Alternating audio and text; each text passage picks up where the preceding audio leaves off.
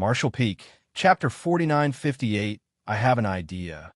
Marshall, Aunt Feng, do you know how the purifying light is produced? Xianxia suddenly asked. Feng Ying said no. She had been guarding him all this time, so she was present every time he activated the purifying light. However, she had only seen what was happening on the surface. She did not know anything about the inner workings of purifying light. Even when Xianxia had taken the time to explain this matter to the Eighth Order ancestors in the main conference hall, she had remained outside and did not hear his explanation as a result. Xianxia suddenly took out two crystals. One was yellow and the other was blue. Both crystals were the size of a fist and had distinct, sharp edges. Moreover, there was an unmistakable yin and yang element energy fluctuation coming from the yellow and blue crystals. Feng Ying raised her brow at the sight, clearly recognizing them as two fifth-order yin and yang element materials. In addition, these two materials gave her a sense of great purity. They seemed to be of better quality than most yin and yang element materials of the same order. These are the yellow and blue crystals. Xianxia stared at the objects in his hand, seeming to be talking to himself, but also explaining to Feng Ying at the same time. They come from the chaotic dead territory. Stunned, Feng Ying soon yelled in surprise. The chaotic dead territory? Which chaotic dead territory? Xianxia laughed. Are you implying that there's a second chaotic dead territory in this universe? You're right, Marshall Ant. It's the chaotic dead territory where the burning light and serene glimmer are located.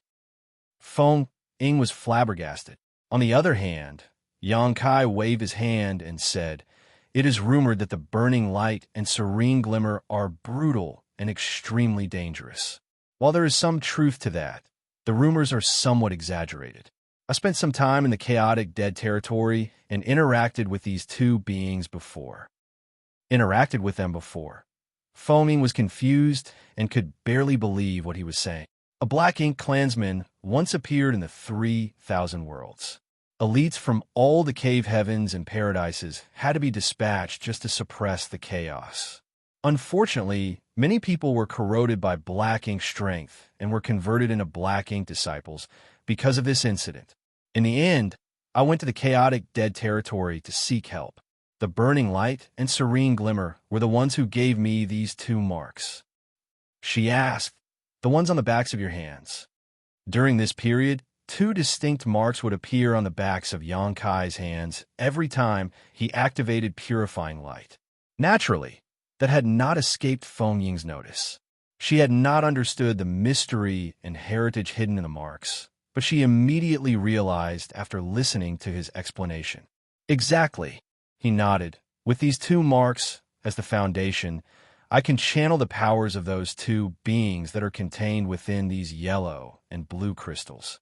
When yin and yang converge, the purifying light is produced. Feng Ying seemed to have an epiphany. In other words, you need to consume these yellow and blue crystals whenever you use purifying light. That's right. Xianxia looked at the objects in his hand. Purifying light consumes these two objects when cast.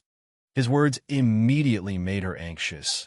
How many of these crystals do you have on hand? Xianxia laughed. Marshall Ant, are you worried that I will run out of these yellow and blue crystals? Aren't you worried? Even the cleverest woman could not cook a meal without rice. Nobody would be able to purify and dispel the black ink strength if Xianxia ran out. It's useless to worry. Besides, I have a lot of these on hand. They will not be used up in such a short time. Xianxia had made an astronomical fortune back in the chaotic dead territory. Even he did not know how many yellow and blue crystals he had received. The amount was so large that it was practically innumerable. What's more, there were countless piles of these crystals stacked up like mountains in his small universe. How could he run out of them in such a short time? Although he had split his collection in half and given one part to High Heaven Palace before his departure, he still had literal mountains of them in his possession. The yellow and blue crystals consumed during this period were nothing but a drop in the ocean for him. After listening to what he said, Feng Ying relaxed considerably. Even so, she admonished him lightly. We need to plan for that eventuality in advance. Have you tried using other yin and yang element materials to replace the yellow and blue crystals? I tried, but it didn't work. Purifying light has to be cast with the yellow and blue crystals that come from the burning light and serene glimmer. While speaking, Xianxia waved his hand dismissively and continued, I didn't bring this up to discuss this matter with you, Martial Ant. Rather, I've always felt that the purifying light left over from purifying black ink strength within those I've treated goes to waste because there are no other immediate uses for it. Feng Ying nodded lightly. This situation had not escaped her notice. That was indeed the case. Every time someone infected came over, Xianxia would use purifying light to dispel the black ink strength from them. However, the remaining white light would linger for a time before dissipating. In the past, she had thought that the ability came from Xianxia himself and was not too concerned, but now that she knew the purifying light consumed yellow and blue crystals, she immediately felt a twinge of pain in her heart.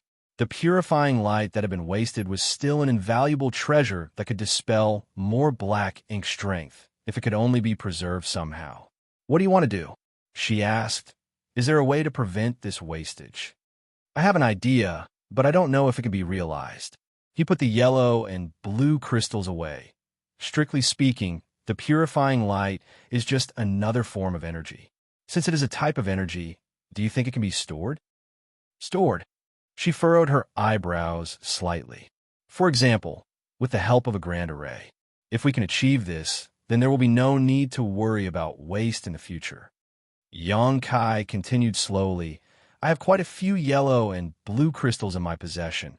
Nevertheless, it is better to plan ahead for the long term since we are on the black ink battlefield. We should save wherever we can. In that way, more people can receive treatment in the future. Her eyes brightened at those words. It's exactly as you said. Unfortunately, I don't know anything about the Tao of Spirit Arrays. You will have to consult others regarding this matter. Many thanks, Martial Ant. Xianxia cupped his fist and bowed. Feng Ying pondered for a while before saying, Wait a moment. I will summon some people over. While saying that, she took out a communication artifact and sent out a few messages. Zhongliang had already granted her the right to mobilize the people within the inner sanctum so that she could better protect and cooperate with Xianxia. Hence, there were no issues with her current actions. Less than an hour later, an elderly man with a long sword descended from the sky. He greeted Feng Ying after he landed and studied Xianxia with great interest. Feng Ying introduced them. Xianxia, this is Senior Brother Fan's son from Immortal Heaven. Xianxia bowed. Greetings, Martial Uncle Fan. Fan's son stretched out his hand and laughed loudly. No need to be polite. I have heard a lot about you, so I've been wanting to meet you all this while. Unfortunately, the ongoing war makes it difficult for me to leave my post without permission. Now that I see you today, I can see that you really are a talented young man. There is no doubt that Xianxia was currently the most popular person in Blue Sky Pass. Quite some time had passed since his arrival, and at this point, almost every cave, heaven, or paradise guarding Blue Sky Pass had a disciple who was rescued by Xianxia. There is no saying how many people were indebted to him by now. Those who had not been corroded by the black ink strength were naturally curious about these mystical means that suddenly appeared in Blue Sky Pass. The human race had been deeply troubled by the black ink strength for countless years because there had been no method to dispel it. Therefore, Xianxia's arrival had undoubtedly brought a solution to this age-old problem. Who would not be curious about such a person and their means? That was also why Fan's son behaved so politely. Things on the battlefield could change at a moment's notice, and he could not guarantee that he would not be invaded by black ink strength one day. So, even though he was a 7th Order Open Heaven Realm Master, he did not put on airs around Xianxia. There was no saying whether he would need Xianxia's help in the future. So how could he act arrogantly now?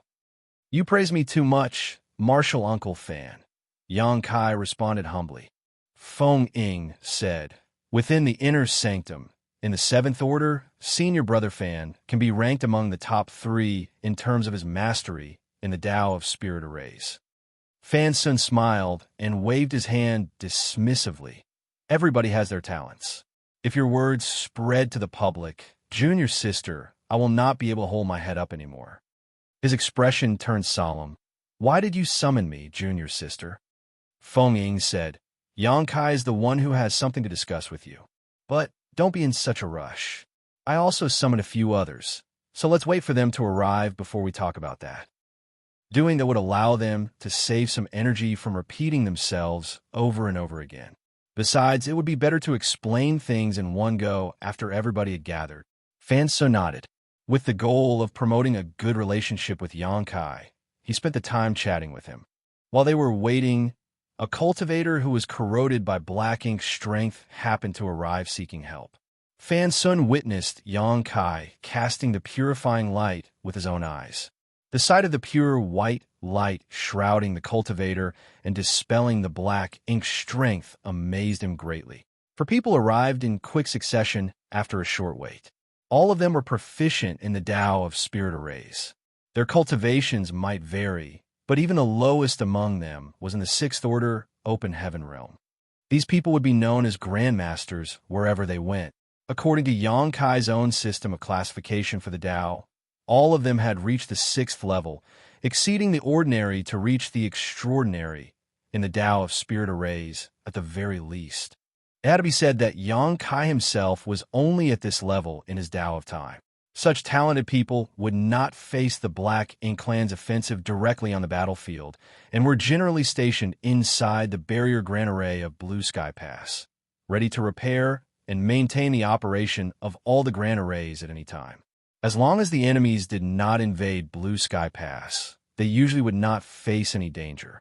Feng Ying introduced everybody to Yangkai. Yangkai memorized their details and greeted them in turn. Like Fan Sun, the people who came were very friendly towards Yangkai. It was only then that Yangkai revealed his purpose of inviting them over. In order to show them what they needed to do, he deliberately cast the purifying light in front of them. After witnessing the purifying light, Fan Sun seemed pensive. That is a great idea, Martial Nephew. If we can achieve that, it will certainly be possible to save on some materials for later use. The others nodded in agreement. Fan Sun looked at the others. If that's the case, why don't we discuss how we should proceed with this matter? The others naturally had no objections. They immediately gathered together and communicated with each other through their surging divine senses. During this period, some of them even demonstrated various spirit arrays in an attempt to come up with a feasible solution. Yangkai and Feng Ying remained idle by the side. They both knew nothing about the Tao of spirit arrays, so they could not provide any input. In fact, they didn't even understand what these people were doing most of the time. Several days passed in a similar fashion before the spirit array grandmasters took action. In quick order, they set out various array boards and installed various array banners everywhere. Their movements were so smooth and skillful that the people watching could only gape in amazement. It didn't take long for them to finish setting up a new grand array. Fan Sun looked at Yangkai. Would you like to test out the spirit array, Martial Nephew? I would indeed. Yangkai nodded and asked, what is this spirit array? Fan Sun smiled. This spirit array was specially researched and developed for this matter. It has the effect of sealing and storing energy. As for the name, we have yet to decide. Yangkai raised his brow slightly. These spirit array grandmasters had managed to create a brand new spirit array after discussing with each other for just a few days. It could be seen that their achievements in the Tao of spirit arrays were very high. Yangkai stepped into the center of the grand array and stood still. Then, Fan Sun made a gesture with one hand, gently waved the array banner with his other hand, and shouted, "Rise!" A transparent light barrier immediately rose up from the ground and closed around Yangkai. Martial Peak, Chapter 4959, Sealing Array. Inside the nameless Grand Array, Yangkai extended his divine sense to investigate his surroundings. He could not understand the workings of the Grand Array, but he knew it had been specially researched and developed for this purpose, so it certainly contained a sealing effect. As for whether it was effective, he would know once he tested it out. He immediately cast the purifying light. Of course, he did not use any yellow and blue crystals of a high order. He only used fifth-order ones, just in case the experiment failed and they went to waste. A small ball of white light that resembled a small sun suddenly appeared above his hand the next moment. Under his control, the white light remained condensed in the palm of his hand without scattering or dispersing. It was extremely dazzling. Everybody watched intently as Xianxia tossed the ball of white light that resembled a small sun into the air. The white light instantly filled the entire grand array, but was blocked from escaping and sealed within its boundaries by the light barrier. Afterwards, Xianxia waited quietly to see whether the grand array could keep the purifying light sealed for an extended time. This was a factor that would affect the next series of plans that he wished to implement, so he could not be negligent. He had to make sure that his plans were feasible. To that end, his divine sense monitored the changes in the white light at all times. Outside the grand array, Feng Ying and others were also paying close attention to the situation. It was just that the entire grand array was filled with blinding white light, causing Xianxia's figure that was shrouded within the veil to become a little hazy when viewed from the outside. Xianxia gradually revealed a happy expression as more time passed, having discovered that his previous speculations were correct. The purifying light was a unique and profound kind of energy, but at its root, it was energy nonetheless. Since it was a type of energy, then it could be sealed and stored away. In that aspect, the spirit array, created by Fan Sun and the others, had already achieved this goal. The purifying light had been sealed within the confines of the grand array. Therefore, it could neither dissipate into nothingness, reduce in amount, nor become defective in any way. Moreover, it could be maintained for a long period of time. In this way, as long as the human cultivators corroded by black ink strength were guided into the grand array, the excess purifying light that remained after the black ink strength in their bodies was dispelled would no longer be wasted. Little by little, the many grains of sand would eventually build a tower. The existence of the grand array would undoubtedly decrease the consumption of the yellow and blue crystals to a great extent in the long run. Martial Uncle Fan, that's enough, Xianxia said. Upon hearing that, Fan Sun, who was controlling the grand array from the outside, immediately formed a set of hand seals, and the light barrier of the grand array cracked open slightly. However, a portion of the purifying light inside the grand array escaped outside before Xianxia could leave the grand array. Fan Sun resealed the light barrier as soon as Xianxia left its range, but it was obvious that the amount of purifying light inside the grand array had decreased.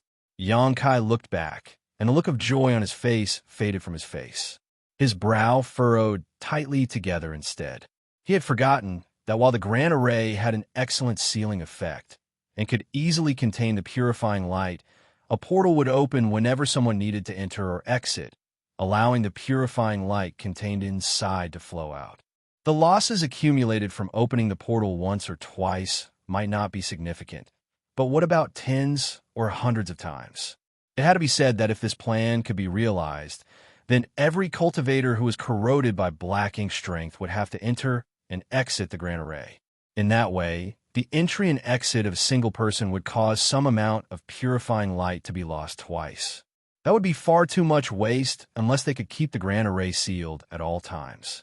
But if the grand array was sealed at all times, then those who were corrupted by black ink strength would not be able to enter. This was a difficult problem, and it was obvious that Fan Sun and others had also discovered this issue. All of them were frowning deeply at this moment. Xianxia looked at Fan Sun. Is there a way to improve the grand array? Martial Uncle Fan. Fan Sun pondered for a while before he made a suggestion. We might be able to add a gathering effect, which may stem the loss. The others nodded lightly, with one of them agreeing. That sounds reasonable. Then, I shall have to trouble you. The Spirit Array Grandmasters immediately got to work. They were planning to add an additional effect to the foundation of the original Spirit Array. Unfortunately, it was not as simple as adding one Spirit Array onto another. Each Spirit Array was intricately constructed, so adding an entirely new effect onto an existing array was by no means easy. The slightest change would affect everything else. That was why great changes had to be made to the grand array in order to add the gathering effect. They needed to make sure that the grand array not only operated perfectly, but also achieved the desired effects. Fan Sun and the others gathered to the side, busy as bees. From time to time, they would set up numerous array banners. At other times, they would gather together and hold a deep discussion. There were times when they even quarreled until they were red in the face due to various disagreements. Unable to help them, Xianxia could only wait by the side. Those corrupted by black ink strength would occasionally come to him for help during this period. Needless to say, he swiftly dispelled and purified the black ink strength in their bodies. Those who came to seek treatment had no idea what Fan Sun and the others were doing, but most of the time, they would leave immediately after receiving treatment from Xianxia and return to the battlefield to fight the Black Ink Clan. This battle would continue until the Black Ink Clan withdrew their forces. Only then would the current war finally come to an end. Several days passed in the same manner before a brand new grand array took shape. Fan Sun and others might have profound cultivation in this field, but even they were exhausted. Their exhaustion did not come from physical exertion, though, but rather psychological exhaustion. Everybody knew that Xianxia's request was extremely important, so they had given their all to fulfill his request. The mental burden bearing down on them was very exhausting. Just like before, Xianxia stood in the middle of the grand array and cast the purifying light. The purifying light was allowed to flood the entire grand array as an experiment. The sealing effect of the grand array remained the same as before, so there were no problems in that aspect. The purifying light was perfectly sealed inside the grand array. However, the same situation repeated once more when the grand array was opened. A small amount of the purifying light escaped when Xianxia walked out of the grand array's boundary. The amount that escaped might have lessened considerably compared to the first attempt, but it was obvious that the gathering effect could not achieve the desired result entirely. The purifying light was the only way to treat those invaded by black ink strength. Moreover, this ability consumed two unique materials known as the yellow crystals and blue crystals. These materials only come from the burning light and serene glimmer in the chaotic dead territory, so they cannot be found on the black ink battlefield. In other words, if Xianxia exhausted his supply of yellow and blue crystals, the human race would once again fall into a situation where they were powerless against the black ink strength.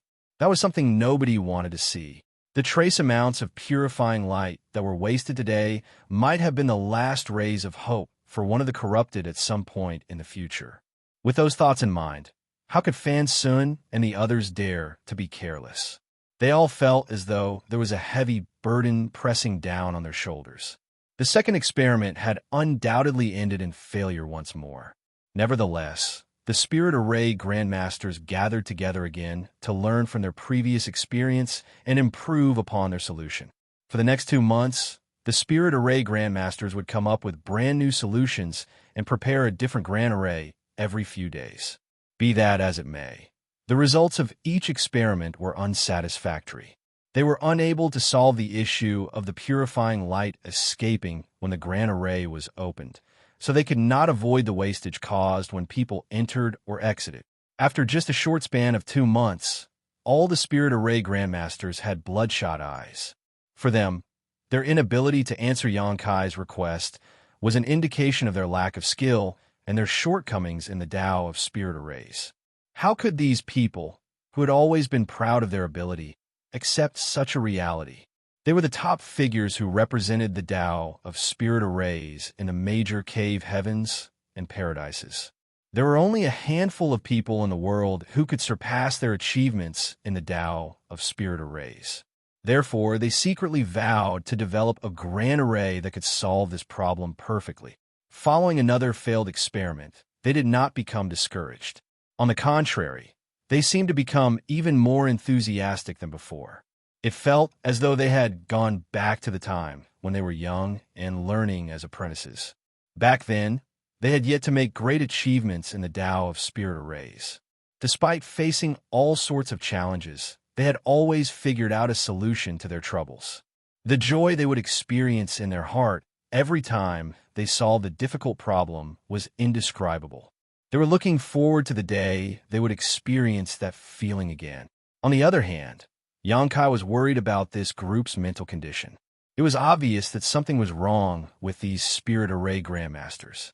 They were putting in special effort and competing against their very own selves. Although there were times when being persistent was a good thing, there were times when they could fall into an obsessive state instead. During this period of time, Xianxia had also formed a vague idea in his heart. It was just that he had been too embarrassed to mention his idea in front of them, lest he be suspected of trying to show off meager skills before an expert. But at this moment, he could not remain silent any longer. At the very least, he would be able to provide them with a different perspective. Martial Uncle Fan, what do you think of this idea? If we set up a space array inside the grand array, then we can use the space array to come and go freely. In that way, there will be no need to open the grand array at all. If they did not open the grand array, then no wastage caused by the loss of the purifying light would occur. A space array? Fan Sun raised his brow at those words. His bloodshot eyes that were staring fixedly at Xianxia gradually brightened. That's right, a space array. Why didn't I think of that? Similarly, the others also looked speechless and ashamed of themselves. How could they fail to realize such a simple thing until Xianxia reminded them? Fengning secretly found the scene amusing from where she watched them by the side. She knew that these spirit array grandmasters had fallen into a spiral and were looking at things from the wrong direction. They had been constantly obsessing over creating the perfect grand array, so how could they even think about a completely different solution to the issue? There were times when overly complicated thoughts were not a good thing.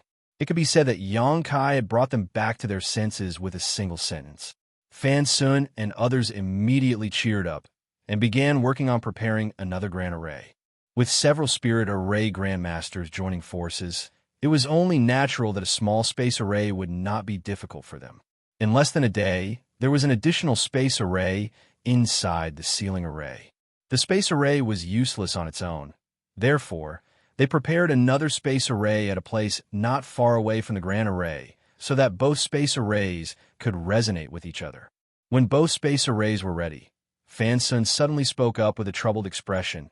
Xianxia, this old master suddenly realized a problem. Please elaborate, Martial Uncle Fan. In order to ensure that the purifying light does not go to waste, we worked very hard on the ceiling array. The ceiling effect is absolutely extraordinary as a result. To put it bluntly, the area covered by the grand array is completely isolated from the outside world. In other words, the two space arrays will not be able to connect with each other when the ceiling array is in operation. Fan Sun blushed slightly while speaking. The other spirit array grandmasters also revealed expressions of realization at that moment. Meanwhile, Xianxia was stunned by those words. When he finally recovered from his shock, he didn't know whether to laugh or cry. This was truly a huge blunder. He had merely been expressing his thoughts when he suggested using a space array. Unfortunately, it would now seem that his efforts had been for naught. Thanks to the ceiling array, the space within was completely isolated from the outside world. The connection between both space arrays would naturally be cut off as a result, so it was impossible to transport something from the outside into the inside via the space array. Of course, it might not be completely impossible. I might be able to make some adjustments. When the space array is activated, the ceiling array will activate at the same time to open a small portal. In that way, the two space arrays will be able to connect with each other. But I cannot guarantee that the purifying light will not be lost by doing that. Martial Peak, Chapter 4960, Dong Guan Ping.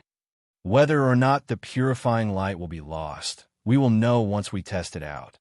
Now that things had come to this, they had to explore every single possibility that came to mind. Fan Sun and others got to work again, tinkering with the grand array. Another 2 days passed before they finally completed their preparations. As before, Xianxia walked into the grand array, and Fan Sun formed a hand seal to activate the ceiling array. After that, Xianxia cast purifying light. Looking at the pure, white, flawless light, Fan Sun and the others couldn't help feeling a deep sense of pain and remorse. Over the past few months, their experiments had failed over and over again, resulting in them wasting quite a lot of the purifying light. These incidents had been eating away at their confidence, and they were starting to harbor great doubts about the craft they had honed over all these years. Both the space arrays had been inspected before the sealing array was activated, and it was confirmed that they were in working order. Now that the grand array had been activated, Xianxia stood on the space array and tried to activate it, but sure enough, his attempt failed. It was just as Fan Sun claimed. They had poured massive effort into preparing the sealing array to isolate the inside from the outside.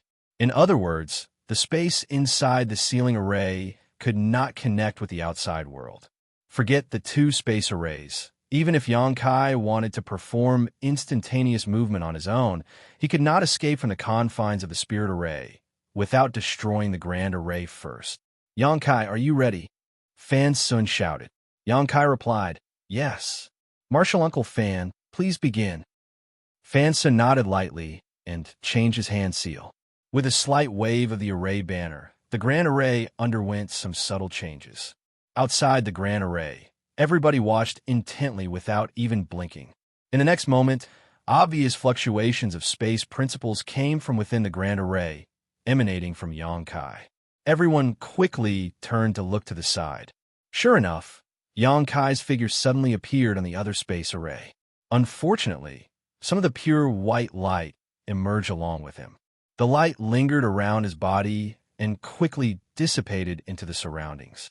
There is no doubt that the white light was the purifying light that was originally sealed inside the grand array.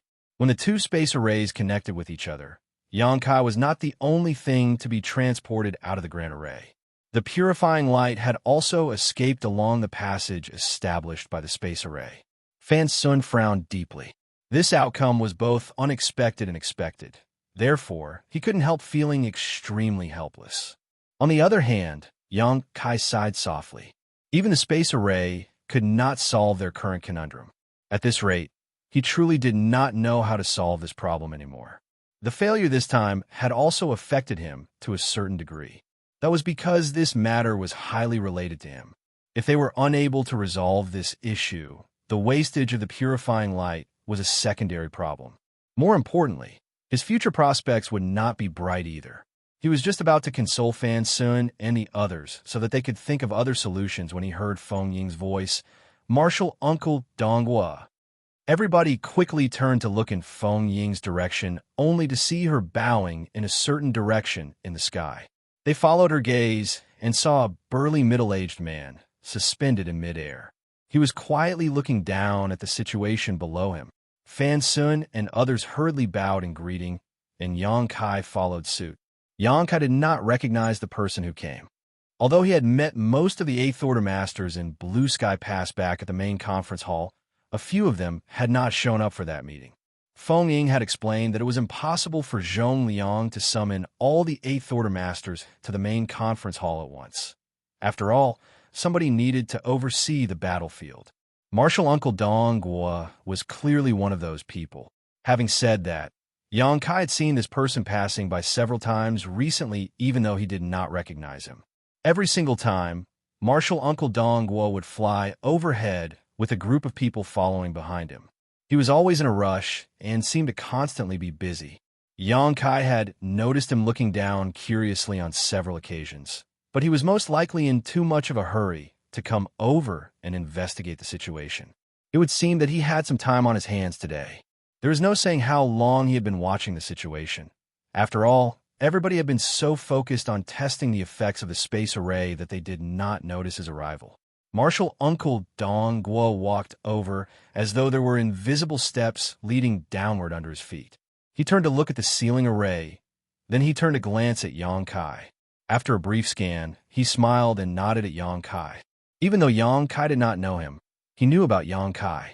He knew that there was a person who could purify and dispel black ink strength in the central square. That person had helped countless resolve their crisis over the past few months. Many people he knew had also benefited from this person. That was why he had always paid attention to the situation every time he passed by this place. Feng Ying knew that Yangkai was not familiar with Blue Sky Pass and did not recognize the person in front of them.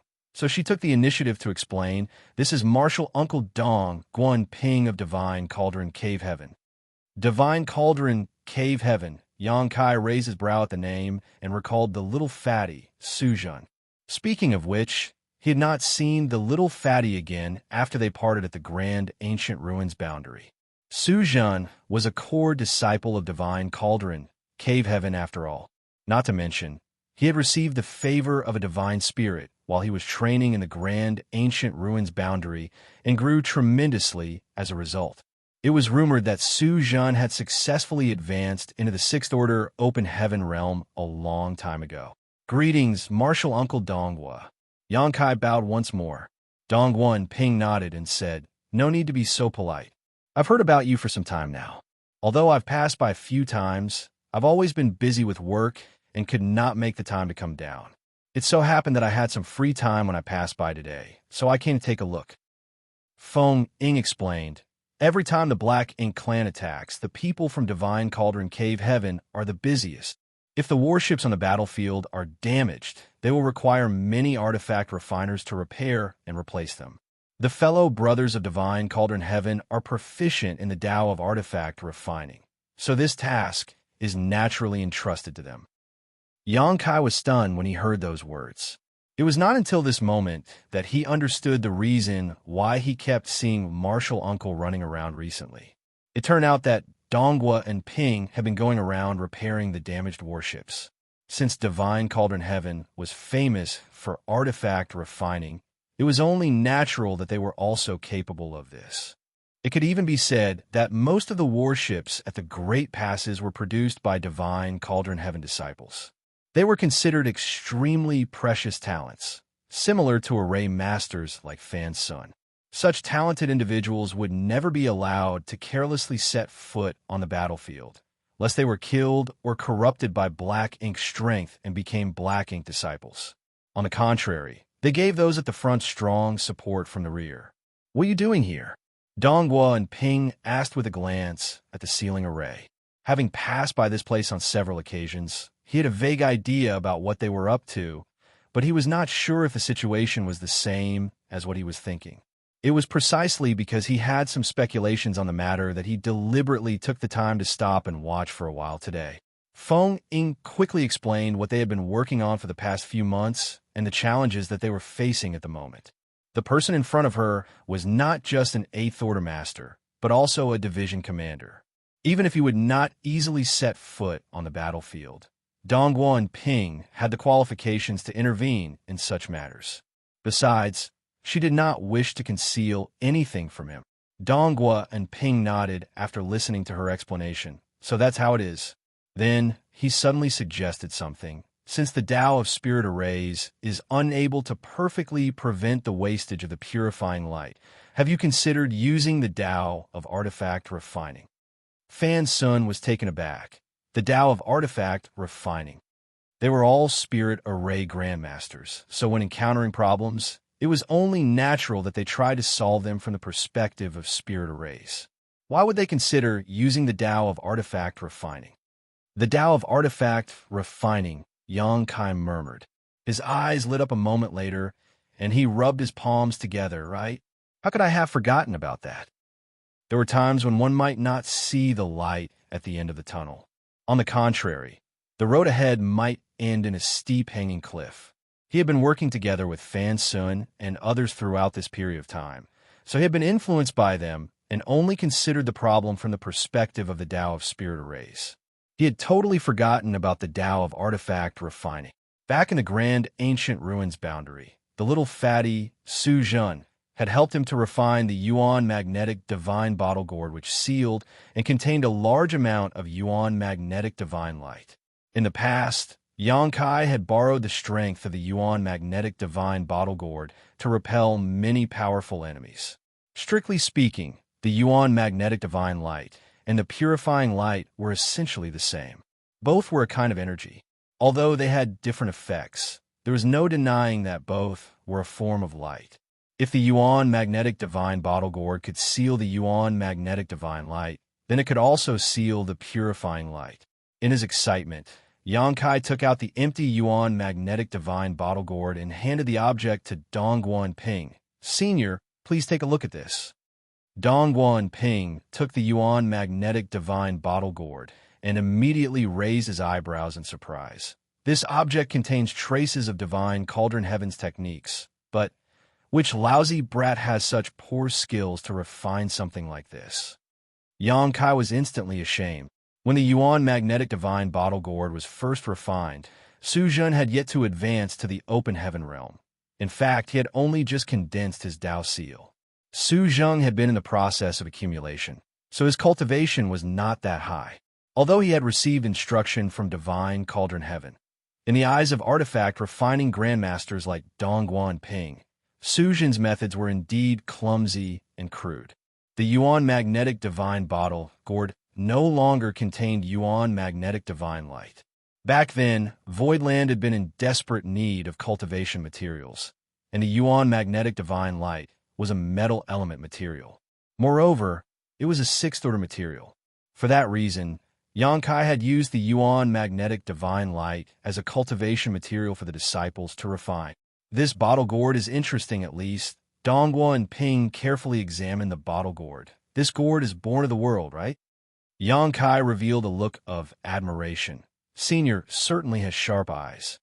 Dongguan Ping asked thoughtfully, do you want me to refine something similar to seal the purifying light?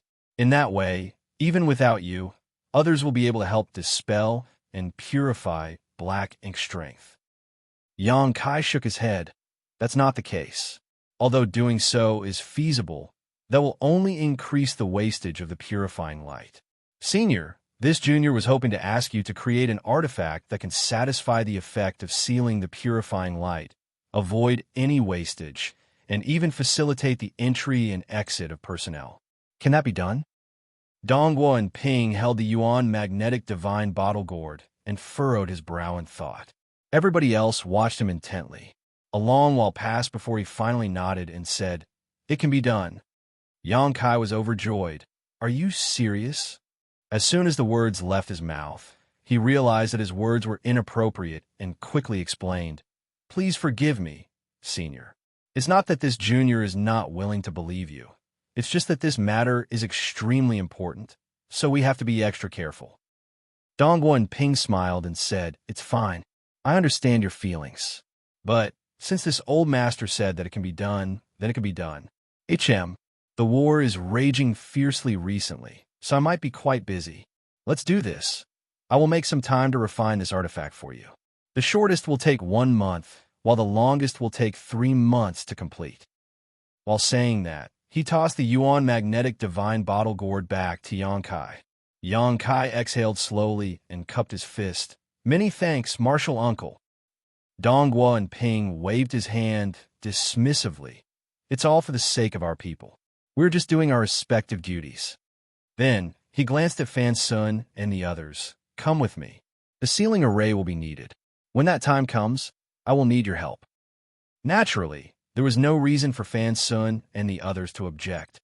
Martial Peak, Chapter 4961, The Capital to Crusade. Time flew by quickly, and 2 months passed in the blink of an eye. The war had gotten more and more intense during this period. Although the Black Ink clan had suffered countless casualties, a steady stream of reinforcements continued to arrive from the rear, as though their numbers were infinite. On the other hand, the human race relied on Blue Sky Pass's sturdy defenses in order to repel the Black Ink clan's repeated onslaught. There were not many casualties on their end. Blue Sky Pass itself was an enormous mobile palace artifact, so it had its own defensive mechanisms.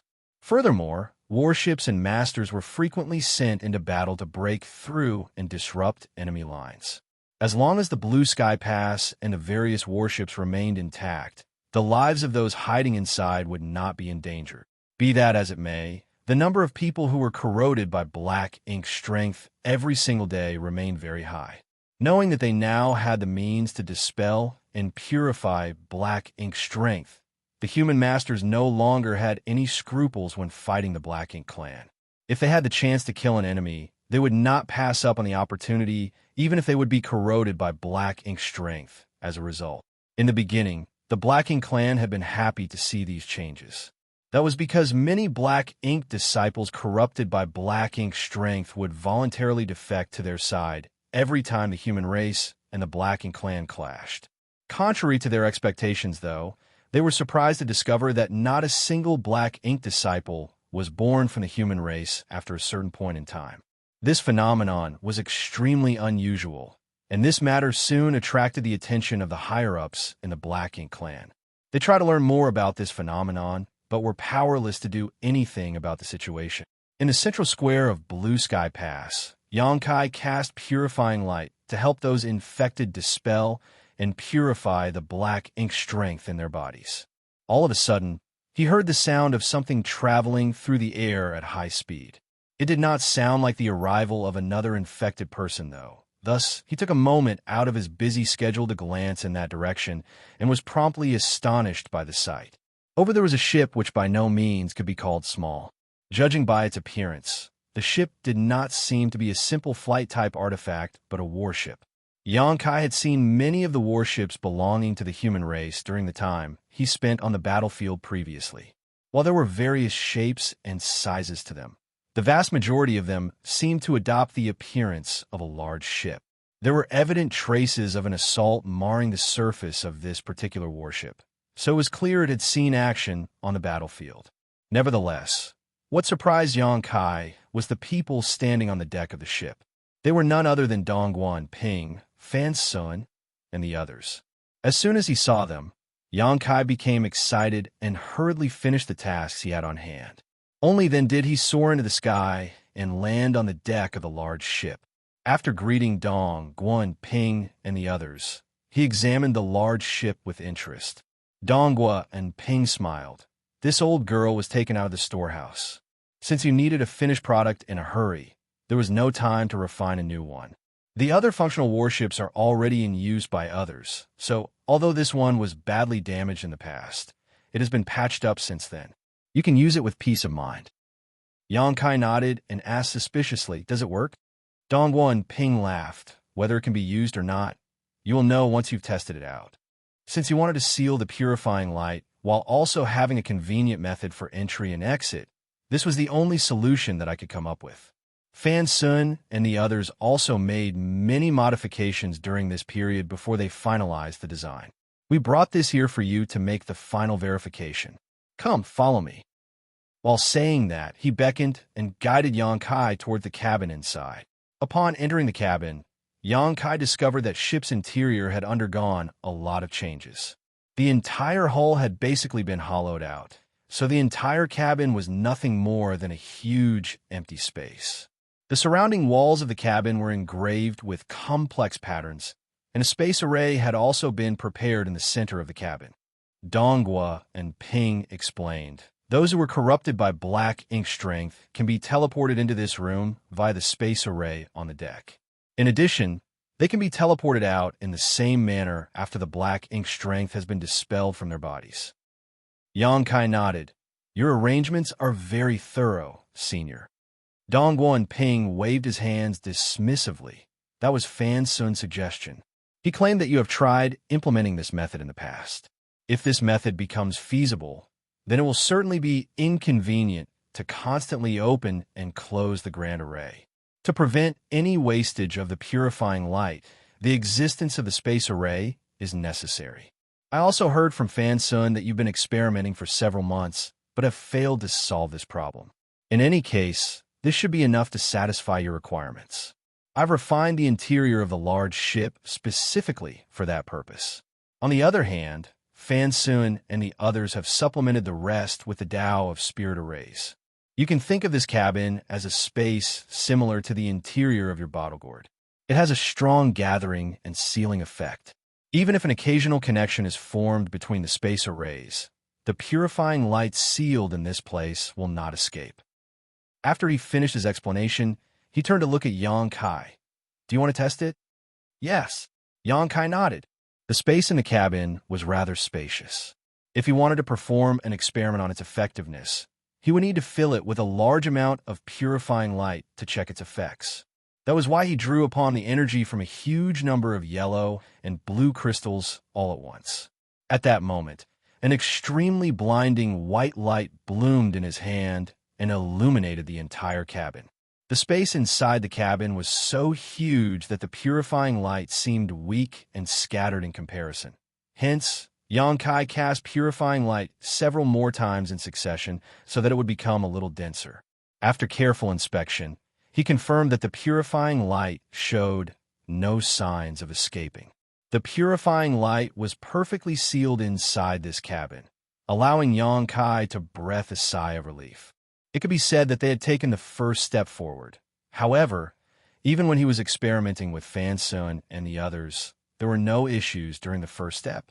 Their troubles only came in the next step. If they could not resolve the issue of wastage caused whenever somebody entered or exited the Grand Array, then this matter could not be considered to be completely solved. Therefore, he couldn't help feeling slightly nervous.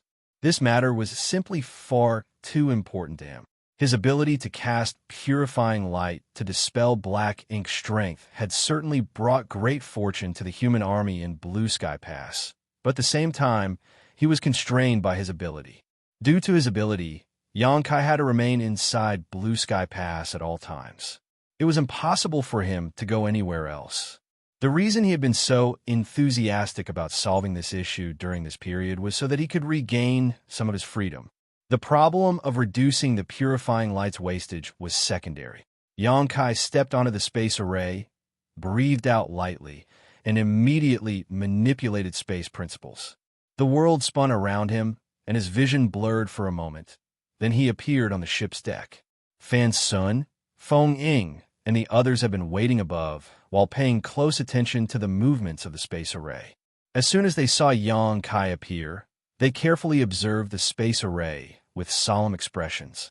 "How is it?" Xianxia anxiously asked. Although he had not felt the loss of the purifying light when he was transported out of the cabin, it was better to ask the outside observers about such matters. Fan Sun stroked his beard and said, "It worked. I didn't see any signs indicating that the purifying light had escaped." "Really?" Xianxia raised his brow in surprise. Feng nodded as well. There was none. Come. You should all come and give it a try then." Xianxia gave up his spot. Feng Ying and the others did not refuse. They immediately took turns using the space array and teleported themselves into the cabin. A short while later, they used the same method and returned to the deck from inside the cabin. Meanwhile, Xianxia watched them intently. His divine sense inspected the movements of every single person entering and exiting the Grand Array. In the end, he found that there were indeed no signs of the purifying light leaking. He rejoiced, knowing that his goal had been accomplished. Nevertheless, he couldn't help sighing slightly. It had not been easy. Despite joining efforts with Fan Sun and the others for several months, they had failed to produce satisfactory results. On the contrary, the matter was accomplished as soon as Donghua and Ping intervened in this matter. It was not to say that the Tao of artifact refining was better than the Tao of spirit arrays. It was just that the Tao of artifact refining was simply more suitable for what he wanted to accomplish.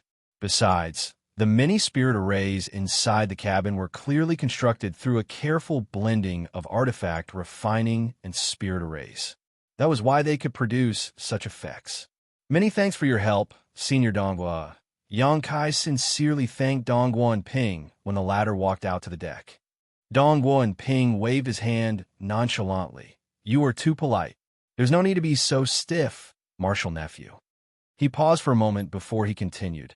"Actually, I would like to ask you for a favor." Xianxia turned solemn. "Please speak freely, Senior." Donghua and Ping replied, "I originally planned to create an artifact specifically for the purifying light. It was only because of your idea that I changed my mind and modified this warship instead." While he was speaking, he suddenly glanced outside the Great Pass. The human race and the Black Ink clan were fighting fiercely outside the Great Pass with every passing moment. The sounds of their battle came from afar, accompanied by the violent fluctuations that came from the collision of energies. It was obvious that the masters of both the human race and the Black Ink clan were clashing with one another. Humans have suffered from the Black Ink Clan's attacks since time immemorial. The cave heavens and paradises would often send a large amount of manpower to the Black Ink battlefield at regular intervals. Countless elite disciples have died on the battlefield for this cause. Even so, we have been unable to eliminate the Black Ink Clan completely. The main reason was that we were powerless to invade the Black Ink Clan's domain and eradicate them once and for all. Although the old ancestor occasionally leads a team into the Black Ink Clan hinterland in person, such measures are nothing more than a temporary solution. It does not strike at the root of the issue. These invasions might even incite the wrath of the Black Ink Clan, provoking a stronger retaliation in return. He turned to look at Xianxia. The existence of Black Ink strength is a huge deterrent for us. However, your arrival and the appearance of the purifying light has greatly reduced the deterrence of the Black Ink strength and given the human race the capital to launch a crusade against the Black Ink Clan. Looking at the current situation, in order to dispel Black Ink strength, those infected have to withdraw from the battlefield and come to you for treatment. But what if we deployed this ship to the battlefield instead? If someone is corrupted by Black Ink strength in battle, they will no longer need to return to the inner sanctum. On the contrary, they can quickly resolve the issue and return to the fight without delay. That will greatly preserve the manpower on the battlefield.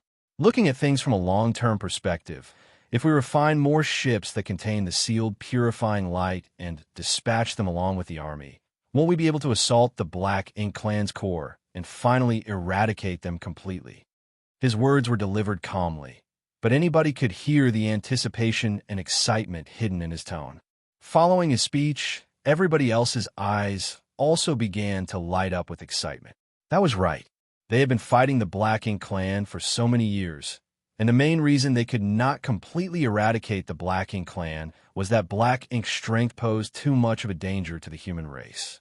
They were powerless to invade deep into the Black Ink Clan's domain as a result. Most of the time, they could only wait passively for the Black Ink Clan to attack. Even if they ultimately repelled the Black Ink Clan's forces, they could not eliminate the Black Ink Clan from the roots up. They could only watch the remnants of the Black Ink Clan army withdraw from the battlefield. The Black Ink Clan would slowly accumulate their strength and make another comeback after several dozen or hundreds of years. In that way, the cycle would repeat over and over again. Naturally, that was because they had no means to dispel the Black Ink strength. Now that they had the means to do so, though, shouldn't they utilize this advantage to the fullest? When it came down to it, Dongguan Ping was an 8th-order ancestor. Standing higher allowed him to see further. While Xianxia and the others were focused on solving the issue regarding the purifying light's wastage, he had already considered using it to launch a crusade. It was precisely due to his considerations that one of the damaged warships had been brought out from the storehouse and modified. The reason Dongguan and Ping did that was so that the artifact used to seal the purifying light would not only be suitable for a crusade, but also come equipped with a strong defense. In this case, a warship in the shape of a large ship was undoubtedly the most suitable choice for such an endeavor. Marshall Peak, Chapter 4962, Capture. This matter was extremely important. Therefore, it was not something Dongguan Ping could decide on his own.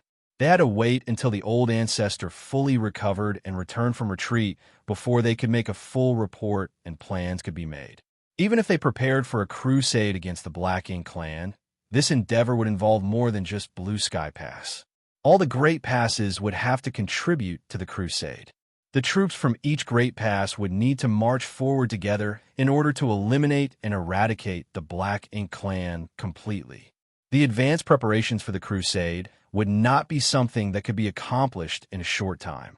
Nevertheless, such a glorious future filled their imaginations vividly. To see whether or not this old master's idea is feasible, the battlefield around Blue Sky Pass is the perfect place to experiment. Dongguan Ping retracted his gaze. I have already contacted the 4 army commanders, so they should be arriving soon.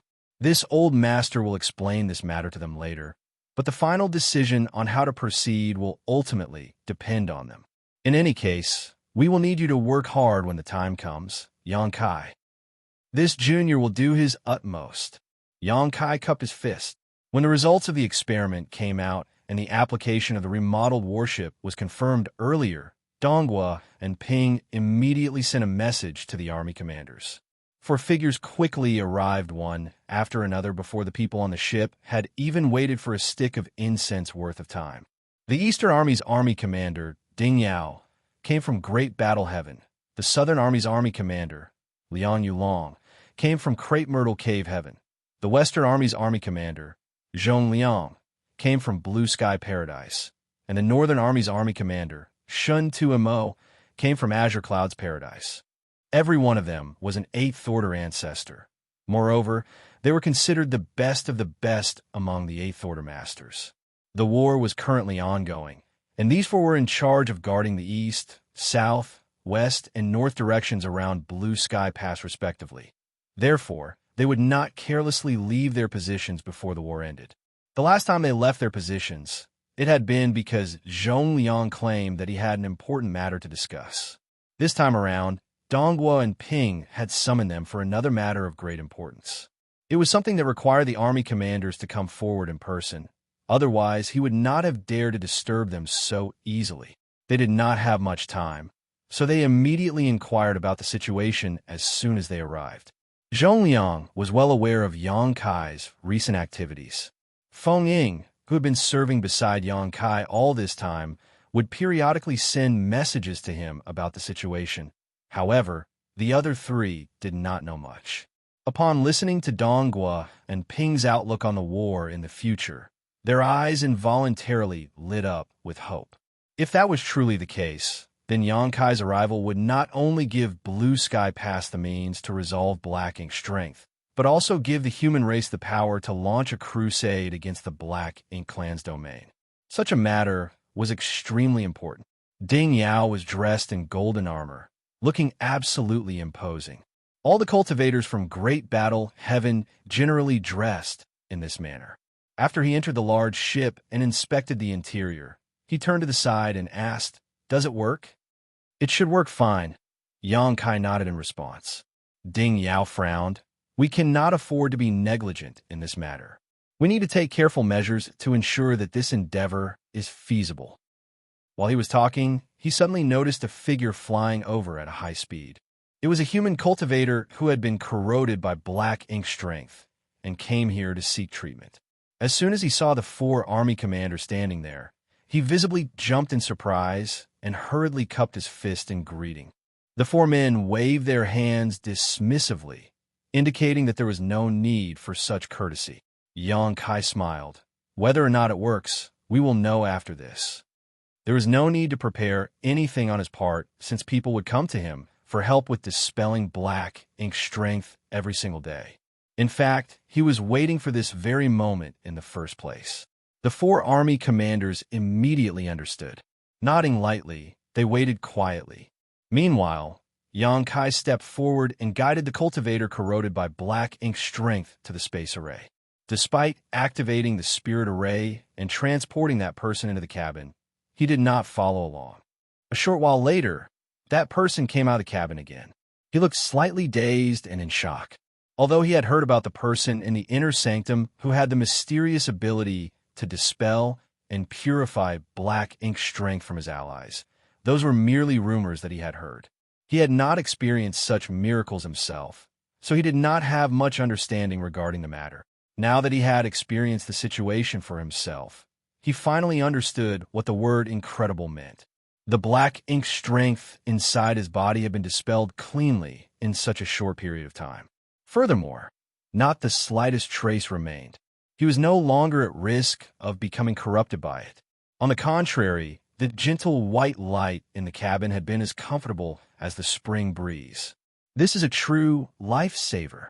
He was extremely grateful to Yang Kai. Nevertheless, the four army commanders were not reassured just yet. They carefully inspected that person's small universe and confirmed that he was perfectly fine before they released him. During this interval, Yang Kai took the chance to enter the cabin and check on the loss of the purifying light. The Black Ink strength had been brought into the cabin to be dispelled and purified, so the purifying light was bound to have been consumed to a certain extent. However, the results were as expected. The loss was almost negligible. He had drawn upon the power of many yellow and blue crystals in the cabin previously, so the purifying light sealed in the cabin remained quite dense. Dongguan Ping said, "Brothers, this method is feasible." The method had been verified, so there was no need to harbor further doubts. There was a faint sense of excitement burning in their hearts now. Had the human race finally gained the means to support a crusade?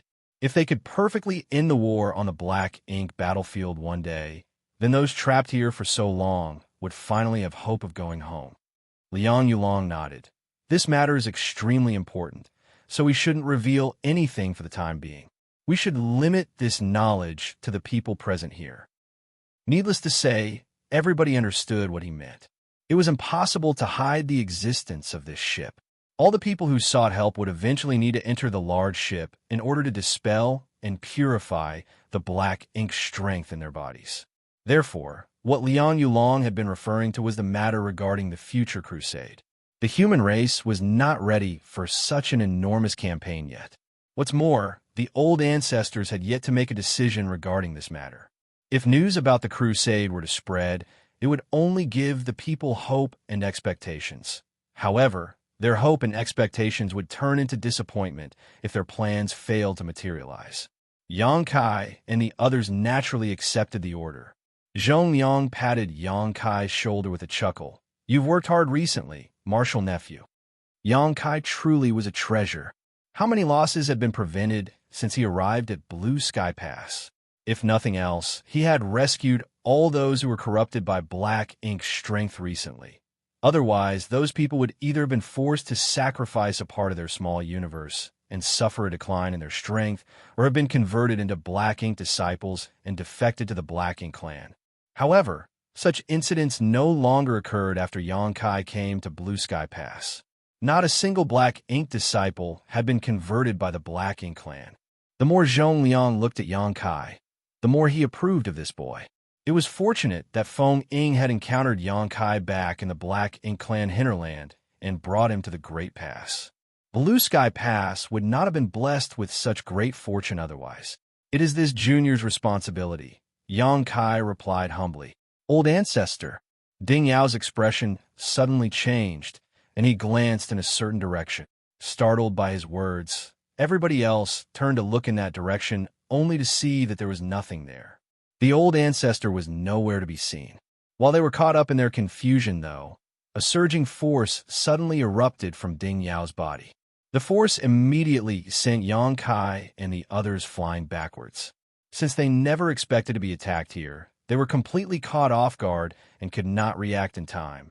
Hence, all of them were sent drifting in all directions like fallen leaves in the middle of a storm. Suspended in midair, Yang Kai heard Zhong Liang shouting furiously, "Ding Yao, what are you doing?"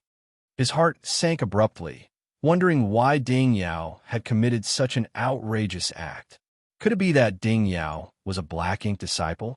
Now that the purifying light has been revealed, is he planning to kill me? But something doesn't add up. His actions might have been forceful, but there was no intention to harm. At the very least, I didn't sense any danger. I've only been sent flying by the impact. After he finally managed to stabilize his body, Yang Kai looked over and felt his face twitching at the sight. In the sky above the central square, Ding Yao was standing alone on the deck of the new ship.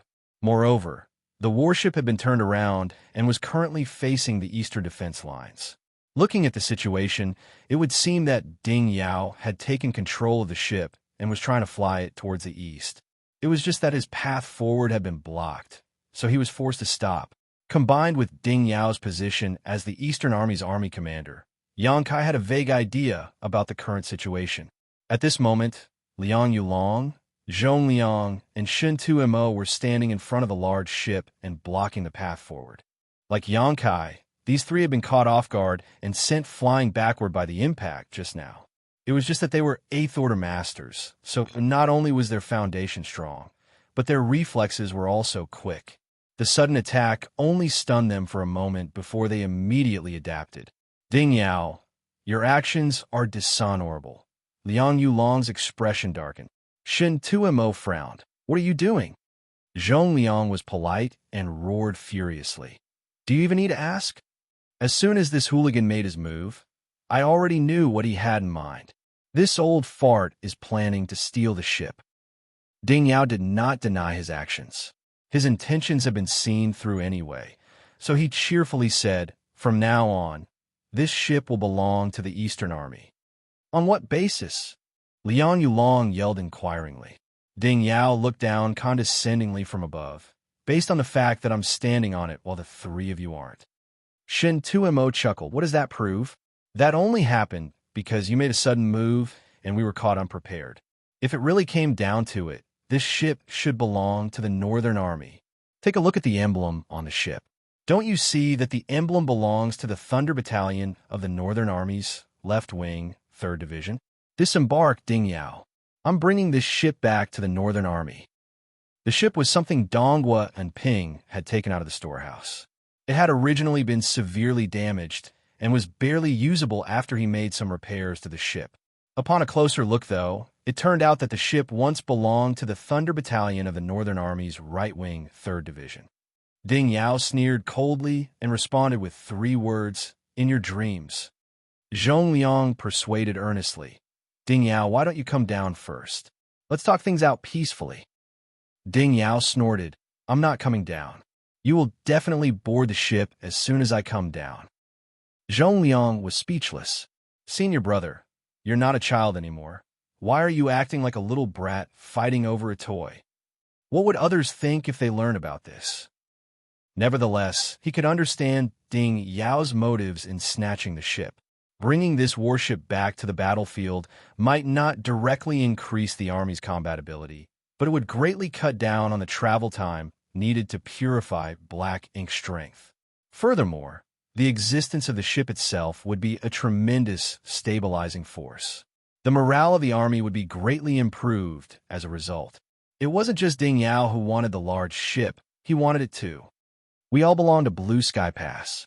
Although we are the Army commanders of our respective armies, we cannot only think about ourselves. Ding Yao, if you take the ship away today, what will happen to the Southern Army, the Western Army, and the Northern Army? Zhong Liang asked gravely. Ding Yao snorted and motioned to the side. Isn't Yang Boy here? You can just go to him. The Eastern Army is having a difficult time on the battlefield. The presence of this ship might be able to change the war situation. Don't exaggerate. Liang Yulong clicked his tongue. The Eastern Army is having a hard time on the battlefield, but so is the Southern Army. Why are you only focusing on the Eastern Army and ignoring the lives of the disciples in the 3 other armies? Ding Yao, you are an army commander. How can you be so selfish? Marshal Peak, Chapter 4963, Limit. Ding Yao curled his lips into a sneer. Don't try to push such nonsense onto me. There are great battle-heaven disciples serving under your armies. How can I possibly disregard their lives? It's just that there is only one ship right now, so the Eastern Army will use it first. If you're truly selfless, then you shouldn't stop me. Liang Yulong's expression was dark, but he said nothing in response. Instead, he shot a look at Zhong Liang and Shen Tuimo. They could not allow Ding Yao to take the ship away today. If the news were to spread that only the Eastern Army had a ship while the Southern Army, the Western Army, and the Northern Army did not, wouldn't their subordinates criticize them for being useless? Shen Tuimo frowned and said, Ding Yao, this warship will not be the only one. Now that we have a prototype, we are bound to have a second, third, and so on. Why are you being so anxious?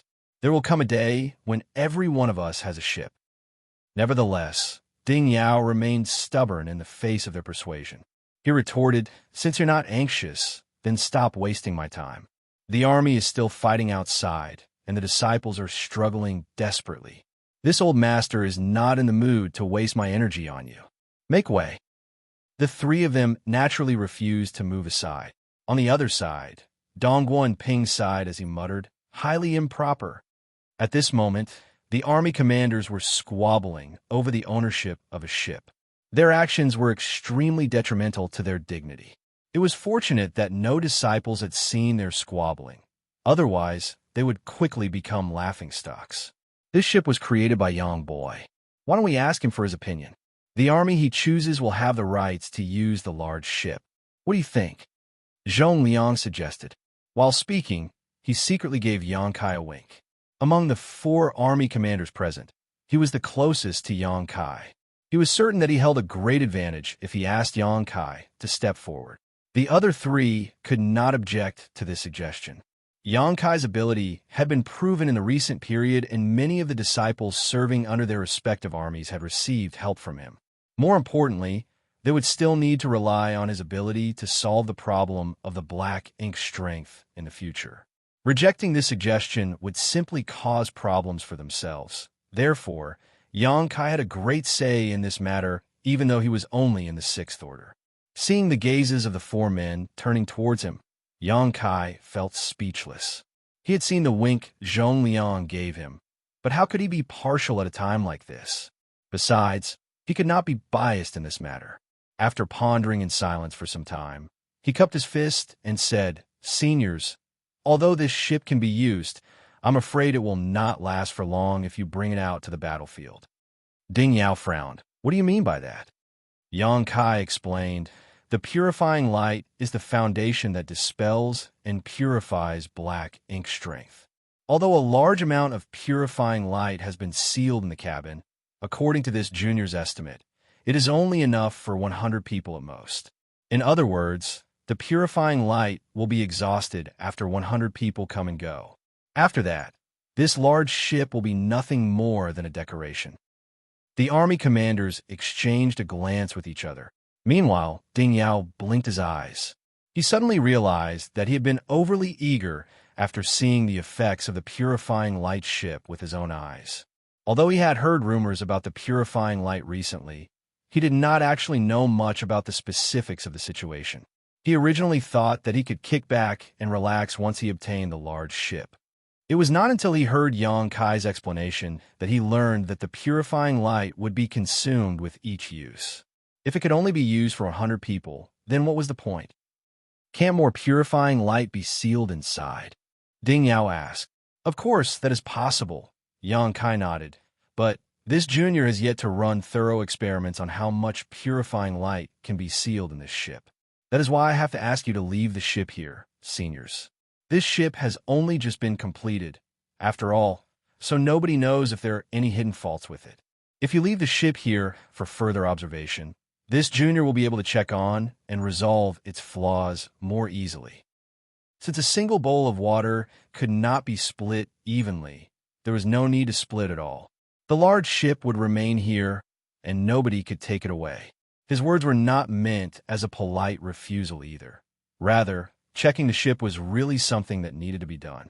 Yang Kai could not guarantee that the ship could withstand the test of time or the rigors of battle. That was something he would need to observe carefully to be certain of.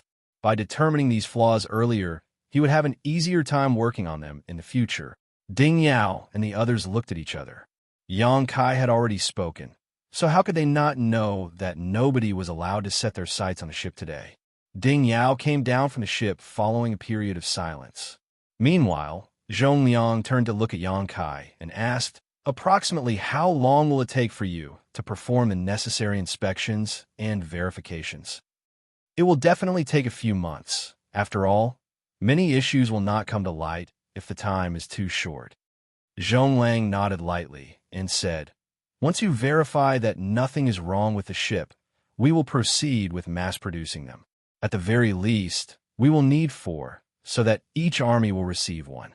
He turned to look at Donghua and Ping. "Many thanks, Brother Donghua." Donghua and Ping nodded. "Please rest assured, Brother Zhong. Artifact refining is the duty of Divine Cauldron Cave Heaven. I will live up to your trust." "Then it's settled." While speaking, Zhong Lang glanced at the other 3 army commanders. Naturally, nobody had any objections. Now that the discussion was over, there was nothing that required their attention anymore. In any case, they needed to preside over the battle faced by their respective armies at the moment and could not stay for much longer. After reminding the others not to reveal the matter regarding the crusade, they hurriedly left the scene. Likewise, Dongguan Ping, Fan Sun, and the others also departed soon afterwards to work on a new warship. The ship in the central square had been dragged out of the storehouse, so it was severely damaged and only just managed to meet the requirements after some patching by Dongguan Ping. If they planned to refine a similar artifact for each of the armies, then they would need to refine brand new warships designed specifically for this role. More than anything, they would need to focus on defense.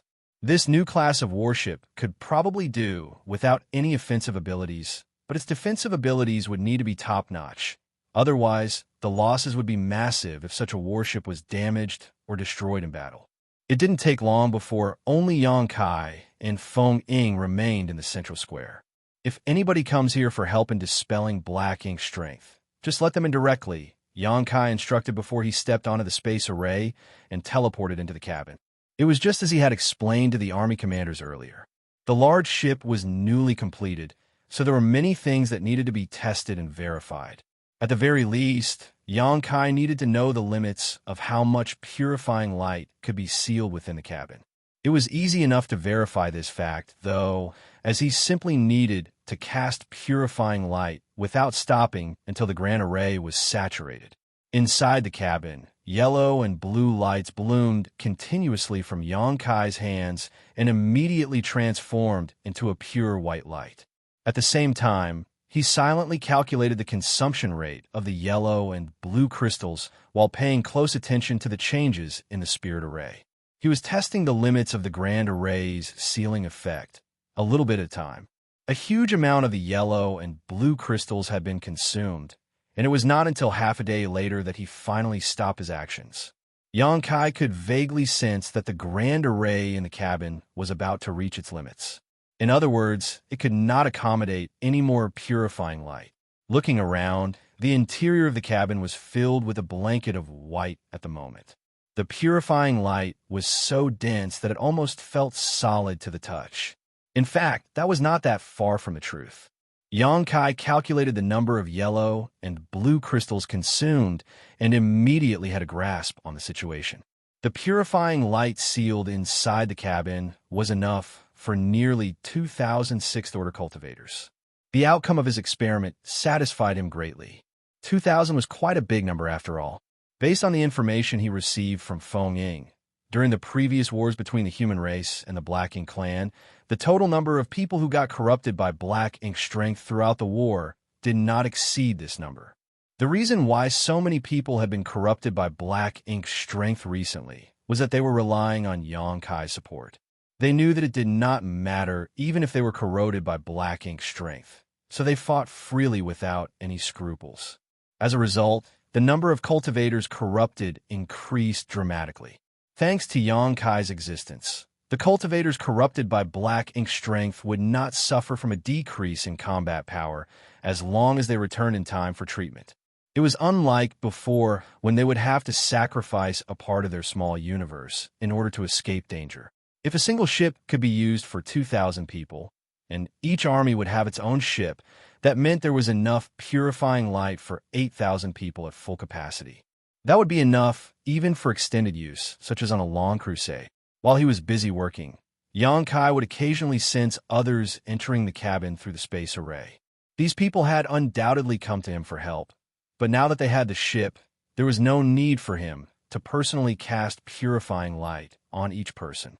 They only needed to teleport into the cabin, wait for a while, and teleport out of the cabin again for all their worries to be removed. That had saved Yang Kai a lot of time and energy. After confirming the limits of how much purifying light could be sealed in the grand array, Yang Kai returned to the deck. Feng Ying had been paying close attention to the space array, so she quickly came to greet him as soon as he appeared. Were there any problems? Yang Kai asked. Although he had verified that the purifying light would not escape from the grand array, the concentration of the purifying light had not been very high at the time. The current situation was no longer the same as before. The purifying light sealed inside the cabin was extremely dense, so nobody could guarantee that no losses would occur during entry and exit. There were no problems. Feng Ying shook her head. Yang Kai immediately felt relieved. It would seem that the ship which integrated both the artifact refining and the spirit array Daos could perfectly meet the requirements of his original plan. In that case, he could continue with the next step. After pondering for some time, Xianxia asked, "Martial Ant, does the inner sanctum contain a universe temple?" Feng Ying was slightly taken aback by his words before replying, "I've heard that they exist." "You've heard?" Xianxia raised his brow in surprise. She nodded. "That's right. It's because I've never seen them myself. It is said that each pass possessed a universe temple when they were first constructed. As you know, a universe temple makes traveling around very convenient. Even when our people were scattered across great distances, they only needed to activate the universe transference law to return to the universe temple. That was why each great pass had its own universe temples in the beginning. Unfortunately, the Black Ink battlefield is different from the 3,000 worlds. The situation here is rather special, and the existence of the universe temples may give the Black Ink clan a strategic advantage over us. Hence, the universe temples of each great pass were sealed after several incidents. Xianxia immediately understood after listening to her explanation. If Black Ink disciples were to suddenly appear inside the universe temple, they would surely cause devastating damage to the inner sanctum. That's right. Aside from the old ancestor, who can guarantee that they will not be corrupted by Black Ink strength? What if they became corrupted by Black Ink strength and were converted into Black Ink disciples? They would not be able to disobey the orders of the Black Ink clan. If they teleported back here, forget how much destruction they could cause to us.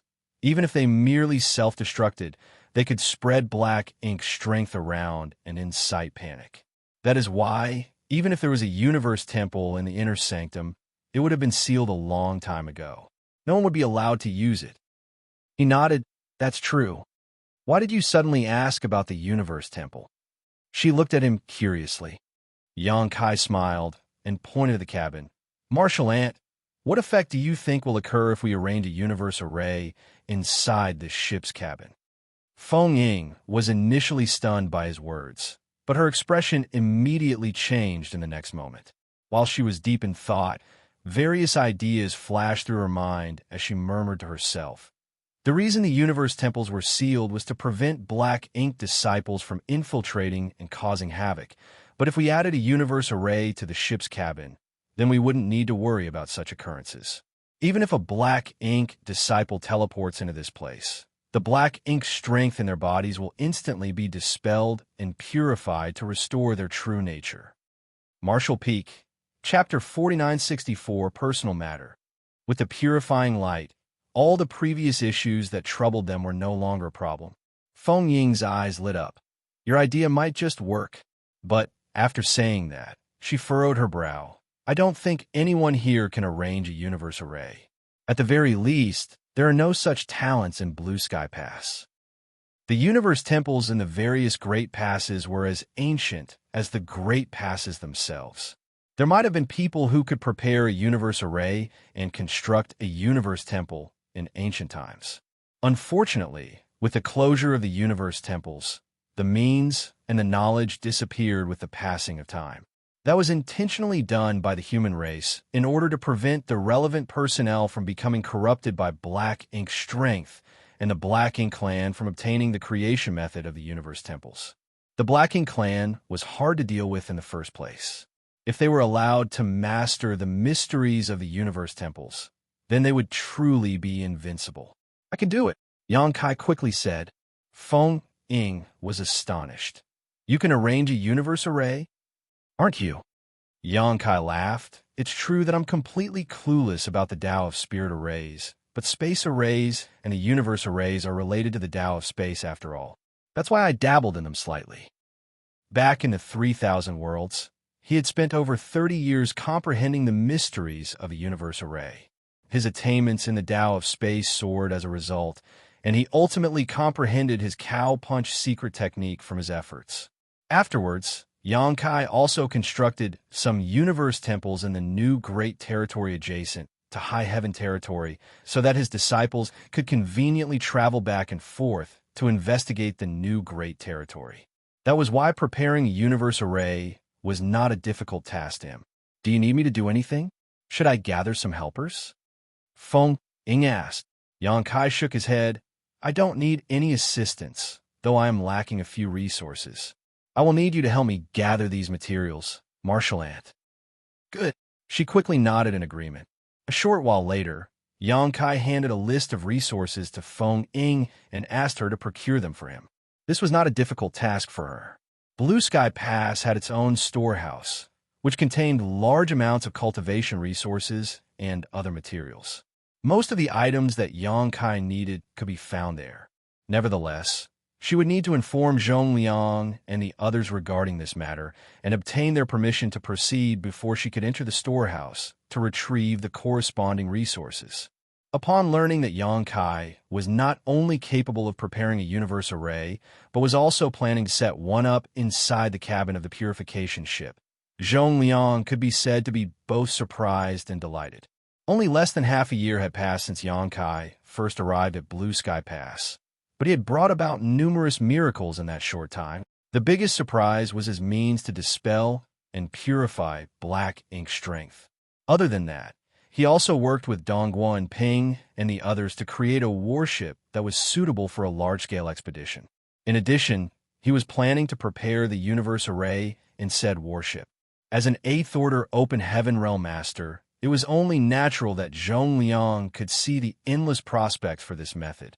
If they could feasibly carry out this plan, then the humans scattered around would have a much easier time returning to Blue Sky Pass in the future. They would only need to activate the universe transference law within a suitable range to return to the ship immediately. Furthermore, the ship contained purifying light, so there was no need to worry about a black ink disciple infiltrating their ranks. It could even be said that the addition of a universe array to the ship made it more suitable for crusading. Needless to say, Zhong Liang was in full support of the idea. He also gave Feng Ying nearly unlimited authority so that she was free to choose from the resources stored within the storehouse. In short, he was willing to cooperate with Yang Kai completely. Half a day later, Feng Ying returned with all the materials that Yang Kai needed. With the required resources in hand, Yang Kai plunged right into work inside the cabin. Arranging a universe array was undoubtedly much harder than setting up a simple space array. Although the nature of both spirit arrays was essentially the same, the universe array was ultimately more profound compared to a space array. Not to mention, the layout of the universe array was subjected to certain restrictions due to the limited space within the cabin. The universe temples that Yang Kai previously constructed in the new Great Territory were not small in size. Now that he had to operate the universe array in a limited space, it became necessary for him to make some minor changes to its array chart. Yang Kai was busy for 2 whole months. During this period, he made several major changes through repeated trial and error before he finally completed his task. It was fortunate that the ship already contained large amounts of the purifying light, so when those corroded by black ink strength came over, he had no need to treat them personally. Otherwise, his task would have taken even more time to complete. Afterwards, Feng Ying personally tested and confirmed that the universe array was functional. Zhong Liang couldn't help being overjoyed when he received the report on this matter. Following a delay of 2 months, Dongguo and Ping also delivered the first newly constructed warship. Under normal circumstances, it would have taken at least half a year for Blue Sky Pass to construct a brand new warship. That was not something that could be refined carelessly after all. The construction of a warship not only required a large amount of manpower, but also an extremely skilled artifact refiner to oversee the process. It was just that Dongguo and Ping knew the importance of this project. The war was raging fiercely, and the sooner they completed this project, the bigger the role the warship could play for the human race. For that reason, he had mobilized the elite disciples of Divine Cauldron Cave Heaven from various places and assembled a workforce of over 100 people. That was how they constructed a brand new warship in the short span of 2 months. The warship was brought to the central square, and Yang Kai immediately entered the cabin. He did not begin filling it with purifying light immediately and chose to arrange the universe array first. It was not until he finished preparing the universe array that he sealed a massive amount of purifying light inside its hull. Another month later, this new warship was ready for the defense lines of the Eastern Army. In the end, Zhong Liang and the others ultimately agreed to give the first warship to Ding Yao. It was not because they could not compete with him for it, but because the battle on the Eastern Army side was indeed the most intense. The other three army commanders couldn't be bothered to squabble over such trivial matters either.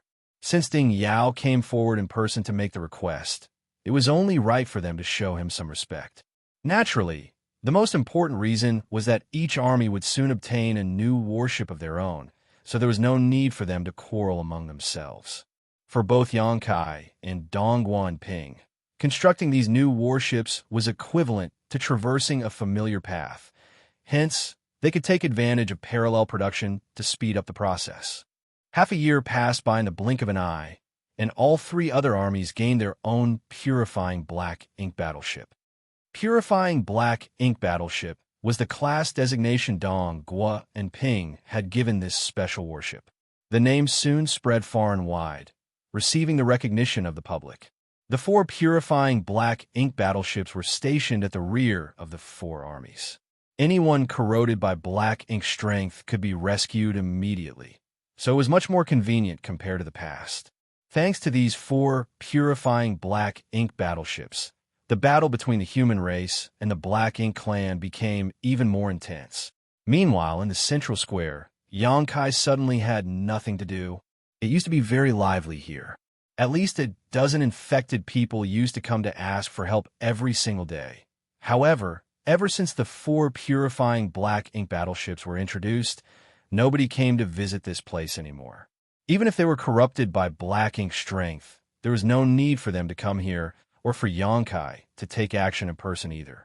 Each of the Purifying Black Ink battleships contained enough purifying light for 2,000 people to use. Therefore, there was enough to last for a long time. After spending so much time and energy, Yang Kai finally reached his goal. It was time for him to focus on his own affairs now. On the deck of the original Purifying Black Ink battleship, Feng Ying was cultivating with her eyes closed when a figure appeared in a flash before her. Yang Kai had teleported out of the cabin. She opened her eyes to look at him. Although nobody came looking for help during this period, Yang Kai had remained extremely busy. She did not know what he had been working on. She had asked once, but he had not replied to her question. Thus, she did not ask further questions. At this moment, Yang Kai took the initiative to speak. Martial Ant, I've made some adjustments to the universe array. I don't know what kind of effect there will be, so I'm going to test it out. Good. She nodded lightly without doubting him. When he was testing the effects of the universe array, he had also personally taken on the task. His reasoning was that it would be easier for him to discover any issues if he performed the test himself. It would indeed be somewhat inconvenient to leave such tasks to other people. Therefore, Feng Ying had no reason to feel suspicious about how he planned to test the universe array himself. Martial Ant, please wait for a moment. After saying as such, he turned and left. Since Yang Kai planned to test the effects of the universe array, it stood to reason that he could not experiment from nearby. He had to go much further for the experiment to be effective. Once he was out of Feng Ying's sight, Yang Kai spun around and rushed towards one of Blue Sky Pass main gates. During this period, he had investigated quite a lot about the situation at Blue Sky Pass. Hence, he was not unfamiliar with the route. Not long after he left, Yang Kai saw many people up ahead of him. It was very lively here, with a warship moored in a small docking area, and cultivators dressed in the uniforms of the divine Cauldron Heaven working on it. A series of clanging sounds came from within the large ship, occasionally accompanied by flashing lights. The warship had clearly been in battle, as its hull had been damaged. There were several other similar warships in the docking bay, and several hundred people were scattered around the area. They sat down cross-legged in small groups, each silently circulating their secret arts to recover their strength. Yang Kai observed the scene before him, vaguely guessing that these people were those who had just withdrawn from the battlefield. During this period, he had gleaned a lot of information from Feng Ying and gained a rough understanding of the situation in Blue Sky Pass. Although he had not experienced the fighting for himself, he had no trouble understanding the situation when he saw it. His sudden arrival did not attract much attention. To these people, time to rest was extremely precious and should not be wasted frivolously. Besides, there were many people coming and going from this area, which provided a great cover for him. Looking around, Xianxia discovered that the main gate was shrouded by a barrier and guarded by several elites. They would not release the barrier easily without an explicit order. The sight made him frown slightly. He originally planned to sneak out of the Great Pass, but it would seem that his plans were not feasible. There was no way for him to leave as long as the barriers around Blue Sky Pass remained sealed. Turning his head to look around him, Xianxia decided to wait and see what happened. He found a corner and sat down cross-legged, pretending to be adjusting his breathing. Truthfully, he was feeling extremely anxious inside. This was a rare opportunity, and if he failed, he would never be able to leave Blue Sky Pass again. Luckily, fortune seemed to be on his side. After waiting for less than an incense stick worth of time, the Divine Cauldron Cave Heaven disciples in charge of repairing a certain warship had apparently completed their repairs. A Seventh Order Master immediately leapt onto the ship and activated it to check its condition. Once he confirmed that there were no problems with the ship, he yelled loudly, "Mountain Battalion, get on board!" As soon as the words left his mouth, 100 people stood up in a flurry and flew towards the ship. Xianxia quickly grasped the opportunity at hand. He hurriedly stood up and followed the large batch of people onto the ship. The Seventh Order Master swept his gaze over the people on the ship and nodded lightly. Then he turned to look in a certain direction, cupped his fist, and shouted in a clear voice, "Western Army Right Wing 4th Division Mountain Battalion is prepared to sortie. We request permission to depart for battle." Marshall Peak, Chapter 4965, Why Are You Here? A guard glanced over from the top of the inner wall, and Xianxia quickly hid behind the crowd to conceal himself. This couldn't be helped. The person he saw was one of the 8th Order Open Heaven Realm Division commanders who arrived at the conference hall when Zhong Liang convened all the higher-ups. Although Xianxia didn't know his name, if he encountered this master, he would undoubtedly be identified. He would never want to be caught sneaking out. With a solemn expression, the 8th Order Division commander said, "Launch." The shield opened at his command, allowing the warship to slowly set sail. The moment they sailed out of Blue Sky Pass, the atmosphere turned chilly immediately. Xianxia, who was standing on the deck, peered upward and noticed a massive void. Numerous warships scurried back and forth, and occasionally, a profound light erupted from their weapon ports, blasting towards the Black Ink Clan's army. There were 7th Order and 8th Order Open Heaven Realm Masters, who had profound cultivations out on the battlefield battling against the Black Ink Clan. Black ink clouds of all sizes were dispersed around the battlefield, forming something akin to an ocean of murky darkness. The battlefield was also littered with shattered spirit provinces. The black ink clouds were composed of black ink strength that escaped and condensed after the death of a black ink clansman. And undoubtedly, the shattered spirit provinces were pieces of small universes that had been left behind after the death of high-rank Open Heaven Masters. Some might even be pieces of small universes that the high-rank Masters sacrificed during battle. Explosions and screams of death rang out as fresh blood dyed the void red and black, and every now and then, powerful life auras would disappear. This battlefield was where countless Black Ink Clan members and humans were buried. The number of masters from both sides who had passed away here throughout the war was unknown. Xianxia's blood steadily boiled as he saw the sight in front of him, and a raging fighting spirit began to rise in his chest. He desperately wanted to rush to the Black Ink Clan army and fight to the death. But he was also aware of the limitations of his ability on such battlefields, no matter how powerful he may be. The two races were at odds with one another, and this war involved countless lives. Even the 8th Order Division commanders would not survive charging into the enemy's army all alone, not to mention a mere Xianxia. Additionally, he had his own purpose this time when he snuck out. He wanted to advance to the 7th Order Open Heaven Realm. His cultivation had been stagnant at the peak of the 6th Order for many years now. For the time being, secluded retreat appeared useless. There was now only one option left, and that was to seek an opportunity to break his own shackles during a juncture of life and death. Xianxia had long intended to do this, and the ongoing war gave him the ideal opportunity. He was aware that it was impossible for those overseeing Blue Sky Pass to let him accomplish this, though. No one would be concerned if he was simply a typical Sixth-Order Open Heaven Realm Master. The life or death of an average Sixth-Order Master wasn't of much concern, as there were literally thousands of other Sixth-Order Masters in the Inner Sanctum. Everyone had been in a brutal battle with the Black Ink Clan, and only those with enough strength and good fortune survived. However, the fact was that Xianxia's very existence was extremely important to Blue Sky Pass, and by extension, to the whole human race. He wasn't just another Sixth-Order Master. Xianxia had brought the purifying light with him, and was capable of arranging universal rays. It was precisely because Zhong Liang realized Xianxia's importance that he had asked Feng Ying to guard him. Feng Ying was also not an ordinary Seventh-Order Master. She was one of the strongest among them. There was no doubt that it was a waste of talent now that she could only tightly protect Xianxia, but it was still an important and essential duty. Zhong Liang even wanted to assign an Eighth-Order Master to protect Xianxia, but that was impossible, so a Seventh-Order Master was the next best choice, and Feng Ying was the best option. This alone showed how much importance Zhong Liang attached to Xianxia. If Xianxia told him that he wanted to go to the battlefield and look for a chance to break through by risking his life, Zhong Liang would definitely disagree. Not only would he disagree, he would even ask Feng Ying to keep a closer eye on Xianxia and prevent him from entering the battlefield.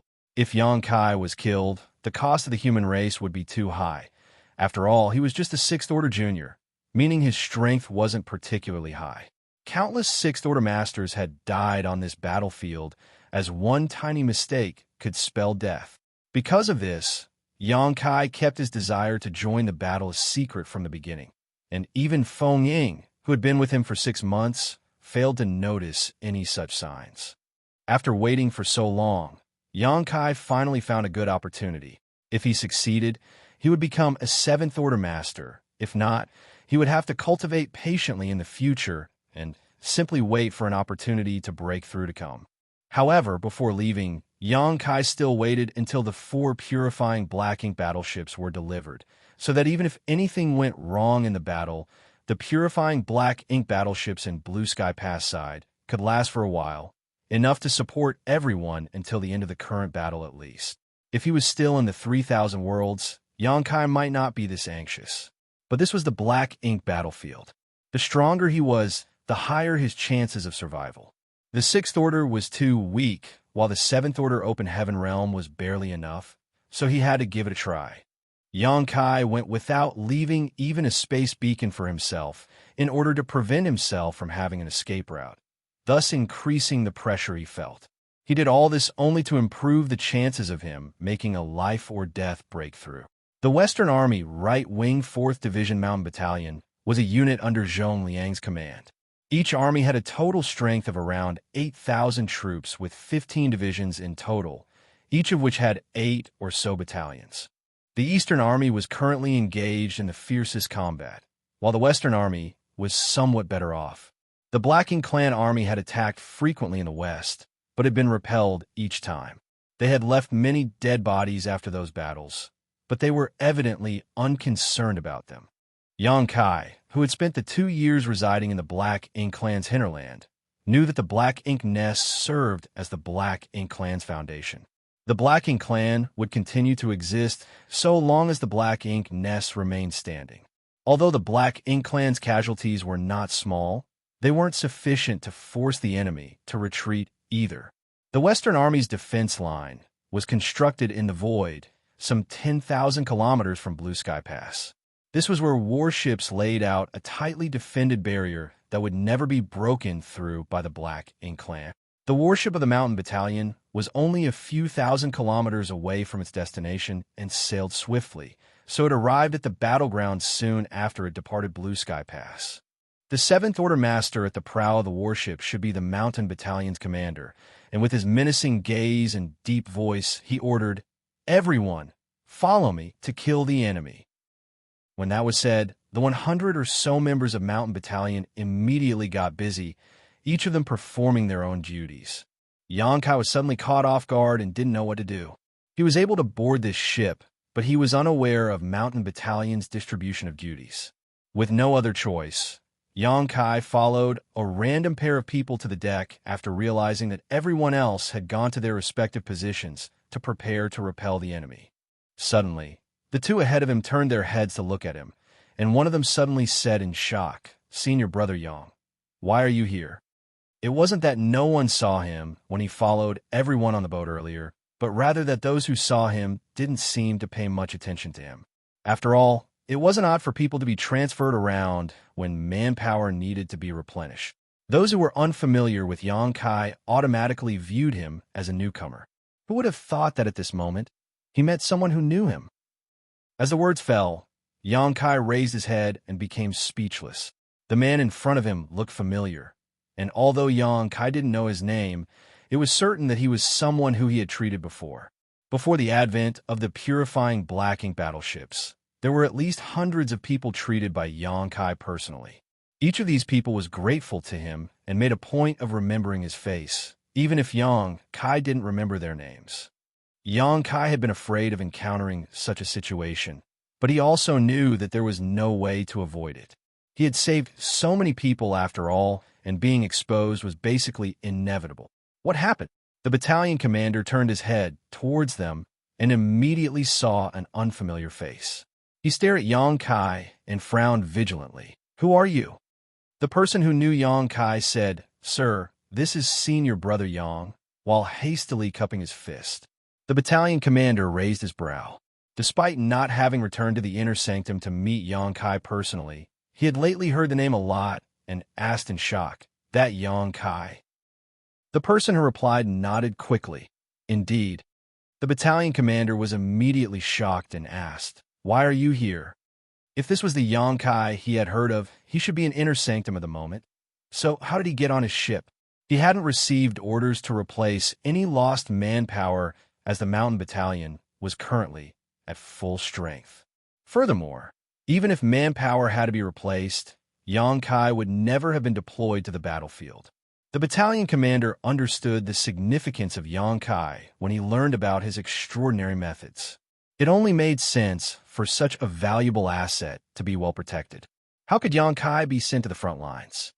It was no small matter that Xianxia actually appeared on his ship.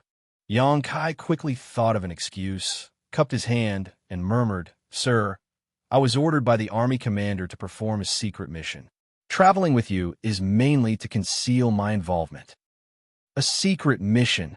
The battalion commander frowned, wondering what secret mission actually required this man to visit the battlefield in person. He had also heard that, in order to ensure this man's safety, Army Commander Zhong had entrusted Feng Ying to remain at his side at all times. However, after screening his surroundings, he could find no sign of Feng Ying. The battalion commander was no fool, so it was obvious to him that there was something wrong with this matter. However, now that his ship had already arrived on the battlefield, and the front line was in urgent need of support, he couldn't just turn back because of some small doubt. Without asking more, the battalion commander nodded lightly and said, "If that's the case, you can do what you need to." "Many thanks, sir." Xianxia cupped his fist, thanking him, turned his head, and spoke a few words to the two men who had first noticed him. When the battalion commander saw this, he tilted his head slightly and ordered another 7th Order Master under his command in a stern voice, "Go back and ask the army commander what is happening here." He sensed that something was off, and since the issue involved Xianxia, he had to inform Zhongliang and ask for instructions. Naturally, he had no reason to believe Xianxia was acting maliciously, as this man would never do something to harm the human race after saving so many of them already. "Yes," the 7th Order Master responded and took out a communication artifact.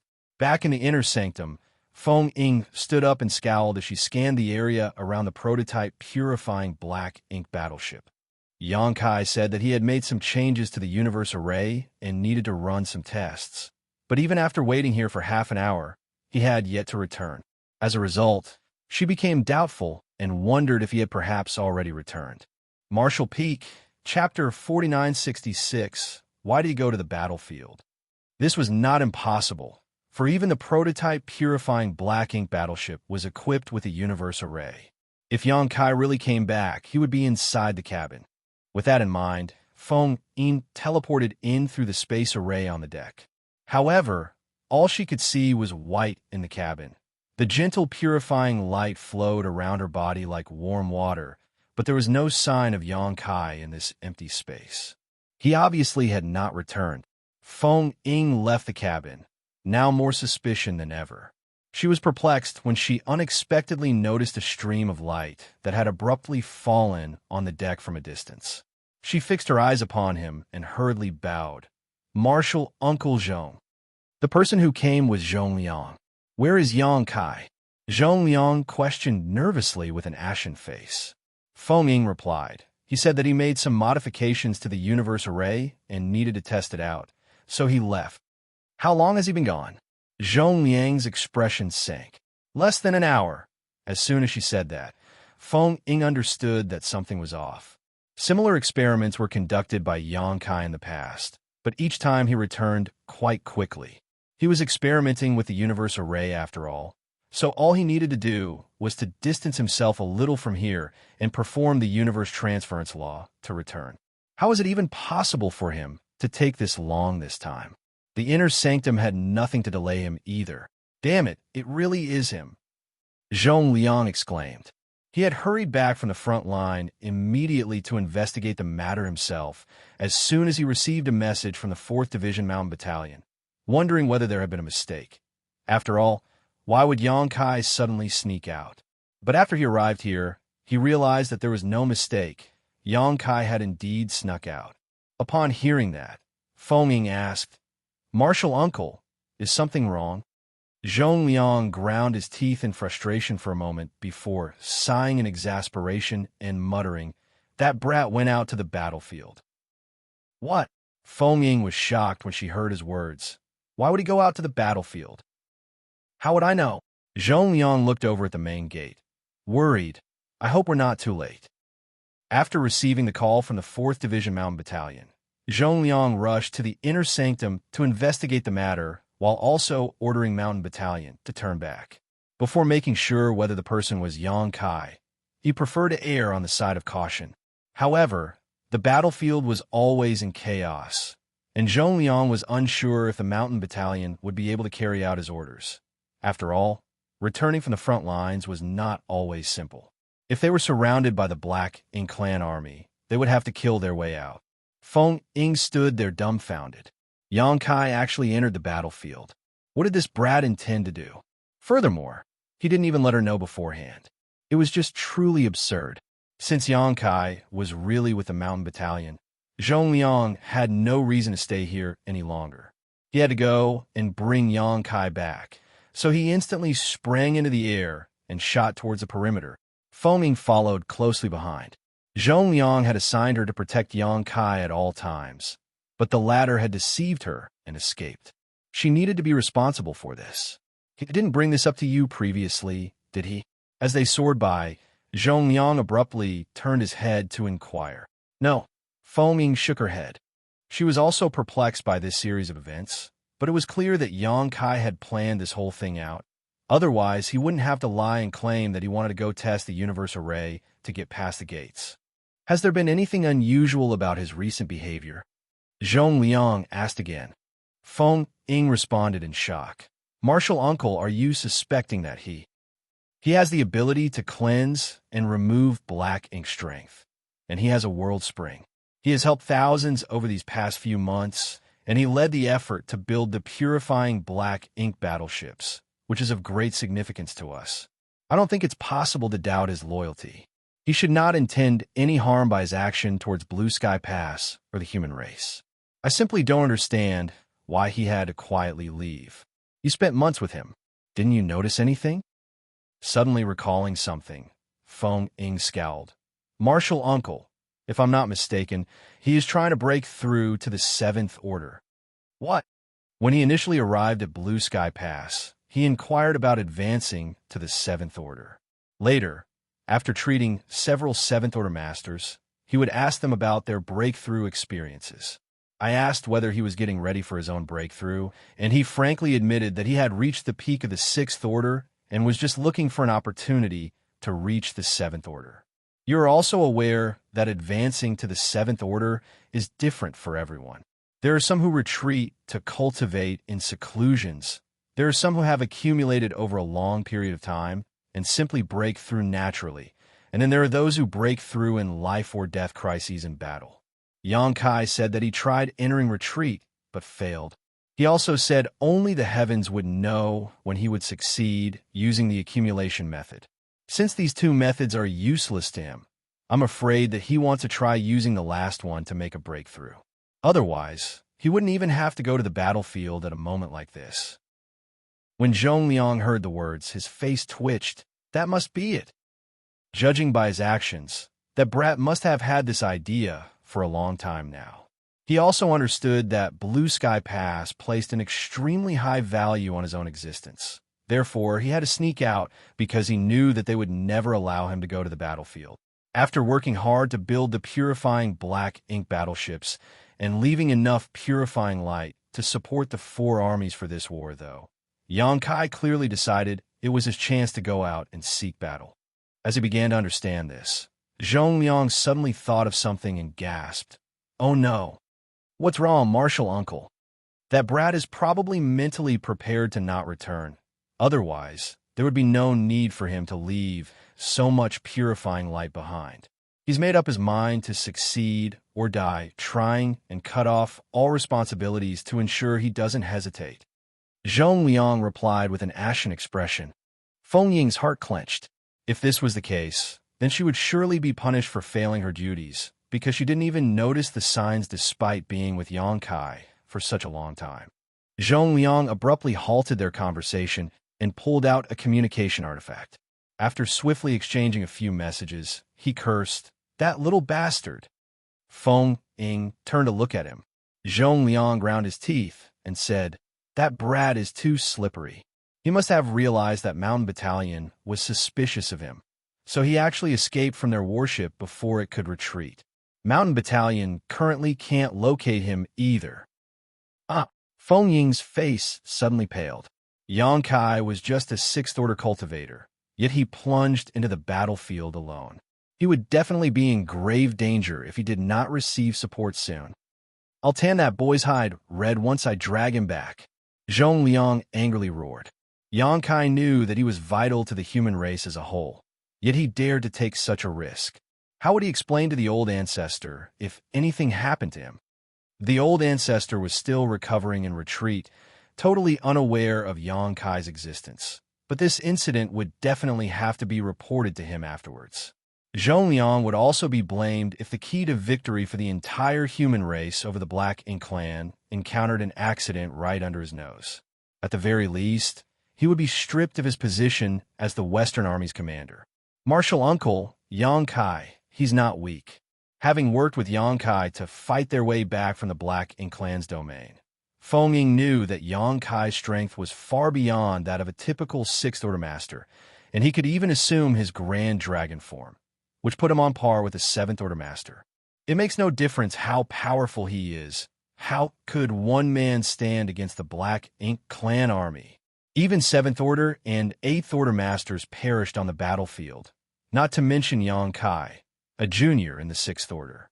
Xianxia also knew about Xianxia's ability to transform into a Grand Dragon, which at the time would give him seventh-order strength. However, Xianxia wanted to seize this chance to break through in a life-and-death struggle, so he would certainly not use his Dragon Clan strength, as doing so would become a mental crutch, leaving no possibility for him to use this method to achieve a breakthrough again in the future. In other words, Xianxia would only use his sixth-order strength while in battle. Xianxia was now merely praying that Xianxia would not approach the Black Ink clan army's core or show off his Purifying Light secret technique. The last time Xianxia used Purifying Light offensively, he instantly injured a Black Ink territory lord, giving Feng Ying an opportunity to kill him. The Black Ink clan wouldn't think too much of it if it was only used once, but If purifying light was used repeatedly, the Black Ink clan would eventually become aware that it was the nemesis of their Black Ink strength.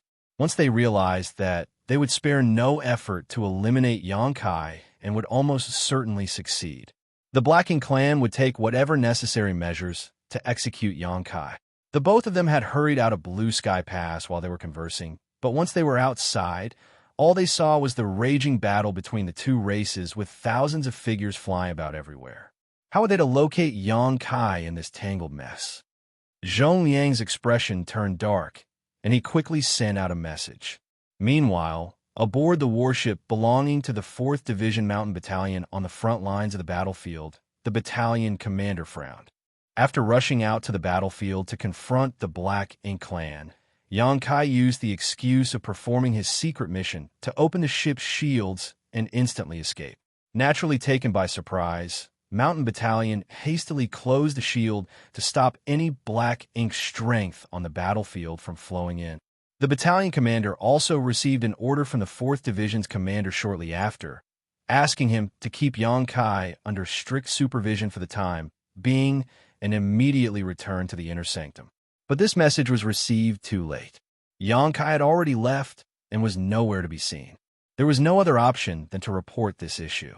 As a result, the division commander reprimanded him severely, which aggrieved the 7th Order Battalion commander. Full of grievances and nowhere to vent, he could only let it out on the Black Ink clan. The warship shuttled back and forth, beams of light blasting out as they rammed into the Black Ink clan army, killing many as they went.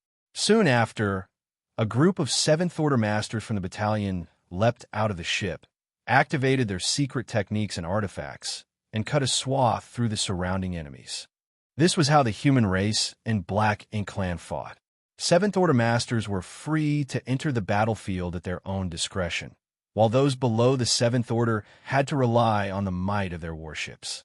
Both battalions and squads worked in this fashion to attack and defend on the battlefield, meaning elsewhere on the battlefield, Xianxia wielded his Azure Dragon spear recklessly, slaughtering Black Ink clansmen wherever he went.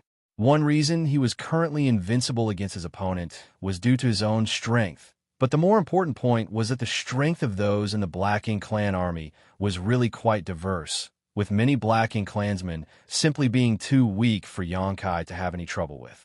This was much unlike the Cave Heavens and Paradises, who only sent 6th Order Masters or above to the Black Ink battlefield. In fact, the only reason there were 5th Order human masters present at all is because their cultivation had regressed from the 6th Order after they repeatedly sacrificed parts of their small universes. Marshall Peak, Chapter 4967, over there. The Black Ink clan was different. Anyone from their army could freely roam the battlefield. There were the territory lords and feudal lords, who were the strongest in the Black Ink clan besides the royal lords. But there were also Black Ink clansmen who were only as strong as First Order Open Heaven Realm cultivators. How could such weaklings be Xianxia's opponent? Therefore, even though there was a huge disparity in numbers between the two clans, with the Black Ink clan army always being many times larger than the human race army, the latter had not yet been defeated. Each time, the Black Ink clan army would be forced to retreat. With their army diminished, they had to return to their territory to recover, and then made a comeback after dozens or hundreds of years. Thus, the cycle repeated. World force shook wherever Xianxia's spear passed, and several Black Ink clansmen would die. The death of each Black Ink clansman would cause Black Ink's strength to leak out, which would condense on the battlefield, eventually forming Black Ink clouds. Black Ink clouds would not do any harm to the Black Ink clan. In fact, they provided them with a tactical advantage as they served as both a form of protection and deterrent. Before Xianxia came to Blue Sky Pass, the human masters would normally avoid the Black Ink clouds on the battlefield, both to avoid being ambushed and to avoid being corrupted by the Black Ink strength. This sort of ambush happened quite frequently on the battlefield, as the Black Ink clan would often attack passing humans while sheltering in the Black Ink clouds. However, after the arrival of Xianxia and his purifying light secret technique became well known, the human masters became unconcerned with the Black Ink clouds. When a Black Ink clansman was injured in the past, he would look for a way to flee into nearby Black Ink clouds in order to survive, as no human would have the audacity to follow him in. But things had changed now. Even if they took cover inside the Black Ink clouds, the human race masters would still pursue and attack, catching many Black Ink clansmen off guard and increasing the number of their losses greatly. The Black Ink clan was also confused by this sudden change and couldn't understand why the humans from Blue Sky Pass had suddenly become so aggressive. As Xianxia fought, attacking all the enemies he encountered, he saw a group of human masters fighting nearby. These masters were all in the 7th Order, as only such masters could effectively play a role without the protection of a warship. He had arrived here immediately after rushing out of the Mountain Battalion's warship and received little attention from these nearby 7th Order masters, as they were all engaged in battle and could not spare him too much thought at the moment.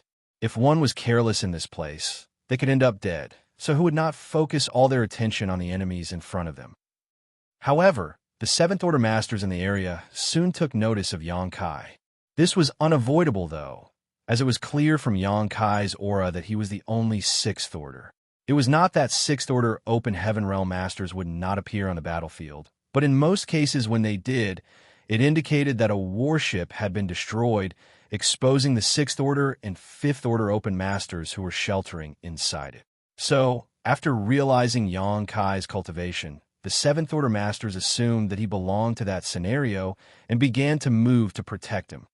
However, the 7th Order masters were a little taken aback when they witnessed the might of Xianxia's spear thrusts. No ordinary 6th Order master could possess such strength. There were a total of 4 7th Order masters close to Xianxia.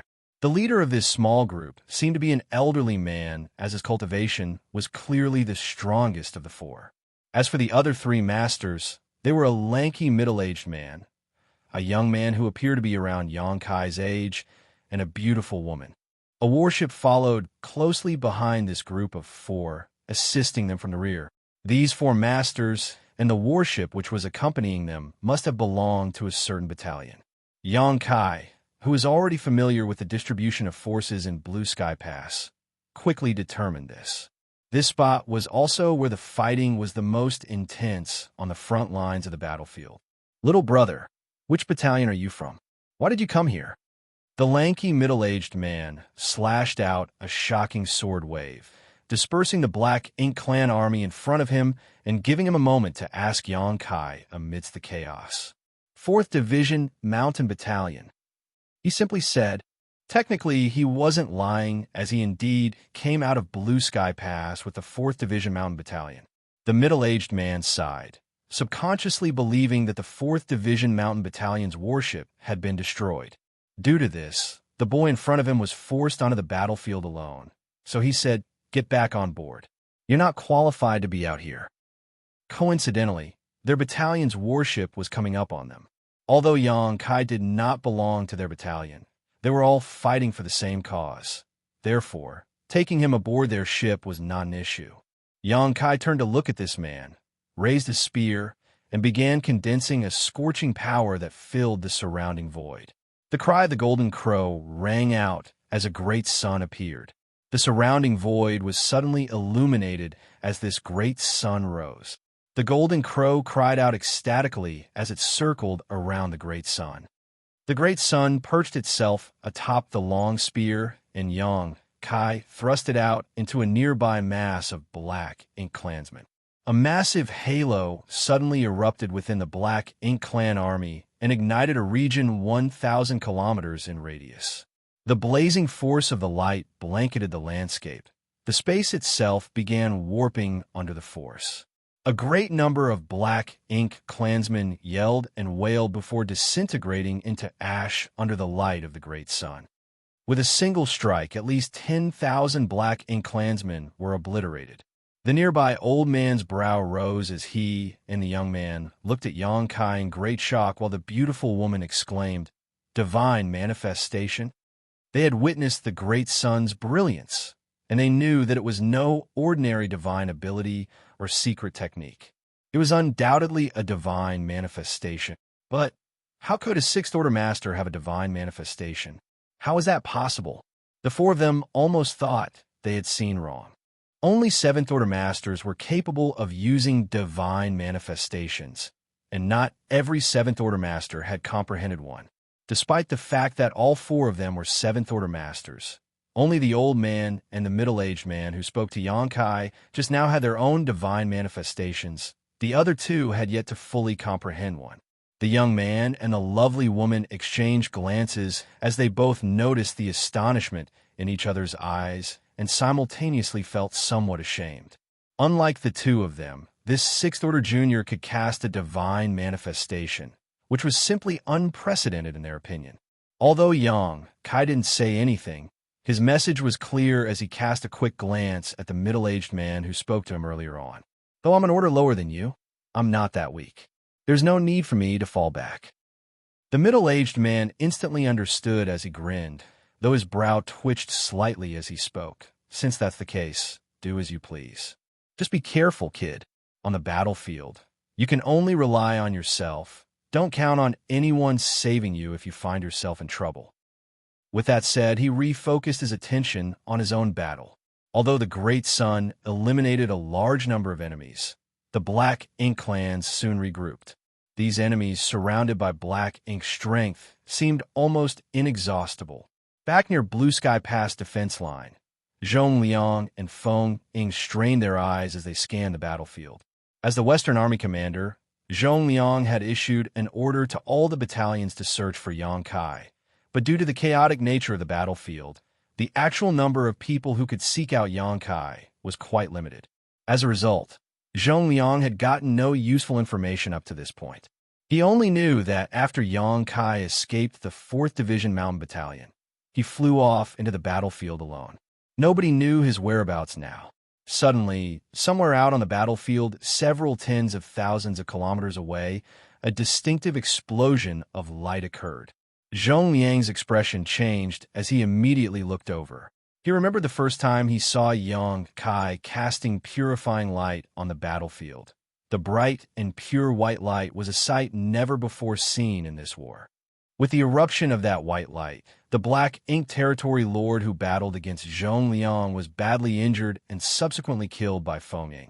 Right now, what caught their eyes was not a pure white light, though, but a dazzling orange-red light like a small sundae. Zhongliang felt both relieved and disappointed. He was relieved that it wasn't the purifying light, as he was concerned that Xianxia might reveal it again in the heat of battle. It would be too obvious that it could suppress the Black Ink clan once that happened, and the leaders of the Black Ink clan wouldn't naturally not ignore such a threat, putting Xianxia into a risky position. However, he was disappointed as it didn't provide any clues about Xianxia's whereabouts. On the other hand, Feng Ying's eyes lit up as she shouted, "Martial uncle, over there." She pointed to where the little sun erupted. That was created by Xianxia. Zhongliang frowned. Golden Crow cast the sun. That's his divine manifestation. Feng Ying said, nodding. Divine manifestation? He has a divine manifestation? Although it is unbelievable, he does. I saw him use it once as we were making our way back here. Feng Ying confirmed. Due to this event, Feng Ying was able to locate Xianxia, making it a stroke of luck in this chaotic battlefield. Zhongliang gaped, unsure what to say. A sixth-order open heaven realm master possessed a divine manifestation? This was something never heard of or seen before. What sort of heaven-defying aptitude did it require for Xianxia to possess a divine manifestation in the sixth order? But the words came from Feng Ying, so it shouldn't be a mistake. Why didn't you tell me sooner? Zhongliang raged. Well, you never asked. Everyone was drawn to Xianxia's purifying light when he arrived at Blue Sky Pass. They knew he had mastered the means of restraining Black Ink's strength, and thus had great hopes for this method. Who would have paid attention to Xianxia's own strengths and aptitude at that point? Forget about if Xianxia was a heaven-defying talent. Even if he was a mediocre individual, purifying light was all that was necessary to make him critical to the human race and someone who had to be protected at all costs. Adjutant, Zhongliang abruptly yelled. A seventh-order open heaven young woman rushed over, cupped her fist, and shouted, "Sir, what's the situation with the Eastern, Northern, and Southern armies?" Zhong Liang asked anxiously. The woman quickly replied, "The three army commanders have responded and agreed to cooperate with the operations here." Marshall Peak, Chapter 4968, Feudal Lords Attack. Good. It appears that they are also aware of the severity of the situation and will not be a hindrance, Zhong Liang replied solemnly. Pass down my order. With the reinforcements from the other three armies, we will launch a full offensive. The four armies of Blue Sky Pass were organized into four defensive lines. This was a traditional formation that had not changed in hundreds of thousands of years. There were, of course, instances where one army would require help from another, but in general, each army functioned separately in order to hold their own defense line and repel the Blacking clan. This time, however, in order to save Yangkai from the chaotic battlefield, Zhong Liang couldn't care less. So, he notified Ding Yao, Liang Yulong, and Shun Tumo to send some of their forces here to assist him so he could bring Yangkai back. The other army commanders were shocked when they heard the news. They cursed Yangkai for being so foolish to sneak out to the battlefield. Worse, no one knew where he was, or even whether he was still alive or not. Still, as the only user of purifying light, his existence was critical to the entire Blue Sky Pass, and even the human race as a whole. He cannot be allowed to die. The other three army commanders severely reprimanded Zhong Liang as they responded to him, blaming him for his lack of supervision. They then immediately made adjustments to their forces to send a portion of them back to the inner sanctum so that they could rush from there to the Western Army defense line to rescue Yangkai, who was on the Western Army's battlefield. This was the safest option. Otherwise, it would be too tough for reinforcements from the three armies to fight their way to the Western Front. There were always more than 30,000 people in Blue Sky Pass, and each army contained around 8,000 each. The size of the force was more than enough to deal with the Black Ink Clan siege, but as a result of the army being split up, the battle at the other three fronts grew increasingly tense. The three army commanders did not hesitate to send around 30% of their forces to provide reinforcements, which essentially doubled the amount of troops there were on the Western Front. These masters, who had returned, were presently gathered in Blue Sky Pass main square. The mission was unknown to them, but each division commander had already been given instructions. Do whatever it takes to locate Yangkai on the battlefield and ensure that he is brought back safely. In the meantime, the Eastern, Southern, and Northern armies all gave up on their advantages on the battlefield and pulled back to the area around Blue Sky Pass. By shrinking their outer perimeter, they ensured that even with fewer forces, they could hold the line, especially with the assistance of Blue Sky Pass on defensive armaments. However, this mission had to be completed quickly to avoid any accidents taking place. The Black Ink clans saw what happened, and the territory lords in charge of the Black Ink clan army were perplexed by this. They had no idea why the human forces had abruptly reduced by so much. However, given this opportunity, they would undoubtedly make the most of it. In mere moments, Blue Sky Pass was tightly surrounded on three fronts. As for the Western Army, Zhong Liang, who had already ascertained Yangkai's whereabouts, instantly killed his way out of the inner sanctum, directing Feng Ying in that direction. But as soon as Zhong Liang emerged, he was met by a Black Ink clansman with a powerful aura. The tall and imposing figure was obviously a territory lord with immense Black Ink strength. Because Zhong Liang foresaw this scenario, he had borrowed men from the other three armies. The lethality and deterrent of Eighth Order Masters was outstanding on the battlefield, so the territory lords would obviously not remain silent once such a master appeared. Those with weaker cultivations would have no means to intervene in a battle between such powerhouses. Similarly, the Eighth Order Masters on the human side would do the same once a territory lord was sent out by the Black Ink clan. The two parties had essentially come to an unspoken agreement about such things after battling for so long.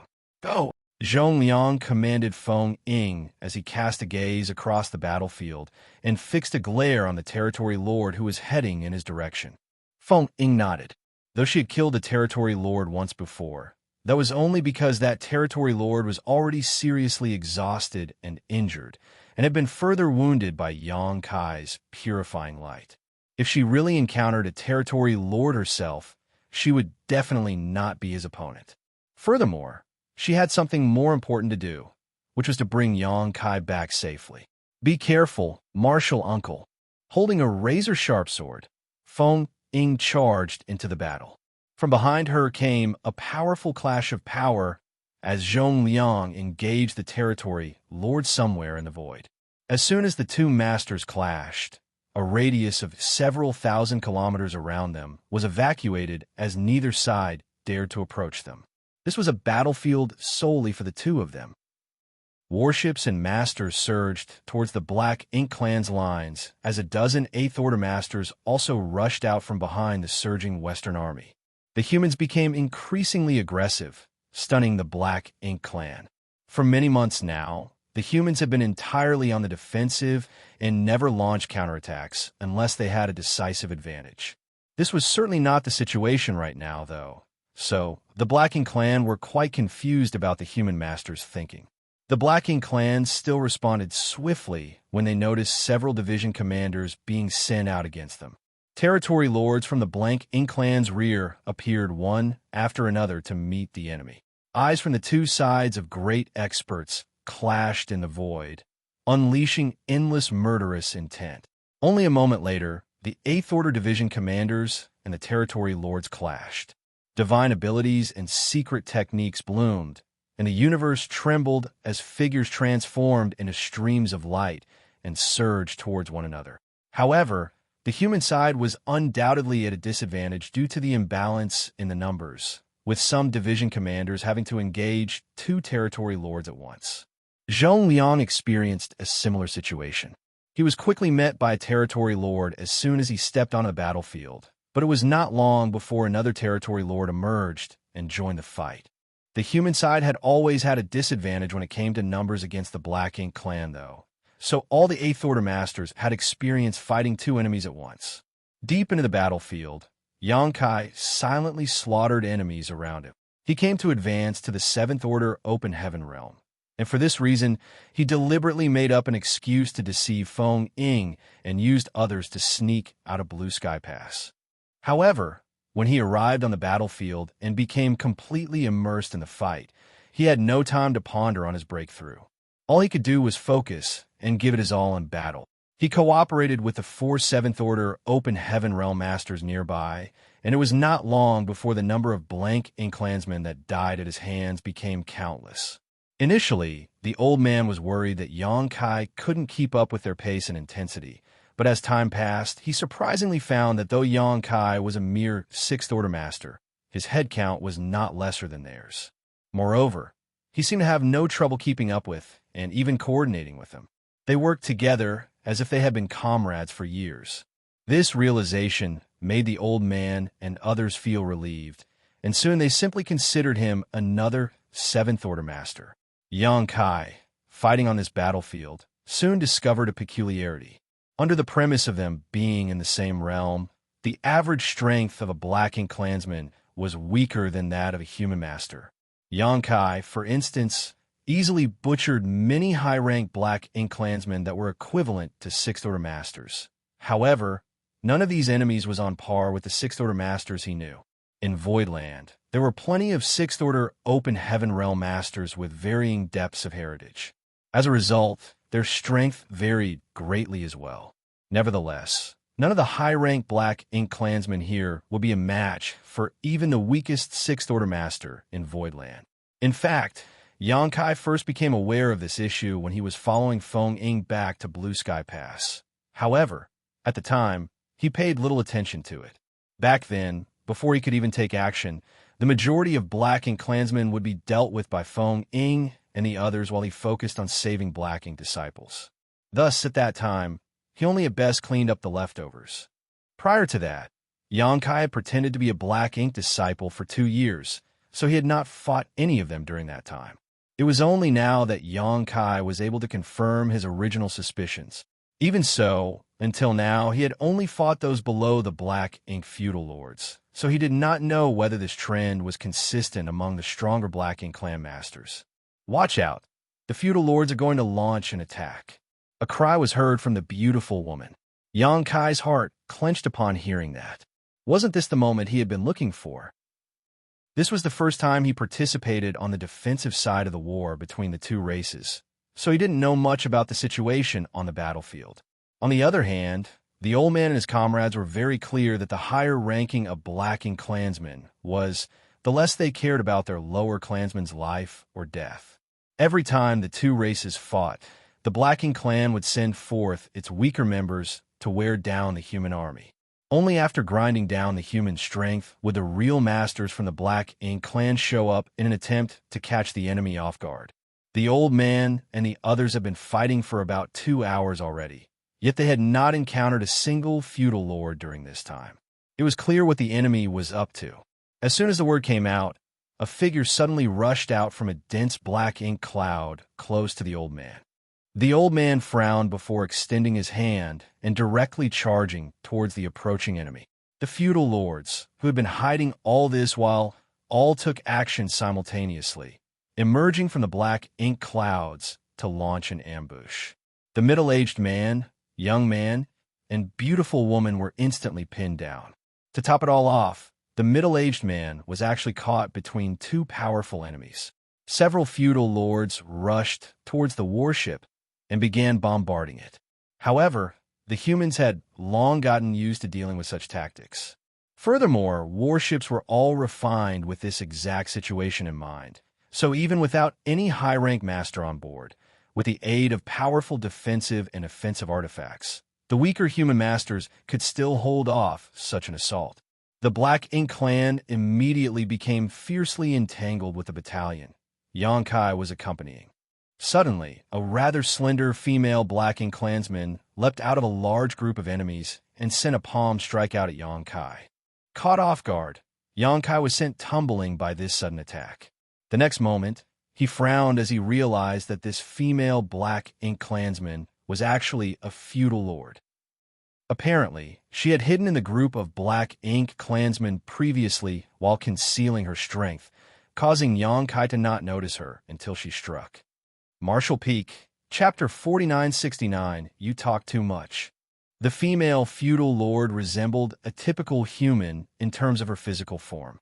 She even wore revealing clothing, and the black lines that covered her exposed flesh gave her entire figure a bewitching appearance.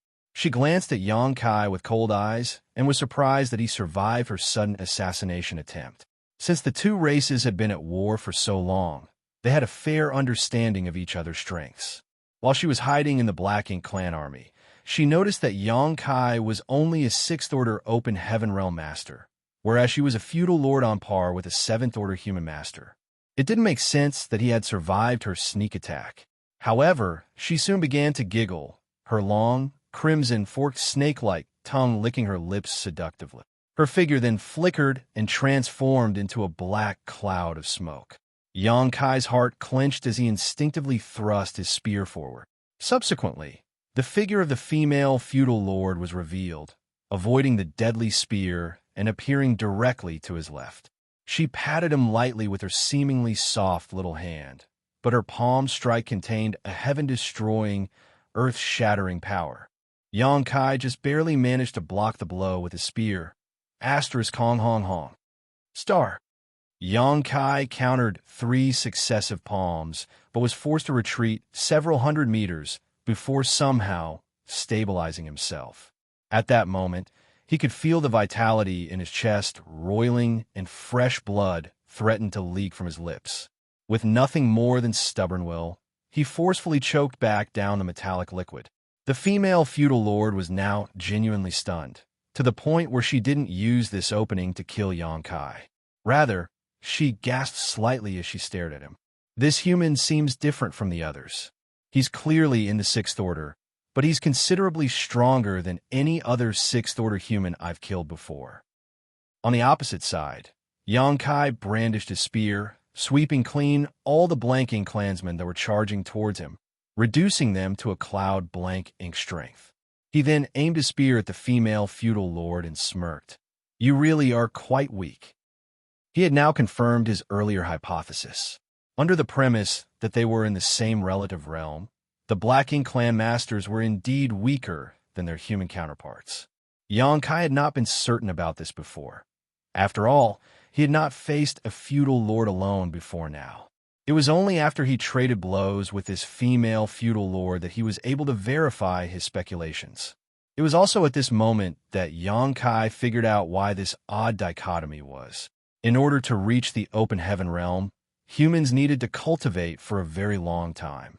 There were no shortcuts to this process, even if the person wanted to only make an initial breakthrough to the first order. What's more, after reaching the open heaven realm, it required a lot of time and effort to advance to the next order.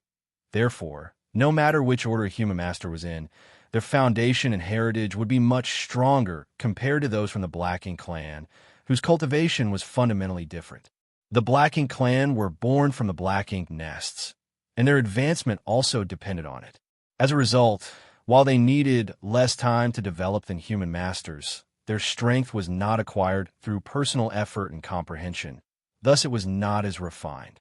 Unfortunately, Black Ink's strength was incredibly corrosive and a strong deterrent to humans, restricting them in combat to a great extent, which compensated for the Black Ink clan's lack of raw strength. In that sense, even if there was a one-on-one battle between a feudal lord and a Seventh Order master, it was impossible to predict who would prevail. Of course, this was all before Xianxia appeared. With his arrival, the humans possessed the means necessary to purify and disperse Black Ink's strength. Thus, it no longer posed as much of a threat to them. It didn't matter if their small universe got unintentionally contaminated as long as they weren't fully corrupted by the Black Ink strength. They simply had to return to a purifying Black Ink battleship before losing themselves entirely, and the issue would be instantly resolved. This was also the reason why Zhong Liang and the other army commanders put so much importance on Xianxia's existence, to the point that they actually reassigned thousands of masters just to rescue him and bring him back from the battlefield. In addition to boosting morale, the ability to purify and dispel Black Ink strength also increased the battle efficiency of the human army, enabling them to go all out without fear. Regardless, a feudal lord was still a feudal lord, a master on par with a Seventh Order human. Xianxia would never lower his guard against such an opponent. Although his words were provocative, his expression remained solemn. The provocation proved to be successful, possibly as a result of her own attack failing twice.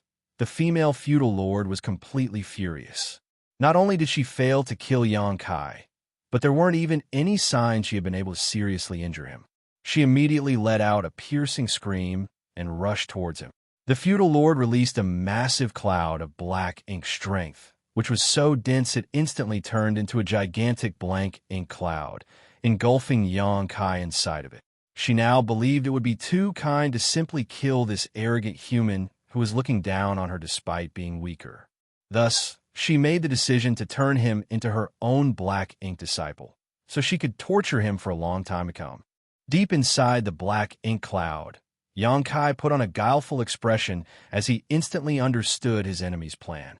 Unfortunately for her, she had chosen the wrong target. The female feudal lord swam freely through the Black Ink cloud, believing Xianxia must be feeling flustered as all humans so far would struggle to perform well in such a situation. She didn't assault Xianxia immediately. Instead, she wanted to enjoy the misery of her enemy, a rare interest she had on the battlefield. To her astonishment, though, what came next was a sharp flying blade. This attack shocked the female feudal lord, who quickly dodged to the side as soon as she sensed it approaching, followed by a slight pain in the cheek, where it had been injured by the attack. Black blood stained the palm of her hand as she reached up to wipe it. The female feudal lord was truly incensed now. How could she have allowed such a weakling to injure her? Unfortunately, the next moment, her fury turned to panic as a storm of attacks flew at her incessantly. Realizing she had greatly underestimated her opponent, the female feudal lord knew that dodging here would only cause her to fall into a disadvantage, losing any opportunity to counterattack. With no other choice, she clenched her teeth and hurled herself at her attacker, sending out a flurry of palm strikes to meet the enemy head-on. The black ink cloud roiled turbulently as violent energy fluctuations and deafening rumbling sounds continuously erupted from it. Xianxia pushed his supreme, limitless spear art without restraint. Every thrust, sweep, and slash carried with them the essence of his lifetime of cultivation. Likewise, the female feudal lord refused to back down. She found Xianxia's behavior irritating, as she wished for nothing more than to make him submit before her. Inside the dense blank ink cloud, the pair engaged in a deadly melee. At some point, Xianxia was sent tumbling, his eyes reddening as he panted hard and stared at the hazy figure in front of him. His clothes were shredded and fresh blood was dripping from hundreds of wounds that covered his body. Even his face was stained with golden blood, showing how mercilessly he had fought. The female feudal lord's palms were not her real weapons. After engaging several hundred blows with her, Xianxia had deeply understood that it was actually her razor-sharp claws that she was using to deal damage. Her nails were so hard and sharp that it really made him wonder how she cultivated them. At that same time, her claws were imbued with dense black ink strength that acted like a kind of poison. Whenever he was wounded, black ink strength would seep into his body. If a normal cultivator suffered such injuries, they would quickly be corrupted by black ink strength and degenerate into a blank ink disciple. Of course, Xianxia had no such worries. He had a world spring in his small universe that could perfectly suppress and seal black ink strength, making him practically immune to its corrosive effects. The battle between the two had only lasted a dozen breaths or so, yet Xianxia was already looking quite ragged. He wasn't the only one struggling, though, as the female feudal lord was not feeling much better than him. She had underestimated Xianxia's strength greatly and had fallen into an unfavorable position. Despite the fact that she made a concerted effort to regain control of the battle, the Azure Dragon Spear had left its mark on her, especially on her lower abdomen, where the spear had almost pierced right through her, drawing a thick stream of black blood from a grievous wound. Her clothes, which were originally quite revealing, were now completely torn, leaving her practically naked. Still, she licked the fresh blood from her lips with her long tongue and glared at Xianxia with hatred in her eyes. Wiping her hand across the wound on her abdomen, she snarled, "Just you wait. Once you're my black ink disciple, I will make you beg for it." From the thick black cloud, a fist suddenly emerged in front of her eyes and slammed hard into her pretty face. The female feudal lord instantly felt as though she had been hit by the entire universe world, as the immense force sent her flying. "You talk too much." Xianxia ripped off his torn shirt and revealed his chiseled muscles. As he stretched himself slightly, his body made a cracking sound, after which all the cuts he suffered stopped bleeding and closed up. Contrastingly, flashes of golden stars appeared before the female feudal lord's eyes. That punch left her in a bad state, as she felt her nose being broken and tears were now streaming down her face. If it had been a weaker black ink clansman who took that punch, their head would have exploded on the spot. Fortunately for her, she had responded quickly when she realized something was off and condensed her black ink strength to defend herself. Even so, she had been badly injured. The power of that punch genuinely frightened her. What was more unbelievable was the fact that her black ink strength didn't seem to have any effect on Xianxia at all. Forget about corrupting him. He didn't even seem to notice its existence at all. Somehow managing to stabilize herself inside the black ink cloud, she gasped to steady herself. The hazy figure in front of her quickly approached, though, as a menacing voice rang in her ears. "Come, this fight is just getting started. I won't take advantage of you, so bring out all your skills. Today, either you die or I perish." The female feudal lord's brow furiously twitched, and she involuntarily took a step backwards. Her instincts were telling her to turn around and flee, but what face would she have left if she really did that? She was only facing a sixth-order human master. If she ran from such an opponent, she wouldn't have a place in the Black Ink clan in the future. Martial Peak, Chapter 4970, My Condolences. The female feudal lord quickly realized what Xianxia meant when he said that he wouldn't take advantage of her. He actually put away his artifact and then leapt towards her, throwing out his fists as he flew. She dodged the attack by diving to the side as rage began surging within her. She was even angrier now that she was being looked down upon and mocked by a mere sixth-order human. With a fierce cry, blank ink strength erupted from her, and she assailed Xianxia, her razor-sharp claws serving as her weapons as she slashed wildly. Ignoring her attack entirely, Xianxia raised his fist and punched out, engaging in a deadly melee. Hong, hong, hong. Black and golden blood splattered out. The pair even began coughing up blood onto each other's faces as their bodies trembled fiercely. In just a short time, the female feudal lord's ferocity was quickly dulled, as the momentum she had collapsed. She hadn't met a human like this before. Everyone in the human race had viewed death slightly differently in critical situations, and there were indeed times when her enemies would choose to drag Black Ink clansmen down with them in death. However, Xianxia was the first human she had encountered who was so vicious. How is he human? He's more like a ravenous beast. What made her even more terrified was that the erosion of Black Ink's strength seemed to have no effect on him. Even with the help of her sharp claws, there was no evidence of Black Ink's strength corrupting him. She was quite hopeful that it would still take effect. If it did, she could take him down with ease once her Black Ink strength had completely corrupted him. She might even be able to obtain a powerful new Black Ink disciple. It had to be noted that capturing a Black Ink disciple on the battlefield was something to be proud of in the Black Ink clan. However, even now, this man's consciousness remained crystal clear. Not only that, the power from each of his punches was heavier than the previous one. There were no signs of him weakening at all. She was well-versed in regards to humans, and was aware that their small universes served as a foundation of their cultivation. If the small universe was disrupted, it would affect their strength.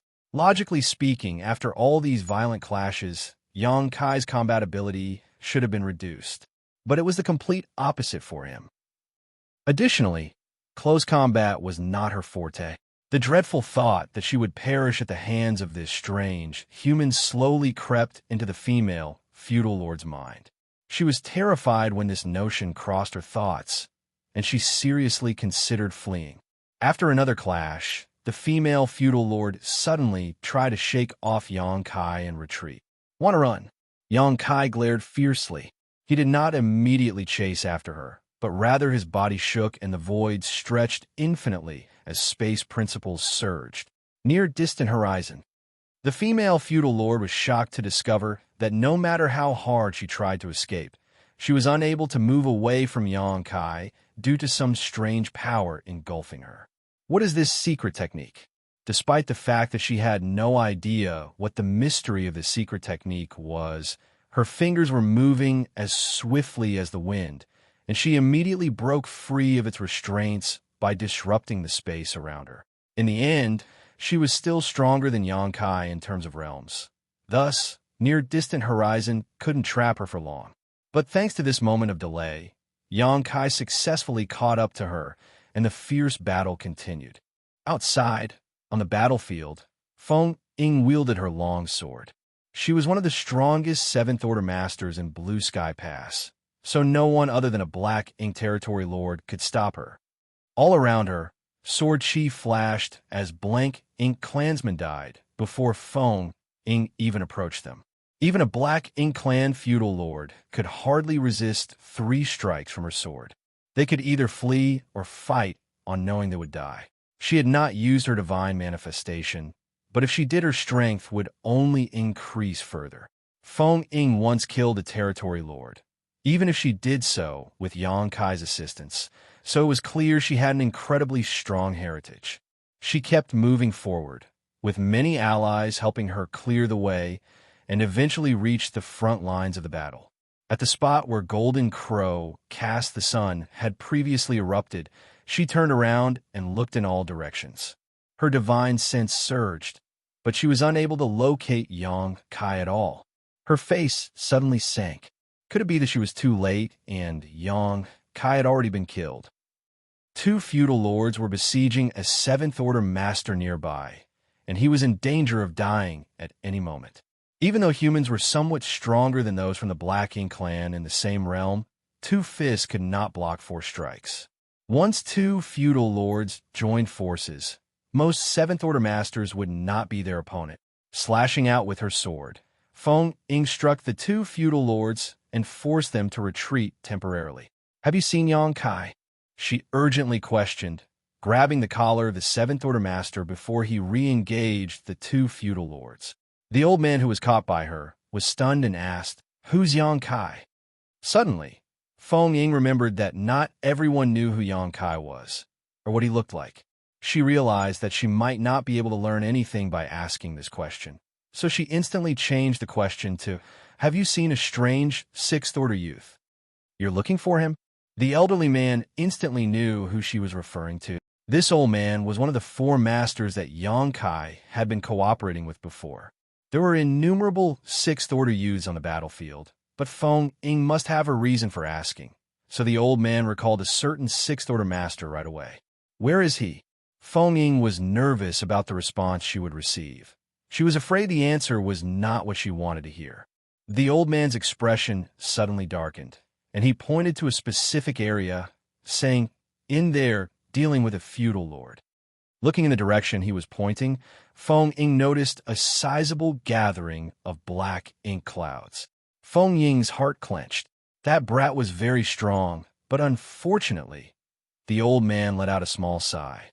He would have liked to look after Xianxia on the battlefield if it were possible, but unfortunately, he was entirely preoccupied with dealing with the two feudal lords who surrounded him and couldn't render any aid.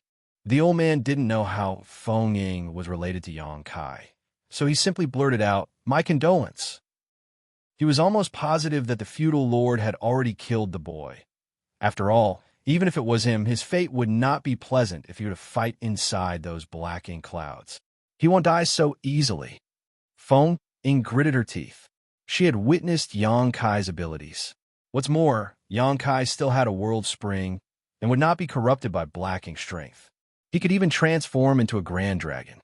But she was also aware that Xianxia would not simply transform into his grand dragon form, even if his life was in danger solely, because he entered the battlefield this time to seek an opportunity to break through. Transforming into a grand dragon simply meant he failed to accomplish his goal. Feng Ying sped towards the black ink cloud as soon as the words were spoken. The very next moment, though, a sudden change occurred. Two entwined figures suddenly burst out of an enormous black ink cloud. The two were so close to each other. It was as if they were one person. The murderous aura emanating from the two figures made one's blood run cold. Feng Ying's eyes lit up as soon as she recognized that one of the figures was Xianxia. He's still alive. He can still be saved. Just when Feng Ying prepared to rush to his rescue, she stopped abruptly, her expression odd. The old man was also shocked when he looked over. It was the previous female feudal lord who was entangled with Xianxia, with his arms tightly encircled around her body like chains. This was only possibly because her figure was quite small. If she was like most Black Ink clansmen, Xianxia wouldn't be able to use his arms to tie her up like this. It was possible to imagine the intensity of the power of Xianxia's physique as fresh blood continued to spew forth from the mouth of the female feudal lord. The bones in her upper body had been crushed, and it was clear that her chest had caved in slightly. Her pain was visible in the twisted expression on her face. Xianxia's shirt was gone, leaving him half naked, while the female feudal lord was also almost completely naked in her shredded clothing. Feng Ying and the elderly man were at a loss for words as they observed this scene. Naturally, this had not been part of Xianxia's original plan. It was just that the female feudal lord was constantly trying to escape. Even though he once used near-distant horizon to stop her, he might not be able to do so if she tried again. In order to prevent his opponent from fleeing, Xianxia had to resort to this. Although his cultivation was one minor realm lower than his opponent, the ferocity of Xianxia's strength was enough to battle against this female feudal lord. As she was struggling to escape, more of her bones broke and stabbed into her organs, causing her immense pain. With her life on the line, She held nothing back, but because she was unable to use her arms as they were currently bound, she used her knees to kick and struggle against Yang Kai's lower half. Fortunately, Yang Kai was prepared for this as well, and as a result, he managed to wrap his legs around hers and lock them in place. It was this scene that appeared in front of Feng Ying and the others. Yang Kai unleashed a vicious headbutt, causing him to see stars while knocking the female feudal lord's head back. A large bump even formed on Yang Kai's forehead as a result, but he couldn't care less at the moment. The female feudal lord, of course, didn't just lay there waiting for death and fought back with everything she had. The sound of their battle echoed all around. All the open heaven realm masters gasped when they saw this scene. It was the first time they had witnessed such a scene, even after fighting against the Black Ink clan for so long. Yang Kai's brutality was simply shocking. Where did this guy come from? Predicting that Yang Kai was going to headbutt her again, the female feudal lord stretched her slender neck, resulting in his attack missing its mark. The next instant, her stretched-out head abruptly bounced back. Her cherry lips parted to reveal the fangs in the corners of her mouth as she bit towards the nearest exposed target. Feng Ying had come to help immediately after recognizing Yang Kai's figure, but she was too late, as she had to witness the female feudal lord's teeth sinking into Yang Kai's neck with her own eyes. Martial Peak, Chapter 4971, Join Forces to Kill the Enemy. Feng Ying's heart nearly stopped at that precise moment. If Yang Kai died here, it would be an immeasurable loss to the entire human race. Even though she wanted to aid him, Yang Kai and the female feudal master were literally entangled with each other, so she did not dare to simply intervene. All she could do was move close and prepare to assist at a moment's notice. Suddenly, a resounding dragon roar sounded through the void, and before Feng Ying's eyes, Yang Kai, who had been bitten by the female feudal lord, unleashed the power of his dragon vein. His head shook and transformed into a grand dragon's head, with sharp horns and a flowing beard. Although his head turned into that of a dragon, his body remained human, giving him a very strange appearance. The dragon head turned in a swift movement, opened its giant maw, and bit brutally into the female feudal lord's slender neck, letting her get a taste of her own medicine. Feng Ying's face twitched when she saw this strange scene. Yang Kai and the female feudal lord seemed to be hugging, with their heads pressed against each other's necks, like a pair of passionate lovers. Of course, the murderous intent that radiated from them made it clear that they wanted nothing more than to kill one another. Dragon roars and piercing screams sounded continuously, as fresh blood spewed everywhere. Shortly after, the dragon head suddenly pulled back, and the female feudal lord's head was ripped clean off. A bewildered and incredulous expression hung on her face as her vitality swiftly dissipated. Fresh black blood poured out like a fountain from the place where her head had been torn off. Meanwhile, the dragon's jaw crunched hard, while the body previously imprisoned in Yang Kai's arms was burst by a violent force. Yang Kai raised his head to the sky after spitting out the filth in his mouth and roared. On the chaotic battlefield, his figure terrified numerous Black Ink clansmen, none daring to approach him. The battle with the female feudal lord was truly dangerous, but his enemy had looked down on him too much, allowing Yang Kai to gain a decisive advantage. The female feudal lord tried her hardest to reverse the situation, but in such close quarters, her options were severely limited.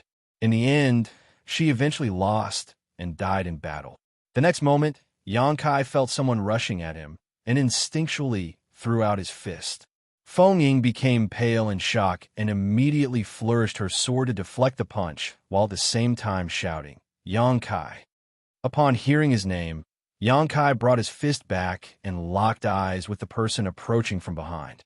His blood-red eyes flashed, and his violent impulses finally began to subside.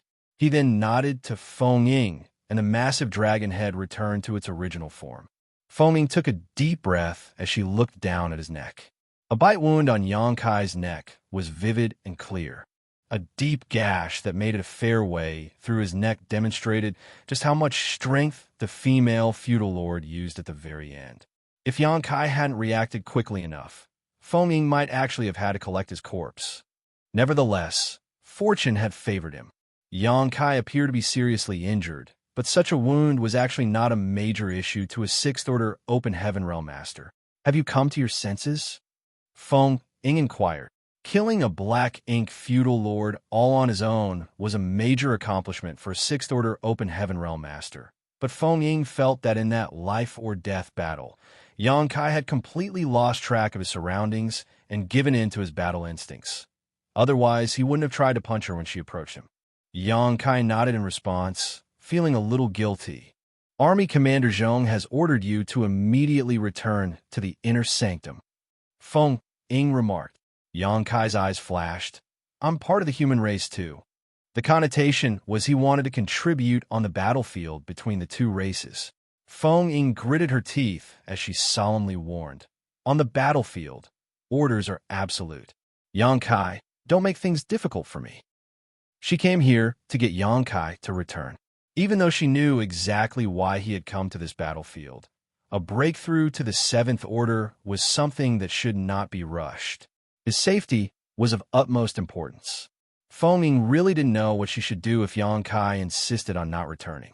She couldn't force him to obey, could she? Marshal Ant, I'm not officially a member of Blue Sky Pass, so the Army Commander's orders can't restrain me. Yang Kai grinned. When she heard those words, Feng Ying was taken aback. Yang Kai was indeed not registered in Blue Sky Pass. Although he had been there for some time, with the ongoing war and the vital role he had to play, there was simply no time for Yang Kai to officially register himself, let alone be assigned a position in one of the armies. Feng Ying couldn't argue either if he insisted on using this reasoning. In a daze, Yang Kai dashed away, heading straight towards the Seventh Order Open Heaven Realm Masters and Black Ink Clan feudal lords who were still battling it out nearby. Feng Ying hurriedly chased after him, advising him bitterly as she traveled side by side with him. Yang Kai, consider the big picture. I'm just a Sixth Order junior. I don't know what big picture you're talking about. All I know is that the Black Ink Clan is here, and that agitates me, Yang Kai replied nonchalantly. As the words fell, the pair had already closed in on a Black Ink feudal lord. This feudal lord, along with another comrade, was originally fighting the old man, but he was now diverted away by Yang Kai, which immediately eased the pressure on the elderly man. Seeing how stubborn Yang Kai was acting, and realizing that this chaotic battlefield was not a suitable place to convince him, Feng Ying clenched her teeth, drew her fingers across her blade, and shouted, "Myriad Swords Dragon!" With a loud clatter, thousands of sword waves emerged behind her. These sword waves were so dense that they were practically solid, with sharp sword chi emanating from them. The sword waves quickly gathered towards her, forming the body of a 1,000-meter-long sword dragon. As for Feng Ying herself, she was perfectly hidden inside the head of the sword dragon. The dragon roared, and it shot directly towards the direction of Yang Kai and the feudal lord. When he saw this, the feudal lord, who was fighting against Yang Kai, became pale with fright. The Black Ink Clan was well-versed in their enemy's tactics and abilities, so, at a glance, he recognized the Myriad Swords Dragon as a human master's divine manifestation. How would he have the audacity to take it head-on? Immediately, he tried to flee, but how could Yang Kai allow that? Immediately, space principles flared and shackled the feudal lord in place. Frozen for an instant, the feudal lord watched helplessly as the sword dragon opened its terrifying maw and devoured him in one gulp. Yang Kai was also devoured by the sword dragon along with the feudal lord, as he was just too close for Feng Ying's attack to succeed without avoiding him. Not that she planned to either.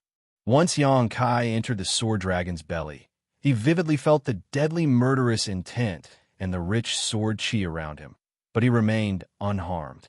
On the contrary, the feudal lord, who had been devoured by Feng Ying's sword dragon too, cried out ceaselessly as his body was viscously cut to pieces.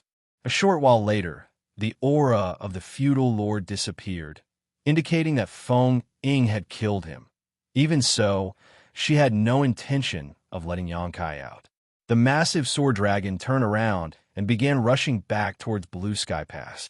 If Xianxia refused to return to Blue Sky Pass, she would just capture him and bring him back herself. However, just as she turned to leave, Feng Ying's expression changed. This was because Xianxia was thrashing around inside the sword dragon's belly, attempting to break free. Xianxia was rapidly covered in wounds despite Feng Ying's best efforts to restrict her sword qi. He clearly has no intention of compromising. His relentless efforts proved how he would not stop until he escaped or she allowed him to leave. Feng Ying felt like stomping her foot in frustration. Of course, she could lock Xianxia in the sword dragon, but doing so would only result in a lose-lose situation. After some thought, the myriad swords dragon opened an exit, and Xianxia emerged outside in an instant. Smelly brat. What do you think you're doing? Feng Ying raged. We collaborated quite well just now. How about we join forces to kill some enemies? Grinned Xianxia as blood dripped from his wounds. You want to join forces with me? I have the power to restrict the enemy's movements, and you have the power to eliminate them. We complement each other perfectly. Feng Ying's thoughts shifted as she looked at him from top to bottom. Is that your only intention? Xianxia replied nonchalantly. You're here already. What other intentions can I have? Seeing his sincerity, Feng Ying nodded slightly. I hope that's the case. Forcing Xianxia to return was basically impossible, so she would have no other option but to guard him since he insisted on staying on the battlefield. Rather than just being by his side guarding him, though, it was preferable to work with him to eliminate some enemies. As Xianxia stated, the restrictive abilities of space principles was extremely useful, and the power of the myriad sword dragon was overwhelming. With the two of them joining forces, only a territory lord would be able to stop them. Of course, Feng Ying also had made other considerations before agreeing to Xianxia. Seeing how Xianxia was acting, he seemed to have given up on his original purpose of coming to the Black Ink battlefield. The purpose of sneaking out was undoubtedly to grasp the opportunity to break through while treading the fine line between life and death. However, the atmosphere of the battlefield had influenced him, causing him to fully immerse himself in it, seeking the blood of the enemy wholeheartedly. This caused him to change his priorities. Thinking about it logically, Feng Ying felt that agreeing with Xianxia to join forces was her best option, as it would allow her to guard him as closely as possible. However, if this was done, Xianxia's chance to advance to the Seventh Order by risking his life in battle would be lost. It was impossible to put Xianxia in danger with her protection unless a territory lord came after them. But all the territory lords were tied up dealing with the Eighth Order Masters. That was why Xianxia said that he had no other intentions now that the situation had reached this point. There was no way to carry out his initial goal, even if he wanted to. With a Seventh Order Master like Feng Ying constantly protecting him, there would be no chance for him to experience any near-death situations. The instant Feng Ying nodded, Xianxia bolted and stood atop the sword dragon's head. The sword dragon shook its head and flicked its tail, crashing into the nearby Black Ink clan army. Wherever it passed, a rain of chaos descended. The pair had a clear target, the Black Ink feudal lords. The other Black Ink clansmen they killed along the way were nothing more than a bonus. A moment later, the sword dragon dashed to the vicinity of the nearby warship, which was currently under siege by two feudal lords. Thankfully, the warship was a carefully refined artifact, so its protective shields were very powerful. Not to mention, there were many human masters on board, so even if they were besieged by two feudal lords, they could deal with them for some time and even spare some attention to thin out the surrounding Black Ink clansmen. Martial Peak, Chapter 4972, Deception. Before the sword dragon could reach them, the two feudal lords had already noticed it, so one of the massive feudal lords came forward, attempting to intercept it. He moved swiftly, but all of a sudden, a figure mysteriously appeared in front of his eyes and obstructed his path. While the feudal lord was slightly taken aback, Xianxia had already taken action, using space principles to lock the surrounding space. As soon as the feudal lord's huge figure froze, the sword dragon opened its terrifying maw and devoured him, killing him soon after. Elsewhere, the defense lines of the three eastern, southern, and northern armies shrank as they retreated towards Blue Sky Pass under the onslaught of the Black Ink Clan army. This couldn't be helped. Originally, the three armies were still holding their ground and even had some small advantages over the Black Ink Clan. However, Xianxia had to put down his dignity and ask for assistance from the other three armies to bring Yang Kai, who snuck out of Blue Sky Pass, back. The three army commanders, Ding Yao, Liang Yulong, and Shun Tu Mao, knew the importance of Yang Kai, so without hesitation, they sent a portion of their armies to assist. Thus, the three armies could now only switch to a defensive stance, or their lines would collapse. After the division of the armies, the defending Open Heaven Masters became immensely agitated. The majority were unaware of what had occurred. They simply knew there were fewer allies on their side, and they had to pull back in order to withstand the Black Ink Clan's vicious assault. But this kind of deployment couldn't last for long, as the defense lines were at risk of being breached. Once that happened, the Black Ink Clan army would be able to directly assault Blue Sky Pass. Though it would still be hard to conquer the Great Pass, casualties would be unavoidable. And if that happened, the foundation of the entire human race's position would be in danger. The three army commanders' expressions darkened. Inside, they were cursing Yang Kai for being so reckless and willful. This battlefield was not a place where one could simply act as they wished. If they managed to bring him back to the inner sanctum afterwards, they would strictly monitor him to ensure he never snuck out to the battlefield again. Approximately 30% of the three armies immediately retreated back to Blue Sky Pass and gathered in the central square. Then, they quickly raced to the Western Army's defense line. Some 7,000 Open Heaven Realm Masters drew their artifacts and began their attack on the Black Ink Clan. In an instant, the Black Ink Clan was overwhelmed. On the Western Front, the Black Ink Clan was initially on par with the Western Army.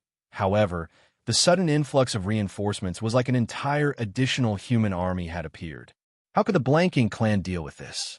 One after another, feudal lords were killed, and even some territory lords began to falter.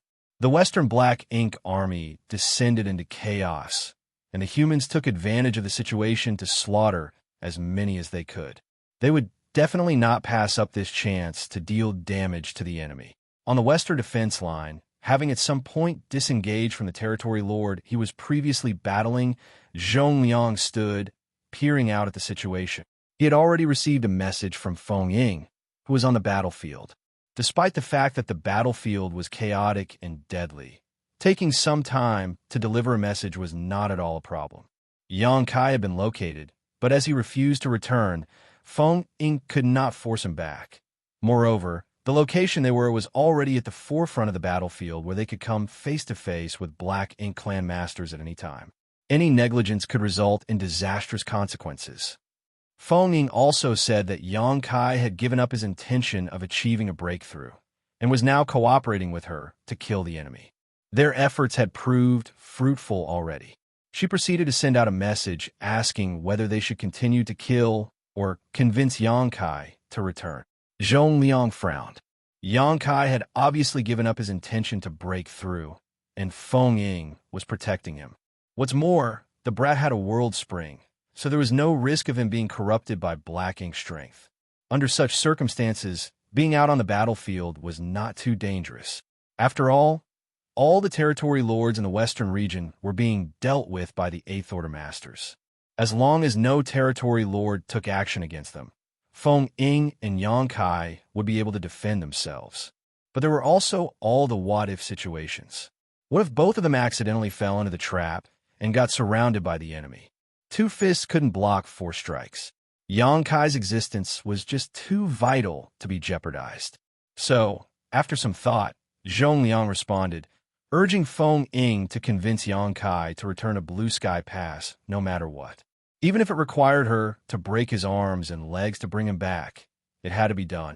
Feng Ying replied less than an incense stick later, stating that persuasion failed. Yang Kai insisted on remaining on the battlefield to contribute and indicated that if Feng Ying forced him, he would immediately escape from her sight, which Yang Kai had proven he was capable of by using space principles right in front of her. Feng Ying continued to report that although she was definitely stronger than him, if he really had the intention of escaping, she couldn't stop him. That little bastard, Zhong Liang cursed. This brat is too stubborn. Does he not know how important he is? He couldn't be persuaded to return, so all they could do was force the battle to end as quickly as possible, so Yangkai would have no choice but to withdraw. Zhong Liang immediately sent orders to the division commanders to fight harder and either kill the territory lords or force them to retreat. It was only by doing this that the battle would end and Yangkai would be forced to return, even if he didn't want to. The current force on the western side was nearly equal to 2 full armies, which proved too much for the Black Ink clan. With every breath, large numbers of Black Ink clansmen were slaughtered, and the sounds of masters dying emerged one after the other on the battlefield. After half a day, the Western Black Ink army had been forced back almost 100,000 kilometers. The human masters were constantly pressuring them and continuing to slaughter them mercilessly. Suddenly, Zhong Liang's female adjutant approached, cupped her fist, and said, "Sir, speak." Zhong Liang had been studying the flow of the battle and estimated it would only take another half a day to clear the Western Army's front. By that time, he could call it a day and withdraw the army. The other 3 armies have urged us to act quickly and return their manpower, as they are on the verge of being defeated. Zhong Liang turned his head in shock and asked so quickly. He had borrowed troops from the 3 armies and knew that such an action would have consequences. After all, the 4 sides of Blue Sky Pass were only holding fast rather than advancing before now. Withdrawing 30% of the eastern, southern, and northern armies would undoubtedly put a heavy strain on them. While the Western Army had an overwhelming advantage, the other 3 armies would have to pay a steep price. However, Zhong Liang didn't expect the situation to become so bad so quickly. He believed it would be a simple matter for the 3 other armies to maintain their lines for a couple of days at least.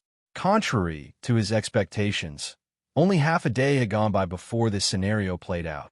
The adjutant then replied, "The Black Ink clan have seemingly gone mad. They are ignoring the costs and assaulting the 3 armies without regard for their casualties." Zhong Liang's brow furrowed. The Black Ink clan was acting unusual, but he couldn't figure out why. So he didn't think too hard before he ordered, "Send them this message. Tell them to hold for half a day more no matter what. After that, I will go there in person to assist them." The adjutant nodded and quickly carried out her orders. On the northern, southern, and eastern defense lines, Ding Yao, Liang Yulong, and Shun 2Mo received Zhong Liang's reply. The first thing they did was curse Zhong Liang for not supervising Yangkai properly and allowing this mess to happen in the first place. But immediately after, they reorganized their lines to assume a complete defensive posture, ceasing all attempts to counterattack the enemy. The army commanders even set out personally to battle against the territory lords in order to buy more time for the Western Army. The fact that the 3 army commanders battled in person was inspiring to the human masters, and the Black Ink clan army's reckless assault also resulted in many casualties on their side. It was not long before the Black Ink army began losing momentum after suffering so many losses, but they still refused to withdraw for some reason. On the Western Army's defense line, the Black Ink clan army had retreated repeatedly, now having been pushed back almost 200,000 kilometers. The void along the way was littered with Black Ink clan corpses, showing the heavy losses they had taken in this battle. 2 hours later, as the Western Army was cutting into the rear lines of the Black Ink clan army, a peculiar situation arose on the Eastern Front. The Black Ink clan army, which had been almost suicidally attacking the Eastern Army's defenses, suddenly came to a halt for some reason, and after a brief rally, turned around and flew off. The Eastern Army commander, Ding Yao, standing in the void, gawked in shock at the scene. He had no idea why the Black Ink clan army withdrew all of a sudden. An adjutant standing nearby cheered, "Army commander, the Black Ink clan is retreating."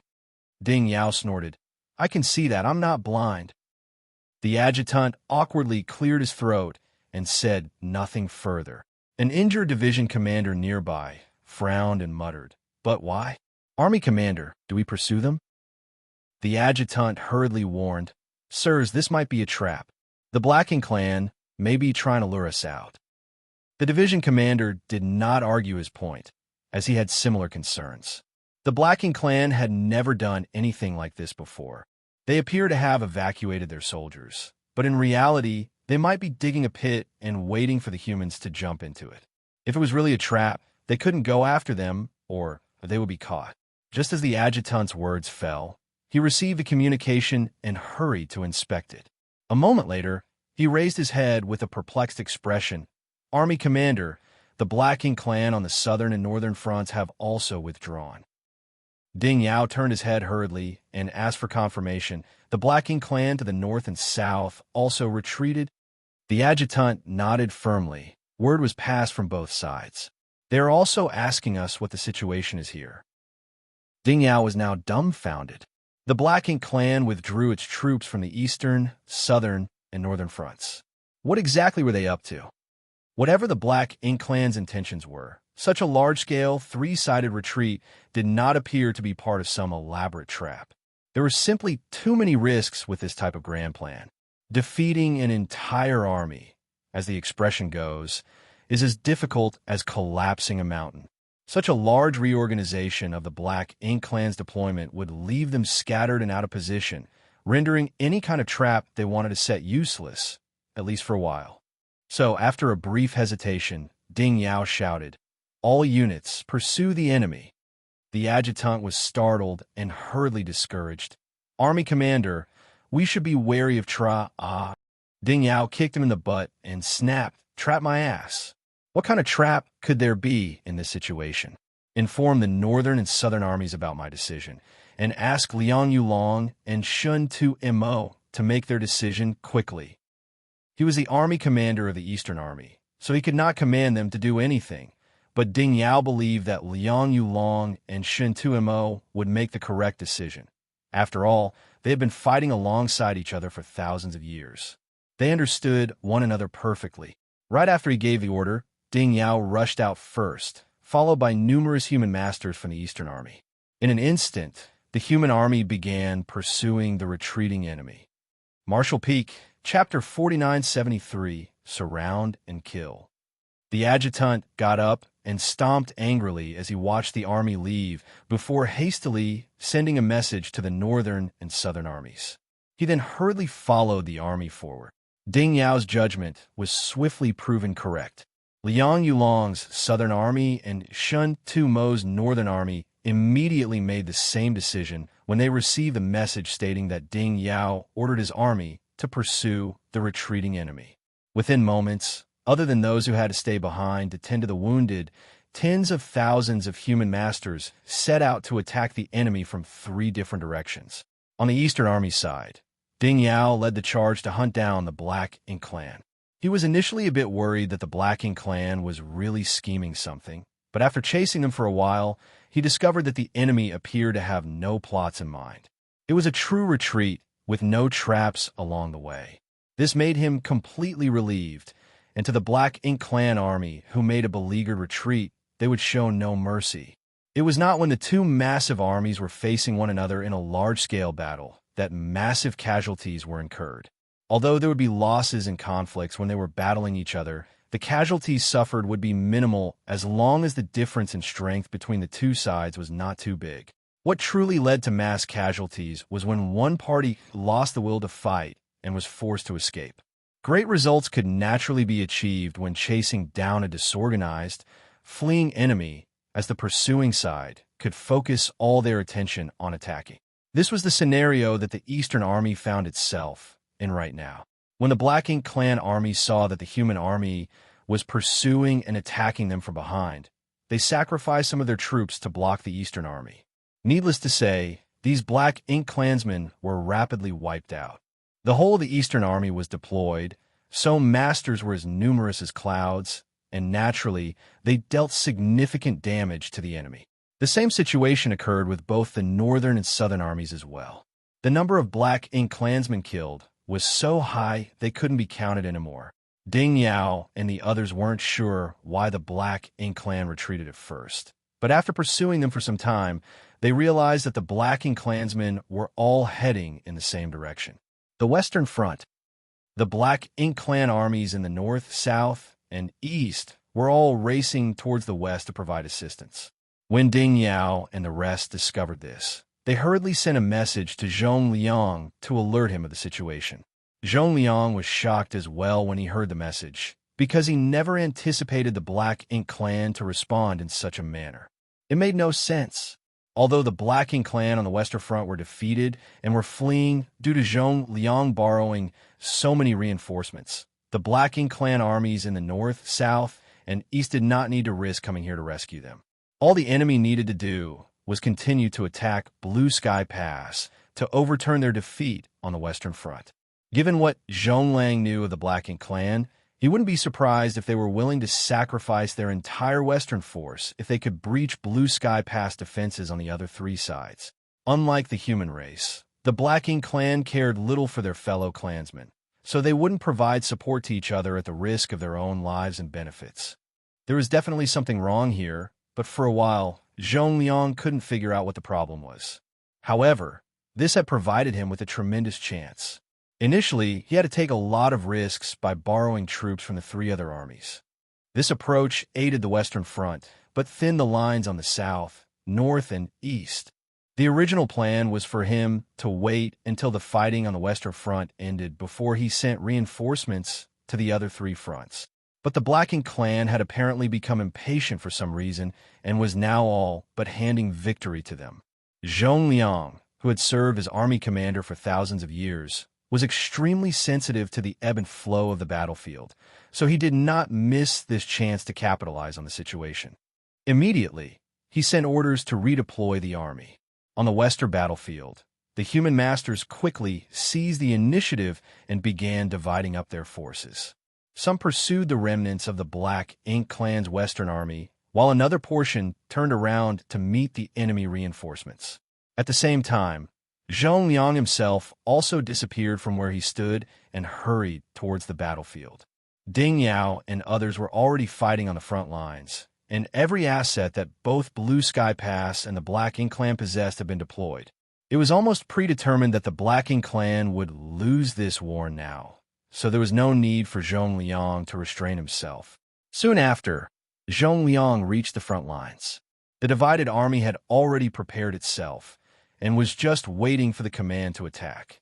When they saw the army commander arrive, their gazes sharpened and they readied themselves to charge. When the division commanders came to inquire about the situation, Zhong Liang did not hold anything back and informed them of the changes on the other three fronts, drawing happy cheers from all around. They understood the situation just as well as Zhong Liang did. They all recognized that the Black Ink Clan had made a huge blunder this time. "Here they come," one of the division commanders said soon after.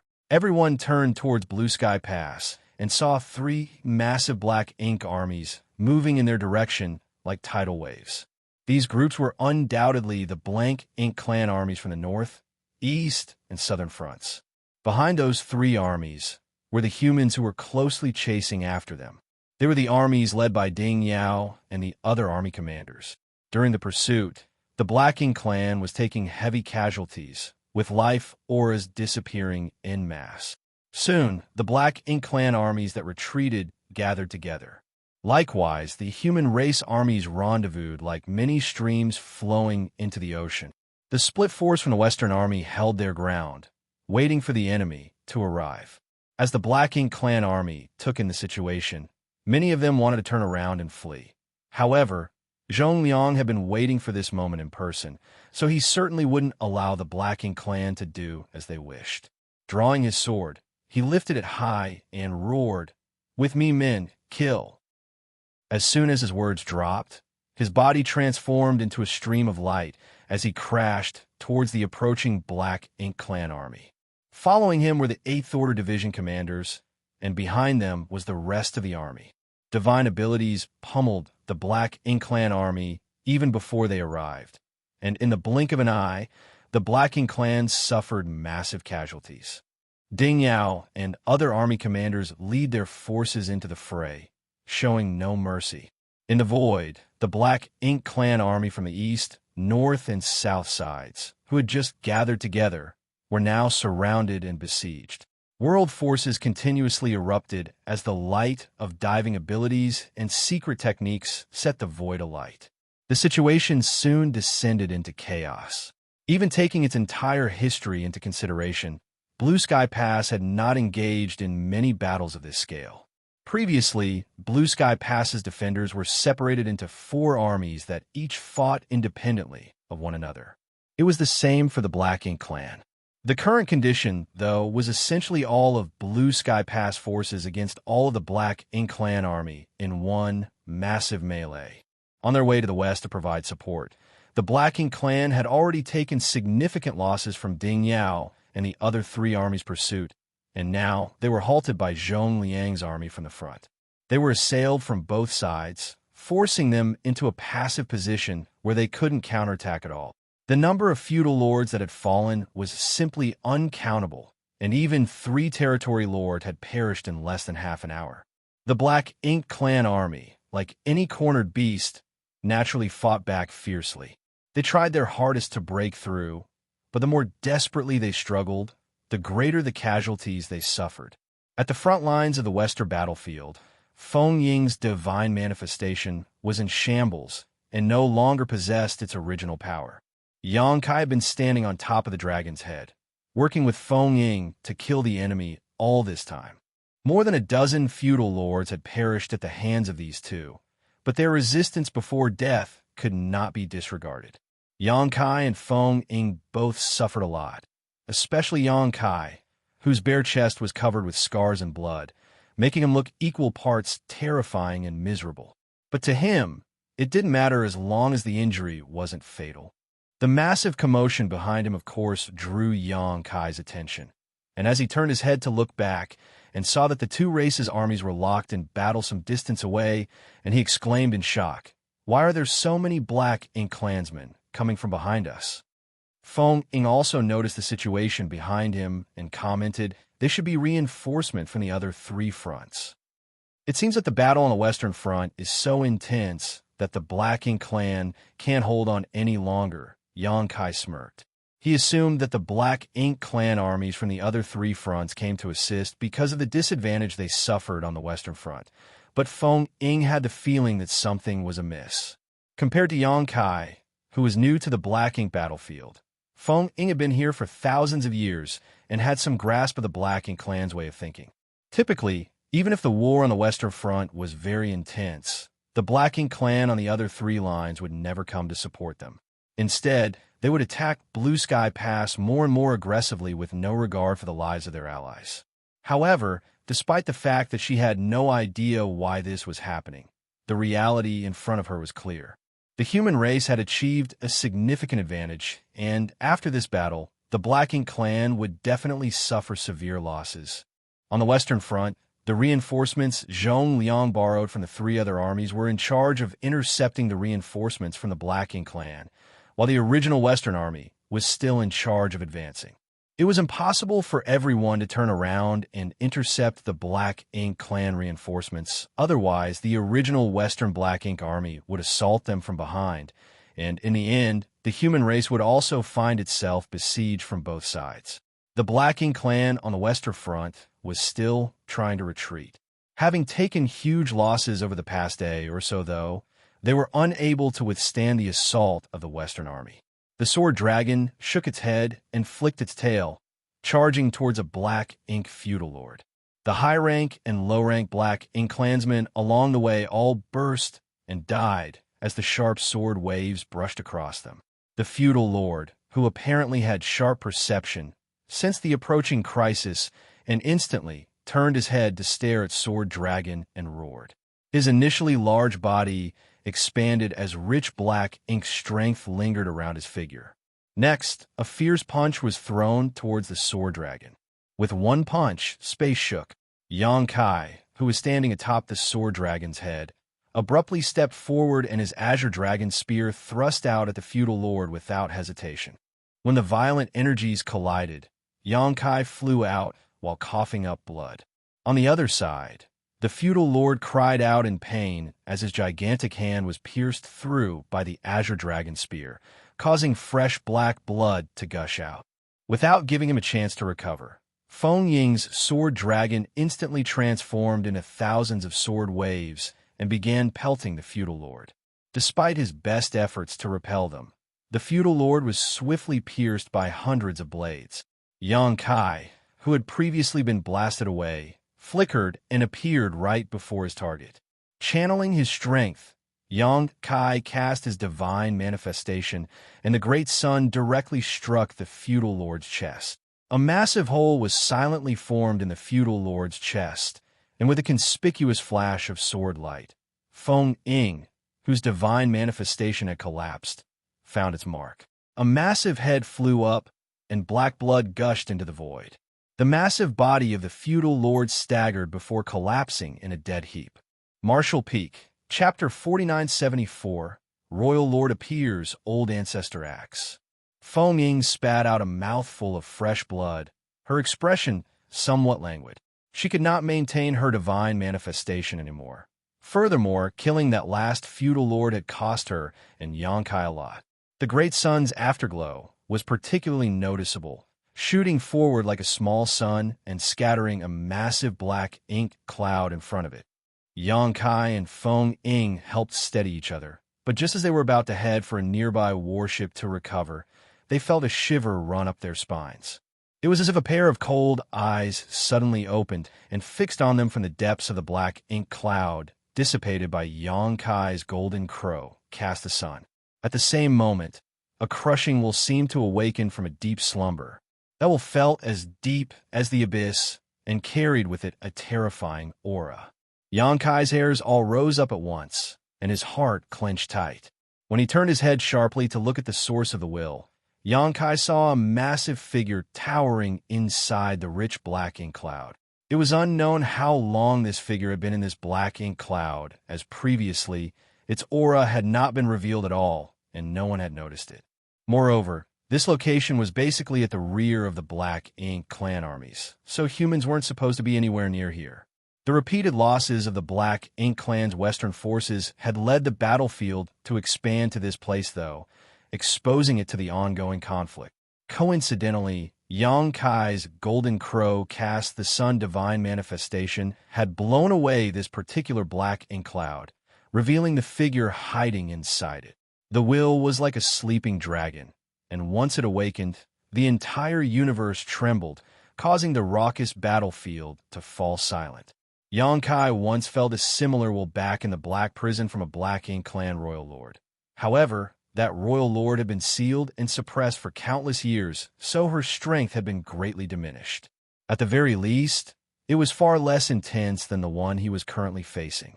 What he felt right now was orders of magnitude more imposing than back in black territory. The royal lord, Feng Ying cried out, her already pale face draining of all remaining color. A Black Ink royal lord was a master on par with a Ninth Order Open Heaven Realm master. On the Black Ink battlefield, only an old ancestor was worthy to be the opponent of a royal lord. Previously, Blue Sky Pass Old Ancestor had led the human army to attack Black Ink clan's domain, destroying several of their spirit provinces and a number of Black Ink nests. This action enraged the royal lord responsible for this region, so he swiftly marshaled his forces to counterattack, resulting in this current war. As far as Yang Kai knew, Blue Sky Pass Old Ancestors had already fought with the local royal lord, but neither was able to gain an advantage over the other. Both suffered serious injuries, and ever since that battle, the old ancestor had remained in the inner sanctum to recover. Meanwhile, the royal lord was nowhere to be seen. Zhongliang also stated that the side whose leader recovered first would gain control over the current battle, heavily tipping the scales in their side's favor. The human race assumed that the royal lord had chosen a safe location far from the battlefield to rest and recover.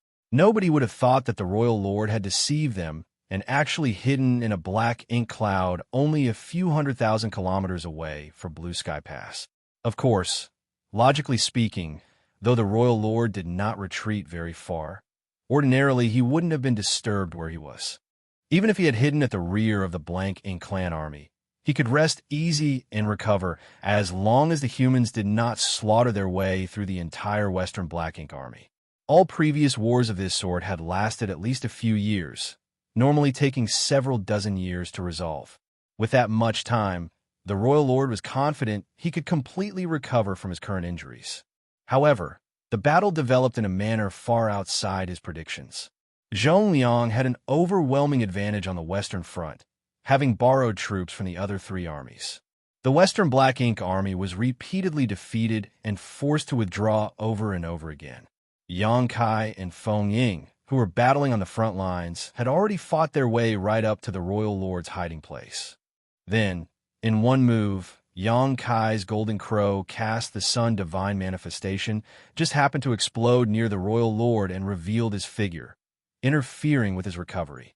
This situation resulted from a series of accidents and coincidences, startling both the humans and the Black Ink clan. When the royal lord awakened, his pressure instantly filled the battlefield, and the continual slaughtering came to an abrupt halt. Whether it was the humans or the Black Ink clansmen, they all fell into a stupor for a brief moment. Ding Yao, Liang Yulong, Zhong Liang, Shun Tuomo, and all the other Eighth Order masters acutely felt the aura of the royal lord. Turning to look at the source of the aura, their expressions became grim. The royal lord, whose location was a complete mystery to them, was actually on the western battlefield. They had previously tried hard to locate him to gain a tactical advantage, but now he had just been revealed by accident. They had also considered where the royal lord would hide to heal his wounds after being injured by the old ancestor. But the void was vast, so the royal lord simply needed to choose a secure place some distance away, and the human race would never be able to find him. Who knew that all this time he was so close? The rich Black Ink cloud had obscured his figure and aura, and the Black Ink clan army station nearby gave him the best protection. Not to mention the Eighth Order Open Heaven Realm Masters. Even the old ancestors wouldn't have thought that the royal lord would do such a thing. Zhong Liang instantly felt enlightened, as the questions he had been harboring since learning about the withdrawal of the Black Ink clan from the other three fronts were resolved. He now knew why the Black Ink clan armies, which clearly had the upper hand on the other three fronts, abruptly withdrew and began rushing to the west. This was clearly for protection. The humans and most of the Black Ink clan had no idea where the royal lord was hiding, but the top territory lords would definitely be aware of this information. The Black Ink army on the western front was being pushed back as the humans were pressing their advantage, forcing them to retreat again and again. Once the human army invaded the area where the royal lord was healing, the royal lord would undoubtedly be exposed. This could not be allowed. So, as a last resort, even though they had the upper hand on the other three fronts, they had to retreat to provide assistance. As a result, they surrendered their advantage and switched from offense to defense. Ding Yao and others also reacted quickly, leading their armies to pursue and kill, inflicting huge casualties to the Black Ink clan armies. Zhong Liang couldn't help but laugh wildly as he comprehended everything. There were numerous twists in this battle that threw them off guard, but overall, the current scenario was extremely favorable to the human race.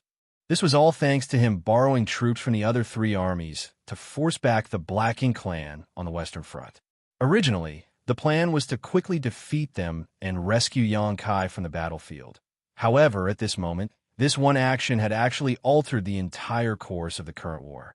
In the next moment, Zhong Liang's heart sank and his face turned black when he remembered Yang Kai.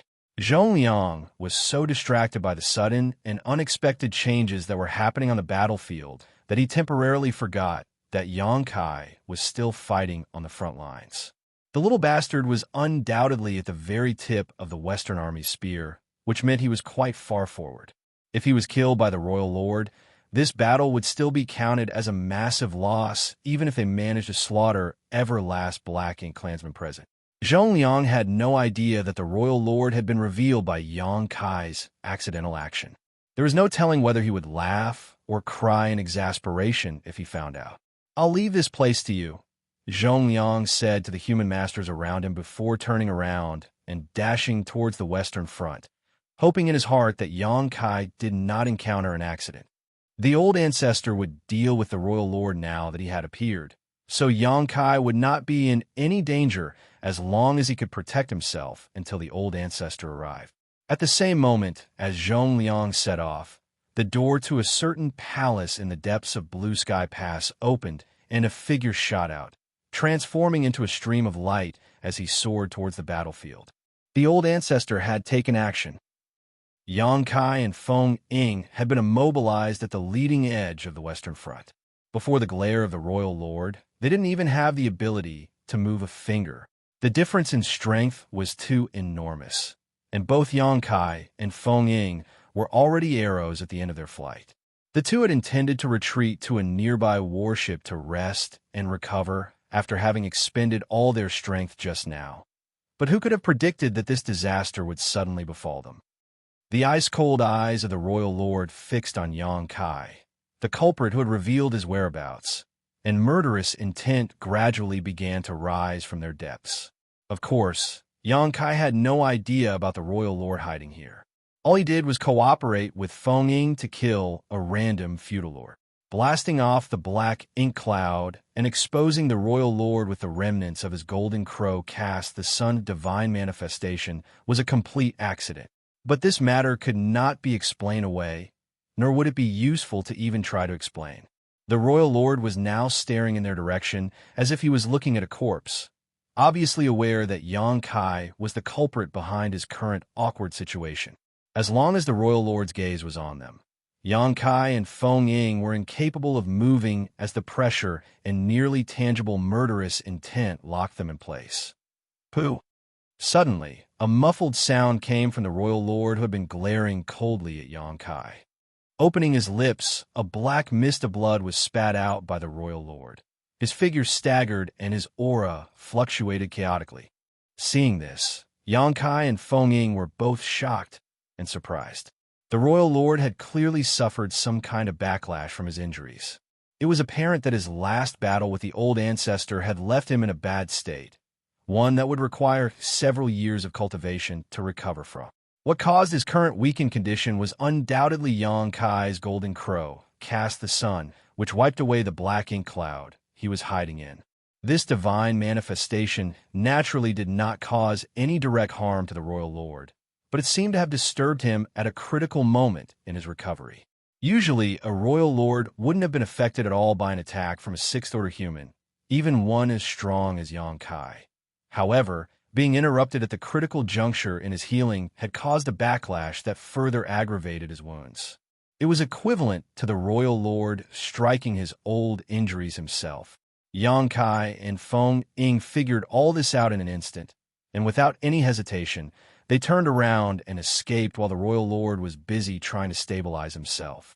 They couldn't deal with an enemy like this, especially when the two of them didn't have much strength left. If they didn't run, they would undoubtedly die. To escape faster, Yang Kai even employed space principles, trying to carry Feng Ying away with him using instantaneous movement. In the blink of an eye, the pair was able to flee several thousand kilometers. However, how could the royal lord allow the ant who disturbed him to flee after the shame he had experienced? The royal lord's will flared with murderous intent, and the surrounding space instantly solidified, disturbing Yang Kai's space principles and freezing him in place once more. Chills shot up their spines as the aura of death descended upon them. Martial Peak, Chapter 4975, Survive. Yang Kai had encountered several life-or-death crises since he first began treading the martial Tao, and during the Human-Demon War in the Star Boundary, his body was totally destroyed by Emo-Sheng. It was only thanks to the soul-warming lotus protecting his soul that Yang Kai had managed to survive that disaster and resurrect himself with the help of the immortal tree. That was unquestionably the most dangerous battle he had ever fought. Still, although that battle was extremely dangerous, he never lost hope.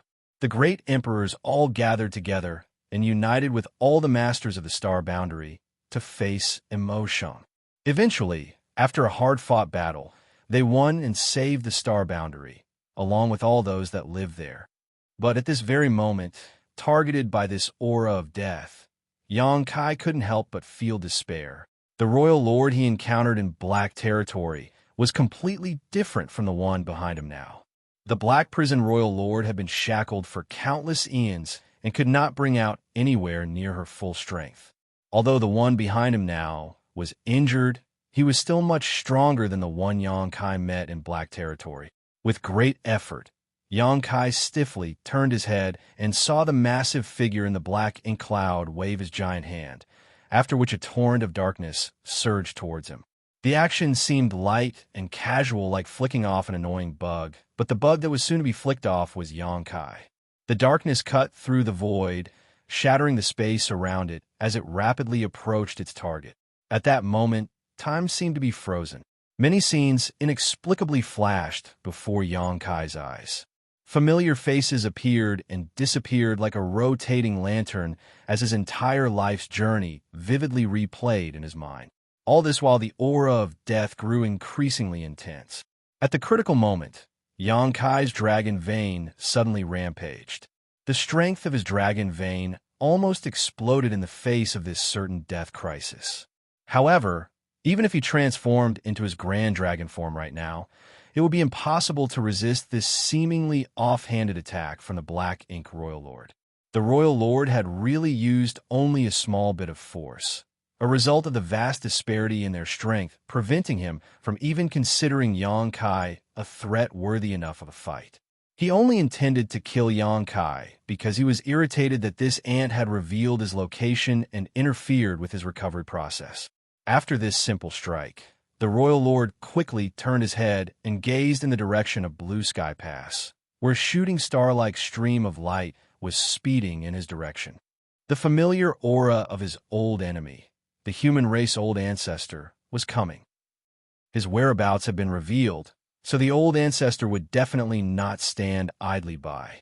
Facing this human race old ancestor, the Royal Lord naturally felt some anxiety, and he could not spare any energy or attention to anything else. So naturally, the irritating human bug he had just swatted had long since left his thoughts. Kacha!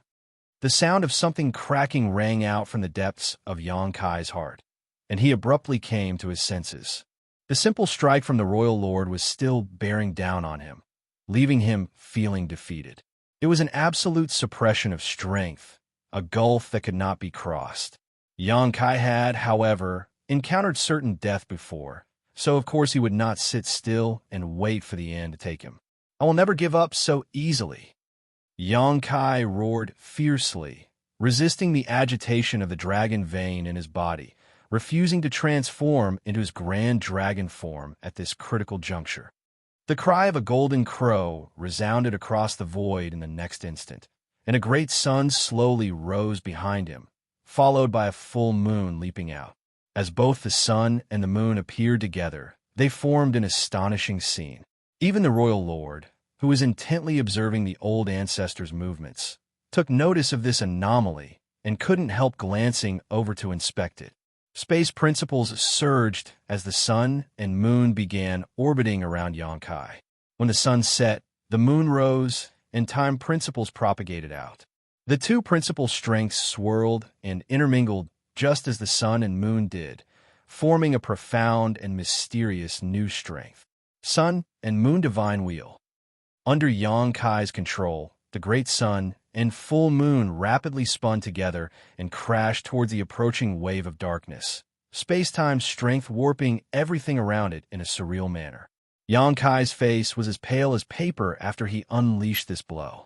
He was already an arrow at the end of its flight, but now he had forced out his greatest trump card, draining almost all the world force left in his small universe. He was now truly out of strength. Yangkai had no clue whether he could withstand the Royal Lord's attack, but he had already given everything he had. Even under the Royal Lord's pressure, he refused to back down and resolved to fight back. There was no other Sixth Order Master who could claim to have ever accomplished such a feat. Now life or death was entirely up to fate. Seemingly inspired by Yangkai, Feng Ying, who was shivering under the Royal Lord's might, let out a fierce cry as well and aggressively mobilized all the strength she had left. 10,000 swords appeared before rapidly condensing into a small sword dragon only a couple dozen meters long that wrapped around Yangkai and herself. While on the verge of blacking out, Yangkai was wrapped in the sword dragon. He could not see the scene in front of him, nor hear any noise. Only the screeching of swords rang in his ears. In the next instant, a violent surge of energy erupted, forming an unstoppable shockwave that burst out in all directions. Tumbling uncontrollably, Yongkai clearly felt the sword dragon wrapped around him breaking apart as a result of the impact of the shockwave. Just the fallout had such a violent impact, so it was easy to imagine just how they would have fared if they had been struck directly by the Royal Lord's attack. Feng Ying coughed up blood repeatedly. When her myriad swords dragon, her divine manifestation, was damaged, she naturally suffered along with it. Moments later, the myriad swords dragon completely shattered, revealing the two figures hidden inside. The aftermath was still rampaging, and fresh blood from both Yongkai and Feng Ying violently gushed from their wounds. They both felt as though they were fallen leaves caught in a raging storm, at risk of being ripped to pieces at any moment. Even at this point, though, Feng Ying was still tightly gripping Yongkai's arm, keeping him from separating from her. As Zhong Liang approached from behind, he happened to see the collision of the wave of darkness with the sun and moon divine wheel from afar. To one party, it was simply a casual strike, while to the other, it was everything they could muster.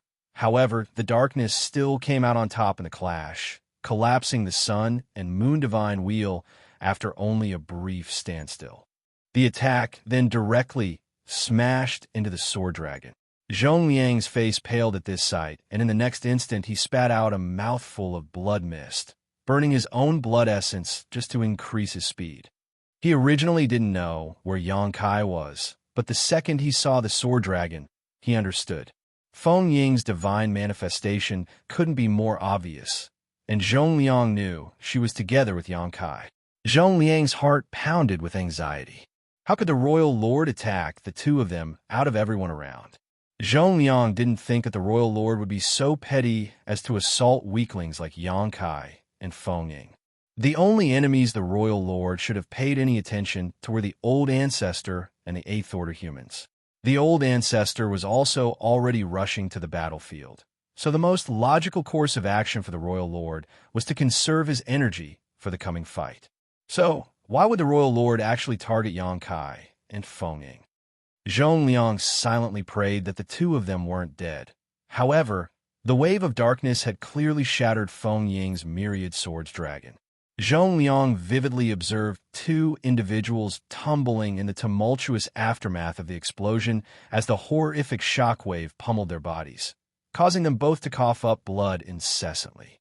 Zhong Liang's speed increased dramatically when he burnt his blood essence, and he arrived at where Yongkai and Feng Ying were after just 3 breaths of time. With his blade drawn, he slashed forward and cut through the remnant shockwave. He wasn't weak. After all, he was an 8-order open heaven realm master and the Western Army commander.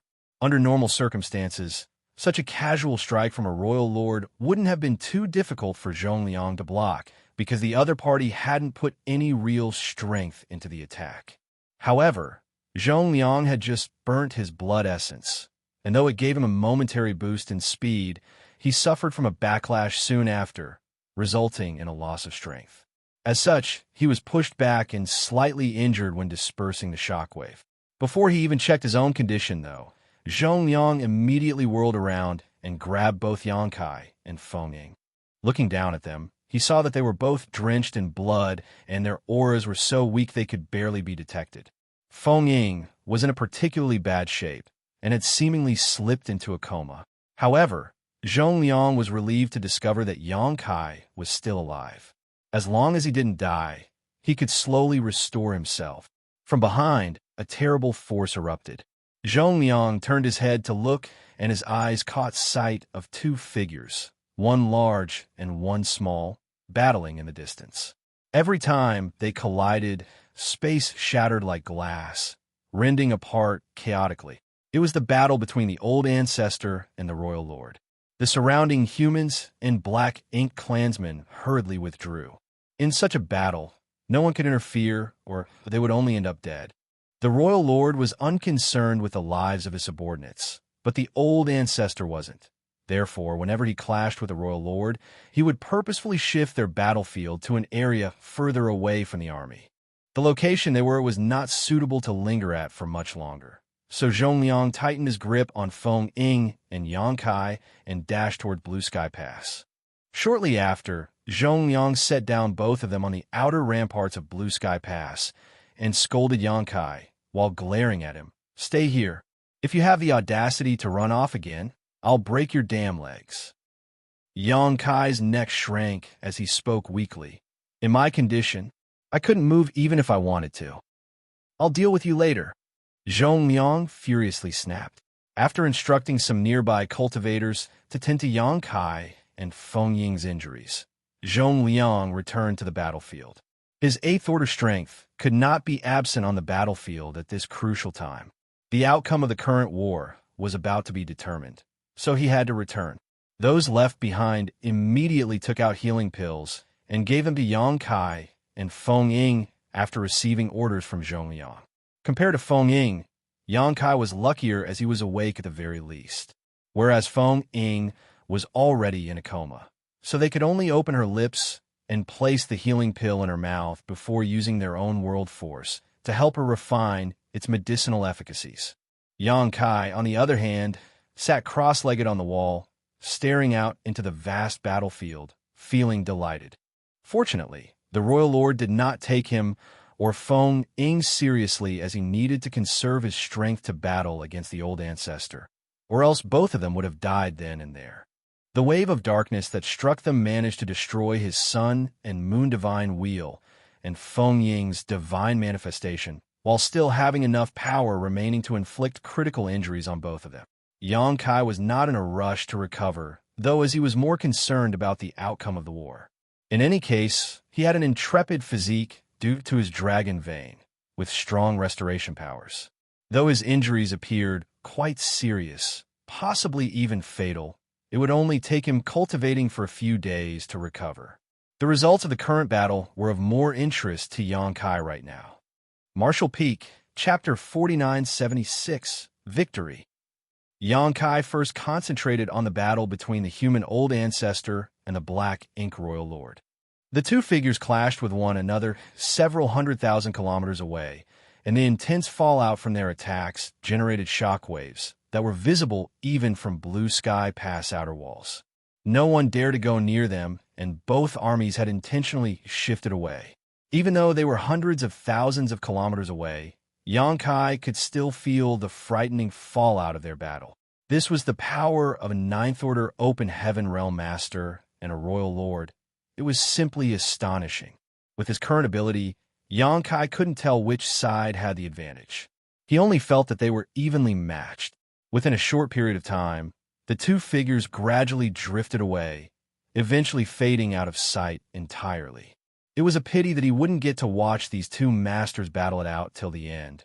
Nonetheless, Yang Kai could tell for what just happened that the Old Ancestor had the upper hand. After all, only when the Old Ancestor had the upper hand would their battlefield be brought far away to avoid involving others.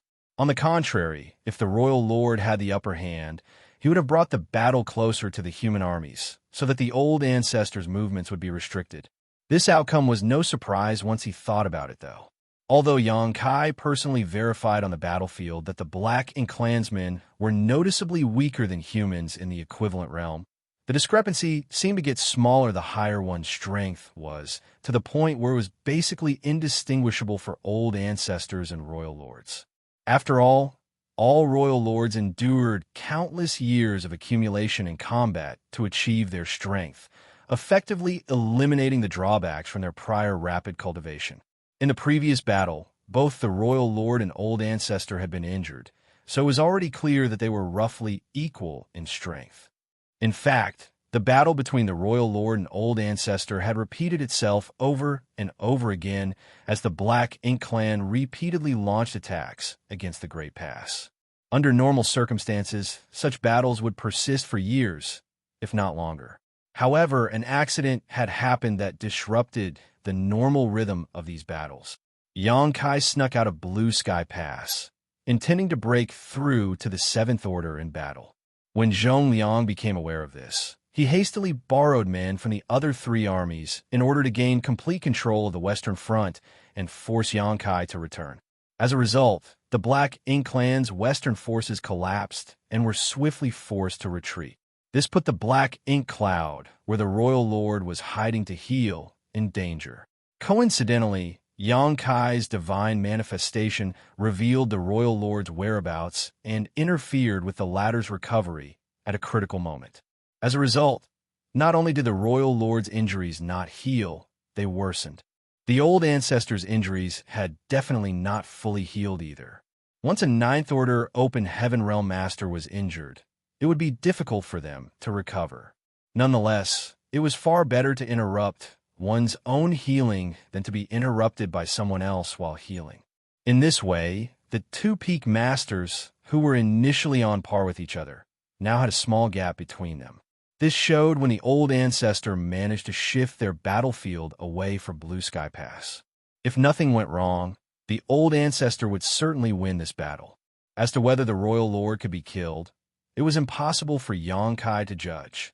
When the battle between the strongest masters left his range of perception, Xianxia shifted his gaze to the wider battlefield. The situation here was even more lopsided. The Black Ink Clan had essentially given up trying to hold their group and were in full retreat. As a result, casualties continued to pile up on the Black Ink Clan side as the human armies pursued them relentlessly, creating a one-sided slaughter. Although the battle was not finished, victory had essentially been decided. Xianxia had been on the front lines of the Western Front for a day or so now. Thus, he had no idea what was going on in the northern, southern, and eastern fronts. He had no idea that his revelation of the Royal Lord's location had forced the Black Ink Clan to abandon their advantage on the other three battlefields to provide assistance, resulting in them being pursued by Ding Yao's, Liang Yulong's, and Shen Tumo's armies. In this process, the Black Ink Army suffered huge losses, laying the groundwork for Blue Sky Pass victory. The injured human cultivators constantly returned to the inner sanctum, carrying news from the front lines. Within one day, the Black Ink Clan army had been forced to retreat 300,000 kilometers, and this increased to 1 million kilometers by the end of the next day. Yet the human armies continued to pursue and destroy them. It wasn't until the third day of pursuit that the human armies disengaged and returned from battle. The Black Ink Army had suffered nearly 50% casualties in this battle, so it was not an exaggeration to say their foundation had been severely damaged.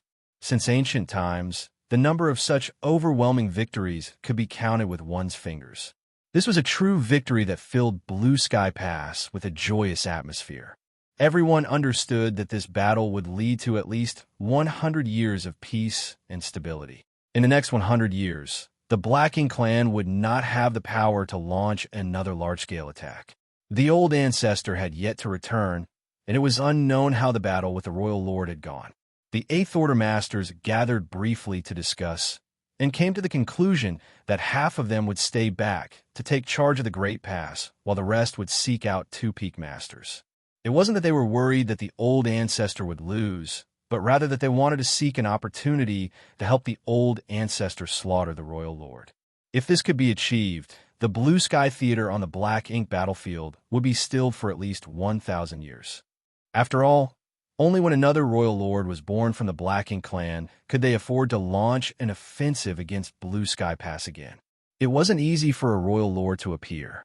Similar to Ninth Order old ancestors, it would be 1,000 to several thousand years between the appearance of such a master. Both Royal Lords and Ninth Order Open Heaven Realm Masters were the strongest of both races. A few days later, the old ancestor returned, accompanied by the Eighth Order Masters who had gone to assist him. Most were unaware of the outcome of the battle between the two strongest masters. However, with a deliberate announcement, everyone quickly learned the truth. The Black Ink Royal Lord was seriously wounded by the old ancestor and had fled to the depths of the Black Ink Clan's territory, where he would not be able to completely recover for at least 100 years. When the news broke, Blue Sky Pass celebrated. This was not the best result, but it was still quite welcome. Everyone knew that a Royal Lord could not be killed so easily. There had never been such a fierce battle in the Blue Sky Pass. During all previous battles, it took a long period of time to gradually wear down the Black Ink Clan until they were forced to retreat. This process might take a few years, a few dozen years, or perhaps even 100 years, but this time it only took them half a year, and the Black Ink clan army did not voluntarily retreat, but were forced to. The masters of Blue Sky Pass were all complimenting the wisdom and heroism of the four army commanders, especially Western Army Commander Zhongliang, who received compliments like snow falling from the sky. If he hadn't borrowed men from the three other fronts to sweep clean the Western Front, it wouldn't have been possible to expose the royal lord's whereabouts and ensure their great victory. In the eyes of those who were unaware of what actually happened, they thought that Zhong Liang's decision was a brilliant tactical move, gathering troops on the Western Front and forcing the Black Ink clan to abandon the other three fronts to provide reinforcements, giving Ding Yao and the rest a chance to pursue them from behind. There were also rumors in the inner sanctum that Zhong Liang had long predicted that the royal lord was hiding somewhere on the Western Front to recover, which was why such a decision was made. Receiving this flurry of compliments and praise, Zhong Liang's face flushed brighter each day. Others assumed that he was in high spirits, but those who knew what actually happened understood that he was just embarrassed. Talk of brilliant strategy and decisive commands were all just crap. If Zhong Liang really had such ability, he would have already led the whole army to destroy the Black Ink clan once and for all. But Zhong Liang could not explain to them, so he had to endure these compliments which caused his cheeks to burn every single day. After the battle, Blue Sky Pass could not rest though. There was a lot to do, including cleaning the battlefield. Due to the deaths of so many Black Ink clansmen, innumerable Black Ink clouds of all shapes and sizes had appeared all over the battlefield. Those had to be cleaned up, or they would have difficulty moving about. In addition, the clouds would serve as a cover for the Black Ink clan army in their next attack, so they had to be dealt with. Some specialized individuals would count the casualties and record military merits. Each army commander was naturally also quite busy. Many Eighth Order Open Heaven Realm Masters assembled in the main conference hall to address a variety of issues after the war. Other than a few that were injured and needed immediate treatment, all other Eighth Order Masters were present. None of them liked to procrastinate, so they only spent half a day finishing their discussion. There is one last thing to discuss. Please share your views freely. Zhong Liang cleared his throat and said. The others turned to look at him. All of you know the reason why this battle experienced such rapid changes. Zhong Liang continued as he rubbed his nose. Of course, it was because of Brother Zhong's incredible insight and brilliant strategy, redeploying our forces so wisely to corner the enemy. Ding Yao opined enthusiastically. This Ding is truly impressed. The main credit for the victory of this battle belongs to the Western Army. The Northern, Southern, and Eastern armies were just supporting characters. The crowd burst into laughter. As the saying goes, never air your dirty laundry in public. Zhong Liang glared at Ding Yao and knocked on the table. You're not young anymore. Stop joking around. Ding Yao chuckled lightly before falling silent. Zhong Liang then continued. Whether Yang Kai caused trouble or helped gain victory in the battle, please share your views. Everyone became quiet as soon as the words were said. Blue Sky Pass was the center of a massive battlefield. It was not like the sects of the 3,000 worlds, where merits and demerits were subject to opinion. Rewards and penalties here were a military matter, so there was no room for favoritism, and strict adherence to rules and regulations was necessary to maintain discipline. Seeing that no one was talking, Zhong Liang turned to one of them and spoke. Brother Liu, Yang Kai could be considered part of Yin Yang Heaven. Please offer your opinion. Luin, who got called out, laughed wryly before replying. Brother Zhong, as you've just said, Yang Kai can be considered part of Yin Yang Cave Heaven. If I were to speak my opinion, I would definitely stand on his side. So, I don't think I should say anything. It's fine for you to speak. If you have a point, it's all right even if you take his side, Zhong Liang insisted. Seeing his persistence, Luin pondered for a while before stating. Before Yang Kai came, the corruption of Black Ink strength had always been a problem that troubled the human race. But after he came here, he easily solved it, and according to what I know, the number of people who were personally rescued by him was no less than 3,000. This action alone has preserved the life and strength of 3,000 of our Blue Sky Pass's soldiers. Is that not a tremendous merit? Everyone nodded in agreement, as this was an undeniable truth. Xianxia had treated nearly people from all four armies, from every division, and almost every battalion. Subsequently, he helped create the purifying black ink battleships together with Brother Donghua from Divine Cauldron Heaven, Fan Sun of Mo Sha Heaven, and several others. Besides that, he arranged universe arrays on each of the purifying black ink battleships and filled them with a large amount of purifying light. Which of the four armies did not receive great boons from this purifying light during the latest battle? This can also be considered a huge merit. Martial Peak, Chapter 4977, Small Punishment, Small Reward. It was not difficult to achieve merits on this black ink battlefield. However, it was difficult to gain large ones. Many might not even be able to obtain one outstanding merit throughout their life. Xianxia, on the other hand, had gained 2 large merits in less than a year after arriving at Blue Sky Pass, which was simply unprecedented. With this, even if he made any mistakes, his merits were enough to outweigh them. Lewin stated that he intended to favor Xianxia, which he did, but the favoritism was reasonable and others could not argue with it, because what he said was agreed upon by everyone present. He is just a sixth-order brat, yet he raced to the front line of the battle. Though unintended, he accidentally discovered the hiding place of the Royal Lord, which interfered with his recovery and prompted the Black Ink clan armies from the other 3 fronts to rush over as reinforcements. This provided an excellent chance for our armies to pursue and slaughter them. In addition, it also established the groundwork for the old ancestor to cause great harm to the Royal Lord. It could be said that this huge victory was all due to Xianxia. The battle Blue Sky Pass faced might not have been as easy if he hadn't snuck out. This was another huge merit. Lewin added, now, Xianxia had accomplished 3 great merits. In one war, he had gained 3 great merits. This was never heard nor seen of. When Zhongliang heard that, he chuckled. According to what Brother Liu stated, we have to reward Xianxia properly. Brother Liu, even if Xianxia is part of Inyang Cave Heaven, your favoritism is too obvious.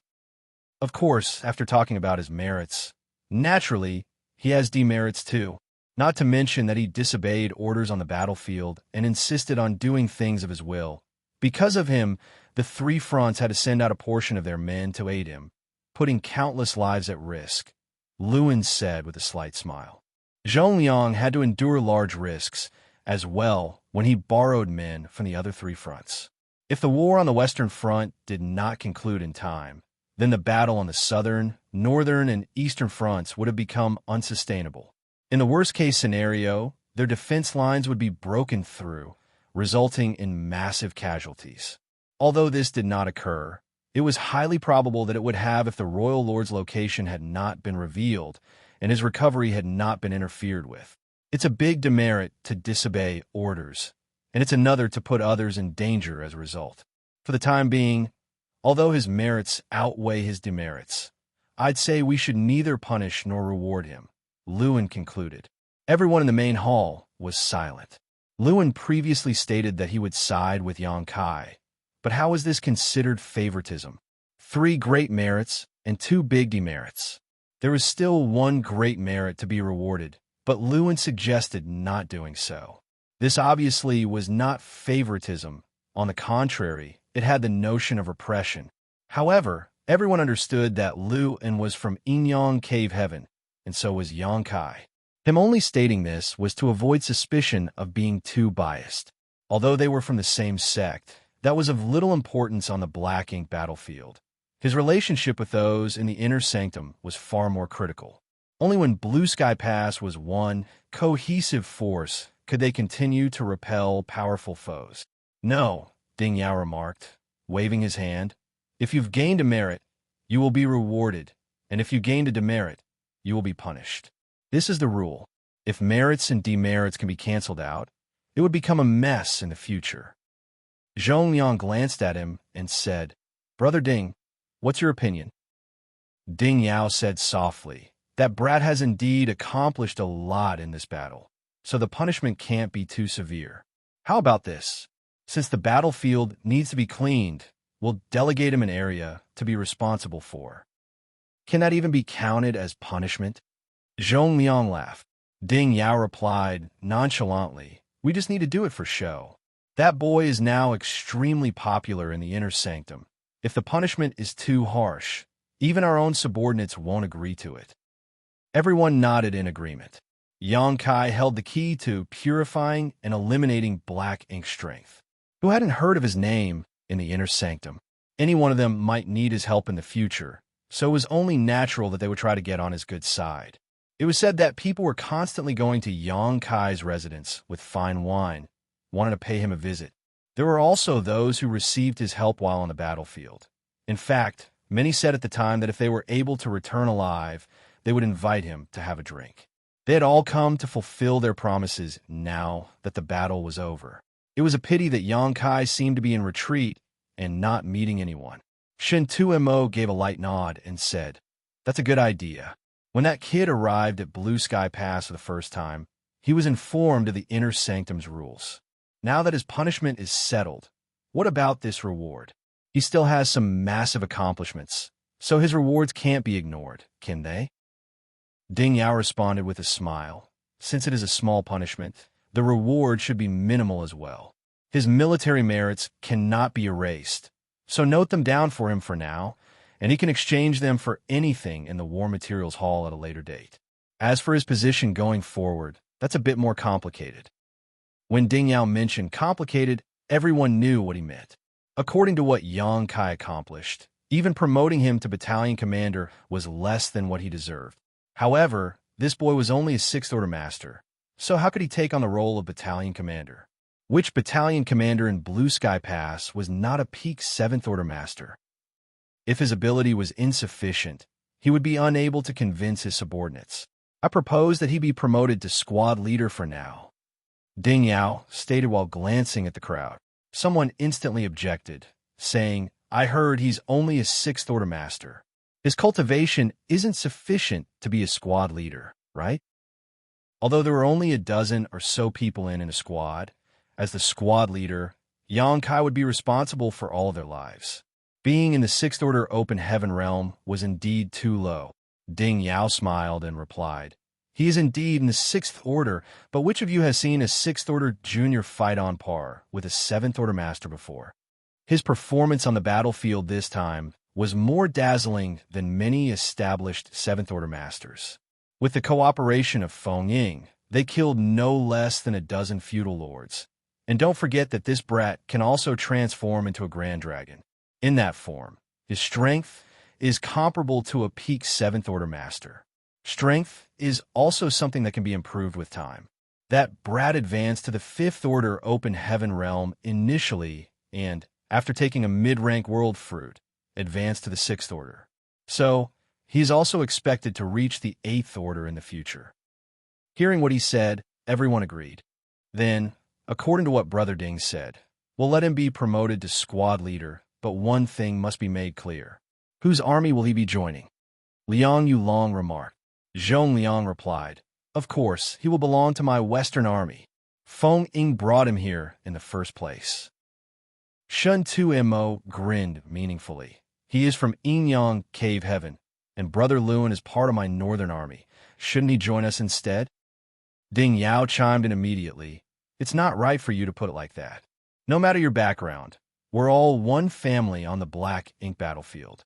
There's no such thing as Yingyang Cave Heaven. I'd say that it's preferable for him to come to the Eastern Army. The 4 army commanders glanced at each other. No one wanted to back down, obviously wanting to get Yang Kai to work under them. Although each army had a purifying black ink battleship and could utilize the purifying light stored inside of it, every army still wanted a gifted talent like Yang Kai to join them. As for the fact that his cultivation was not enough to be a squad leader, it was not mentioned anymore. For a long time in the main conference hall, the 4 army commanders argued back and forth while the many division commanders glanced around at each other helplessly. The 4 army commanders going all out to recruit a single 6th Order Junior was unprecedented. However, Everyone knew of Yang Kai's significance, so they could understand their motivations. Nevertheless, there was no conclusion following the argument, and in the end, the problem could only be put on hold for the time being, with the decision being made to go back and let Yang Kai decide. When the meeting finished, everyone left.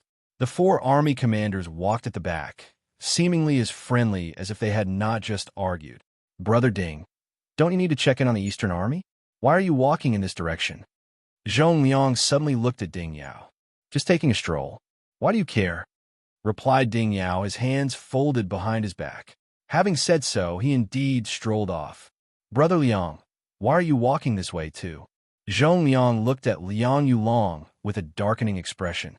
Liang Yulong laughed and said, "I have something to discuss with Brother Ding." After that, he followed Ding Yao and left. Then, Zhong Liang turned to Shun Tuimo, who said with no courtesy, "These legs are attached to my body. Why does it concern you where they're leading me?" He then left with the other two. "Bastards! A bunch of shameless old dogs who want to snatch what's mine," muttered Zhong Liang. A short while later, four figures arrived one after another at a certain courtyard.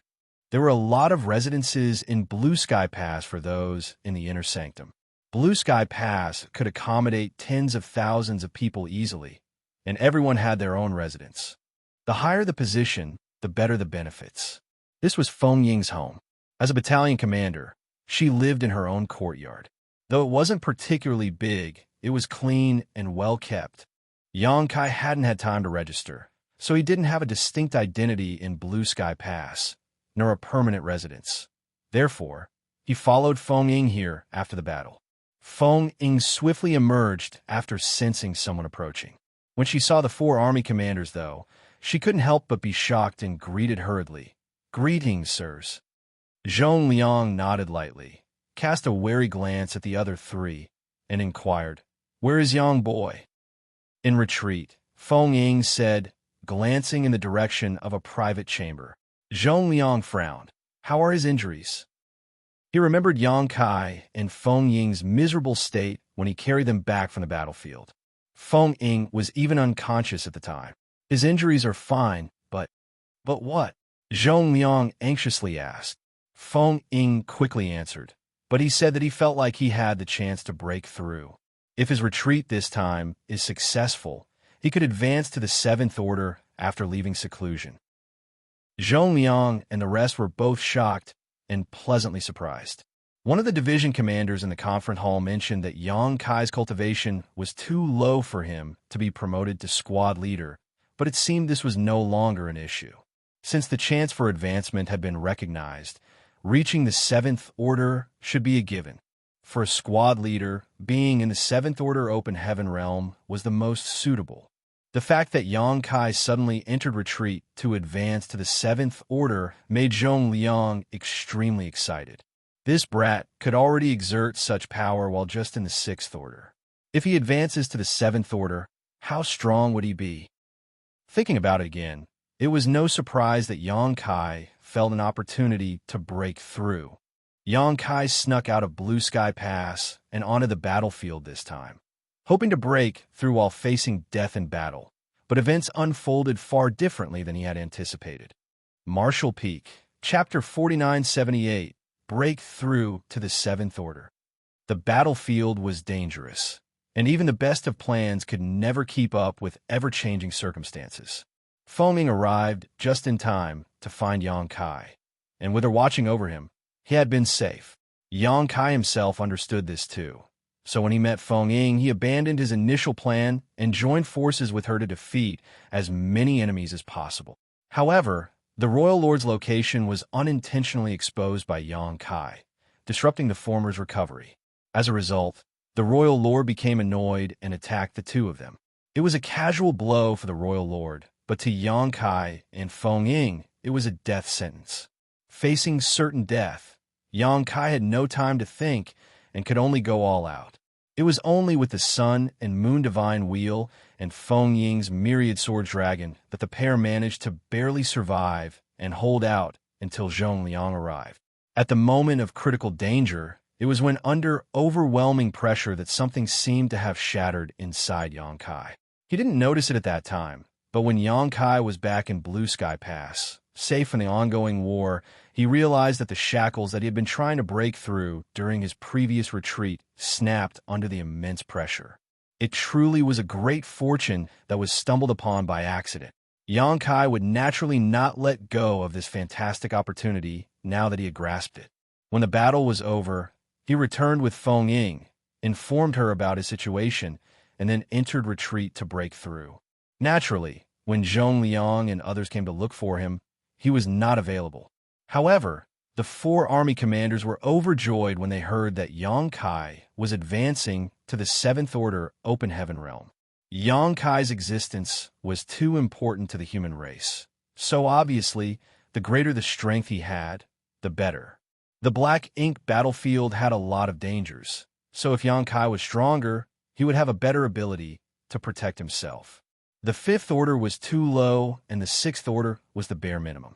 If Yang Kai advanced to the 7th Order, though, he could play a much larger role. Very good. If this little brat can break through, it will be good for all of us. Zhong Liang nodded repeatedly. Ding Yao and the others agreed. But breaking through to the 7th Order from the 6th Order was a long and arduous task. The proprietress took over 100 years in retreat in order to break through this same barrier. Zhong Liang and others had also gone through this experience, so they were very clear about the process. The 4 of them set aside their desires to win over Yang Kai after knowing that they could not see him for the time being. Then, Zhong Liang instructed, "You stay here to look after him. Notify me as soon as possible once he's done." Feng Ying nodded. "Let's go," Zhong Liang said. There were still a lot of post-battle tasks to attend to, and each of them had their own responsibilities, so it was impossible to keep waiting here. However, just as the 4 of them were preparing to leave, they heard a faint creaking sound. Zhong Liang followed the sound and turned his head to look. "What's that?" "My seclusion chamber opened," Feng Ying replied as her expression changed. Zhong Liang and the others were startled at first, but that was soon followed by a change in their expressions. The seclusion chamber was a place for cultivators to enter retreat, and it wouldn't be easily opened once sealed. If Yang Kai chose to enter retreat here at Feng Ying's place, he would undoubtedly be using this room. Unless the one using it chose to, opening a seclusion chamber could only be done through force, and obviously that was not the case here. It's just, why would the seclusion chamber open for no reason? Yang Kai only entered retreat a few days ago, so could he have encountered an accident? As they thought of this possibility, Zhong Liang and the others were no longer able to remain calm. They all strode over to the seclusion chamber in a hurry. Soon after, Yang Kai emerged from the chamber, still topless, with many of his wounds for the previous battle not even healed yet. Of course, he seemed to have recovered significantly all the same. Zhong Liang and the others suspected something went wrong with his retreat. Otherwise, why would he come out on his own? But when they laid eyes on him, there didn't seem to be anything amiss. In fact, he seemed invigorated and revitalized. There was something odd about his aura, too. It was not a 6th Order aura, but rather a 7th Order one. Having just broken through, Yang Kai seemed to be somewhat unfamiliar with the power of 7th Order Open Heaven realm, and could not control his world force adeptly, causing some of his aura and power to leak out.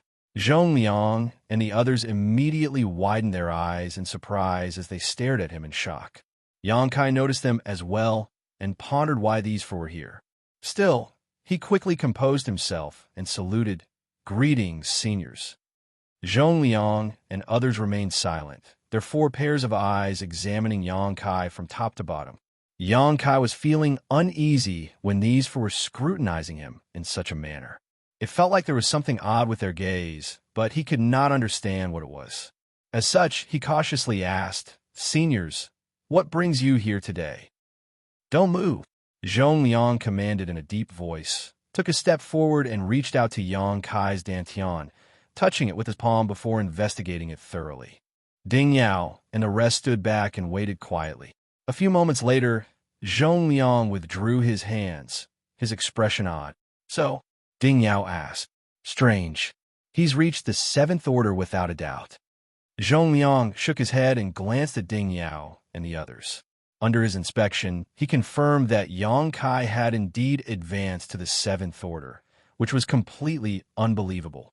"You're sure you're not mistaken?" Liang Yulong inquired, agitated. Zhong Liang rolled his eyes. "You can check for yourself if you don't believe me. His foundation doesn't even seem to be unstable." "Interesting," Shun Tu-Mo grinned. Xianxia became even more confused, turning to Zhong Liang and asking, "Senior, what happened?"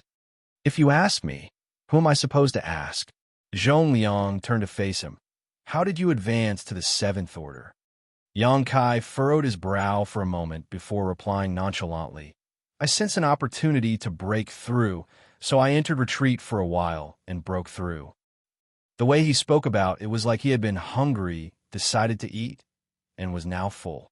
Feng finally pulled herself together and commented, "That's the problem." "What's the problem?" Xianxia frowned. This advancement had gone unexpectedly well, so he didn't suspect anything was wrong. Feng sighed and said, "Let's put it this way. It took 40 years from the time I sensed the opportunity to break through to the 7th order until I finally succeeded. Not only me, but every 7th order master experiences something similar.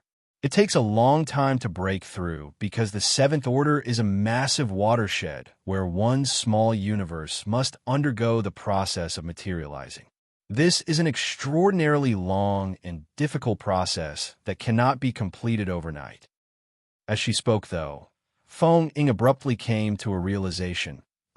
Your small universe had already materialized, so you could skip over that step in your breakthrough. Still, it all happened so fast, and there were no major signs of a breakthrough as well. It had only been a few days, yet Xianxia actually broke through to the 7th order. If they had not witnessed it themselves, they would never have been able to believe it. Zhong Liang recalled this fact once Feng reminded them. They had all checked Xianxia's small universe before, and unlike other 6th order open heaven realms masters, his small universe had already transformed from immaterial to material.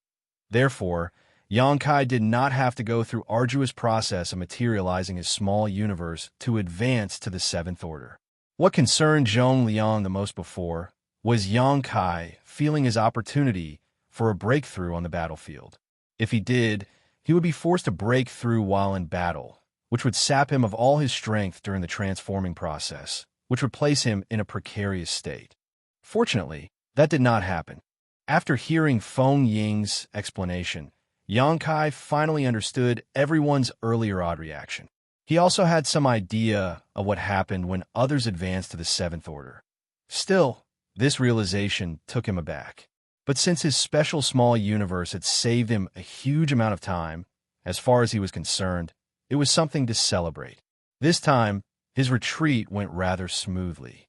After a few days of effort, his bottleneck was shattered, and he naturally advanced from the 6th order to the 7th order, moving up to join the high-rank Open Heaven Realm Masters. Additionally, he was now just one step away from his upper limit, the 8th order. "Your circumstances are unique," Zhong Liang stated after some thought. "Please pay more attention over the course of the next few years.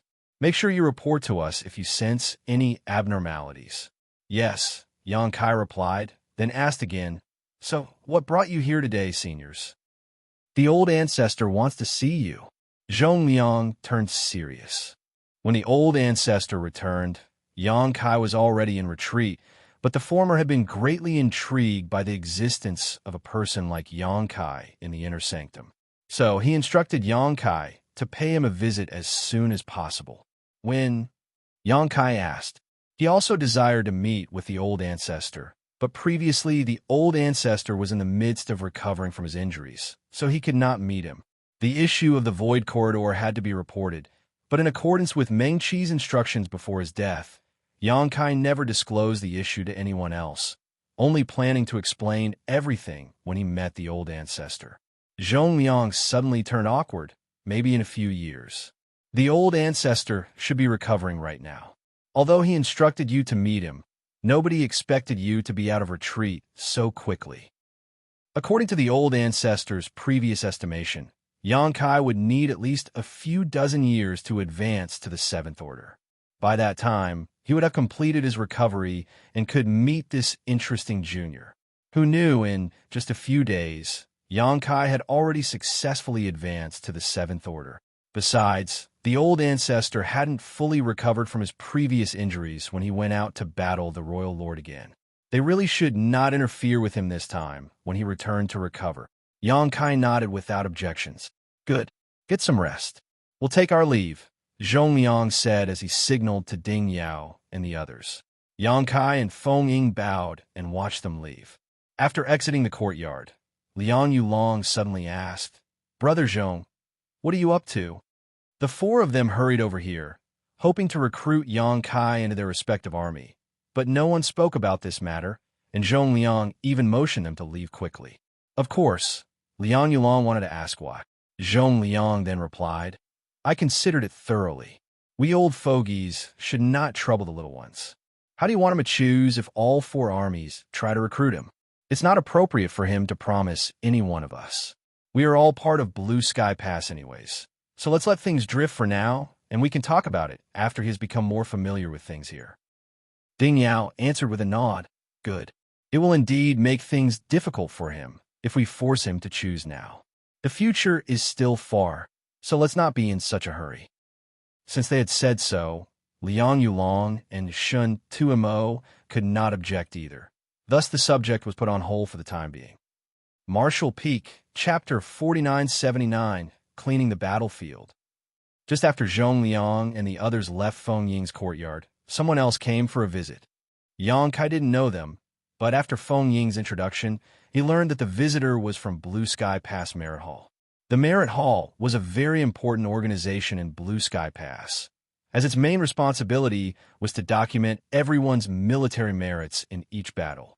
The military merits could be exchanged for cultivation resources at the War Materials Hall. Now that Xianxia knew who this person was, he naturally wouldn't show him any disrespect.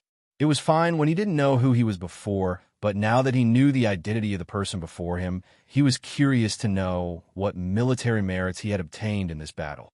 However, to his shock, the visitor hadn't come to announce his military merits.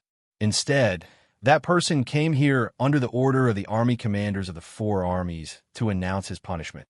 He had defied orders from the Western Army commander, disregarded the overall situation, and put himself and others in danger. After a discussion, the four army commanders decided to punish Xianxia by making him clean up the battlefield. The punishment left Xianxia dumbfounded. The man from Merit Hall laughed sheepishly, handed Xianxia the jade slip, and cupped his fist while saying, Brother Yang, I'm only following orders, so please don't be upset with me. Cleaning the battlefield is not difficult, but it's time-consuming. This isn't really much of a punishment. Oh, right, the area you will be responsible for cleaning is demarcated inside this jade slip. Just take a look and you'll know what I mean. There was nothing Xianxia could say, so he accepted the jade slip. The man from Merit Hall left without saying anything else. Then, as Xianxia stood in the same spot, he looked at the jade slip and noticed that a basic map of Blue Sky Pass and its surroundings was engraved into it. Also, the area he was assigned to clean up was also highlighted on the map. He turned to look at Feng Ying and asked, What should I do? Feng Ying answered, There's not much to do, actually. The main thing is to clean up any leftover black ink clouds and black ink strength. If those are left near Blue Sky Pass, they will become something the Black Ink Army can use when they attack us again. Come with me. Saying so, she walked forward to lead the way. A few moments later, the two arrived at the War Materials Hall. Inside the hall, everyone was bustling like busy bees, and there was a continuous stream of people heading in and out. There were many who recognized Xianxia and nodded or smiled at him.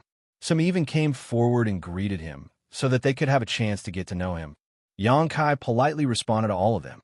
When Feng Ying finally found someone from the War Materials Hall, she asked for a set of tools used for cleaning the battlefield before leading Xianxia away. Leaving Blue Sky Pass, moved towards the region indicated in the jade slip, and soon arrived at a certain area of the battlefield. As they looked ahead, they saw the whole area was filled with black ink clouds of various shapes and sizes, as well as some dead black ink clansmen. Though Blue Sky Pass also suffered casualties during this battle, The dead and injured had all been carried away by their companions. Therefore, only the corpses of the Black Ink clan were left.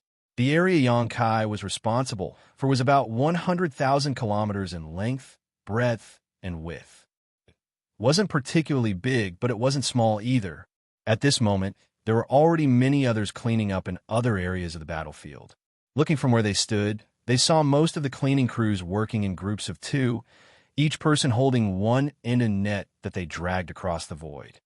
As these nets passed through the void, the black ink clouds would be gathered into them and then brought somewhere else. Once the clouds in the net were dealt with, those with nets would return to another part of their area and repeat the process.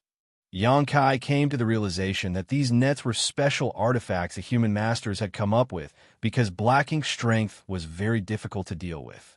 Up till this point, besides his purifying light, there was nothing that could disperse and purify it. Therefore, if they wanted to clean up the battlefield, they had to find another method. These nets were something they came up with through countless years of research and testing. This is the black ink trawling net. While Feng Ying spoke, she took out something that looked like a net that was about as long as a forearm. However, when she channeled world force into the net, it rapidly enlarged. This is the only thing we can use to clean up the battlefield, so we generally refer to cleaning up the battlefield as fishing. Hearing that made Yonkai laugh. The scene before him did resemble fishermen working with their nets. The only difference was that instead of fish, there were only black ink clouds here. The black ink trawling net had no other use besides collecting black ink clouds that were from battle. Where are the black ink clouds being sent to? Yonkai asked. Feng Ying replied, "We moved them about 1 million kilometers away from here." It was no wonder that the man from the Merit Hall said being on a cleanup duty was not difficult but time-consuming. The black ink clouds had to be sent 1 million kilometers away at minimum, so moving back and forth alone would be quite time-consuming. After a rough estimation, Yonkai concluded that cleaning up this 100,000-kilometer area might take at least 1 or 2 months. He had just advanced to the 7th order, and what he needed now was to consolidate his cultivation. He didn't have time to waste on fishing for clouds. Once he had a decision in mind, he immediately waved his hand. That's too much trouble. After he finished his words, Yonkai approached the black ink clouds, opened the portal to his small universe, and generated a suction force that began drawing everything towards it. In just a matter of breaths, the massive black ink cloud was sucked inside his small universe. Feng Ying watched speechlessly and worriedly from the side while Yonkai's figure dashed to and fro, gathering black ink clouds of various sizes. Though Yonkai had a world spring with him, it was uncertain if he would experience any complications from taking in so much black ink strength. Nevertheless, she relaxed after seeing that Yonkai was doing fine. It only took Yonkai 2 days to clean up the 100,000 kilometers area. Yet he didn't return to the inner sanctum after he finished. Instead, he stopped somewhere in the void and stared fixedly ahead. Feng Ying approached him and asked, "What's the matter?" After faintly sighing, Yonkai suddenly reached out his hand. Space principles surged and his hand disappeared, as though it had passed through an invisible curtain of some kind. Feng Ying's brow rose, feeling confused as to what had just happened. Space principles continued to undulate for a while before Yonkai suddenly shouted, "Open!" Once he said that, his hand rotated sharply, and the place where it had disappeared was now replaced by a vortex-like phenomenon. The vortex was like a whirlpool, and as it swirled, the aura of a small universe emerged from it. Feng Ying was shocked. "Is that a universe paradise?" Yonkai's eyes looked a little dim as he replied, "I'm not sure who left this behind, though. When a high-rank Open Heaven Realm Master passed away, there was a chance for their small universe to remain intact and merge with the void. If one didn't know the exact location, it would be very difficult to find these sealed worlds, and even if one knew the exact location, they would have to know how to open the portal leading to it. These sealed worlds that were left behind after the death of a high-rank Open Heaven Realm Master were known as Universe Cave Heavens or Universe Paradises. A 7th Order Open Heaven Realm Master would leave behind a Universe Paradise, while an 8th or 9th Order Open Heaven Realm Master would leave behind a Universe Cave Heaven. The Blood Monster Cave Heaven, which Yonkai had explored once before, was the universe cave heaven left behind by Blood Monster Divine Monarch. Later, when he and Bright Sun Divine Monarch Cheng Yang worked together in the Shattered Heaven, they found and opened a total of 5 universe cave heavens and paradises. With his mastery over the Tao of space, Yonkai was adept at finding and enforcing open universe cave heavens or paradises.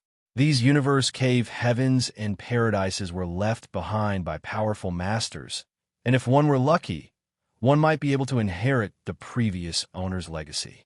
Therefore, among the 3,000 worlds, universe cave heavens and paradises represented fortune and opportunity. Once one was found, people would swarm over to seize a piece of the pie. Every time Blood Monster Cave Heaven was opened, it would attract many elite disciples to enter and explore it, which showed how precious these sealed worlds were. However, they were on the Black Ink battlefield now, and just outside Blue Sky Pass. Throughout the ages, countless human masters fought the Black Ink clan right here, painting the void in blood. The number of human masters that died here must have been too many to count. When the armies were locked in battle, there were bursts of energy everywhere, so Yonkai wasn't able to sense anything.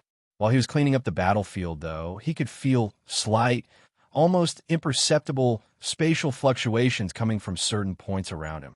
No matter how strong he was, if he were not proficient in the Tao of space, Yonkai wouldn't have been able to discover anything.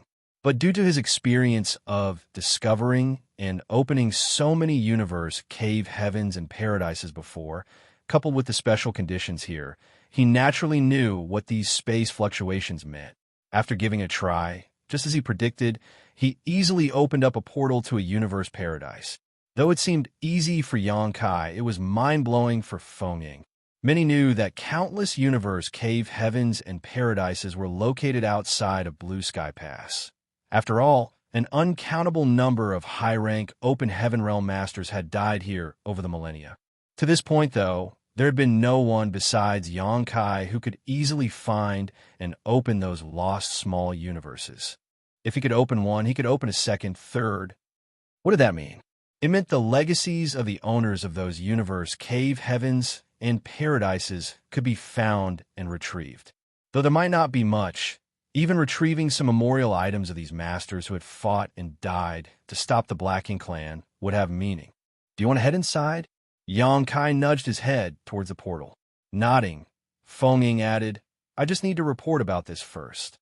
As she spoke, she took out her communication artifact and notified the higher-ups. Once she did that, she followed Yonkai through the portal. Their vision blurred for a moment, then they were inside. As Yonkai predicted, this was a universe paradise that was left behind by a 7th-order open heaven realm master. However, this universe paradise was dilapidated and barren, and some places looked like parts had been cut away. Yonkai could guess that the owner of this small universe had been invaded by Black Ink strength and was forced to cut out a part of his small universe to continue fighting. Unfortunately, the owner still died in battle. After the owner died, his small universe didn't rupture and was preserved to create an incomplete universe paradise. This universe paradise wasn't very big, nor did there seem to be anything of value. Yonkai and Fengying explored the place, but couldn't find anything. Yonkai was puzzled by this because the owner of this small universe was a 7th-order open heaven realm master, and such people would normally keep all their important belongings inside their small universe, so whatever they had would end up here after they died. Marshall Peak, Chapter 4980, Trap. However, they couldn't find anything of value even after performing a careful exploration. Seeming to have noticed Yonkai's doubts, Fengying explained, every time a war breaks out, everyone in Blue Sky Pass leaves everything of value they possess in the inner sanctum. Everything beside their important artifacts and pills which can restore energy and heal their wounds is left behind. That way, if they die, the resources left in the inner sanctum can be used by others. On the chaotic battlefield, no one could be certain if they could come back alive, which was why they would carry the mentality that they were heading to the last battle of their lives and had to fight to the death. That was also the reason why they couldn't find anything of value in this small universe. The belongings of the owner had been collected by others in Blue Sky Pass after his death and became materials for others to become stronger. Xianxia stood in awe. If that was true, there was no reason to continue exploring. A while later, Xianxia and Feng Ying left the universe paradise. When they came out, the 4 army commanders were waiting for them. Feng Ying had contacted Zhongliang, who then contacted Ding Yao and the others. The 4 arrived at almost the same time. 4 pairs of eyes were instantly attracted to the portal that led to the universe paradise, and Zhongliang even swept his eyes over Xianxia while asking, "Did you do this?" Xianxia nodded. There was no need to hide that fact. "Do you know who left this behind?" Zhongliang asked another question. This time it wasn't directed at Xianxia but at Feng Ying. Shaking her head, Feng Ying answered, "I'm not sure. Unless it's someone who knows the owner going in to have a look, I'm afraid it will be hard to determine who it belonged to." Zhongliang stayed silent. Unless the small universe left by the cultivator had special characteristics, it was difficult to determine who its former owner was. Moreover, countless masters had been killed outside Blue Sky Pass over the ages, and so much time had passed it was almost impossible to determine who these small universes belonged to. Suddenly, Ding Yao looked at Xianxia and questioned, "Did you find this by chance, or do you have the ability to open portals to all these universe cave heavens and universe paradises?" Xianxia replied, "As long as they aren't hidden too deeply, I can find and open them." Hearing this, the 4 army commanders frowned. Ding Yao nodded and said, "Very good. If it's true, then you might be making a huge contribution." Xianxia was confused. What huge contribution? If what Feng Ying said was true, there wouldn't be many valuable things in the universe, cave heavens, and universe paradises hidden outside Blue Sky Pass. Even if he found and opened them, what good would they bring to Blue Sky Pass? Nevertheless, since Ding Yao had spoken, it must be something important. On the other hand, Xianxia also found the arrival of all 4 army commanders a little fishy. He didn't expect all 4 to come when Feng Ying said she had to make a report. Also, judging by the expressions on Zhongliang's and the others' faces, Xianxia was clear that it might be something important. As he was still confused, he simply decided to ask, "Are these universe cave heavens and universe paradises very important?" "There aren't many valuables inside," Ding Yao explained. "Those who went into battle naturally wouldn't bring much with them. They fought to the death against the Black Ink clan when they were alive, and the small universes they left behind after they died can also become a weapon to kill the Black Ink clan. We've had such plans for a long time, but we didn't have the ability to open these hidden universe cave heavens and universe paradises. Who would have thought you were capable of this?" Then, Zhongliang continued, "Think of it this way. The universe paradise before you has little value on its own. Though it has world force and the owner's Tao essence, it is essentially useless to us humans. However, what if we make it into a trap?" "A trap?" Xianxia frowned. Zhongliang's eyes narrowed slightly, and he elaborated, "The Black Ink clan army repeatedly besieges Blue Sky Pass. If we convert this universe paradise into a trap, when the Black Ink clan army approaches, we can trigger it, and all nearby Black Ink clansmen will be drawn inside." Liang Yulong continued, "We can arrange killing arrays in this universe paradise in advance. After the Black Ink clan is trapped inside, the killing array will activate and weaken the Black Ink clan without us having to fight them directly." Shun Tuimo agreed. "One universe paradise may not make much of a difference, but there are so many universe cave heavens and universe paradises outside of Blue Sky Pass. If we activate 1,000 of them at once, we may be able to win the next war in one fell swoop." After listening to their explanation, Xianxia felt his pulse accelerate. A magnificent sight came into his mind where the Black Ink clan army besieged Blue Sky Pass from all sides in full momentum and then fell into the traps set up using the universe cave heavens and universe paradises. Then, in a flash, they triggered the killing arrays and slaughtered the enemy. If this could be achieved, Blue Sky Pass could win a large battle effortlessly. Had the humans set up such traps in previous battles, they would have had another sharp weapon with which to repel the enemy. People from Blue Sky Pass clearly had such an idea long ago. Unfortunately, although the idea was good, it was difficult to put into action. They had no way to find and open up these hidden universe cave heavens and universe paradises, so how could they use them as traps?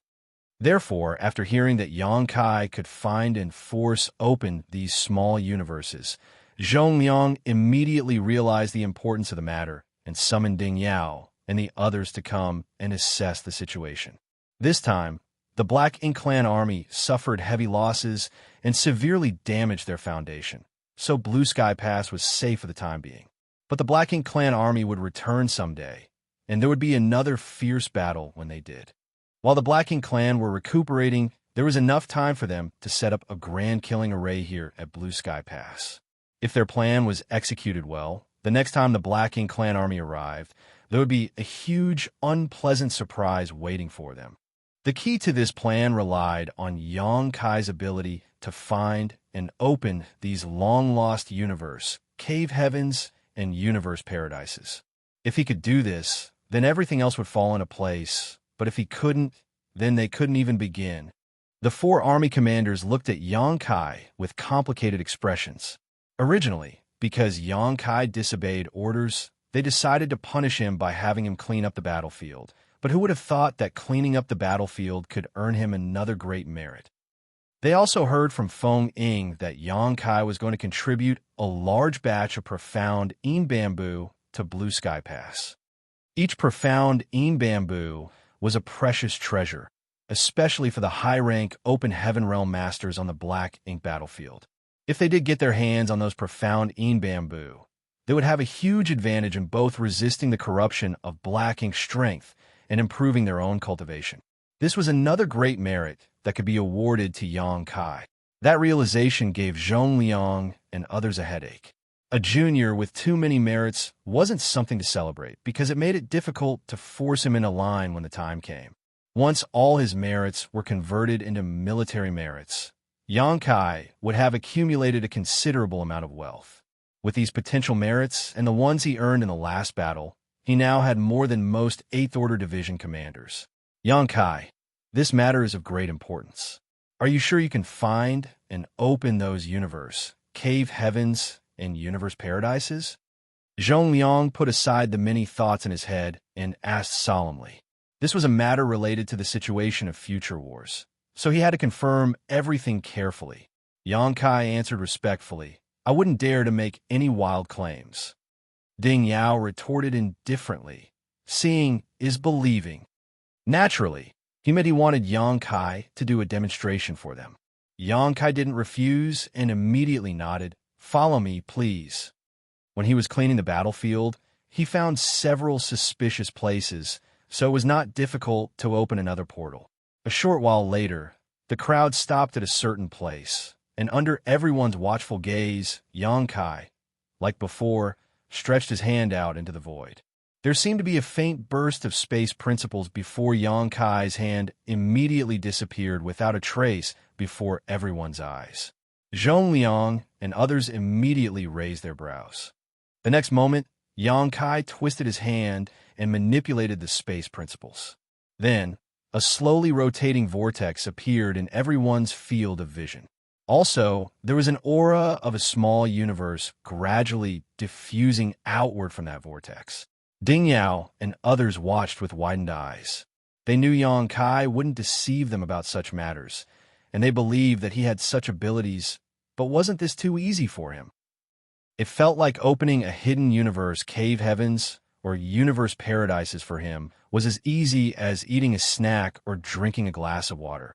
They had the idea of converting the universe cave heavens and universe paradises outside Blue Sky Pass into traps. But even after many attempts, they couldn't open any because they had too few people who were proficient in the Tao of Space. Even if they had masters who had cultivated the Tao of Space, their attainments were quite low and they could not find and open these hidden small universes. On the other hand, Xianxia could open a portal just by stretching out his hand. How great were his attainments in the Tao of Space for this brat to accomplish this? But when they recalled that this kid could even arrange universe arrays, they didn't feel surprised anymore. In the meantime, Xianxia was frowning at the portal. The aura coming from it gave him a feeling that something was not right. What happened? Zhong Liang asked. Xianxia said, "This universe paradise seems to be stained by black ink strength." Stained by black ink strength? Zhong Liang frowned. Xianxia nodded before he fiercely extended his hands, and the vortex greatly expanded. The hazy center of the vortex revealed a scene that was as black as ink.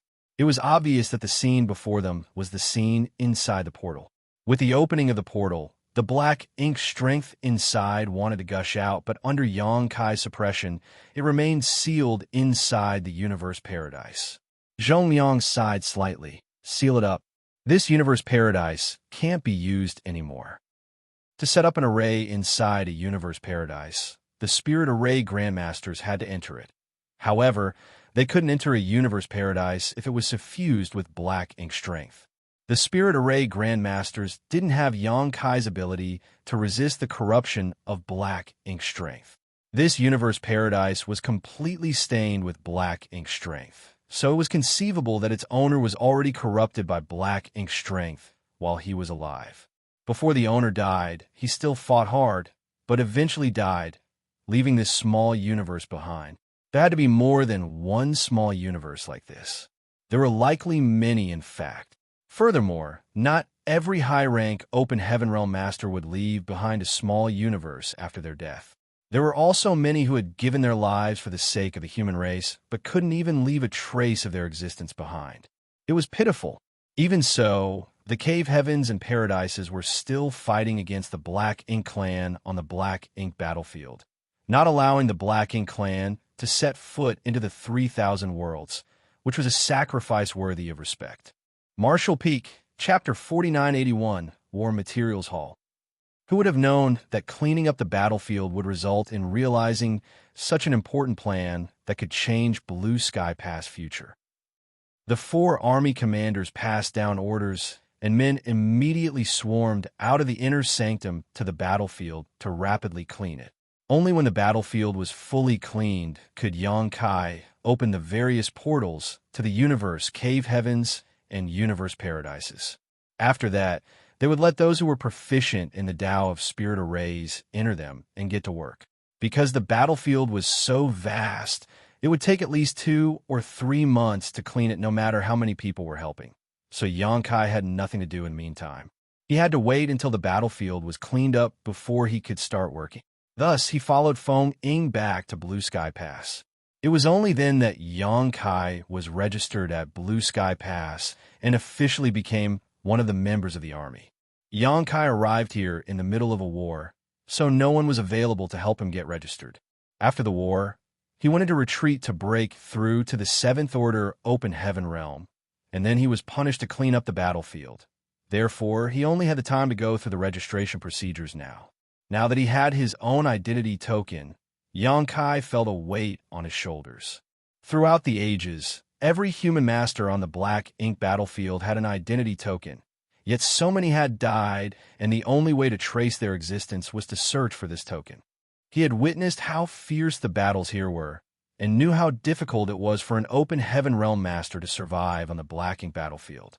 The more he learned, the more he resented the Black Ink clan.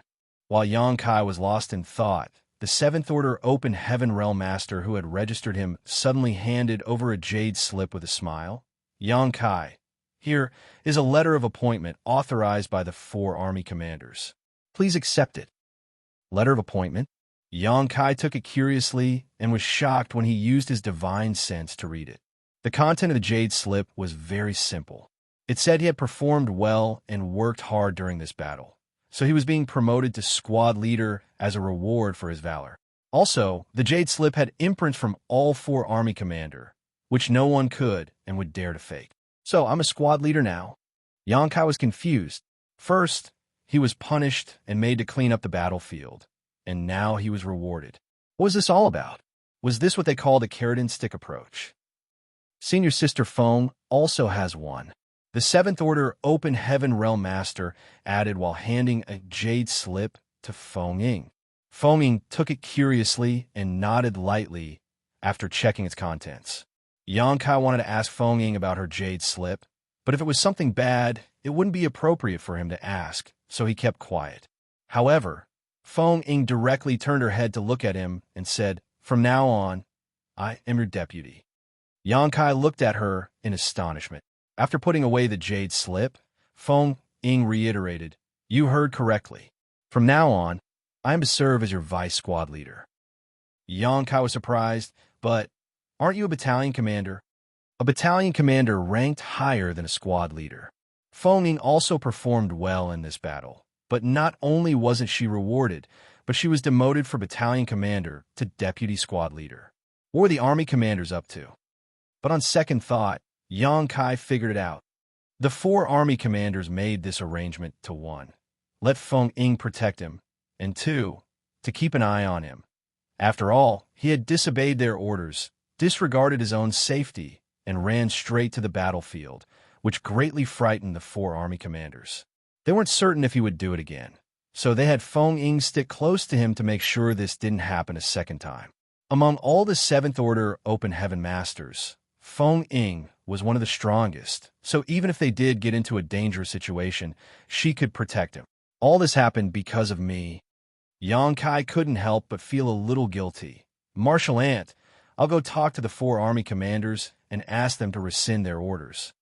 Feng Ying shook her head, however, and declared, "There's no need. I have someone in mind to take over my place in the battalion." Also, this decision was jointly made by the 4 army commanders, so they can't change it at will. You, on the other hand, do need someone to watch over you. Her words meant that she didn't mind monitoring Xianxia, which made a blush. Feng Ying frowned again and added, "But there is something strange about this letter of appointment. Is it a fake?" Xianxia cheered.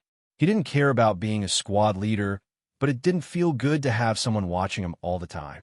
While glaring at him, Feng Ying said, "There's no way this is fake.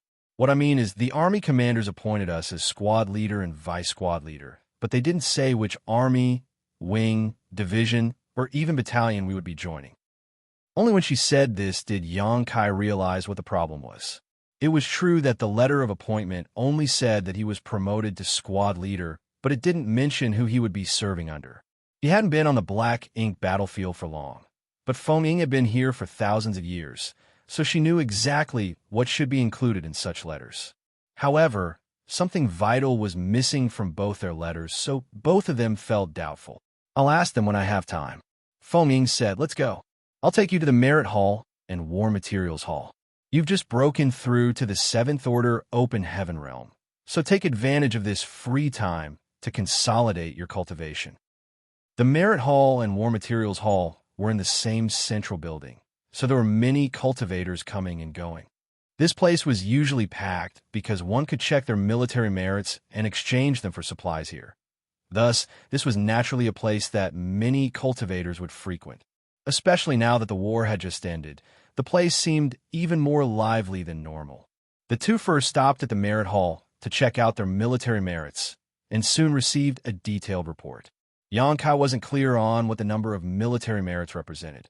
After all, he was new to Blue Sky Pass and didn't know how such things were calculated, nor did he know how much they were worth. After asking Feng Ying, though, he found out that his military merits were quite high, and that the military merits received by 8th Order Open Heaven Realm Division commanders after a major battle would only be this much as well. The military merits Feng Ying had earned after the last war were only about 20% of Xianxia's, but even so, it was already beyond her expectations. According to her previous estimates, her military merits this time should not be this high. After a moment of silence, though, Feng Ying suddenly realized something and posited, "I think they've also taken the hundreds of people we brought back into their calculations. When they fought their way back from the Black Ink Clan's domain, they saved hundreds of Black Ink disciples, which was also a great merit. Now that they had their military merits, they went to the War Materials Hall to exchange them for resources. The manager in charge of this matter handed them 2 jade slips, which included all the materials they could exchange for military merits. Xianxia used his divine sense to look inside, and saw that the first item on the list was a profound spirit fruit. The number of military merits needed was not too high, but it wasn't too low either. However, there was a limited supply note beside the profound spirit fruit. Obviously, Blue Sky Pass was short of profound spirit fruit. Even taking all the great passes into account, profound spirit fruits were scarce. During every battle, there were countless cultivators who had to sacrifice parts of their small universes. If they wanted to repair the damage, they needed a profound spirit fruit, which could only be found in special sealed worlds on the Black Ink battlefield. Whenever a profound spirit fruit appeared anywhere, it would be exchanged for immediately. What Xianxia found surprising was that the second item on the list was actually profound bamboo. However, there was also a limit supply label behind it. He was planning to contribute a batch of profound bamboo to Blue Sky Pass. Previously, he had accumulated too much heritage in his small universe, so he had to use up a large amount of world force to grow profound bamboo, which was of little use to him. He had the world spring in his small universe, so there was no need for him to have profound bamboo too. It seemed Blue Sky Pass had gotten word that he would be contributing a batch of profound bamboo, which was why they added it to the list of exchangeable materials to boost the army's morale. The various resources following profound bamboo were for cultivation. Additionally, among the materials that could be exchanged for were artifacts and even secret techniques from all the cave heavens and paradises. Xianxia searched through the list and found that among these secret techniques were the Demon Eye of Annihilation and the Black Purgatory Eye. The amount of military merits required for these two secret techniques were enormous. Even with the military merits he had gained today, Xianxia barely had enough to redeem for one of them. Even so, Xianxia was still a bit shocked. Those two secret techniques were the core secrets of Myriad Demons' Heaven. In the 3,000 worlds, only the most elite core disciples were qualified to cultivate them, with ordinary disciples never even having a chance to see them, let alone disciples of other sects. But here on the Black Ink battlefield, these two secret techniques were actually purchasable by all. How could he not be shocked by this? After thinking about it, though, Xianxia understood. Such a different situation existed here, because this was the Black Ink battlefield. Since ancient times, human masters who stepped on into the Black Ink battlefield never returned to the 3,000 worlds. So even if they had exchanged their military merits for these two secret techniques, Myriad Demons' Heaven wouldn't have to worry about them leaking to the general public. If someone did manage to cultivate these two secret techniques, it would benefit the humans as well, because they could at least improve the strength of said cultivator. Xianxia was still curious and asked the manager while holding the jade slip, "If I exchange military merits for these two secret techniques, how will I receive them?" The manager smiled and said, "We don't provide the cultivation methods here in Blue Sky Pass. If you want to exchange for them, you will need to go to Myriad Demons Pass. The old ancestor of Myriad Demons, Cave Heaven, resides there, and he will personally teach you the two secret techniques." Xianxia now understood the situation. He thought there was a prepared cultivation method here in Blue Sky Pass, but he did not expect that would need to head to Myriad Demons Pass to find the old ancestor of Myriad Demons, Cave Heaven. It was obvious that all the procedures were the same if one wanted to practice the specialized secret techniques of all the cave heavens and paradises. Yet to get a chance to be taught by an old ancestor was definitely a blessing. Feng Ying looked at him curiously. "You want to exchange for these two secret techniques?" "I'm just asking." Xianxia shook his head. There was no need for him to exchange for them, because he already possessed the Demon Eye of Annihilation and Black Pupils of Purgatory. Before coming to the Black Ink battlefield, a Myriad Demons' Heaven ancestor, Wuxia, had personally taught him those techniques. If he had time to cultivate these two secret techniques and reach the highest possible level of mastery, he would have another trump card to fight against the Black Ink clan. Feng Ying nodded and said from the side, "Those inside the inner sanctum exchange materials according to a principle. Only exchange for what you need. Resources are scarce, so don't take anything you don't plan to immediately make use of."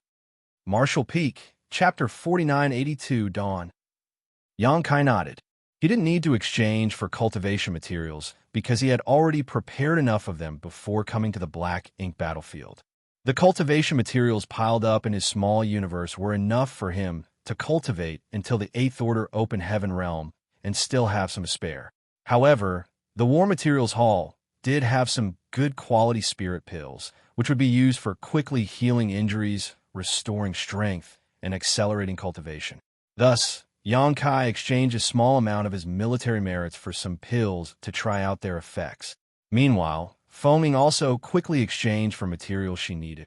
In Blue Sky Pass, each cultivator had their own living space, and the higher their rank, the better the conditions of their accommodations and the more extensive the area. Since Xianxia was promoted to the position of squad leader, he was entitled to a small courtyard.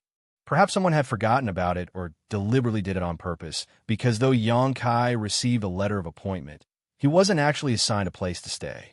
Fortunately for him, Feng Ying had a spacious place, and she didn't mind sharing it with him. While Feng Ying returned to her place, Xianxia went into retreat. Before he entered retreat, he took out most of the profound Yin bamboo from his small universe and gave it to Feng Ying so that she could hand it over for him. Having just broken through to the 7th Order Open Heaven realm, Xianxia needed some time to consolidate his cultivation and adapt to his new strength. For the next few months, Xianxia would be in retreat and refining cultivation materials of all orders to enhance the heritage of his small universe. When others cultivated, most of them would opt to use Open Heaven pills. Even if there were some that chose to refine cultivation materials, their orders wouldn't be very high because they had to gather resources of all 7 elements to be able to safely cultivate. If any of the 7 materials were missing, there was a high chance of causing an imbalance in the cultivator's small universe, which would lead to future dangers. While materials from the 5 elements were easy to find, Yin and Yang element materials of higher orders were rare and difficult to acquire. However, Yang didn't need to worry about this. The yellow and blue crystals he obtained in the chaotic dead territory were beyond count, and although they were essential for purifying and dispelling black ink strength, it didn't matter if he used a few of them for cultivation. That way, the speed of Xianxia's cultivation would be incomparably faster than others. In addition, he still had living beings inside his small universe, especially the countless small stone race members, which were constantly enhancing the heritage of his small universe. Also, because he had cultivated the Tao of Time, the flow of time in his small universe was 4 times faster compared to the outside world. 1 year outside was equivalent to 4 years inside Xianxia's small universe. If he used that advantage well, it would save him a lot of time cultivating. One could imagine that the time Xianxia needed to advance from 7th Order to 8th Order Open Heaven realm in the future would be considerably shorter than average. Now that he had advanced from the 6th Order to the 7th Order Open Heaven realm, the volume of his small universe had increased dramatically, and the amount of heritage he could hold had increased proportionally. According to his estimation, the heritage of a 7th Order Open Heaven Realm Master was at least 10 times more than that of a 6th Order Open Heaven Realm Master, and he had only just advanced. As time went by, his heritage would only grow stronger as he continued to cultivate. At this point, he deeply appreciated the huge gap between the 6th and 7th Order Open Heaven Realms and was secretly glad that the 7th Order Open Heaven Realm Masters he had conflicts with were not very strong. If he had made an enemy of someone on Feng Ying's level, he wouldn't be alive today. Months later, the cultivation chamber seal was knocked on. Xianxia woke from his meditation and opened the door with a wave of his hand. Right then, Feng Ying stepped inside and reported, "The battlefield has been cleaned, and Marshal Uncle Zhong is waiting for you." Xianxia got up and said, "Let's go." A short while later, the two of them exited Blue Sky Pass. While looking around, they saw that all the black ink clouds were cleared from the surrounding battlefield, and even the small universe fragments were disposed of. The whole void was now clear and empty. Only Zhong Liang was waiting for Xianxia there. When he saw them, he beckoned them over. Xianxia and Feng Ying approached him and saluted. Zhong Liang nodded lightly and said, "I'll leave it to you to find those universe cave heavens and universe paradises that are not stained by black ink strength." After you find one, leave the portal open and we'll dispatch specialists to handle the rest. Yang Kai cupped his fist and said, "Understood." Zhong Liang nodded. "Many thanks to you for your hard work. After you are done with this, there's another matter you'll need to handle. You will be quite busy for some time and won't have much left to cultivate. Take care and don't overwork yourself." While saying so, he reached out and patted Yang Kai's shoulder. Feeling doubtful, Yang Kai asked, "What other matter?" With his hands behind his back, Zhong Liang casually replied, "You'll know eventually. There are still things I need to take care of in the inner sanctum, so I'll be heading back now. Feng Ying will assist you. Let her know about anything you need." After that, with a flicker, Zhong Liang rushed back to Blue Sky Pass in a stream of light. Yang Kai and Feng Ying watched him leave, and after his figure disappeared from view, Yang Kai turned his head to ask, "Martial Ant, do you know what the other matter Senior Zhong was talking about is?" Feng Ying shook her head. "I'm not sure, but it's probably related to black ink strength somehow." Although Yang Kai had advanced to the 7th Order, there were many such masters in Blue Sky Pass, so the matter Yang Kai needed to deal with was most likely related to black ink strength. "But I did ask about your promotion to squad leader." Feng Ying quickly changed the subject. "Really? What did the army commanders say?" Feng Ying replied, "Marshal Uncle Zhong said that your identity is special, so you won't belong to a specific army or division. The team you'll be leading will be a special operations squad, and we're currently the only members in it. In the future, we will only answer to the 4 army commanders directly. In addition, you can recruit anyone in Blue Sky Pass that is under the 8th Order Open Heaven Realm up to a limit of 50 people." Hearing those words, Yang Kai raised his brow. A special operations squad. This was quite a surprise to him, but it also showed how much the 4 army commanders valued him. Whether it was in Blue Sky Pass or the other great passes, the structure of the army was basically predetermined. A squad had about 10 to 15 soldiers, while a battalion had up to 100. The maximum number of personnel Yang Kai could have in his special squad was 50, which was equivalent to having half the strength of a battalion. In addition, the army commanders allowed him to pick soldiers with strength below the 8th Order Open Heaven Realm at will. In other words, if Yang Kai wanted to, he could create a squad with a lineup of 57th Order Open Heaven Realm Masters. Such a lineup would be quite terrifying. If such a squad were to fight on the battlefield, it was very likely that they would produce unexpected results. Along with the power of a warship, they could even kill a territory lord if they encountered one. Yang Kai questioned, "Didn't the army commanders disagree with me entering the battlefield? What's the point of having this special arrangement? If they couldn't fight, there would be no meaning for this squad to exist." Feng Ying said with a smile, "They don't want you to risk your life, but after what happened before, they probably know that you are the impatient type. If another war breaks out, there's no way you will just stay still on the sidelines, and it's impossible for them to always keep an eye on you. So rather than letting you find a way to sneak out on your own, it's better to give you enough power to protect yourself. Moreover, you have already proven your strength. There aren't any weaklings on the black ink battlefield. Everyone going into battle has braved through many difficulties." After listening to Feng Ying's explanation, Yang Kai thought her words made sense. If another big battle broke out, it was impossible for him to stay out of it.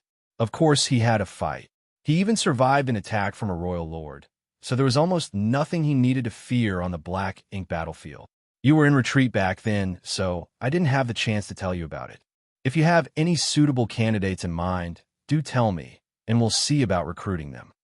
After thinking about it, Yang Kai said, "There were several 7th Order Masters who followed us back from the Black Ink Clan's domain." Feng Ying nodded. Shen Ao, Ning Qi Ji, and Qi Tai Chu. They are all quite strong. All 3 of them were corrupted by black ink strength and degenerated into black ink disciples.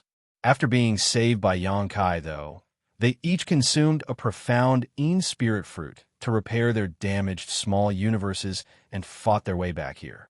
In a way, they were now companions who had braved life and death together. If Yang Kai and Feng Ying recruited the 3 of them, it would save them time familiarizing themselves with each other. "I'll head back. and ask for their opinions. If they are willing to join us, I'll report to the higher-ups and register them into our squad. But before that, you have to decide on a name. A name? Xianxia asked. Since it's a special operations squad, it has to have a name. Otherwise, we won't be able to register it. What do you have in mind? Xianxia asked curiously. Feng Ying smiled and said, You are the leader here, so you make the call. Xianxia squinted and looked into the depths of the void. All he saw was endless darkness, so after a long while, he finally spoke, Dawn. Feng Ying murmured, Dawn, as in daybreak? I hope I can see that someday. I'm sure you will. Xianxia grinned at her. It might be late, but dawn will definitely come.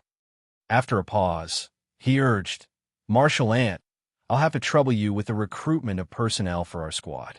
Besides the 3 I just mentioned, if you have someone in mind, just ask them. Since we are a special operations squad, we should focus on quality and not quantity. It's better to have fewer elites than more troublemakers. I understand. Feng Ying nodded. You can rest assured that I will strictly screen everyone that I recruit. Now that they had reached an agreement, Xianxia began his search for universe cave heavens and universe paradises to open. This was an extremely long process, and it took him almost half a year to get them all. With Blue Sky Pass as the center, he had opened portals to all the universe cave heavens and paradises hidden in the void within a 500,000 kilometers radius. However, many of the universe cave heavens and paradises had been stained by black ink strength and could not be used, so Xianxia had to reseal them. After careful counting, Xianxia found that there were about 1,000 universe cave heavens and universe paradises that could be used. Xianxia felt his heart sink when he realized this. One had to know that those who left these universe cave heavens and paradises behind were all high-rank open heaven realm masters. So 1,000 corresponded to the fall of at least as many high-rank open heaven realm masters. Marshall Peak, Chapter 4983, Guess from Other Passes. Countless years had passed, so it was impossible that only 1,000 high-rank open heaven realm masters had fallen outside of Blue Sky Pass. There are even more high-rank open heaven realm masters who died, with their small universes ruptured, leaving nothing behind. Also, there were even more universe cave heavens and universe paradises that were completely stained with black ink strength left behind, but were resealed. Xianxia estimated that only about 1 in 10 small universes that were preserved after a high-rank master's death could be used. In other words, at least 10,000 high-rank open heaven realm masters had died outside Blue Sky Pass over the ages. That was an enormous amount of casualties. One had to know that in the 3,000 worlds, each of these high-rank open heaven realm masters was at least an inner elder of a cave heaven or paradise, a master who was famous across the world. Outside Blue Sky Pass, the 1,000 open universe cave heavens and universe paradises had countless spirit array grandmasters busy working on them. They were arranging arrays in all of those universe cave heavens and universe paradises in hopes that they could give the Black Ink Clan army a decisive blow in future battles. However, this no longer had anything to do with Xianxia. His sole task was to find and open these universe cave heavens and universe paradises. Everything else would be taken care of by others. But just as he was about to return to the inner sanctum with Feng Ying, Xianxia suddenly saw 2 figures coming towards him. Once they were in close proximity, Xianxia hurriedly saluted, "Greetings, Elder Lu." One of the 2 men was Lu and of Yinyang Cave Heaven, while the other was also an 8th Order Open Heaven Realm Master. But his face looked unfamiliar, so Xianxia didn't greet him immediately. Luin smiled and stroked his beard. "Oh, Xianxia, are you done with your work here?" Xianxia cupped his fist and said, "Everything has been taken care of. I'm heading over to report to the army commander." "Many thanks for your hard work," Luin nodded lightly. Xianxia said, "It's my job." "Is he Xianxia?" The eyes of the 8th Order Open Heaven Realm Master beside Luin lit up as he swept them over Xianxia, looking quite interested. Nodding as a confirmation, Luin said, "Exactly." Then, he introduced this newcomer to Xianxia. "This is Tang Xiao, my senior brother. By generation, you should address him as Grand Marshal Uncle. He's from Yinyang Pass." Inyang Pass. Yang Kai's heart stirred at those words. Judging by Luan's words, Xianxia was most likely also from Inyang Cave Heaven. As he thought of that, Yang Kai saluted again. Greetings, Elder Tang. Xianxia smiled and nodded. I've heard much about you. After meeting you today, I can indeed confirm you're a talented young man. Not only are you faring well in the 3,000 worlds, but also on the black ink battlefield. Why can't our Inyang Cave Heaven produce a rising star like you? It seems like the old farts back at the sect should give up their positions. Those words made Yang Kai break out in a sweat. Elder Tang, you're flattering me. Tang Xiao changed his tone. Are you interested in coming back with me and joining Inyang Pass? Yang Kai was stunned. Feng Ying, who was standing beside him, put on a wary look and cupped her fist. Senior, Yang Kai is now a member of Blue Sky Pass, so what you just said is inappropriate. Tang Xiao looked at her lightly. What's wrong with my words? He's part of Inyang Cave Heaven. What's wrong with him following me back to Inyang Pass? With pursed lips, Feng Ying remained silent for a moment before saying, I will report what you've said to the army commanders. Tang Xiao snorted. They can't do anything to me. Then he looked at Yang Kai. All you need to do is say the word and I'll go and negotiate with Zhong Liang and the others. Meanwhile, Luan let out a bitter laugh. Brother Zhong will definitely not let him go. Senior brother, don't make things difficult for the younger generation. Still feeling a little reluctant, Tang Xiao added, Fine. Go back and think about it. I'll be staying in Blue Sky Pass for a while, so it won't be too late to tell me your decision after you think about it. Luan eyed Yang Kai, who cupped his fist and said, Elders, I must take my leave. Go on. Tang Xiao waved his hand, but then suddenly seemed to remember something and said, By the way, Su Ling Gong came with me on this trip. He's waiting for you back in the inner sanctum. Go and meet him. Martial Uncle Su is also here. Yang Kai was surprised, and when he turned around to look, Tang Xiao and Lu had already gone far away. When we parted with Su Ling Gong back at the star boundary, the latter said that he was going on a mission and had to leave. Later, when Yang Kai went to Inyang Cave Heaven to look for Chu Huashang, he did not see Su Ling Gong there and thought that his so-called mission had not been completed yet. It wasn't until he gradually got to know about the matters of the Black Ink Clan and Black Ink Battlefield that Yang Kai found out that Su Ling Gong had long since entered the Black Ink Battlefield. At that time, Chu Huashang was still serving her 100-year confinement. When Yang Kai came to the Black Ink Battlefield, the thing he wanted to do the most was to find Su Ling Gong, because Su Ling Gong was the only person he knew there. By coincidence, Yang Kai ended up in Blue Sky Pass. When Tang Xiao said he had heard of him and that he was faring well in the 3,000 worlds, Yang Kai wondered how Tang Xiao even knew about such things when he was here, the Black Ink Battlefield. Now it seemed like Su Ling Gong must have told him. Knowing that Su Ling Gong was waiting for him in the inner sanctum, Yang Kai quickly rushed back. Halfway there, he suddenly remembered something and asked Feng Ying, Martial Ant, how do the great passes communicate with each other? Feng Ying replied, If there aren't many people to transport, we can use the hyperspace array. If there are a lot of people to transport, we can only fly slowly. Then, it suddenly dawned on Yang Kai, so there are indeed space arrays connecting the great passes. He had suspected as much before, but had not had the chance to confirm it. Now that he heard Feng Ying's explanation, he confirmed he was right. There were more than 100 great passes on the Black Ink battlefield, so it was impossible to leave each one isolated from all the others.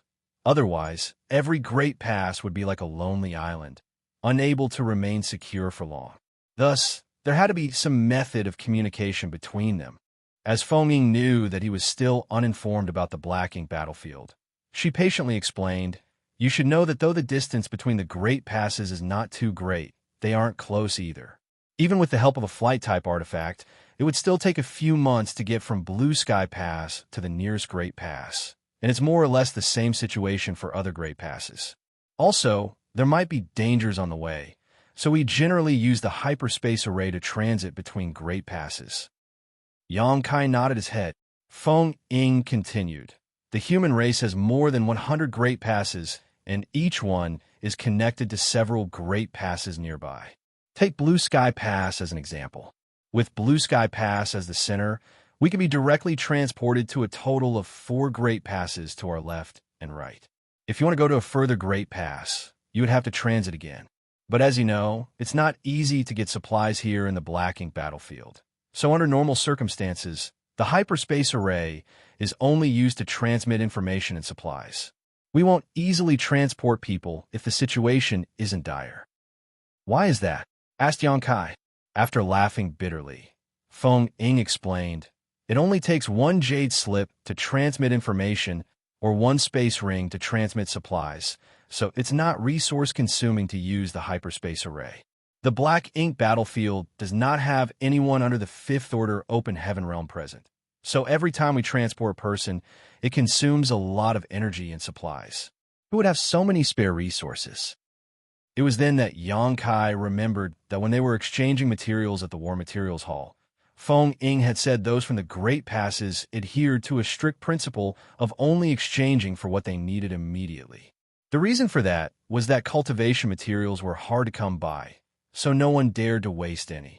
Under such circumstances, who would be willing to use the hyperspace arrays to casually teleport people? Moreover, the higher the strength of the cultivator being transported, the more resources it would consume. Xianxia frowned slightly and said, in that case, it is difficult for 1 Great Pass to reinforce another in large numbers. And Feng Ying nodded. Teleporting an 8th Order Open Heaven Realm Master consumes a lot of supplies, so we opt not to do so under normal circumstances. In dire situations, we can still support the other Great Passes in small batches, of course. After all, a high-rank Open Heaven Realm Master's small universe has materialized, so it can accommodate living beings. Sending a few 8th Order Open Heaven Realm Masters is akin to sending a whole division. Xianxia understood what she meant. They could let soldiers enter those 8th Order Open Heaven Realm Masters' small universe, and then use the hyperspace array to send them to the other passes. In such situations, the supplies consumed would only be for transporting the 8th Order Open Heaven Masters. Although they still had to consume a significant amount of resources to do this, it was acceptable in comparison with the potential loss of a Great Pass. Nonetheless, even if they sent 8th Order Open Heaven Realm Masters, the total volume of their small universes had a limit. Thus, it was impossible to accommodate unlimited reinforcements, which was why Feng Ying said that they could only send small batches of troops. If the situation did require large-scale reinforcements, their only option would be to fly by warship, which was time-consuming. The cost of sending an 8th Order Open Heaven Realm Master over to another Great Pass was not small. Moreover, according to the universe chart, the distance between Inyang Pass and Blue Sky Pass was of multiple Great Passes. In other words, people from Inyang Pass had to transit 4 or 5 times just to get here. This would cost a significant amount of resources. Tang Xiu from Inyang Pass had spent so much to come here, so it was impossible that he was just sightseeing. Xianxia vaguely understood why he was here, though. Also, he finally realized what Zhong Liang meant when he said there would be another matter to get to after finding and opening the universe cave heavens and paradises half a year ago. The following task was not complicated or difficult, but it definitely was a matter that consumed time and energy. What's more, he was the only one who could do it, so Xianxia felt obliged to cooperate. But before that, it was time to meet with Su Linggong. Xianxia was certain Su Linggong would be interested to know the latest status of the 3,000 worlds. There was a reception hall in Blue Sky Pass. After all, there were occasional visitors to this place, so there had to be a place for guests to stay. Feng Ying went to report to Zhong Liang and the others about the universe cave heavens and universe paradises, while personnel from Blue Sky Pass guided Xianxia to the reception hall. Many cultivators had gathered there, and all of them were in the 7th Order Open Heaven Realm. The lobby was full of long tables with groups of cultivators sitting together and talking. After sweeping his gaze around the room, Xianxia did not see Su Linggong, but after listening to the conversation from the others, he realized that all these people were not from Blue Sky Pass. All of them had rushed here from various other Great Passes, which confirmed his suspicions. Martial Peak, Chapter 4984, meeting Su Linggong again. After asking someone, Yang Kai learned that Su Linggong had gone to his own residence to wait for him, so he didn't stay at the lounge much longer and went straight to Feng Ying's residence. Not long after, Yang Kai reached Feng Ying's courtyard and saw a man standing outside it with his hands behind his back, waiting quietly. The man was stout, and he was wearing a large cloak while anxiously pacing back and forth in front of the door. Who else could it be besides Su Linggong? Noticing movement, Su Linggong stopped and turned his head to look in Yang Kai's direction. When he saw Yang Kai's face, he had a complicated look in his eyes. Yang Kai stepped forward, and when he got close, he bowed respectfully. "Junior greets Martial Uncle Su." Su Linggong reached out to hold Yang Kai's arm and heaved a sigh. "It's really you." When he heard that there was a boy named Yang Kai in Blue Sky Pass, he thought it was just someone who had the same name, but the information he got stated that the Yang Kai in Blue Sky Pass was a 6th Order Open Heaven Realm Master and a son-in-law of Yin Yang Cave Heaven. At that time, he thought it was too much of a coincidence. So, when Tang Xiu asked Su Linggong if he wanted to come to Blue Sky Pass, he agreed to come and see for himself if the Yang Kai here was the one he knew. They had been at Blue Sky Pass for only a few days. Since Tang Xiu had Lu accompanying him, Su Linggong went to search for Yang Kai's residence and soon arrived here. He waited for a few days, but didn't see Yang Kai. After asking around, he found out that Yang Kai was busy with something outside of Blue Sky Pass. He could not go to look for him, so he could only continue to wait here. Now that the person he was waiting for was finally back, Su Linggong was sure that Yang Kai was the brat he knew. "Why did you come here?" Su Linggong looked at him with some distress. This was the Black Ink battlefield. How could he return to the 3,000 worlds after coming here? Over the past few days, he had been hoping that the Yang Kai from Blue Sky Pass was not the one he knew, but the more information he found out, the less hope he had. Now that he saw him, his hopes were immediately dashed. Su Linggong couldn't understand why Yang Kai would come to the Black Ink battlefield. "It's a long story." Yang Kai let out a bitter laugh. "Squad leader, why don't you invite the guest inside?" Feng Ying suddenly spoke up from the side. Su Linggong turned his head to look at her. "You are?" Yang Kai introduced her. "This is Martial Aunt Feng Ying. She has been taking care of me since I came to Blue Sky Pass." "Martial Aunt Feng, this is my wife's honored master, Su Linggong." Feng Ying smiled and greeted, "Greetings, Brother Su." Su Linggong greeted back, "Sister Feng is too polite. This brat is not very obedient, so I'm sure he has caused you a lot of trouble these days." After a short laugh, Feng Ying answered, "Brother Su, you must be exaggerating. Squad leader saved my life, and he made a number of great contributions during the previous battle. Also, he is deeply respected by the army commanders. Even the old ancestor has called him for a chat." Su Linggong nodded lightly. "I heard about these things, but I don't know the details. We came to Blue Sky Pass because of this as well." "Martial Uncle Su, please come in." Yang Kai gestured with his hand. Feng Ying opened the door, and the three entered. When Yang Kai and Su Linggong were seated, Feng Ying said, "I'll make some tea. You can talk in the meantime." Su Linggong thanked her politely. "Many thanks, Sister Feng." After Feng Ying's figure disappeared, Su Linggong suddenly leaned forward and lowered his voice to say, "Brat, why does she keep calling you squad leader?" Yang Kai explained, "I earned a lot of military merits during the battle outside Blue Sky Pass, so the army commanders promoted me to squad leader and placed Martial Aunt Feng as my deputy." Su Linggong was dumbfounded. "You? A squad leader? But your cultivation is—" "No, wait. You reached the 7th Order?" At that point, he suspiciously checked Yang Kai. Yang Kai revealed some of his aura, while calmly explaining, "I had a flash of enlightenment during the previous battle. Then, I went into retreat after the fighting ended and successfully broke through." Su Linggong's face suddenly twitched.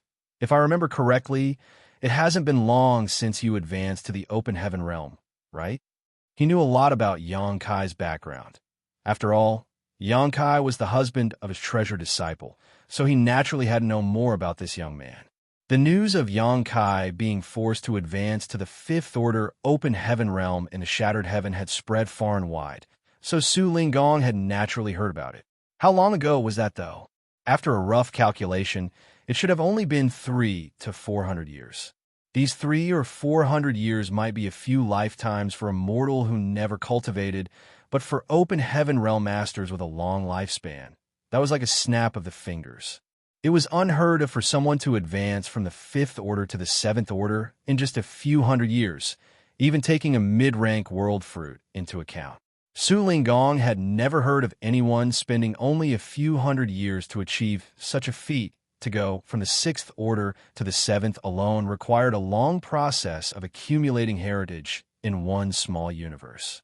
Even with abundant cultivation resources, it would still take at least 1,000 to 2,000 years at the minimum. And that was under the premise that everything went smoothly for the cultivator. If anything happened, it wouldn't be surprising if the cultivator had to spend a few thousand years to advance. However, there's a living, breathing example right in front of his eyes, so even if Su Linggong didn't want to believe it, he had to. After a long time, he calmed down, nodded lightly, and said, "A Seventh Order Open Heaven Realm Master is enough to serve as a squad leader." Yet there was still an uncomfortable feeling rising in his heart. He had also spent a couple hundred years on the Black Ink battlefield and participated in battles with the Black Ink clan, gaining some merits along the way. Also, because of his strength and performance, he was promoted to vice squad leader a few years ago. However, his disciple's husband was already a squad leader. Wouldn't that mean that Yang Kai was a rank higher than him? It did feel bitter when comparing oneself to others. However, on the Black Ink battlefield, a higher position meant greater responsibilities, which was not necessarily a good thing. Su Linggong then raised his brows slightly and muttered, "Sister Feng is an interesting person." Yang Kai felt doubtful and asked, "What do you mean?" With a wave of his hand, Su Linggong said, "It's nothing." He came here to find Yang Kai with a mission to persuade the latter to return to Yin Yang Pass with him. His legacy disciple was Yang Kai's wife, so they already had a connection. Therefore, Su Linggong was the perfect candidate to persuade Yang Kai, which was also why Tang Xiu brought him in the first place. However, as soon as they met, Feng Ying addressed Yang Kai as squad leader. It was an obvious sign for Su Linggong to back down. Blue Sky Pass thought so highly of Yang Kai that they directly promoted him to squad leader after just one battle. So of course they wouldn't let him leave so easily. "Tell me, why did you come here?" Su Linggong looked at Yang Kai in confusion. This was what he was really curious about.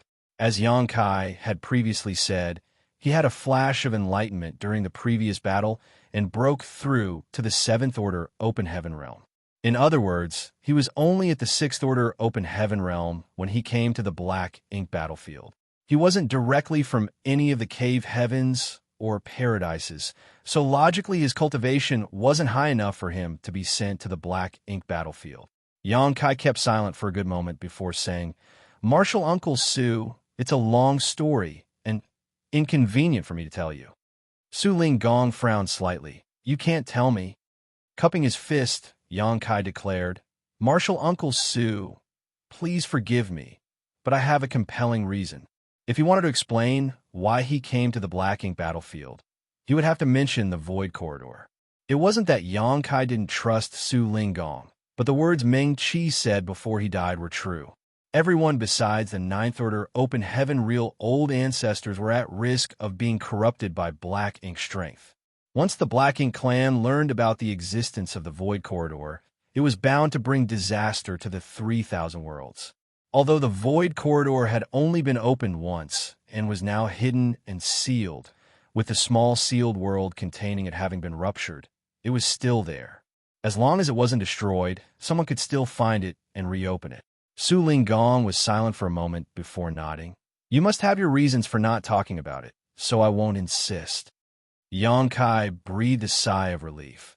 "Many thanks, Martial Uncle Su. How are things at home?" Su Linggong changed the subject. "Before I came here, everything was well.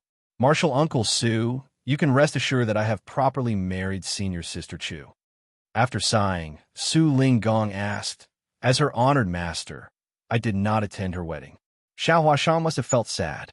I thought after I entrusted her to you, I would have nothing to worry about, but I didn't expect that you would come here too. How would she cope with being alone there?" Yang Kai said, "I have made all the necessary arrangements before I left home. Senior Sister Chu will not suffer any grievances." Su Linggong suddenly glared at him. "Smelly brat, why do you have so many women for no good reason? The fights between women are the most troublesome."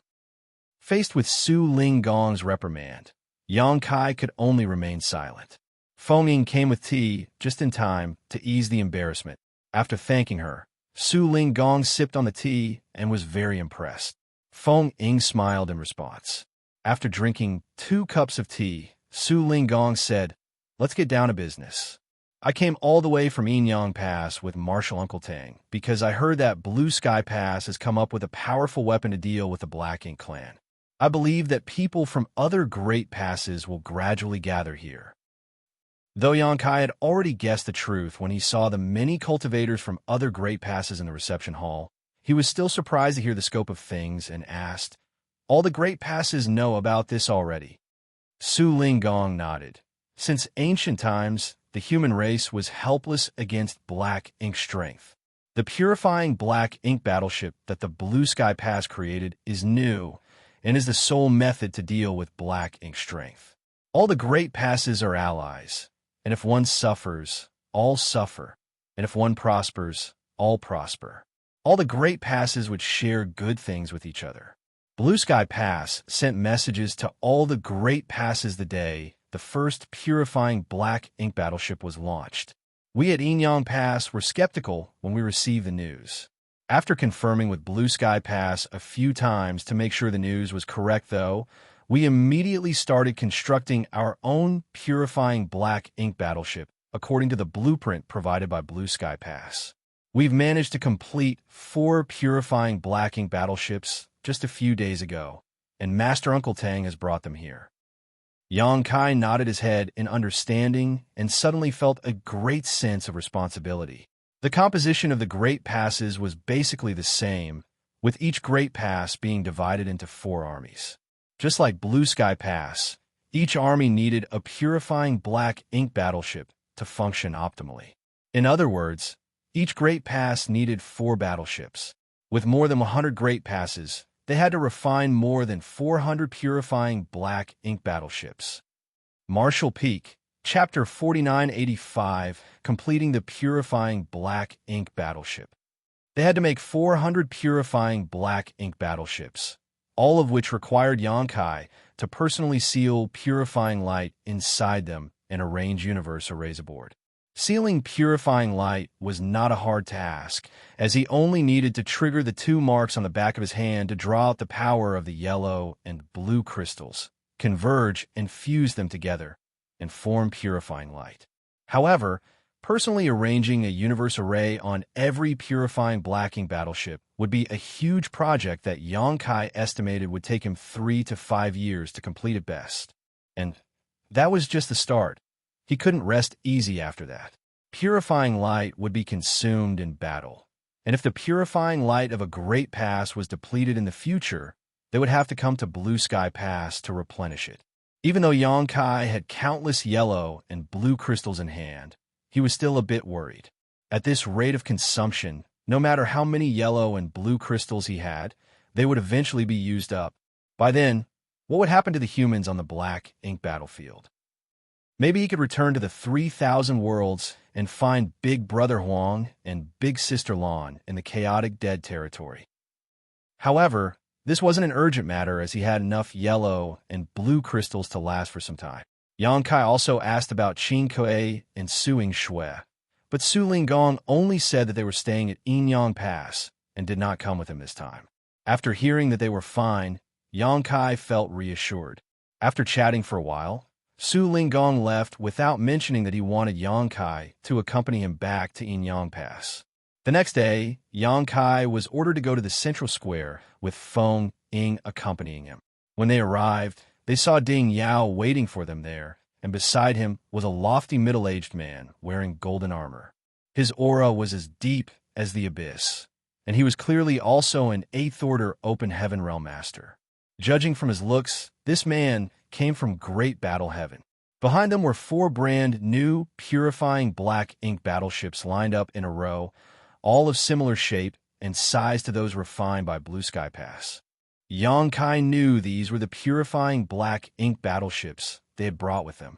After Blue Sky Pass successfully built their first purifying black ink battleship, they sent a message to all the Great Passes, informing them of the purpose of the purifying black ink battleships, along with the blueprints to build more.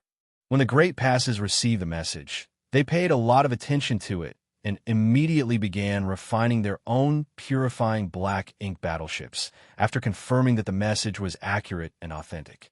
Once they were done building the battleships, they used the hyperspace arrays to send an 8th Order Open Heaven Realm Master with the completed purifying black ink battleships to Blue Sky Pass.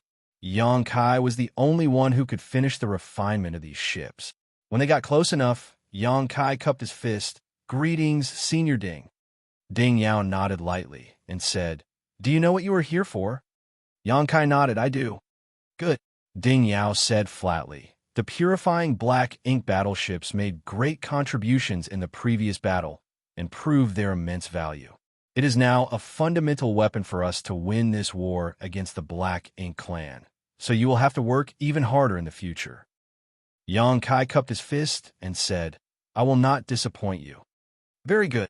Ding Yao gestured to the middle-aged man next to him and said, "This is Wei Junyang from Great Battle Pass, my senior brother from Great Battle Heaven. Great Battle Pass is currently engaged in a war with the Black Ink clan army, so he urgently needs these purifying black ink battleships to be readied for battle." Wei Junyang looked solemn and cupped his fist at Xianxia while speaking quickly. "Marshal nephew, the safety of the 30,000 soldiers of Great Battle Pass depends on you." Senior is exaggerating. "I will do what I can as it is my duty," Xianxia said humbly. "Since Great Battle Pass is currently fighting the Black Ink clan, we cannot delay this any further. May I begin now?" "Very good." Wei Junyang nodded his head hastily. "Have you brought the necessary materials?" Xianxia asked.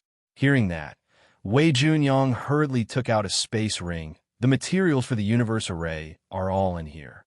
If you need anything else, just let me know." Xianxia reached out, took the space ring, checked it with his divine sense, and nodded. "I think this will be enough. I'll let you know if I need anything more." After saying that, he moved to the nearest purifying black ink battleship and used the space array on the deck to teleport into the cabin. Great Battle Pass had done a good job of preparing the purifying black ink battleships. Basically, everything that could be built had already been done. Now, all that was missing was the universe array and purifying light. These are the things that Xianxia had to add personally.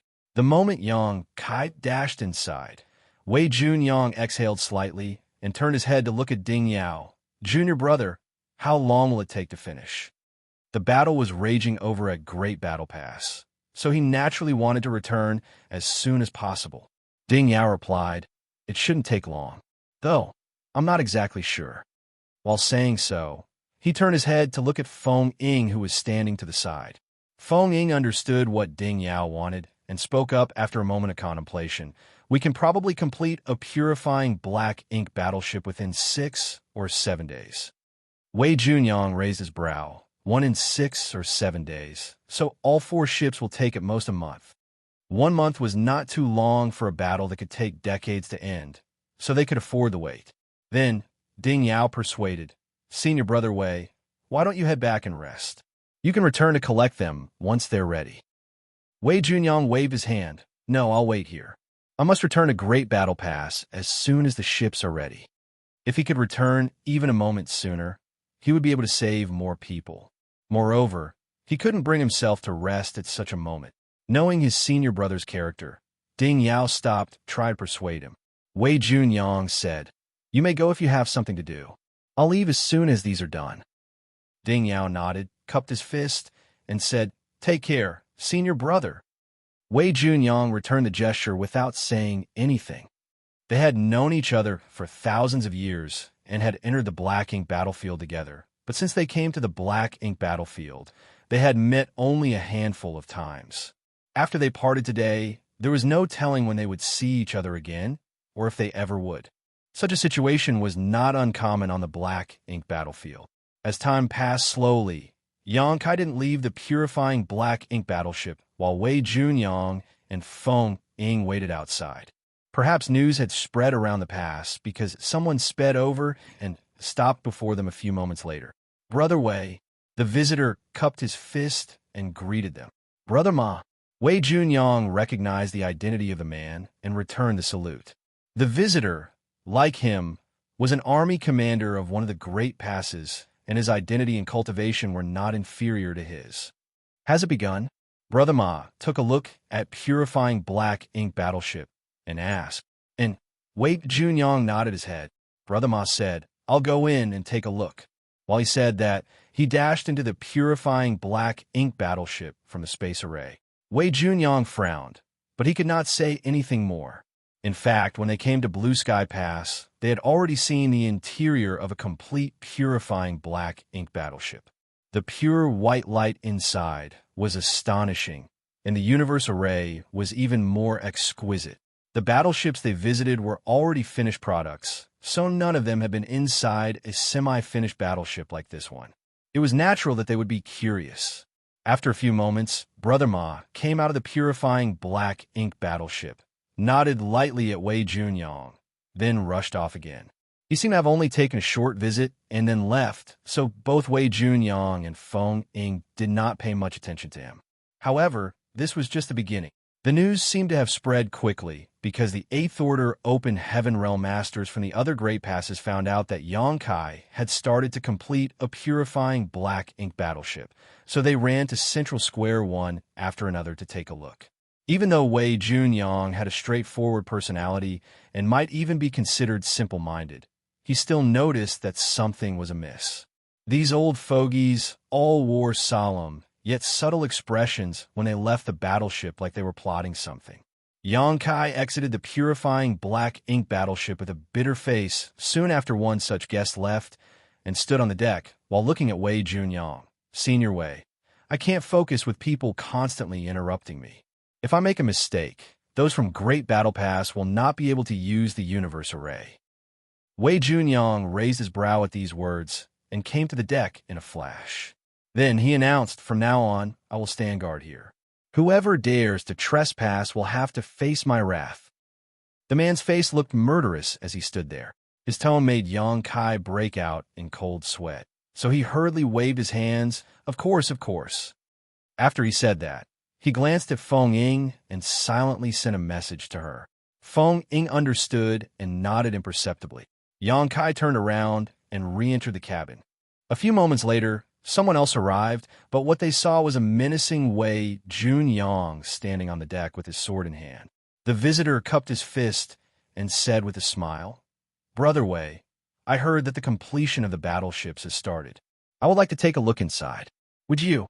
Before the person could finish his words, Wei Junyang unsheathed his sword and pointed it at the newcomer. You will have the opportunity to take a look when it's your purifying black ink battleship's turn to be completed, but right now, Great Battle Pass is in a difficult battle and urgently needs the support from these battleships. It's a race against time, so no one is to disturb the process. Otherwise, that person will face the entire Great Battle Pass. The man was stunned and didn't say anything more. He just wanted to take a look at the purifying black ink battleship, not make an enemy of Great Battle Pass. People from Great Battle Cave Heaven generally acted more fiercely than others. Also, they always stuck to their word. Judging by Wei Junyang's attitude, it seemed like a fight would break out if he defied him. Laughing sheepishly, the man said, Brother Wei, you must be exaggerating. I just want to take a look at it. You'll have a chance to look at it later, but not now. The man looked at him for a moment, sighed, and turned to leave. A few more people arrived one after another, but they were all stopped by Wei Junyang and reluctantly left. Meanwhile, Zhong Liang, who was discussing important matters with Liang Yulong, suddenly received a message. After reading it with his divine sense, he was furious. Those ungrateful thieves. Blue Sky Pass kindly let them come over to complete their purifying black ink battleships. But now they try to poach one of our people. This is going too far. Feeling shocked by the sudden outburst, Liang Yulong asked, Brother Zhong, what happened? Martial Peak, Chapter 4986, Putting the Cart Before the Horse. Zhong Liang snarled angrily. Those old bastards used inspecting the half-complete purifying black ink battleship as an excuse to see Yang Kai and secretly offer him all kinds of benefits. They're trying to poach him. After hearing what happened, Liang Yulong was also furious. He smashed his fist on the table in front of him and snapped, Shameless thieves! How dare they try to take advantage of us? Zhong Liang pondered for a moment, turned his head, and ordered his adjutant, send a message to those old bastards and tell them to come to the conference hall. Just say that Blue Sky Pass has something to discuss with them. The adjutant received the order and quickly turned around and left. Meanwhile, Liang Yulong looked at Zhong Liang and said, Are you going to? Zhong Liang grunted. Since they're being so shameless, is there any point in showing them respect? An hour later, 2 rows of seats inside the main conference hall were filled with people, all of them 8th Order masters from other great passes.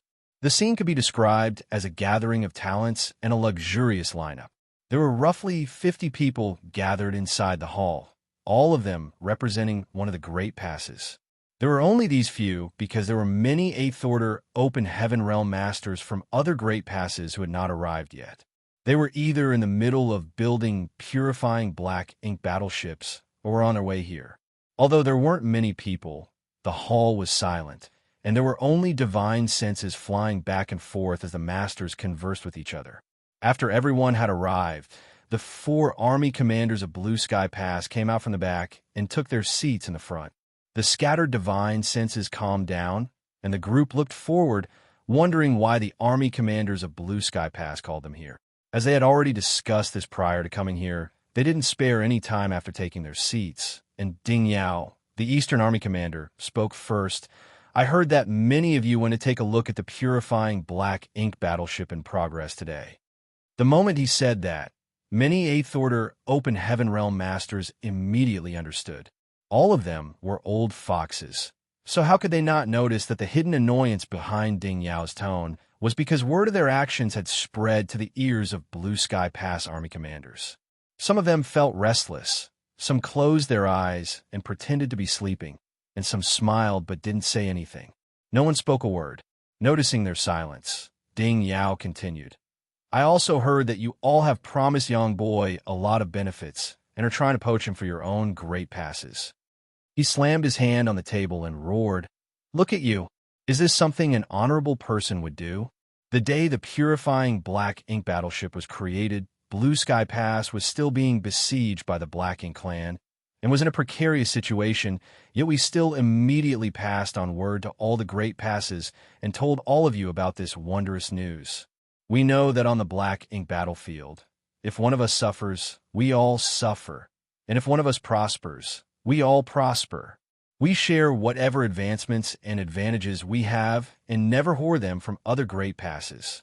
With the purifying black ink battleships supporting up our armies, we humans will no longer be at risk of being corrupted by black ink strength. This is a heaven-sent blessing for all of us. He took a pause to glare around the room before continuing. This was proven during the previous battle. Before Yang Kai arrived at Blue Sky Pass, our soldiers were still at risk of being corrupted by black ink strength. But since his arrival, no one from Blue Sky Pass has suffered from black ink strength anymore. This is especially true since the birth of the purifying black ink battleship. We of Blue Sky Pass have always been open and honest, but what about you all? How could you think of poaching him away from Blue Sky Pass? Don't you have any conscience at all? If it were a normal open heaven realm master, they would have been frightened by Ding Yao's roar. However, the guests here were all 8th Order masters, and none of them was afraid of him. Of course, many of them were showing guilty expressions. What they did was indeed unrighteous, so they couldn't refute Ding Yao's words. Only one person chuckled and said, Brother Ding, don't be angry. I don't know what the others are thinking, but Yang Kai belongs to Yin Yang Cave Heaven. As his elder, I naturally want to bring him back to Yin Yang Pass. He holds the purifying light, which is the only method we have to counteract black ink strength. Is the key to breaking the stalemate between both races. Most importantly, we can better protect him after bringing him back to Inyang Pass. The person who spoke was none other than Tang Xiao from Inyang Pass. Ding Yao turned his head to look at Tang Xiao and said indifferently, "Who says that disciples of Inyang Cave Heaven must serve in Inyang Pass? Blue Sky Pass also has disciples from Inyang Heaven, and disciples of my Great Battle Cave Heaven are serving in Inyang Pass. Since ancient times, once someone from the 3,000 worlds is assigned to a pass, they belong to that pass. This is the rule, and it has nothing to do with the person's master sect. Yang Kai came to Blue Sky Pass first, so he's a member of Blue Sky Pass, and he is already registered as a member here. Also, he is the squad leader of Blue Sky Pass Dawn Squad." Nodding slightly, Tang Xiao argued, "Of course I know that, but Brother Ding, you might have misheard me. What I said just now is that I want to bring him back to Inyang Pass to better protect him. As for his military merits and his position as squad leader, we at Inyang Pass can give him what Blue Sky Pass can give him as well." Those words angered Zhong Liang, and he roared, "What are you trying to say? Are you saying that Blue Sky Pass can't protect him?" Tang Xiao said slowly, "That's not what I meant, but I heard that Yang Kai was only a 6th Order Master when he rushed out to the battlefield during the previous fight. Also, he was even attacked by a royal lord and almost lost his life. Is this true?" The crowd was shocked at these words because most of them didn't know about this. Even Tang Xiao only knew about this because he had overheard Lu En speaking about it. Luan did not mean to expose all this. He only spoke of how Yang Kai had excellent aptitude, braved life and death during the last battle, advanced to the next order, and had his purifying light. He felt he would be of great use in the future. When the crowd heard about this from Tang Xiao, they were greatly alarmed. Everyone knew the importance of Yang Kai's existence. He was the only one who could use purifying light, which was the only means to purify and dispel black ink strength. "Brother Ding, is this true?" someone asked urgently. Ding Yao was dumbfounded. There was no way to deny this, and Tang Xiao's words had hit the nail on the head. Faced with stares from everyone, Ding Yao could only nod. It is true, but Yang Kai also gained something from the disaster. He advanced from 6th Order Open Heaven Realm to 7th Order Open Heaven Realm. Shaking his head, Tang Xiao disagreed. He was lucky this time, but he won't always be lucky. He found an opportunity in the crisis this time, but who knows what might happen next. If he has an accident, the implications are unimaginable.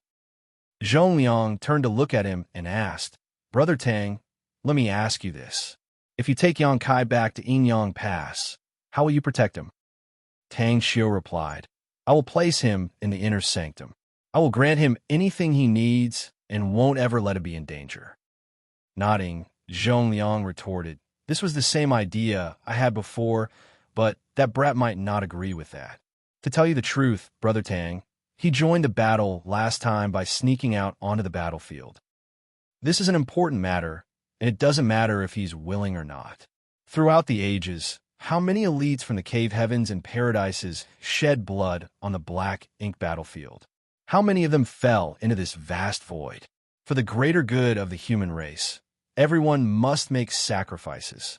He is in control of the purifying light, and he can determine the fate of the human race. So he must sacrifice his freedom." Zhong Liang smiled and said, "Why don't you talk to Yang Kai about this and see if he will agree?" Hearing that, Tang Xiao laughed. "How can we leave it to him to make the decision?" This meant that if Yang Kai was brought back to Inyang Pass, he would not be able to leave the pass under any circumstances ever again. Zhong Liang frowned and said nothing. Meanwhile, Shun Tumo, who had been keeping silent, suddenly spoke up. "To him, all of you here are highly respected seniors. No matter whether it's our seniority, strength, or status, we are all far better than him. Yet we, the seniors, are now placing the hope for our entire race on his shoulders. Don't you think that is too cruel?" The crowd was silent, and Tang Xiao frowned. Shintu Mo continued, The future of the human race cannot rely on just one person. For countless years, the Black Ink clan has wanted to invade and conquer the 3,000 worlds, but they are still being held back by us in this very Black Ink battlefield. What did we do in the past when there was no purifying light? Did we just stand back and allow the Black Ink clan to attack us with impunity? What would we do without purifying light in the future? Will we have no way of fighting the Black Ink clan without such means? In my opinion, we can rely on purifying light to fight against the Black Ink clan, but we cannot be fully dependent on it. Fellow brothers, don't put the cart before the horse. There was a silence in the hall as all the Eighth Order Open Heaven Realm Masters fell into deep thought. They had to admit that Shun Tumo's words made sense. Seeing that everyone was quiet, Shun Tumo added, "In the past, we didn't have Yang Boy and his purifying light, but all the great passes were firmly united. But now, you are all sitting here arguing over who gets to keep him? Won't such an argument destroy our unity? Furthermore, as far as I know, Xianxia's purifying light requires two unique types of materials called yellow crystals and blue crystals, which are only produced in the chaotic dead territory. I don't know how many yellow and blue crystals he has, but he has to seal his purifying light into 400 purifying Black Ink battleships, which is a huge number. There will inevitably come a day when he runs out of these resources. When that happens, who will you ask for purifying light? Yellow and blue crystals? The chaotic dead territory? The others only knew about the wonders of the purifying light, but they did not know about the materials needed to create it or the source of those materials. Shen Tumo was only repeating what Xianxia had said to them before. Many of the Eighth Order Open Heaven Realm Masters immediately frowned at those words. If that were true, the purifying light was not inexhaustible, and there would be a day when it ran out. By then, the human race would return to their previous situation. As Shun Tumo said, purifying light could be used as a tool in battle, but they couldn't fully rely on it. On the Black Ink battlefield, the unity of the entire human race was the key to confronting the Black Ink clan. It would indeed be putting the cart before the horse if they only had their eyes on the purifying light. Marshall Peak, Chapter 4987, Dawn Battleship. Brother Shen Tu has a point. Someone nodded lightly. Following that, another spoke up. Brother Shun Tu has thought about this matter more thoroughly. We feel ashamed. Shen Tumo's words dissuaded many people from the idea of poaching Xianxia, which was already a bit unorthodox. They couldn't argue with the others because they didn't have a reason to, and their chances of succeeding were slim.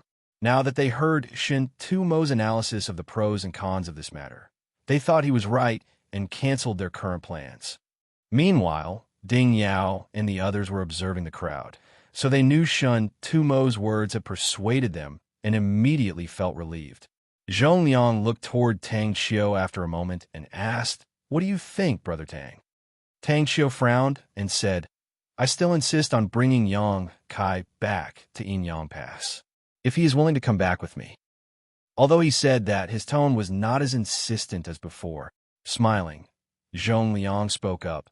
"If you ask him in person, that brat might not be able to refuse.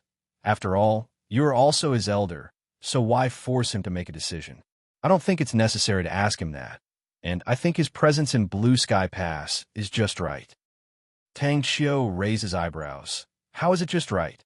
Zhong Liang answered, "We have more than 100 great passes that form a barrier on the Black Ink battlefield, blocking the Black Ink clan's invasion of the 3,000 worlds. Blue Sky Pass just happens to sit at the center of this barrier, so no matter which great pass you all come from, the distance to here does not vary much. But if Xianxia goes to Inyang Pass, the situation will be different. The distance between passes will vary greatly, so I believe it is best for him to stay in Blue Sky Pass. And no matter which great pass he's at, he will still be serving the human race, so why does it matter which great pass he belongs to?"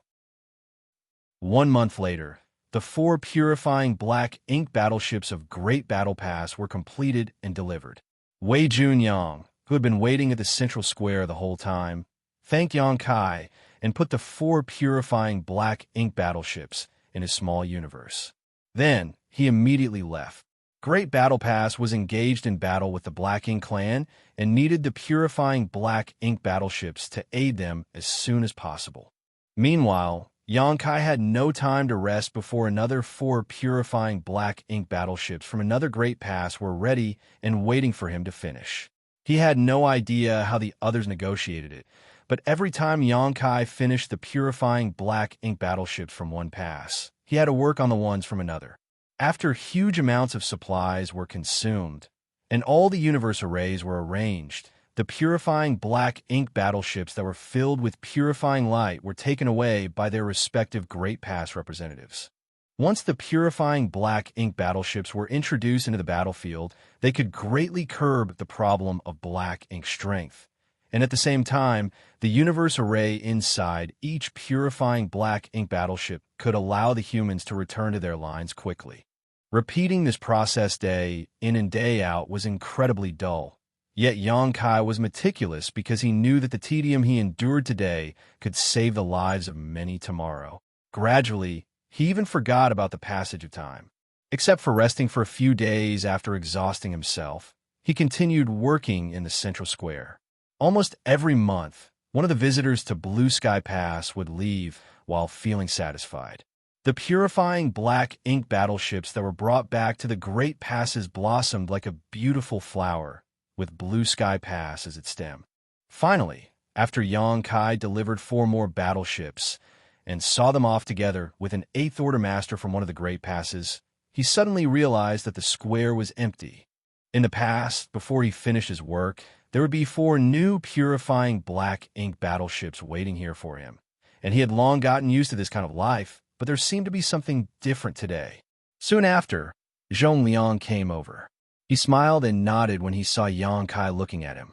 "You've worked hard these past few years. Go back and have a good rest." Yonkai was slightly dazed, and only then did he respond, "Is that all?" "Yes." Xianxia patted Yonkai's shoulder. "Now more than 100 Great Passes have their own purifying Black Ink battleships. In the future, we no longer have to be afraid of being corrupted by Black Ink strength when facing the Black Ink clan. And it's all thanks to you." Yonkai silently nodded before taking a moment and calculating things, soon realizing that some 7 to 8 years had passed. In other words, he had been busy in this square for 7 to 8 years. Although a few years was nothing to an open heaven realm master, it was still surprising that time had passed so quickly. "Go back to your residence. You've only recently advanced to the 7th Order, so you need to stabilize your cultivation." Xianxia waved his hand and said, "Yes, sir." Yonkai took orders and left.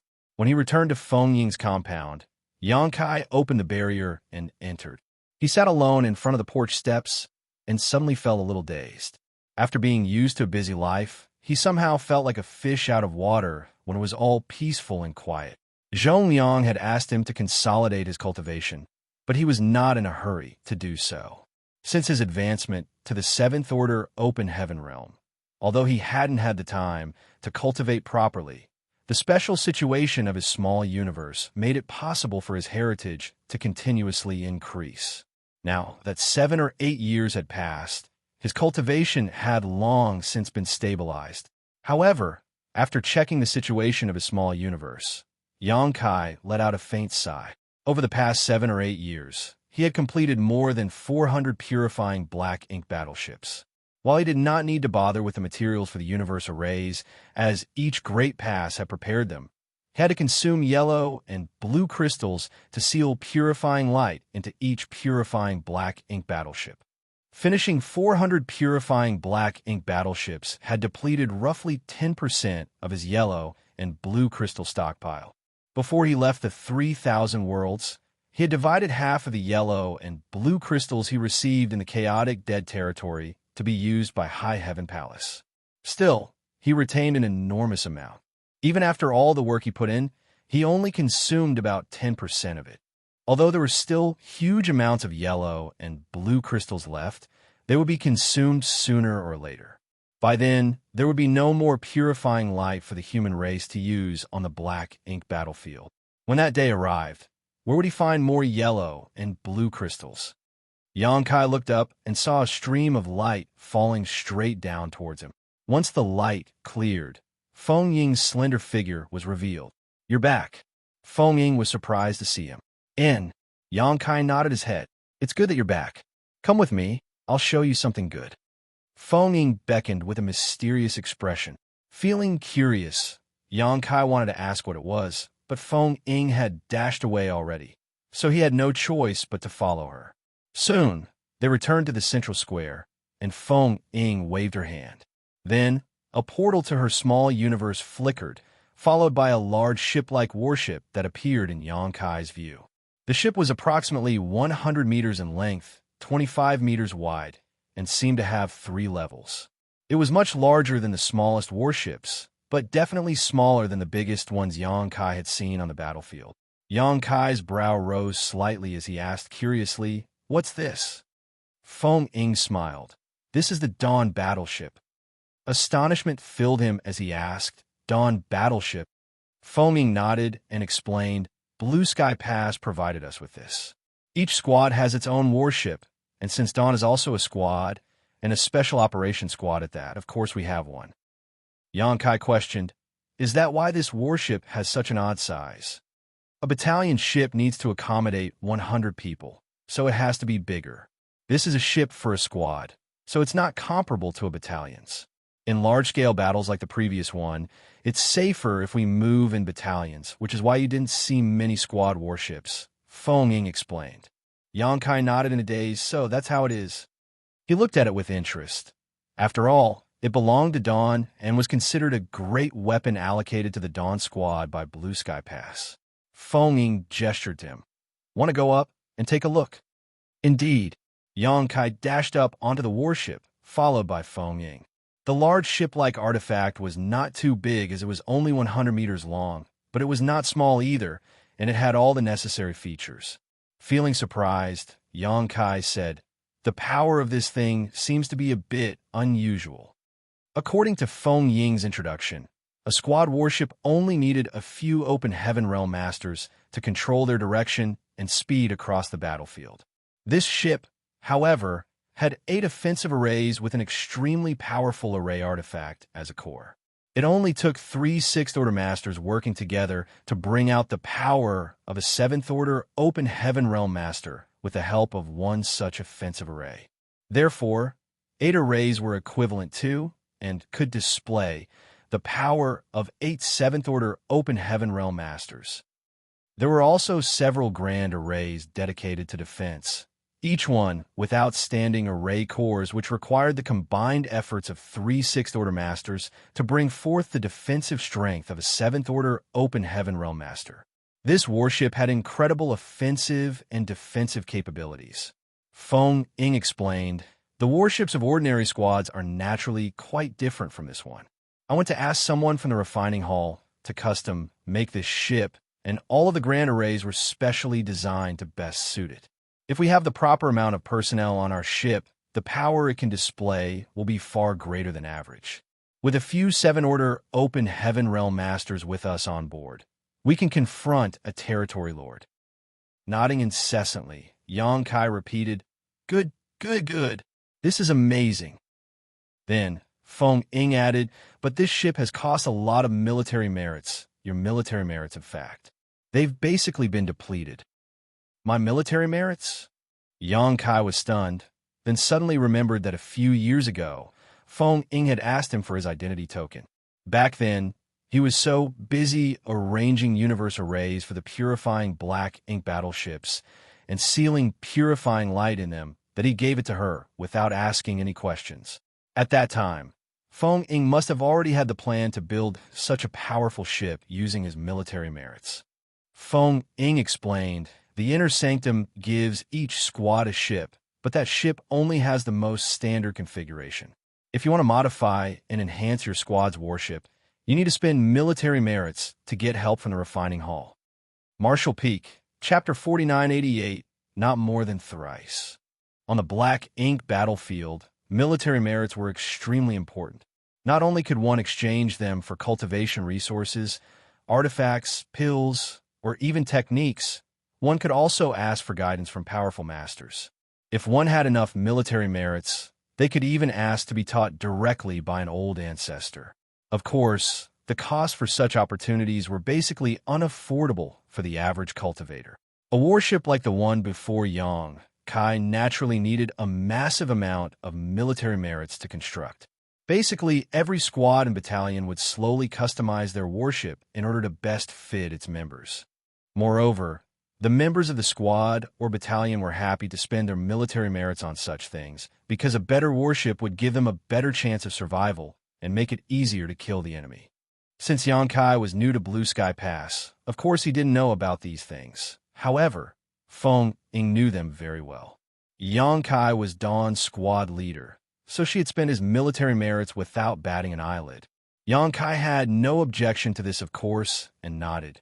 Good. My military merits aren't of much use to me anyways, so this is just the right thing to use them on. While others might need to exchange military merits for cultivation materials, he didn't, as he had enough to cultivate until he reached the 8th Order Open Heaven realm with extra left over. After taking a few more looks at it, Yang Kai suddenly became serious. But what are we going to do with this warship? The Black Ink clan has been driven back, and wasn't it said that they wouldn't return for at least 100 years? Feng Ying laughed. It's true that the Black Ink clan has retreated, but they will definitely return, so we will need this warship at that time.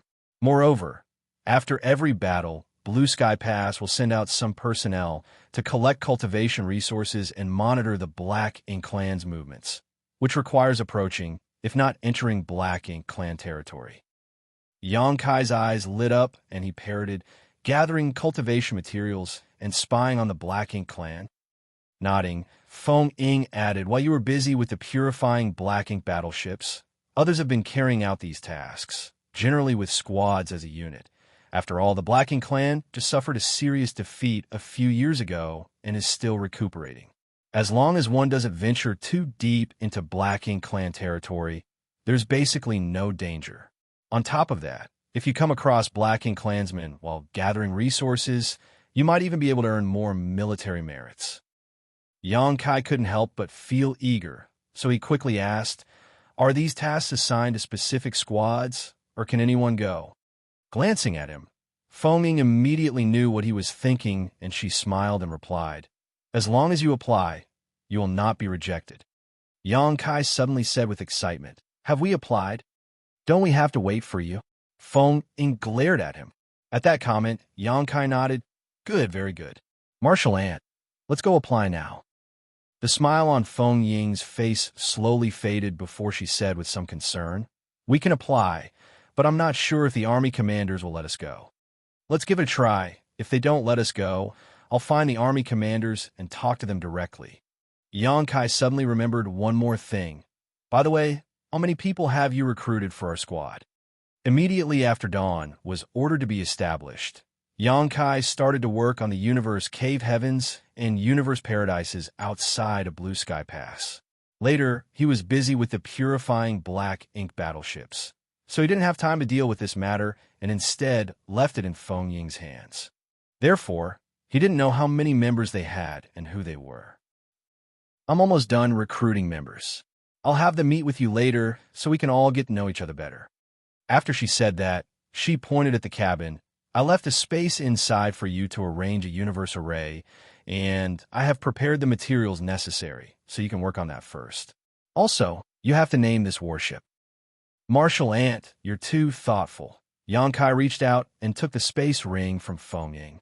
A few moments later, she left, probably to apply for the mission, while Yang Kai stayed in the square and entered the cabin to set up a universe array in the space that was left for him. As he had been arranging universe arrays for 400 purifying Black Ink battleships for a few years, Yang Kai was now traversing on a familiar path. In just a few days, the warship's universe array was operational, and Yang Kai had branded the large ship's bow with 2 large characters. Dawning Light. After putting the ship into his small universe, Yang Kai returned to Feng Ying's place. Half a day later, Dawn Squad's members arrived and met with him.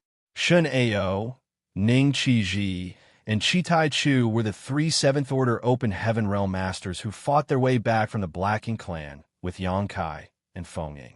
As for the rest, there were 30 others who had been enlisted. When Xianxia was appointed as Dawn's squad leader, Zhongliang publicly announced to the Inner Sanctum that any cultivator under the 8th Order Open Heaven Realm that Xianxia chose could join his squad, and the limit for that squad was 50 people. In other words, if Yang wanted to, he could create a squad with 57th Order Open Heaven Realm Masters. However, if he did that, it would be a waste of manpower because there was no need for a 7th Order Open Heaven Realm Master to manipulate a warship. 5th and 6th Order Open Heaven Realm Masters would suffice for such roles. Thus, under careful consideration, in addition to the 3 Xianxia had previously mentioned, Feng Ying did not take in any more 7th Order Masters. The other 30 members were all in the 5th and 6th Order. The entire Dawn Squad's configuration, including Xianxia and Feng Ying, was 5 7th Order Masters, 26th Order Masters, and 10 5th Order Masters. Such a configuration was quite reasonable. Not only would it not reduce Dawn's combat power, but it also wouldn't squander valuable human resources. Moreover, the 5 7th Order Open Heaven Realm Masters in the team were enough to ensure Dawn Squad's fighting capability. Feng Ying kept the remaining 15 slots empty, so they could recruit members they needed when suitable opportunities arose. What's more, everyone here was someone Xianxia brought back from the Blacking Clan's domain. Therefore, they were already quite familiar with each other. In Feng Ying's courtyard, a banquet was prepared, and the atmosphere was lively as everyone exchanged pleasantries and drinks. If it hadn't been for Xianxia's help in dispersing the black ink strength within them, they would have still been working for the Blacking Clan and would likely have died on the battlefield during the last war. They thought about their future battles, like how they would kill the Blacking Clan and spread Dawn Squad's reputation far and wide. After a few rounds of drinks, some began to sing, which attracted cheers from the others. At that moment, Feng Ying's expression suddenly changed. She took out the communication artifact, looked at it, and looked at Xianxia with a helpless expression. Noticing her gaze, Xianxia turned his head to look at her. "What is it?" Feng Ying said, "Our request to sortie on a mission has been rejected." The noisy courtyard instantly fell silent. They were just chatting about Dawn Squad's future fame, but now their request to go out mission was denied. How could they realize their dreams if they couldn't even leave Blue Sky Pass? Generally speaking, such requests wouldn't be denied.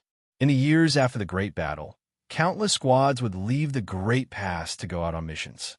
As long as they were prepared, their applications would be accepted. After all, the Blacking Clan had suffered a crushing defeat in the Blue Sky Theater and were now busy recuperating. As long as they took great care and did not wander too deep into the Black Ink Clan's territory or encounter a strong enemy by accident, they wouldn't be in any danger. However, everyone knew that the reason why Dawn's request was denied was because of Xianxia. During the previous war, the army commanders did not dare to let Xianxia freely set foot on the battlefield. But he snuck out and upended the entire situation alone, forcing Zhongliang to borrow troops from the other 3 armies. Although a series of lucky coincidences allowed them to expose the Royal Lord's resting place and aided them in achieving a great victory, that was only a random bout of good fortune, not a carefully planned out strategy.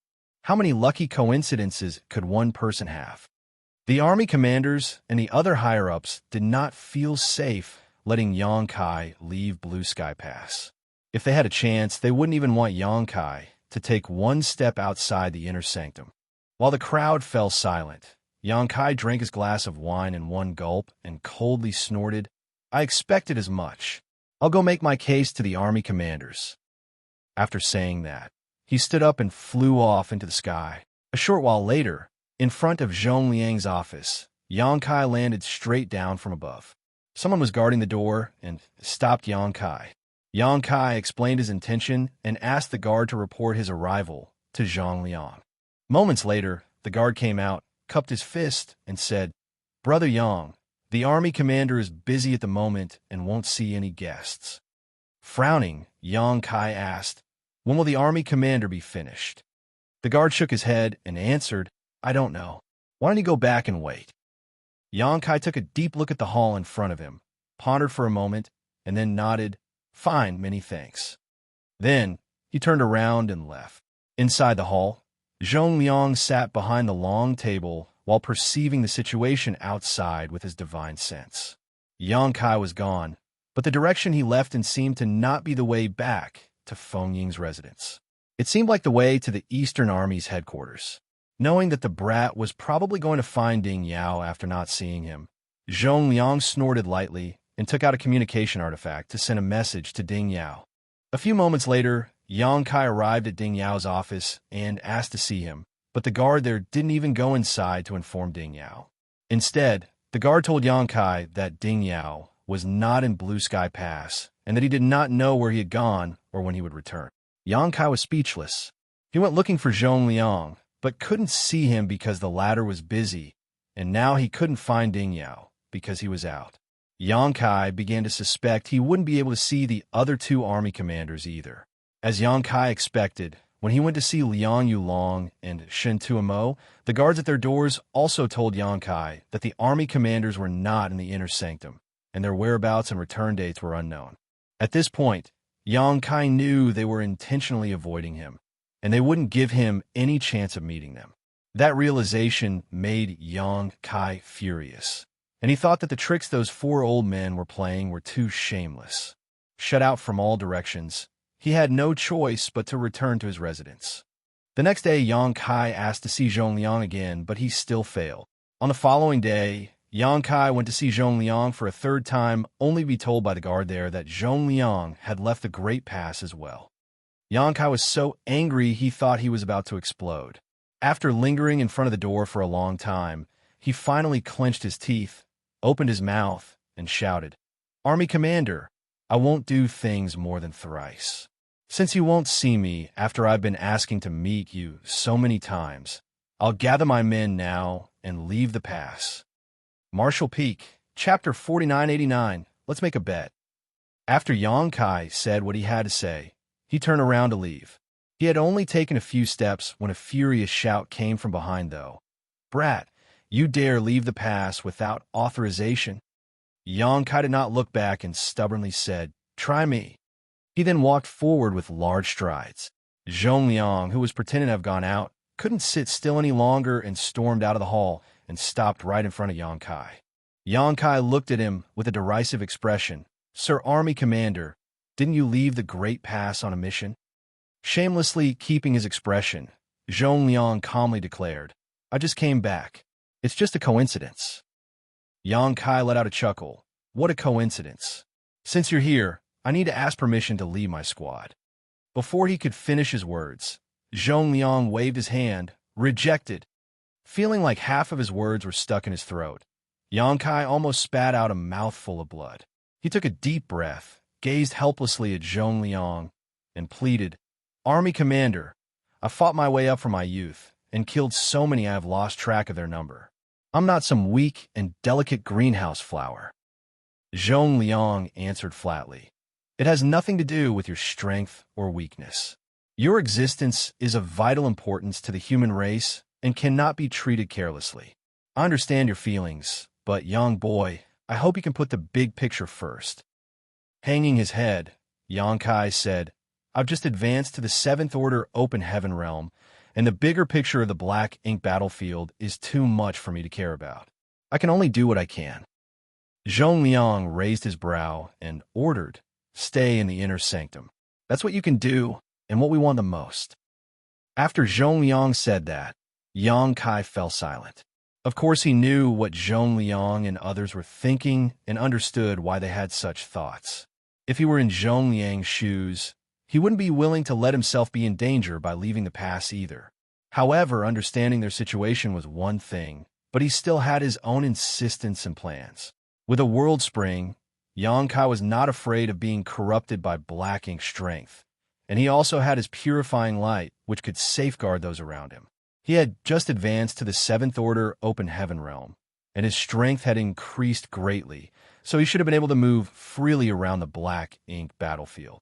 If he were trapped inside Blue Sky Pass, he would lose his vigor in the long run, which would not be beneficial to his future growth. If he wanted to keep striving for greater heights in the martial Tao, the only option was to go out and fight. The black ink battlefield has more than 100 great passes and millions of masters. I'm just one of them. I can do what others can and go wherever the others go. I don't want to receive any special treatment, and I hope you all can realize my wish." Yangkai looked solemn and cupped his fist.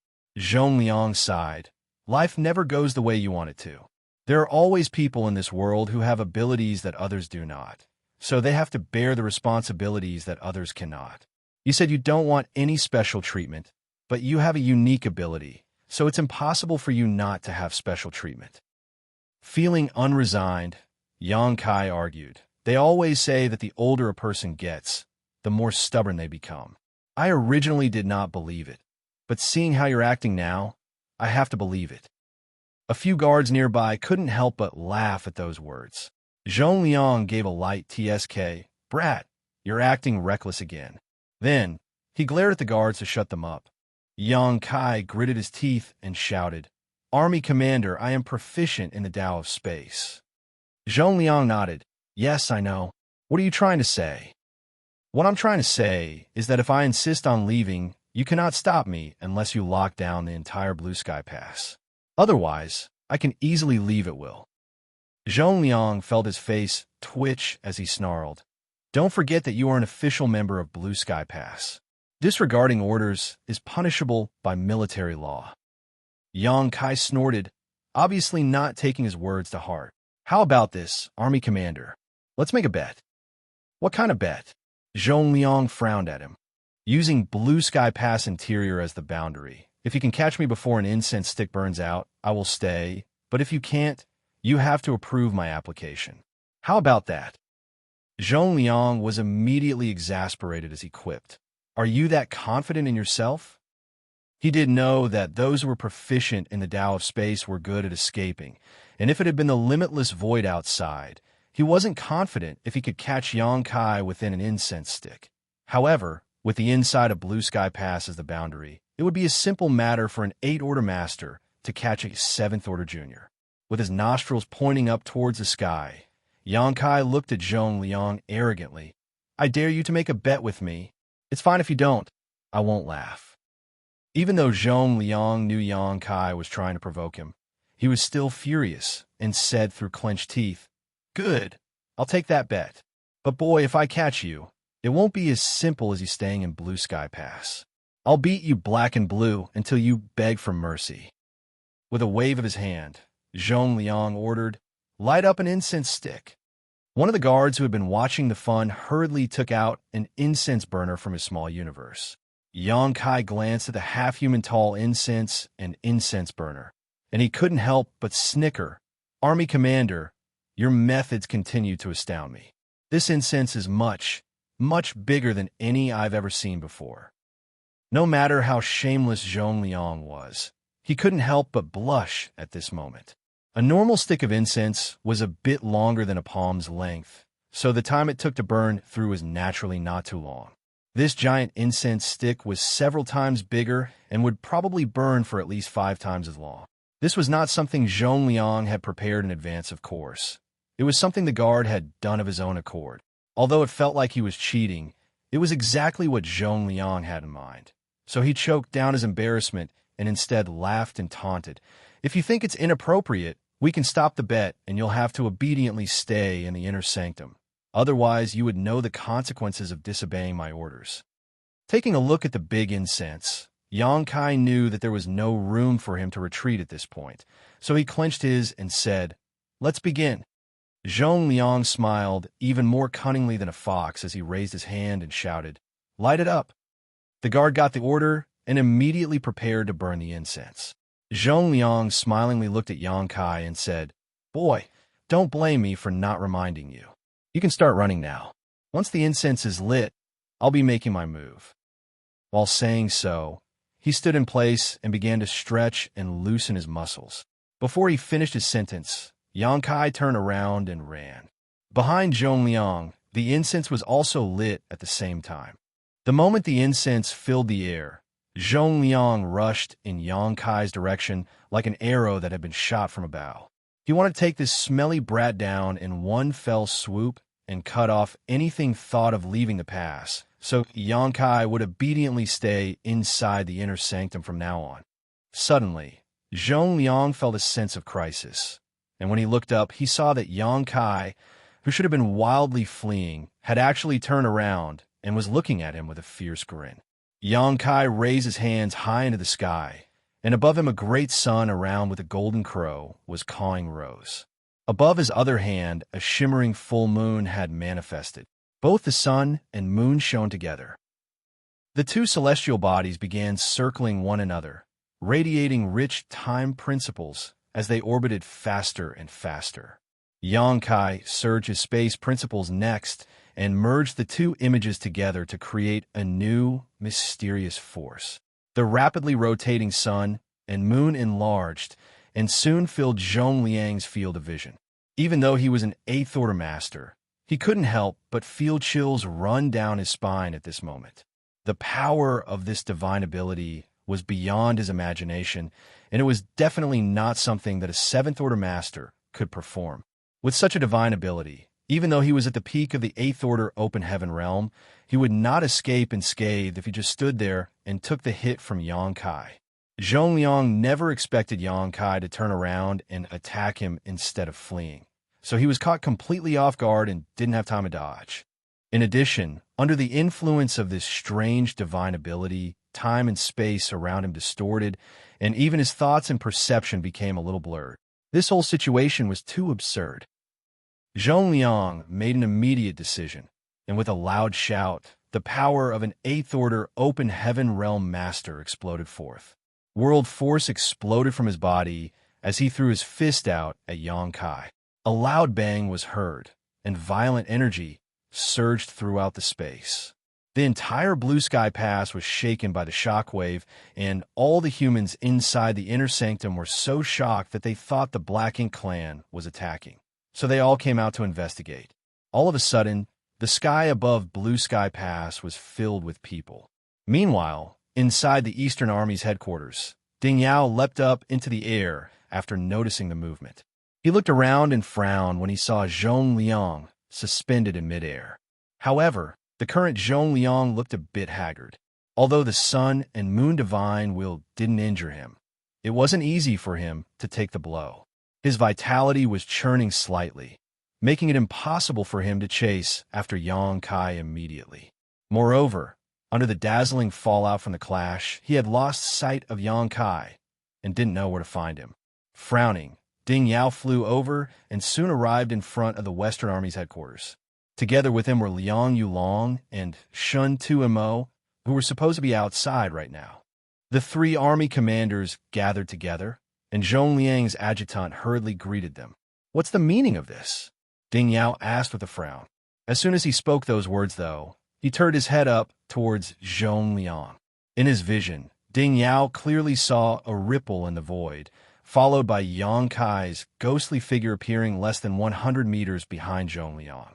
Yang Kai was holding his Azure Dragon Spear and fiercely thrust it out at Zhongliang's back.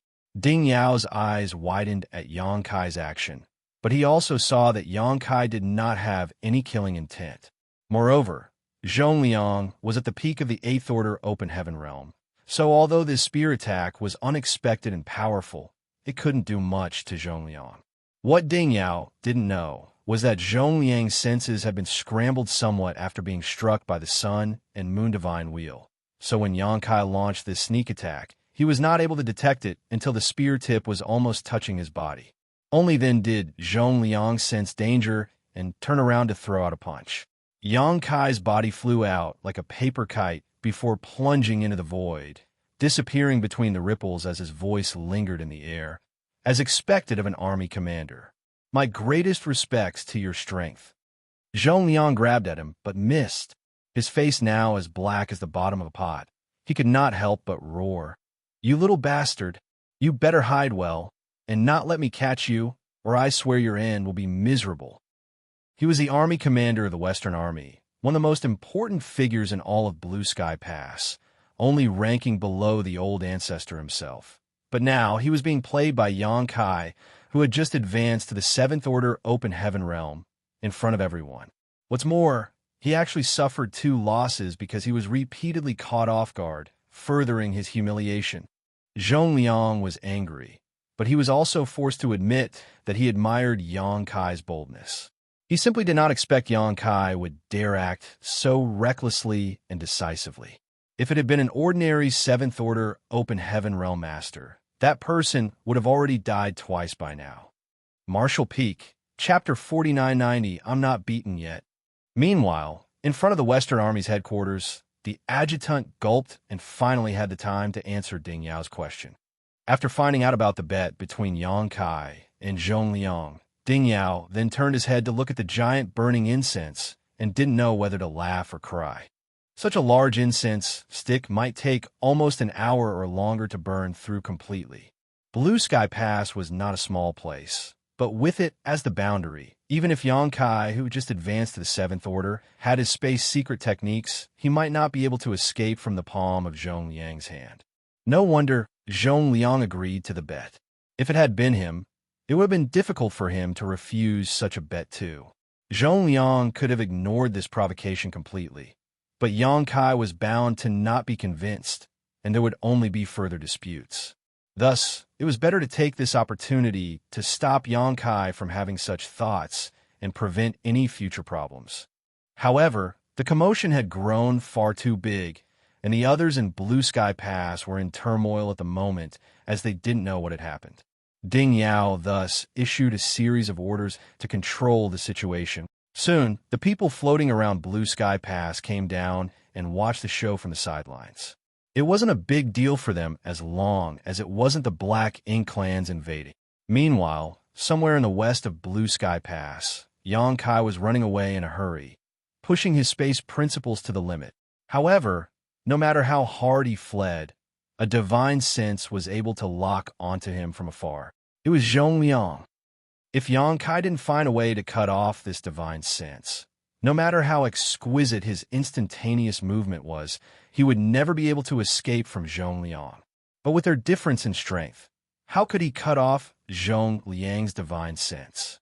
Yang Kai's repeated attempts failed to achieve his goal, so even as he ran using instantaneous movement, Zhong Liang followed close behind him. Yang Kai knew that his 2 sneak attacks had pissed off Zhong Liang, and the army commander was now determined to teach him a painful lesson. Instantaneous movement was the pinnacle of escape techniques. There were thousands of secret techniques to increase one's speed, but none of them could be compared to instantaneous movement. Soon, Yang Kai's figure could be seen in all corners of Blue Sky Pass, but he never stayed in one spot for more than 3 breaths because Zhong Liang, who was like a ravenous beast, was always hot on his tail. With one chasing and one escaping, time gradually passed. The incense in front of the Western Army's headquarters was now a third burned down. Ding Yao and the others were now becoming a bit anxious. Initially, they thought that Zhong Liang would capture Yang Kai on his own, but now it seemed that it would not be so easy. They had all heard how the Tao of Space was unparalleled when it came to escaping, but it was only now that they learned how difficult it was to deal with a master proficient in it. It was a good thing that this incense burned for a much longer time than a normal incense. Otherwise, the time limit would have already been reached. Even if Yang Kai was caught in the end, it would still be a hollow victory for their side. On the other hand, seeing that he hadn't captured the infuriating boy after so long, Zhong Liang was feeling quite annoyed. He intended for this to be a quick battle, but he did not expect that not only were things not going as he expected, but it was actually taking him so long to capture one little brat. Moreover, if he lost the bet, it would be a terrible conclusion. Suddenly, Zhong Liang's body stopped in midair.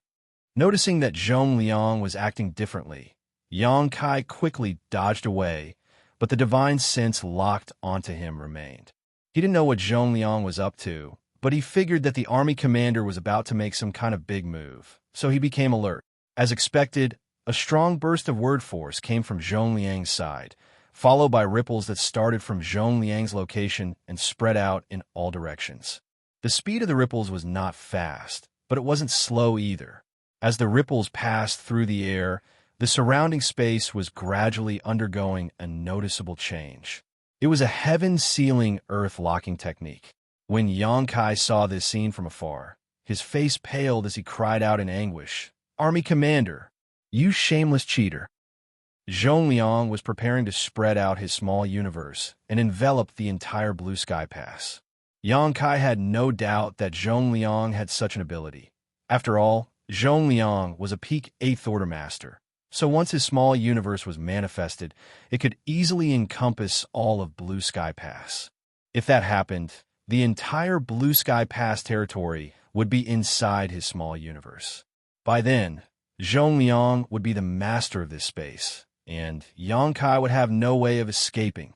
He would become a fish on the chopping block, at the mercy of Zhongliang. Though it was a superb tactic, it was more akin to cheating than a clever strategy. It also showed how determined Zhongliang was to take down Yang Kai.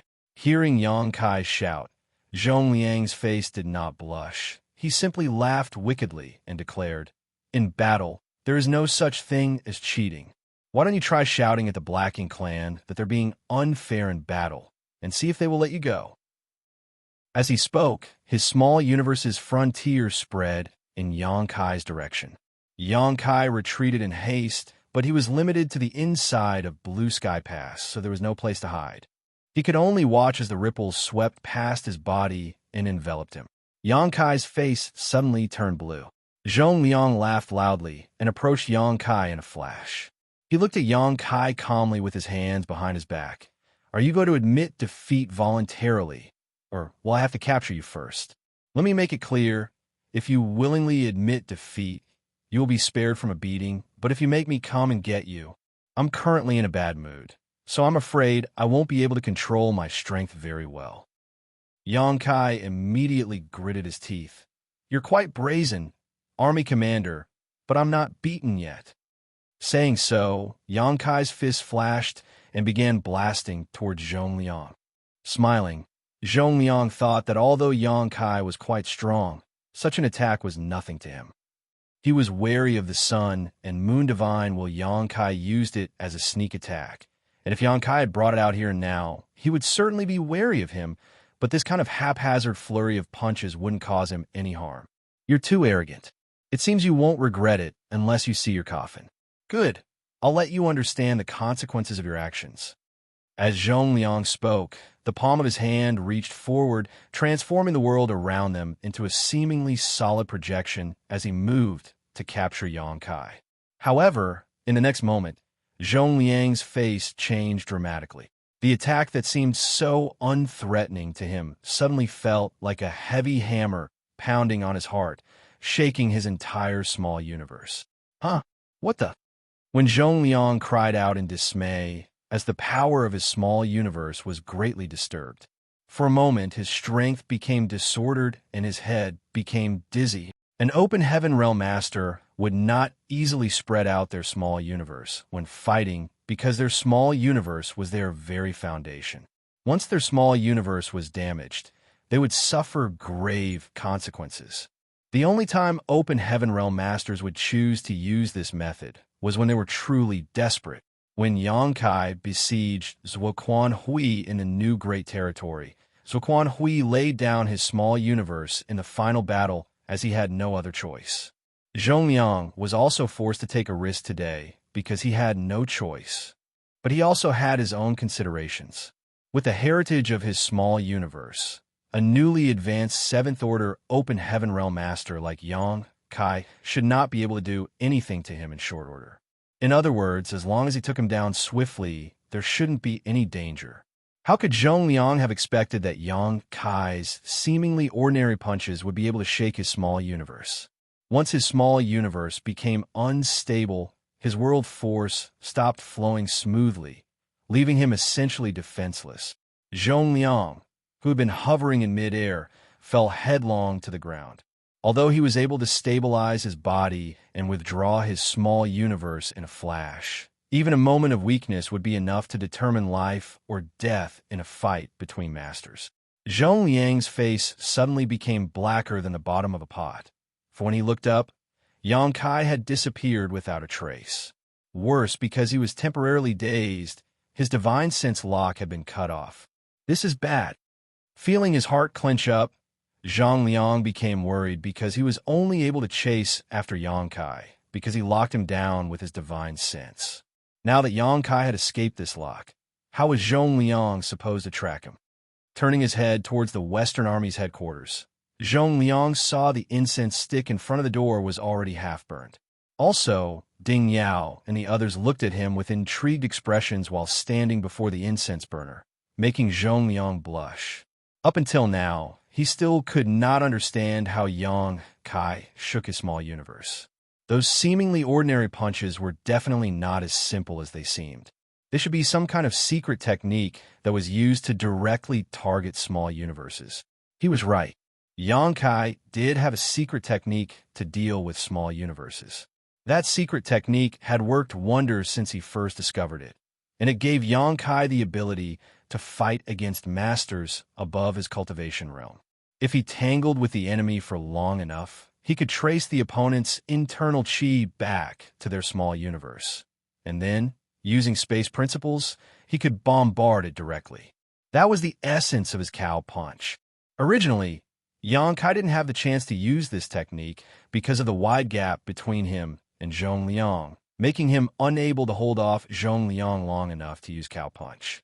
However, Zhong Liang took the initiative to spread out his small universe, which allowed Yang Kai to skip over the entire tracing process, so he immediately used cow punch. In the end, he was able to hit Zhong Liang and escape from him. He even had the strength left over to cut off the divine sense which was locked onto him. Once all of that was done, Yang Kai was like a tiger that had returned to the mountains. It would be difficult for Zhong Liang to find him again. In a few moments, Blue Sky Pass flew into an uproar. Zhong Liang's vast divine sense swept through the entire Blue Sky Pass, but could not find any trace of Yang Kai. He even ran to each army headquarters and personally searched the purifying black ink battleships in case Yang Kai was hiding in them. But he ended up empty-handed again. After a few more moments, he had searched every warship in Blue Sky Pass. Seeing that the incense was getting shorter and shorter and would soon be finished, Zhong Liang could not help but feel a cold sweat on his forehead.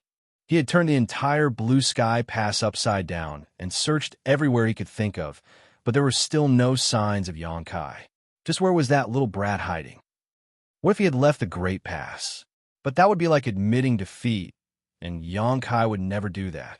As he thought about it, Zhong Liang suddenly thought of something and looked in a certain direction. That fool finally figured it out. In front of the Western Army's headquarters, Ding Yao reached up and rubbed his forehead. When Zhong Liang's small universe shook just now, he was dazed and unable to maintain his focus, so Yang Kai took the opportunity to escape. Though Zhong Liang had no idea where Yang Kai had gone, Ding Yao and the others saw it all clearly. However, it wasn't their place to give Zhong Liang any hints, nor could they do that. Martial Peak, Chapter 4991, No Objections. In the center of Blue Sky Pass, there was a tall, solitary mountain, and on top of the solitary mountain stood a majestic palace. For the tens of thousands of members of Blue Sky Pass, this solitary mountain was both a restricted area and a mental support. That was the place where the old ancestor would enter retreat, and no one was to disturb him without being summoned. A stream of light swept in from below and soon arrived in front of the palace. The figure that landed was none other than the Western Army commander, Zhong Liang. He took a quick glance at the surroundings, but only saw a few familiar figures standing guard, with no traces of Yang Kai. Is he not here? Zhong Liang was a bit stunned. He had just turned almost the entire Blue Sky Pass upside down, but still could not find Yang Kai's whereabouts. The only exception was this solitary mountain, which he did not dare to pry into because it was not a place he could simply search at will. If there was any place Yang Kai could hide, it was definitely here. Who would have thought he still couldn't find Yang Kai's whereabouts after coming here? The situation made his head spin. If Yang Kai was not hiding here, where else could he be? After greeting Senior Brother Sun, who was guarding the front door, Zhong Liang turned around and was about to leave. It was then that Senior Brother Sun suddenly said, "Junior Brother, are you here to find Yang Kai?" Zhong Liang stopped and nodded, "Yes." Senior Brother Sun smiled wryly and said, "If that is the case, you can wait here." Zhong Liang was puzzled, huh? Senior Brother Sun said, "Yang Kai has been summoned by the old ancestor and is in the inner room. He'll be out in a moment." The news made Zhong Liang's jaw drop in shock as he was astonished and speechless. The old ancestor summoned Yang Kai into the palace. How could he continue his search for Yang Kai? It was impossible for him to rush inside and catch Yang Kai now. In other words, as long as Yang Kai hid inside the palace until the time limit was up, he would definitely lose the bet. That brat, he's too shameless. But when Zhong Liang thought back on the act of him spreading out his small universe, he couldn't help feeling he was just as shameless. Why did old ancestor suddenly summon him? Zhong Liang asked with a bitter smile. Senior brother's son laughed and said, I don't know. That brat suddenly came here in a hurry, like he had some urgent business. And as soon as he landed, the old ancestor summoned him inside to talk. Those words made Zhong Liang gnash his teeth and secretly curse him for being so sneaky. He must have run all the way here after cutting off my divine sense, which was locked onto him. Still, Zhong Liang had not expected that the old ancestor would summon Yang Kai at such a moment. The boy's original intention should only have been to use the uniqueness of this place to hide for some time. As for senior brother's son's description of Yang Kai being in a hurry, as if he had something urgent, senior brother's son might have already learned the reason for that matter. Although his duty was to guard the old ancestor's place of retreat, he must have known about what just happened because they had caused such a huge commotion. Otherwise, he wouldn't have laughed so mockingly. Zhong Liang suddenly remembered one more thing and asked urgently, have old ancestors' wounds fully healed? It had been 8 years since the Black Ink clan army was defeated, and the old ancestor had been in retreat since then to heal his injuries, so there might be a chance that his injuries were all healed. Senior brother's son unfortunately shook his head and said, I don't know, but this is the first time in recent years that old ancestor has sent a message to the outside world. After hearing those words, Zhong Liang immediately understood the situation. It seemed like the old ancestor had yet to make a full recovery. After all, it wasn't easy for a Ninth Order Open Heaven Realm Master to heal his injuries. However, the old ancestor's situation must have turned for the better, or else he wouldn't have called for Yang Kai to head inside. After taking a look at the big incense in front of the Western Army headquarters, Zhong Liang noticed there was still about a fifth of it left, so there was still some time. He didn't want to leave just like that, and since there was still some time left, Zhong Liang could only stay here and wait to see if Yang Kai would come out before time was up. Silence fell in front of the palace. Meanwhile, inside, Yang Kai sat cross-legged in front of an old man with an all-white beard and hair. The old man was thin and full of wrinkles. He wore a plain robe and was currently barefooted, not giving off the air of a Ninth Order Open Heaven Realm Master at all. Yang Kai did not even feel any energy fluctuations from this old man. If they met without knowing each other's identities, Yang Kai would definitely treat him like an ordinary old man and not a Ninth Order old ancestor who stood at the very peak of the martial Tao. The old ancestor's cultivation had probably achieved a state of serenity in the extraordinary. Otherwise, he would never have given Yang Kai such an impression. Yang Kai was very surprised to be summoned by the old ancestor. When he first came here, he had intended to meet the old ancestor, but since the latter was in the process of healing from his injuries, Yang Kai wasn't able to meet him. At this moment, Yang Kai was demonstrating the creation of purifying light in front of the old ancestor, which was naturally something the latter requested of him. During the process, the old ancestor watched carefully and even reached out his hand to take the purifying light after it was formed to have a better look at it. Yang Kai did not dare to say much and just quietly waited. After a few moments, the old ancestor nodded lightly and instructed Yang Kai to stretch out his hands so that he could check the 2 marks. Though Yang Kai couldn't tell what the old ancestor had seen from the marks on the backs of his hands, the latter was clearly meticulously investigating them with an extremely serious expression. Moments later, the old ancestor nodded lightly and suddenly smiled. This purifying light is indeed profound and mysterious. The burning light and serene glimmer are truly worthy of being called ancient great experts. Their strength is far beyond my reach. Yang Kai was astonished by his words. You're too modest, old ancestor. According to the old ancestor's words, he seemed to be admitting that he was inferior to the burning light and serene glimmer. How could Yang Kai not be surprised by that? The Ninth Order Open Heaven realm was already the peak a human could achieve, and Xianxia had always thought that such a master could compete with the burning light and serene glimmer. The old ancestor, however, shook his head. I'm not being modest. I speak only the truth. When this old master first advanced to the Ninth Order, I went to the chaotic dead territory to exchange moves with those two. I remember that experience well. He did not say what the result of the sparring match was, but Xianxia had a vague feeling that the old ancestor had suffered some kind of loss. I know about what happened in the inner sanctum. This purifying light is a method to remove black ink strength.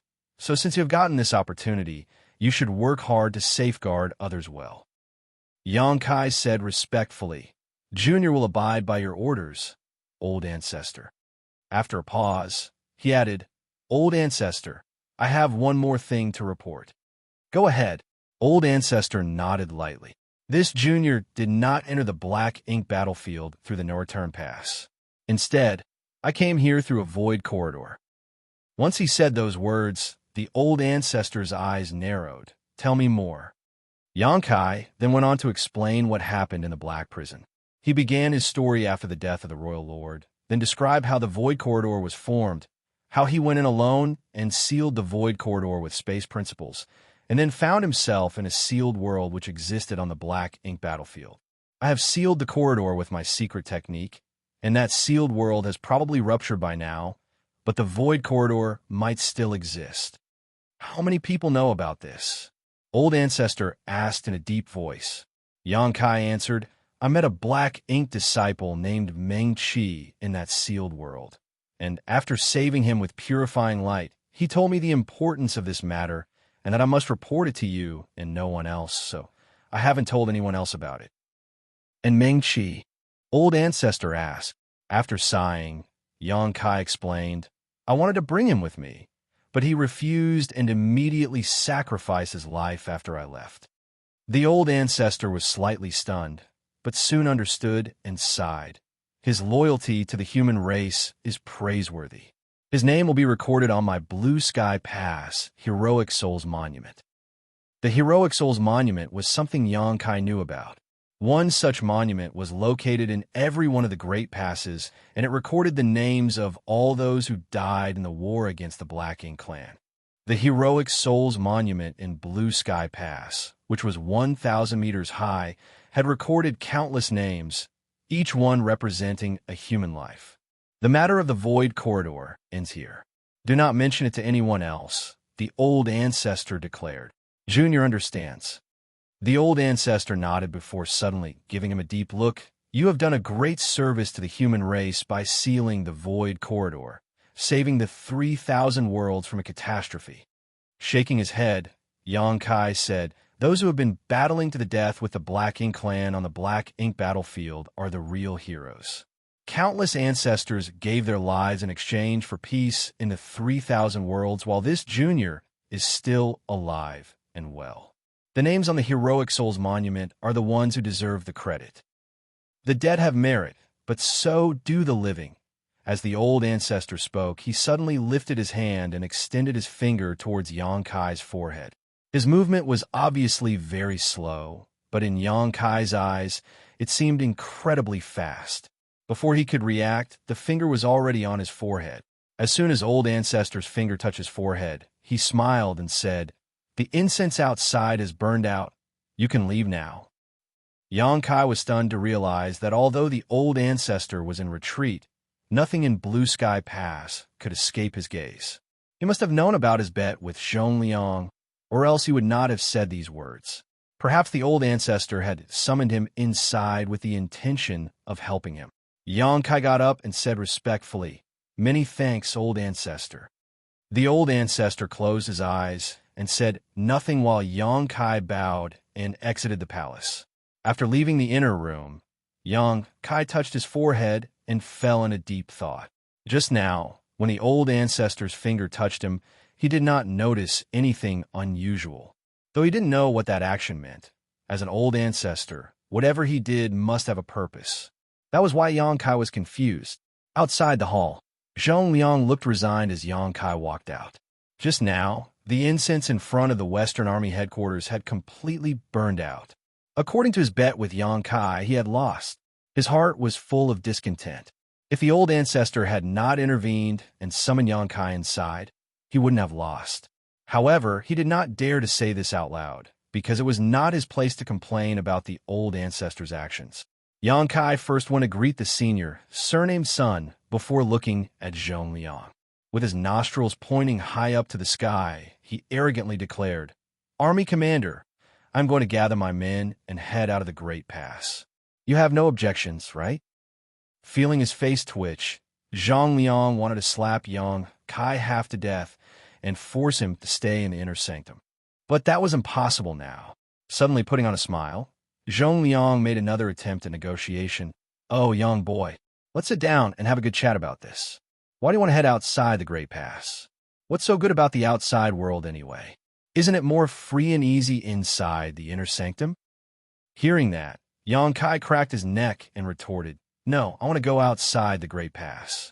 Army commander, you're not going to go back on your word, are you?" Martial Peak, Chapter 4992, Going Out. Nonsense. Zhong Liang blew his beard and glared. This king is an army commander in charge of the Western Army and has never gone back on his word. Good. Yang Kai nodded. Zhong Liang added, "But there's no rush. Why don't you stay in the inner sanctum for a few more days, and I'll tell you about the situation of the Black Ink clan." Yang Kai glanced with askance at him. Even though Army Commander has fought on the Black Ink battlefield for countless years, I have also lived in Black Ink clan's territory for at least 2 years and understand them well. There is no need for me to trouble you, Army Commander. Saying so, he raised his foot and was about to step forward. However, Zhong Liang caught him by the arm. Yang Kai turned around to look at them.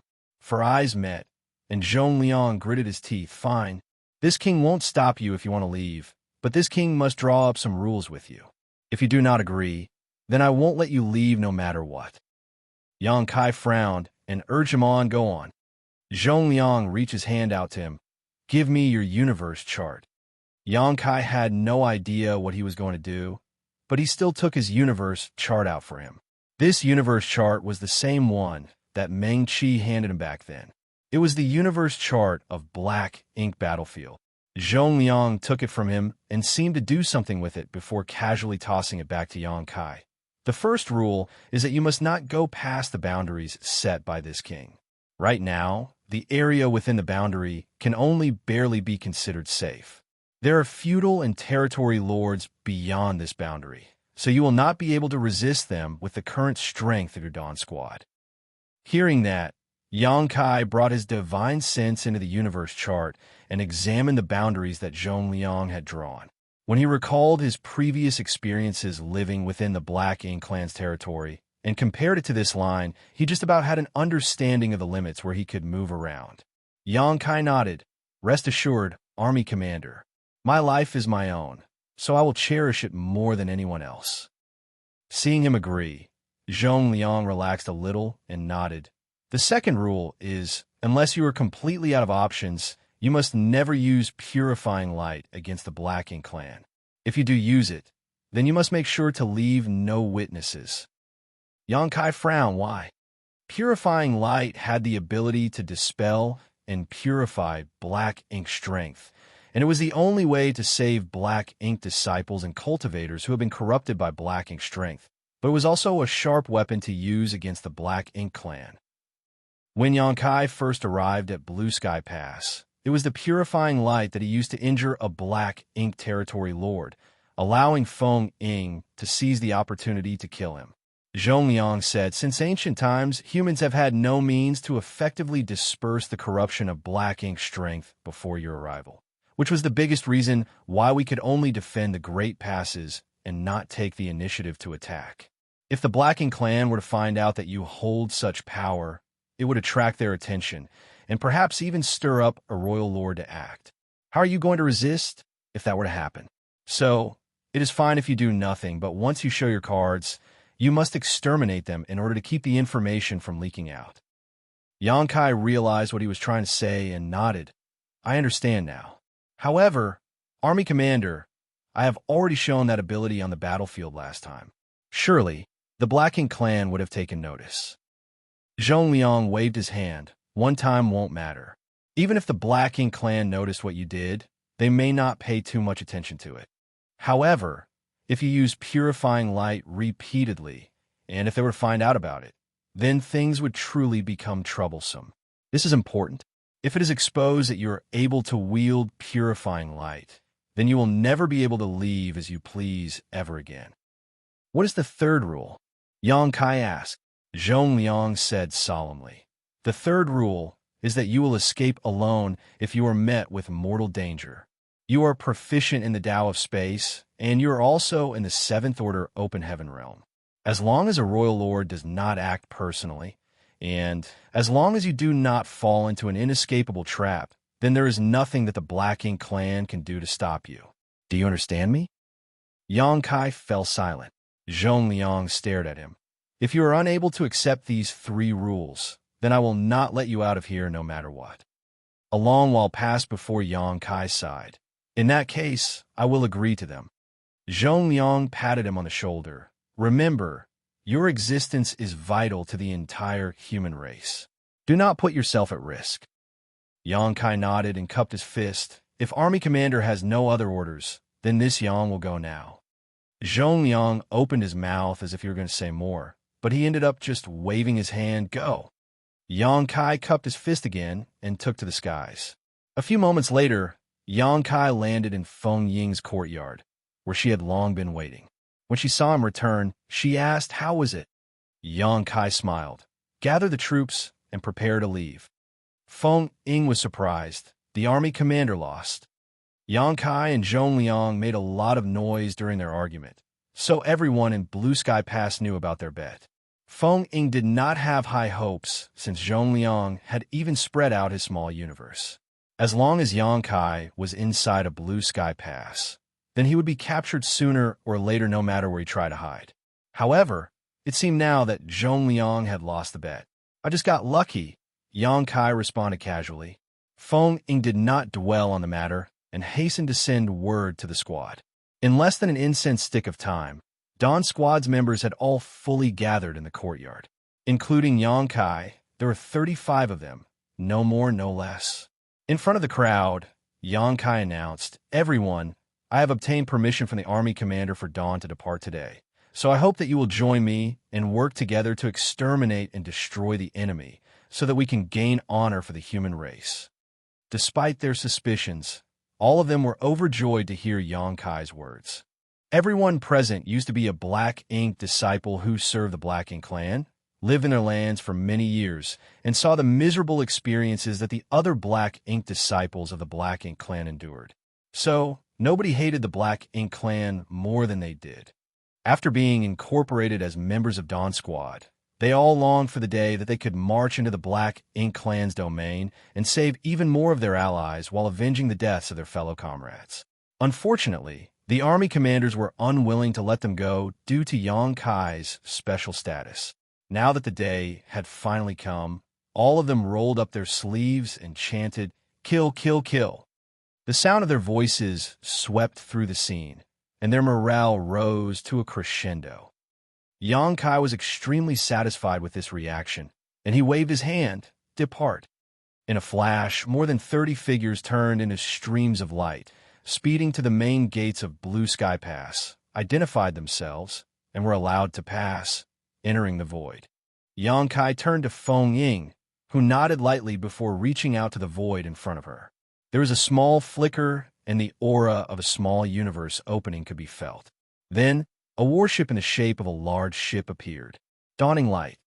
Dawning Light was originally just an ordinary squad warship, but after Feng Ying spent an entire ocean's worth on military merits to have it modified at the refining hall, Dawning Light had become countless times stronger than other warships.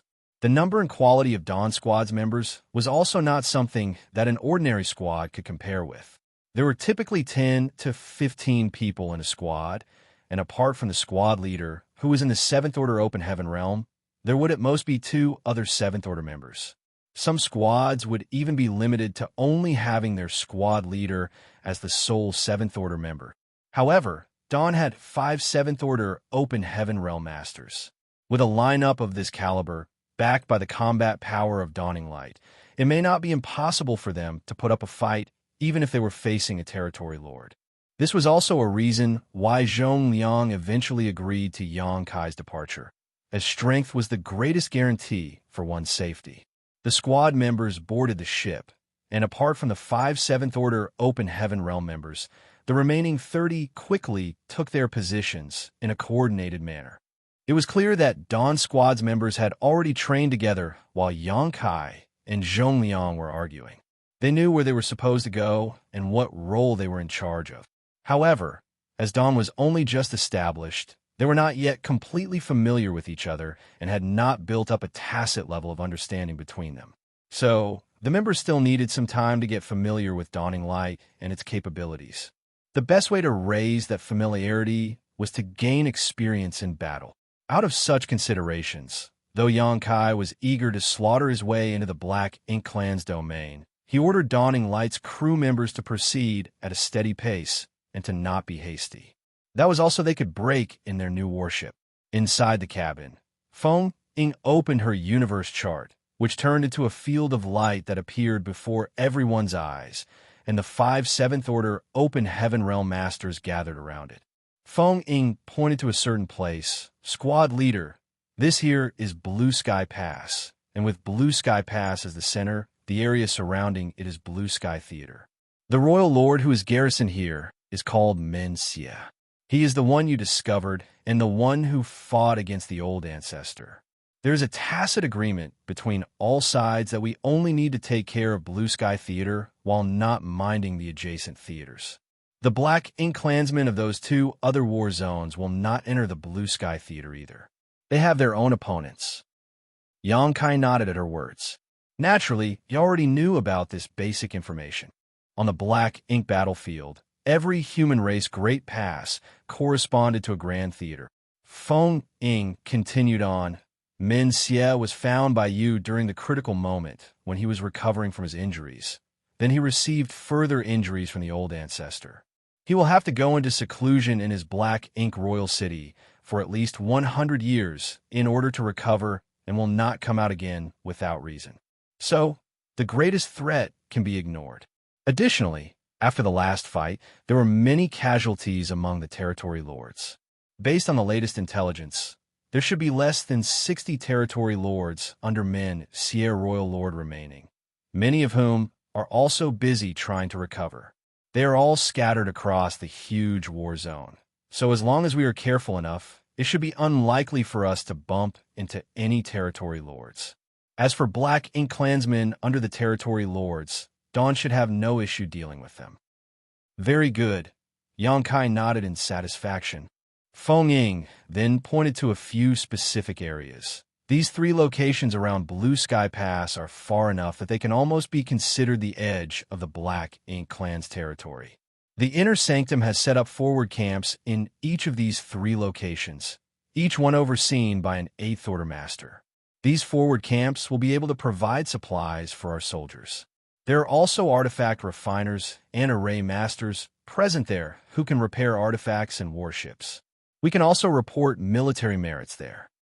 Yang Kai was surprised. The Inner Sanctum even set up forward bases in these 3 places. It was the first he had heard of this, so it could not be helped that he was surprised. Martial Peak, Chapter 4993, Black Ink Clan Ambush.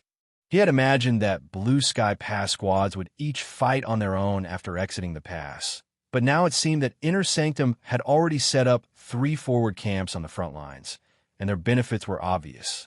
In the vast void of the battlefield, far away from Blue Sky Pass, forward bases provided a safe haven for the human soldiers when they needed to resupply or recuperate. And there were also 8th Order Open Heaven Realm Masters garrisoned at these camps. If anyone did end up bumping into a territory lord, then they could flee back to the forward base to seek refuge. These are all temporary forward camps that are used whenever the Black Ink Clan's army is forced back. Once the Black Ink Clan have finished recuperating, these forward bases will be abandoned and taken over by the Black Ink Clan instead. Feng Ying explained. Yang Kai nodded. It was not hard to understand what was going on. Once the Black Ink clan's army was defeated and lost a lot of strength, the humans would take the opportunity to occupy these forward bases. And once the Black Ink clan had recuperated, they would naturally come to attack again. Then, they would have no choice but to abandon these forward bases and return to Blue Sky Pass. If they were to stay behind, they would only be swallowed up by the Black Ink clan's army. These 3 forward bases also correspond to the 3 resource harvesting areas. In fact, the Black Ink battlefield does not lack cultivation resources. You have lived within the Black Ink clan's domain, so you should know about this. Only, we humans will rarely have the opportunity to mine for resources, causing the short supply of materials in the inner sanctum. Xianxia nodded at these words. After having lived in Black Ink clan's hinterland for 2 years, he naturally knew this better than anyone else. The Black Ink battlefield was rich in cultivation resources, not to mention strange sealed worlds with rare and precious treasures. Even the dead stars in the void, universe worlds, and spirit provinces that have lost their vitality because their world force had been swallowed up, all were hiding cultivation resources and rare minerals of various orders. However, the human race had no way of harvesting these resources freely. Only when the Black Ink clan was forced back would they barely have some time to do such things. And the time that they had for this activity varied each time. It all depended on how long it took for the Black Ink clan to restore their strength. It could be as short as a decade, but also as long as several decades. Once the Black Ink clan recovered their foundation, the human race would be forced to retreat again. And for the Black Ink clan, these resources were also of great use. The Black Ink nest that Xianxia had seen previously needed to devour a large number of resources in order to create new Black Ink clansmen and provide others with the energy to break through to higher realms. So, that was the reason why the Black Ink clan would send their members to these resource harvesting areas to collect materials when the humans retreated. Throughout history, this was how the human race and the Black Ink clan had taken turns occupying the resource harvesting areas, going back and forth with each other innumerable times. Many resource harvesting areas had already been abandoned as their resources had been exhausted. Right now, the closest resource harvesting area occupied by the humans was some 6 billion kilometers away from Blue Sky Pass, with the farthest one being 10 billion kilometers away. Feng Ying said, "Even though we humans have taken over the resource harvesting area, the Black Ink clan will not just sit still while we mine for materials. Even though there is no way for them to send armies to attack Blue Sky Pass when their foundations have been severely damaged, that doesn't mean they can't send smaller groups to harass these resource harvesting areas. Firstly, they can use this opportunity to capture more Black Ink disciples, and secondly, they can also interfere with the mining operations of our clansmen. So, no matter where we go, we must be ready to fight the Black Ink clan at any moment as we mine and search for resources." Xianxia nodded at her words. He was less knowledgeable about this than Feng Ying, so it was naturally better for him to listen to her suggestions. He thus asked, "Then, based on Martial Ant's thoughts, which location should we go to?" Feng Ying looked at Xianxia. "That will depend on whether you want to mine resources or fight with the Black Ink clan." "What's the difference?" Xianxia asked. Feng Ying explained, "These 3 locations are all basically occupied by us humans right now. Even if there were Black Ink clansmen around those places, their numbers wouldn't be large. So, if we go to those 3 places, we will have a safer time mining, and the fights we encounter will also be less frequent. However, whether it be mining or fighting with the Black Ink clan, there are still military merits to be gained. There is not much difference between them, they're just different tasks." Xianxia raised his brows. From what Martial Ant is saying, there seem to be other places we can go besides the 3 locations. Feng Ying smiled and pointed to another place on the universe chart. "Before our departure, I asked around and found out that Inner Sanctum has set up a 4th forward base here in order to take over this resource harvesting area. However, it has not been long since this campaign began, so they have not been able to fully occupy it yet. The Black Ink clan is putting up a fierce fight over there. Half a month before we departed, the Inner Sanctum sent reinforcements over, including 2 8th-order Open Heaven Realm Masters. Yang Kai's eyes lit up at that. He pointed to the last location. Then, let's go here. With a look as if she had expected this response. Feng Ying nodded. You are the squad leader, so we'll follow your command. Yang Kai smiled. Since we are a special operations squad, I think Dawn should do things that other squads can't. Since other squads do not have this ability, then we should naturally go and kill those Black Ink clansmen and leave the resource collection to the others. Shin Ao and the others nodded, all showing eager expressions. After the discussion, Dawning Light headed towards the 4th forward base. Other than those who were left in charge of steering and monitoring their surroundings, the rest of the squad members went back into the cabin to meditate and prepare themselves. The 4th forward base was the farthest one from Blue Sky Pass, so it would take at least a week for them to get to that location. What's more, the squad members were still in the process of familiarizing themselves with Dawning Light, so they weren't traveling at full speed, which meant it would take them even more time to arrive. The void was silent and filled with rubble, both large and small, drifting aimlessly about. After about a week, Dawning Light was slowly approaching the 4th forward base. In 2 or 3 days, they would arrive. Even though Yang Kai was in retreat, he would still come out every day to check on the situation. However, it had been uneventful all throughout their journey. On this day, after he was done monitoring the warship's surroundings and was about to return to the cabin to cultivate, he suddenly felt a violent wave of power coming from the side, followed by the violent shaking of Dawning Light's barrier, which sent an alarm all throughout the warship. Enemy attack! A loud cry resounded through the ship from one of the crew members in charge of monitoring the surrounding situation. At the shout, the cultivator in charge of defense immediately activated the warship's shields. In the next instant, a milky white glow emerged, enveloping the entirety of Dawning Light. However, since the enemy's ambush had happened too suddenly, the barrier was a moment too slow, and the first attack managed to impact the hull. Under the violent shock, Dawn's squad's members slid left and right, but Yang Kai stood firm without moving, his eyes immediately shooting towards the source of the attack. There, behind the shattered fragments of destroyed spirit provinces, large ships in Black Ink Clan style emerged, each one a giant that dwarfed Dawning Light in terms of size. There were 3 of these large ships in total, and on the decks stood many stalwart figures, obviously members of the Black Ink Clan. The constant shaking continued, but before the Black Ink Clan's next salvo hit, Dawning Light's shields were fully raised. Ripples appeared on the surface of the white light barrier, blocking the attack. However, no matter how strong the defensive arrays were, it was impossible for them to resist an incessant bombardment forever. What's more, it took a lot of energy to maintain the shields. The cabin door opened, and one cultivator after another rushed in. Feng Ying shouted, "What's the situation?" Yang Kai narrowed his eyes. "The Black Ink Clan is blocking our path." "Here." Feng Ying was surprised.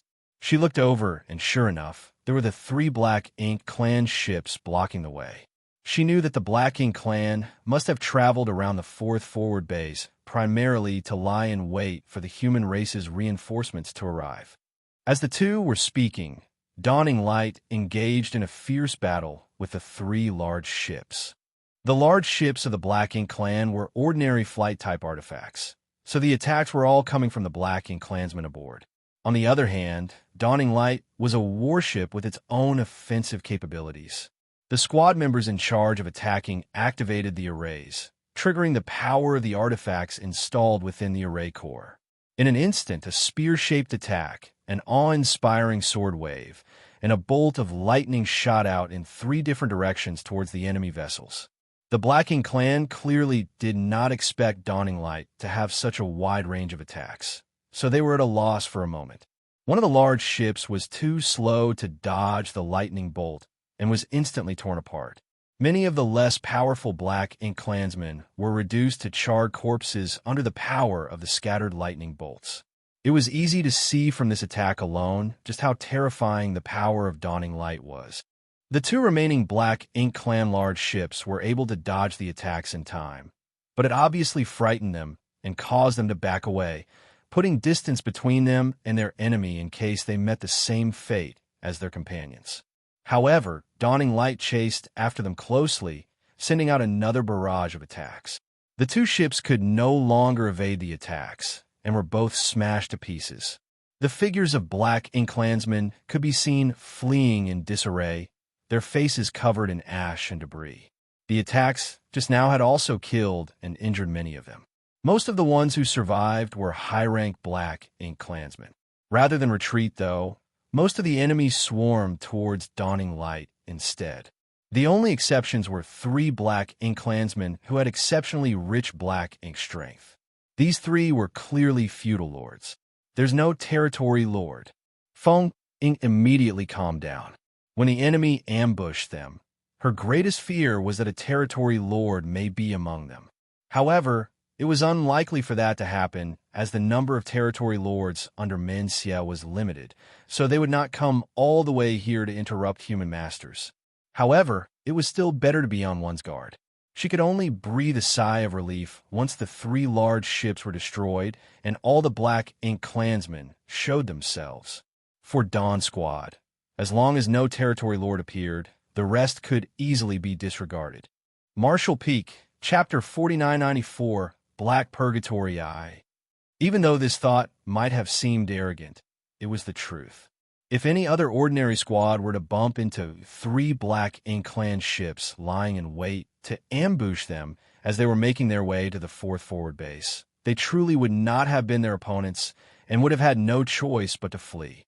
Unfortunately for the Black Ink Clan, they ran into Dawn, who had 5 7th Order Masters among their ranks. Leader, Feng Ying called out and turned to look at Yangkai, but she was stunned because he was long gone. Brow twitching, she hurriedly looked around, and sure enough, she saw that Yangkai had appeared on the deck like a ghost. Following that, he shot out to meet the Black Ink Clan soldiers in battle. Though he was a lone figure, he seemed invincible and unstoppable, having seen the terrifying might of Dawning Light. The Black Ink Clan panicked and struggled to hold their ground while the 3 feudal lords were already in the process of escaping. They thought that they could pick up a bargain here, but who knew that the warship they encountered would be so abnormally powerful? The attacks that came from the warship were truly terrifying, and anyone who was not careful enough and got hit would not meet a good end.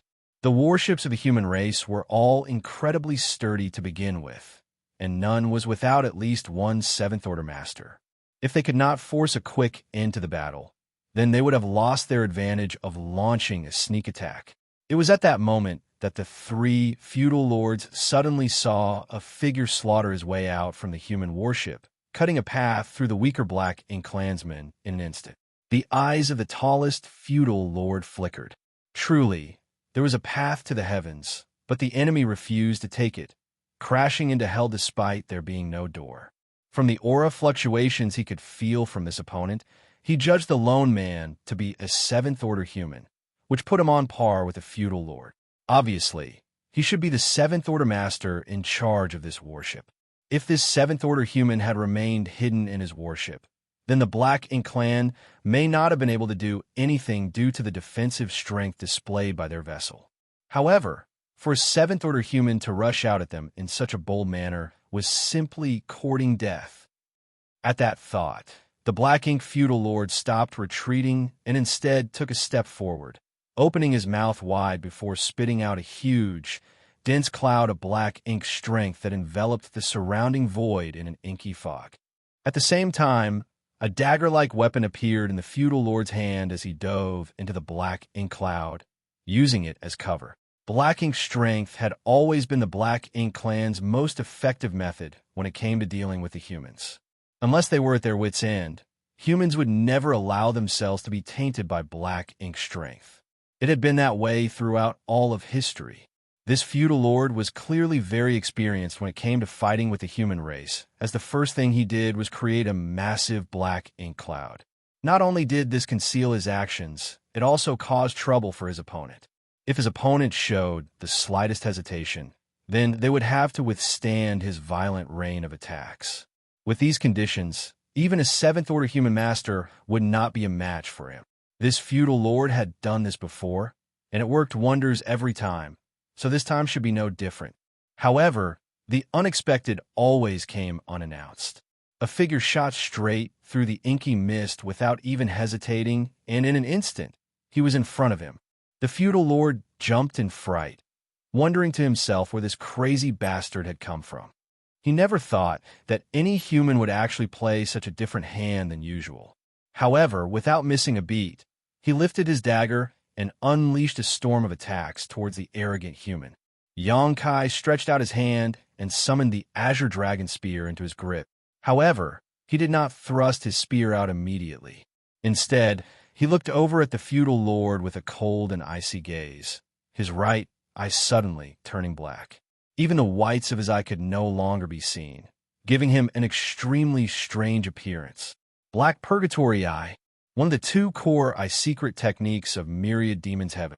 Before setting off for the Black Ink battlefield, Myriad Demons Heaven's 8th Order ancestor, Wuxia, had personally instructed Xianxia on the mysteries of this eye secret technique and also passed on to him all his cultivation experiences with it. This allowed Xianxia to develop this eye secret technique much further than he had before, unlocking some of its hidden potential and power. However, since then, Xianxia had yet to use this eye secret technique in battle. After all, there was no chance for him to use it during the large-scale war between the two races. Now, it was a good time to test it out. Recently, Xianxia had been refining cultivation resources to increase the heritage of his small universe, while also exploring the mysteries of the two eye secret techniques, Demon Eye of Annihilation and Black Purgatory Eye, at the same time, and he managed to gain quite a lot of insight into their complexities. Now that the Black Purgatory Eye was released, the stalwart figure of the feudal lord was reflected in Xianxia's pitch-black right eye. All of a sudden, the feudal lord's vision went dark, as if boundless darkness had swallowed him. All of his senses instantly became disordered, but that was not all. The reflection of the feudal lord in Xianxia's eyes distorted slightly. Alongside that barely discernible distortion, the feudal lord in front of him grunted as if he had received some sort of attack. The feudal lord had rich combat experience and knew that he had been hit by some kind of secret technique by this human in front of him. Human secret techniques came in all sorts of bizarre forms, and the Black Ink clan knew that fact well. Based on their experience, they were able to classify the secret techniques of the human race into various grades and ranks. Of them, several terrifyingly powerful secret techniques were well known among the members of the Black Ink clan. When he thought about the pitch black eye, adding on what he was experiencing now, the words Black Purgatory Eye immediately came to mind. The Black Ink clan knew that Myriad Demons Cave Heaven's Black Purgatory Eye was definitely one of the most dangerous secret techniques in existence. Once, when a Black Ink clan army stormed Myriad Demons Pass, the old ancestor of Myriad Demons Pass came to meet them in battle. With a single look of his eye, hundreds of thousands of the Black Ink clan soldiers were simply erased from existence, including many feudal lords. It was that very battle that made the Black Purgatory Eye of Myriad Demons Heaven so famous among the Black Ink clan. However, as far as the Black Ink clan knew, this Black Purgatory Eye secret technique was powerful, but it could not be cultivated by just anyone. Until now, in the entire Black Ink battlefield, they knew that the only humans who could use that secret technique, other than the old ancestor of Myriad Demons Heaven, numbered no more than a few dozen people. This feudal lord never expected that he would come across it here. This was no trivial matter, so the feudal lord swung his dagger faster and faster while drawing back at the same time. Judging from how he felt after his opponent used his secret technique, this person must not have cultivated the Black Purgatory Eye for long and was not very skilled at using it. So he was unable to do too much harm to him with it directly. However, the feeling of being enveloped by darkness still lingered, so he had no choice but to retreat for now before coming up with a new plan. It had to be said that this was an extremely prudent decision. It would have been unwise to fight in a situation where all of your senses were cut off. The darkness that enveloped him went as quickly as it came, solidifying the fact that this human's cultivation of this secret technique was not very profound. As his vision was restored, the feudal lord saw the human across from him sweep past. In a flash, he had dashed straight into the camp at the rear without even a glance at him. Such contempt angered the feudal lord, yet boundless fear gripped him as the darkness dispersed. His eyes widened as he felt his strength and vitality rapidly leaving his body. Black ink blood flowed down from his forehead, blurring his vision. Following where the blood was coming out of, the feudal lord could very clearly feel that a hole had been pierced straight through his head. When did? Screams erupted from behind him. The human that dashed over was cutting down the other black ink clansmen like melons and vegetables, taking hardly any time to slaughter them all, with none being able to put up a fight against him. Then, even those screams subsided.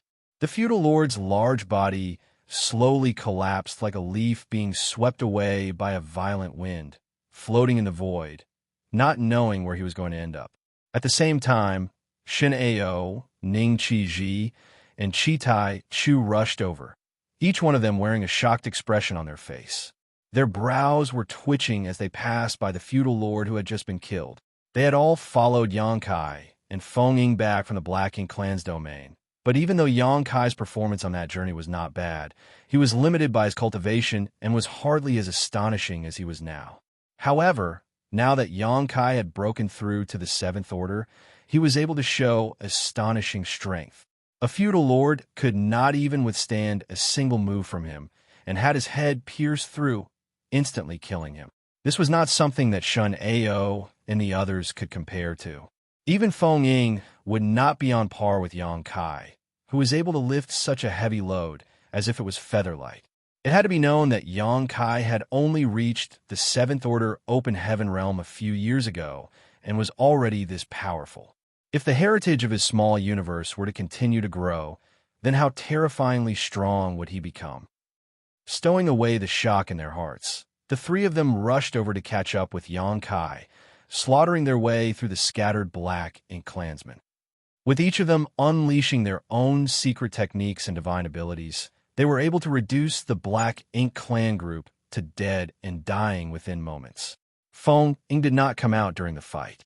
Despite how powerful Dawning Light was, a Seventh Order Master had to stay behind just in case something unexpected were to happen.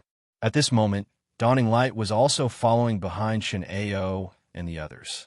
Offensive arrays fired blasts of energy comparable to the full-powered attacks of Seventh Order Open Heaven Realm Masters in all directions. The Black Ink clansmen were all dumbfounded. There were a few hundred Black Ink clansmen present, along with 3 feudal lords from their 3 ships. They were a strong force that no human squad could compete with, but unfortunately for them, they had bumped into Dawn. The strongest feudal lord, who had tried to take the lead, was killed by a single spear thrust from Xianxia, who then rushed in alone and threw the enemy into disarray. With the addition of Xianxia's group and Dawning Light support, the Black Ink clansmen had completely fallen into despair. Some tried to escape, but how could they be able to? 4 Seventh Order Masters spread out from Dawning Light, and in less than an incense stick of time, the Black Ink clan group was completely wiped out without a single survivor left. Dawn, on the other hand, had not suffered a single casualty, not even an injury. It was only in the very beginning, when Dawning Light had been caught in the enemy ambush, that the warship suffered some damage. However, the damage was negligible and did not affect the warship's performance at all. There were a few hundred Black Ink clansmen involved in this ambush, but Xianxia alone killed more than half of them, including 2 feudal lords. The third one was killed by the joint efforts of Xianxia and his other 2 companions. This left Xianxia and the others feeling a bit embarrassed. They had only managed to gain this kill because they acted quickly. If they had been just a little bit slower, then they may not have even been given the chance to fight that last feudal lord. After the dust settled, the battlefield was cleaned up and records were kept, all of which had to be reported for military merits. Marshall Peak, Chapter 4995, 4th Forward Base. The Black Ink clansmen also had some good things with them. If the artifacts that were tailored for the Black Ink clan's use were brought back to the inner sanctum and entrusted to someone else to be processed, then many useful materials could be extracted. Naturally, these things couldn't be used for cultivation, but there was no problem with using them to create human artifacts and to repair human warships. They were also able to collect many black ink coins from the bodies of the dead black ink clansmen. Blue Sky Pass had been able to amass a great amount of black ink coins already. Countless black ink clansmen would die every time there was a battle, and even though the deceased black ink clansmen weren't very rich, over time, Blue Sky Pass was able to gather a terrifyingly large number of black ink coins. These coins were a common currency used within the black ink clan. Black ink clansmen could use them to buy whatever they wanted, but they had no use at all in the hands of humans. The only unfortunate thing was that they did not see any black ink disciples during that battle. There were actually quite a lot of black ink disciples in the black ink clan's territory, but many of them were lost after the previous war outside of Blue Sky Pass. Even though Xianxia was able to save a few of these black ink disciples with the purifying light that he possessed, not many had the energy left in them to capture black ink disciples on a battlefield where swords have no eyes. After being corrupted by black ink strength, the black ink disciples became merciless when it came to attacking their former human compatriots. Unless there was a large difference in strength, capturing a black ink disciple alive was almost impossible, so Blue Sky Pass had no choice but to kill them. The fight many years ago shaved down the number of black ink disciples in the Blue Sky Theater by a large margin. Many black ink clansmen also left behind their own black ink disciples to bring up the rear while they were escaping, which is a possible reason why there were no black ink disciples to be found in this black ink clan group. "Are you all right?" Feng Ying asked in the cabin as she looked at Xianxia. Xianxia had taken the lead to rush into the enemy lines alone. Despite receiving no injuries, there was a trace of dry blood at the corner of his right eye, which was naturally a backlash of using the Black Purgatory Eye. His cultivation of this secret technique was not yet perfected, so though he achieved great success when using it against one of the feudal lords, he also had to pay a small price for it. "It's nothing." Xianxia waved his hand.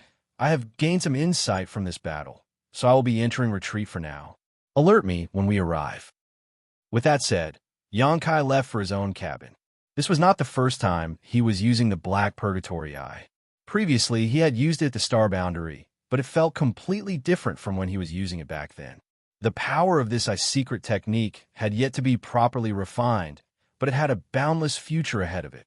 The battlefield was soon cleared and dawning light continued on its way. After this encounter, Dawn Squad's morale rose to new heights. This was Dawn's first official battle. They faced several hundred black ink clansmen and 3 feudal lords, but they were able to take them down with hardly any trouble and without any casualties.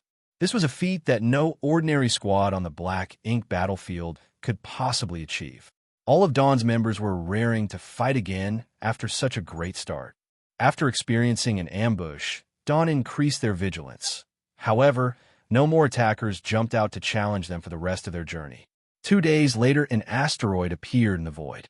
From a distance, they could see a large number of buildings on the bustling asteroid, as well as a constant stream of squad warships returning and departing. This was Blue Sky Pass's 4th forward base, and the area nearby was also a resource-rich zone. Initially, this place was occupied by the Black Ink clan, but several years ago, when the Black Ink clan army was driven back, the defenses here were weakened enough for Blue Sky Pass to take advantage of the opportunity to seize it. It had not been long since they took over this base, only several months. So, there were still many things waiting to be done. When dawning light sailed in, it immediately drew the attention of the vigilant cultivators at the forward base. At once, several streams of light took to the air to block their path, all wary of their presence. The man standing at the front shouted from afar, "Who goes there? Identify yourselves." It could be seen from a glance that Dawning Light was a large ship which was far different from a standard model. If this kind of warship belonged to humans, then they would naturally be happy. However, if it had been snatched by the Black Ink clan, then that was not a good thing at all. Xianxia, who had already been informed of their arrival by Feng Ying, appeared on the deck in a flash and shouted, "Dawn Squad, here to provide support." "Dawn." The man who shouted earlier raised his brow in surprise. Generally, every squad had its own affiliation, such as which army, division, and battalion it belonged to. These things were all clearly defined. However, Xianxia only gave him the name Dawn, which took him by surprise.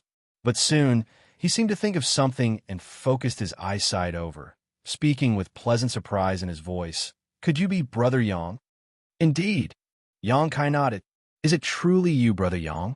Surprised, the man quickly came over to investigate and was overjoyed when he discovered that it really was Xianxia. Xianxia did not recognize him, but this man clearly recognized Xianxia. Of course, there was basically nobody who did not know about Xianxia and Blue Sky Pass. During the last battle between the two races, it was with the Purifying Light and the Purifying Black Ink battleships that the humans were able to reduce their casualties by an enormous amount. Countless people who had been corrupted by Black Ink strength were able to be saved, lifting them out of a terrible crisis. And the one behind it all was Xianxia.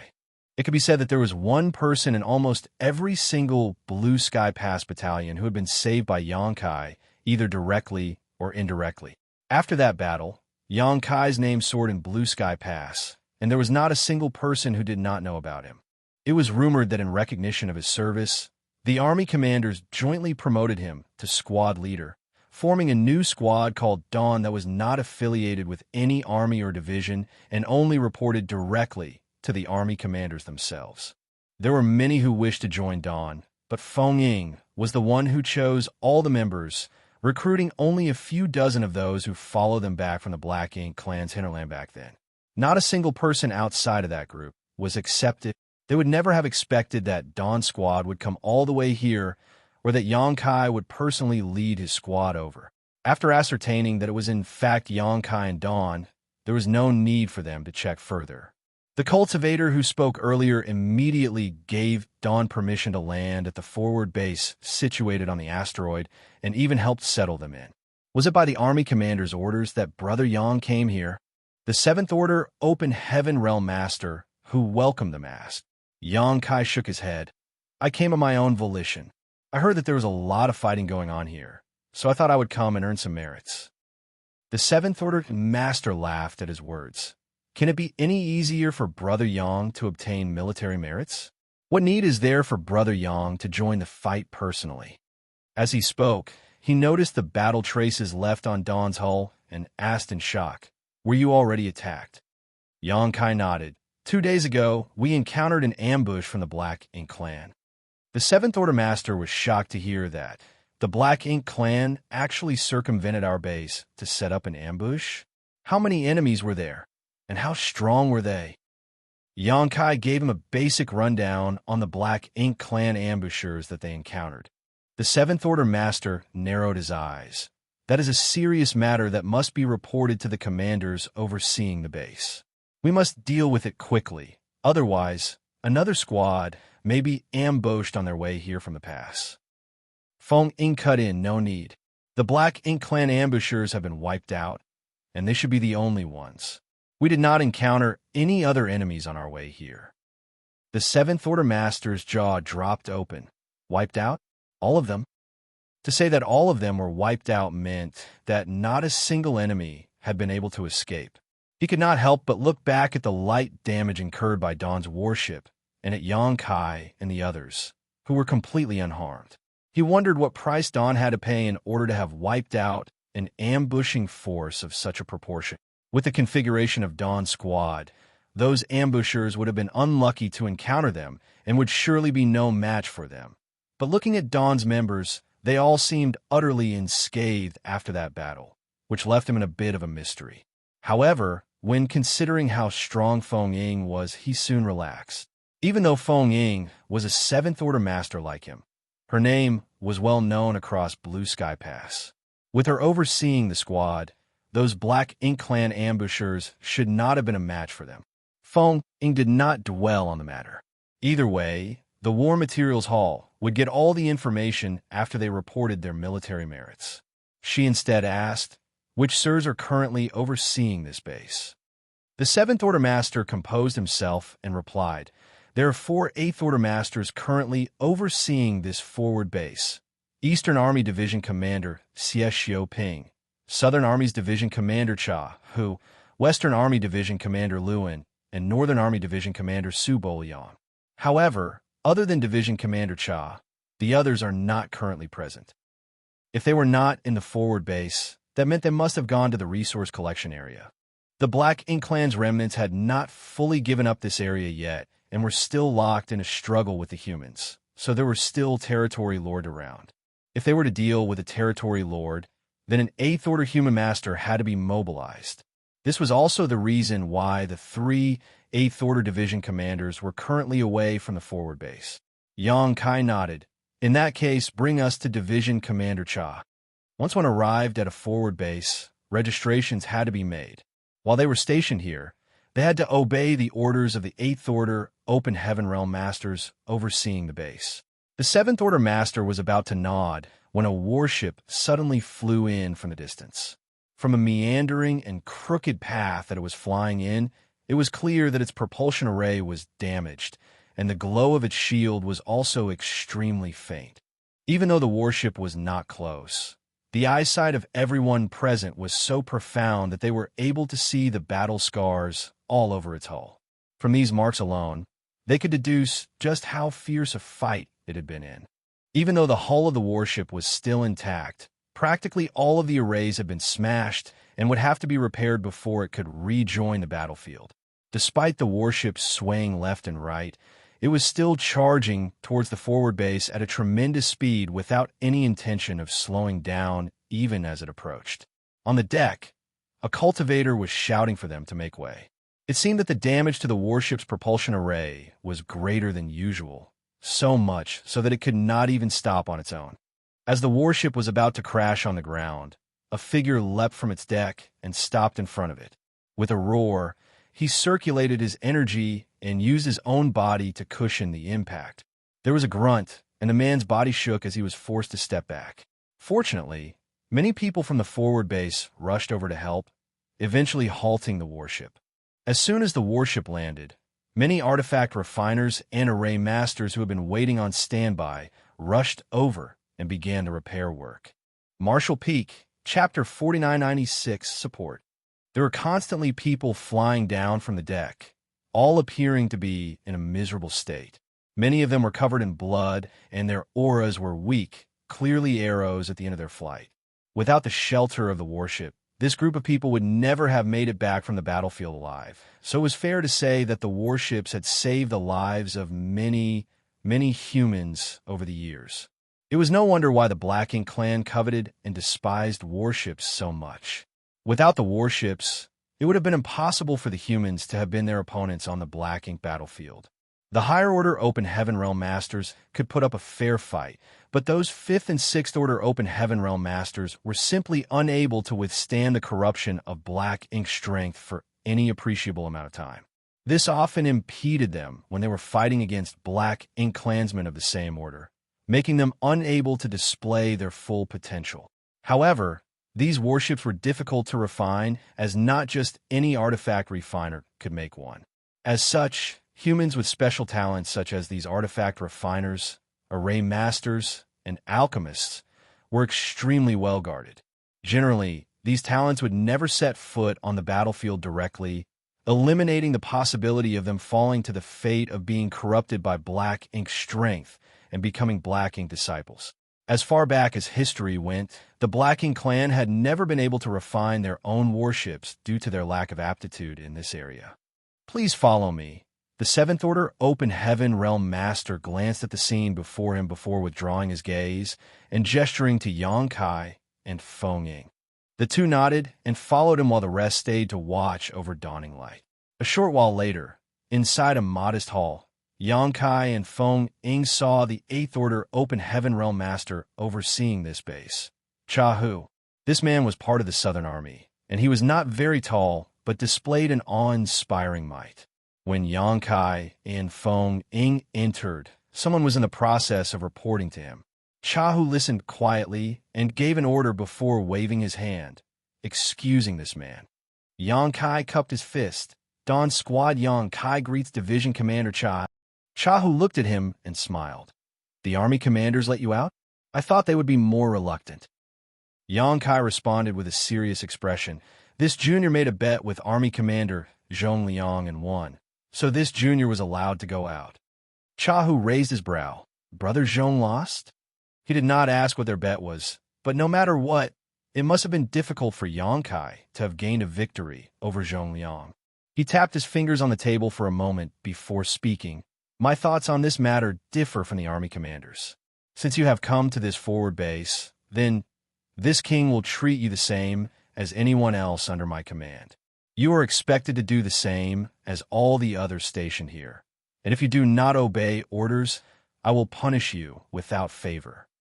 Yang Kai cupped his fist. That is all this junior would have wanted. Very good. Chahu nodded lightly, a glint of approval appearing in his eyes. In that case, you may stand by and await further orders. However, you most likely will not have much time to rest, as there's still a big fight ongoing in the resource harvesting area. You may be needed there to provide support soon. Yes, Yang Kai responded. After a pause, he added, Division Commander, is there a need for a universe array to be set up in this forward base? With a universe array, it would be much easier for the cultivators here in the forward base to come to and fro. It may even be able to life-saving during critical moments. If there is the need, Yang Kai could even store some purifying light here. Chahu shook his head, no. The Southern Army's purifying black ink battleship is stationed here. You should all go and leave your imprints there later. Yang Kai was surprised, but he and Feng Ying soon cupped their fists and withdrew.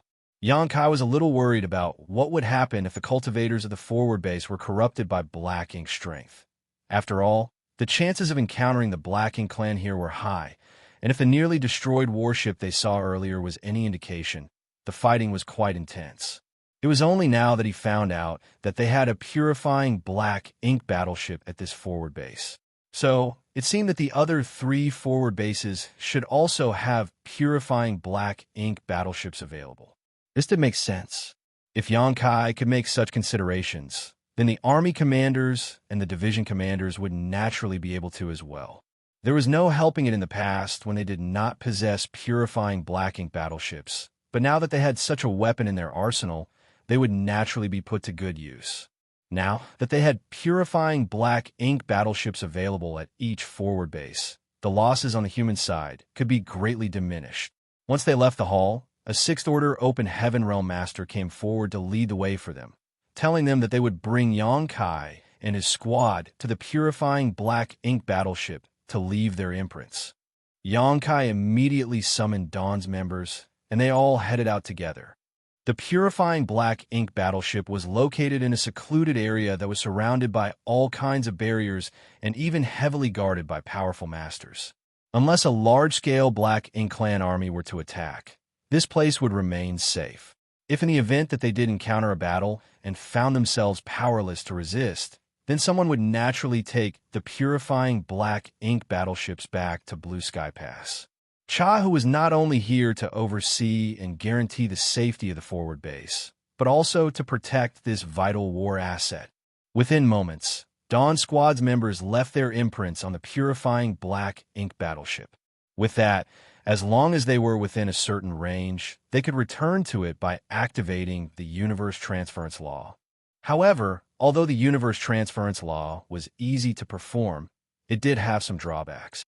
Firstly, depending on the distance between the caster and the universe array, there were different levels of pressure exerted on them as they traveled across the void.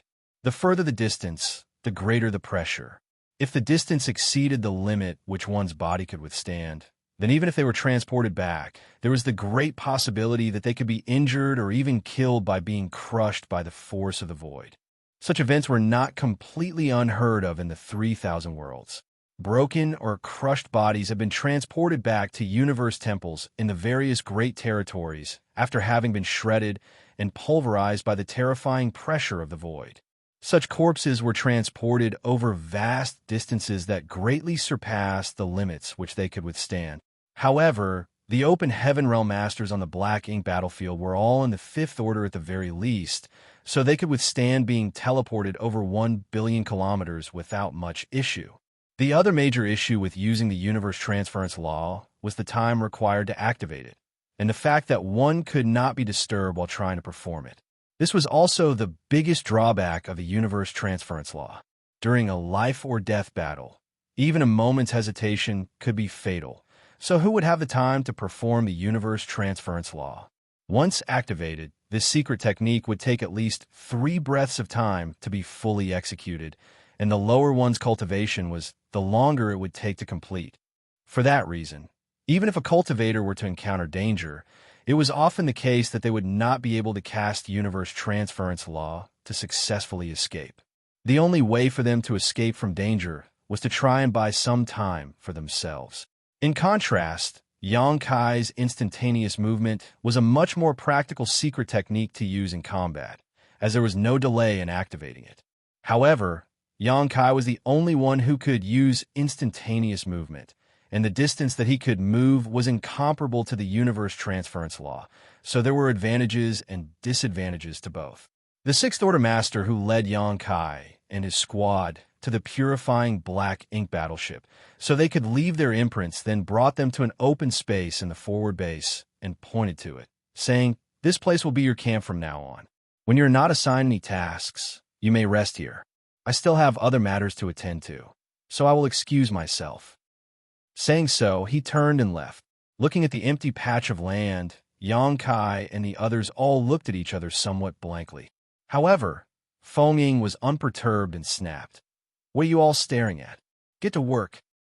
The group of Open Heaven Realm Masters who had come here, burning with excitement, to slaughter their enemies, thus had no choice but to set up a temporary camp first. Fortunately, none of their cultivations was low, so it only took less than half a day's work for them to finish their work. During times of war, there was no point in getting hung up on quality of life. They just needed to have somewhere to live. They had just finished setting up their camp when the Sixth Order Master who led them here came rushing over. Before he even arrived, he began shouting, "Squad Leader Yang." Xianxia was about to take a walk around the forward base to familiarize himself with the place when he heard the shout, so he turned around and called out, "What is it?" The man hastily handed a jade slip to Xianxia and said solemnly, "The division commander has given orders for Dawn Squad to rush to this location to provide support. The 2 squads there were ambushed by the Black Ink clan and are now engaged in battle with them. Given the disparity in strength, I'm afraid they may not be able to fight them off." Xianxia frowned before turning his head and shouting, "Dawn, form up."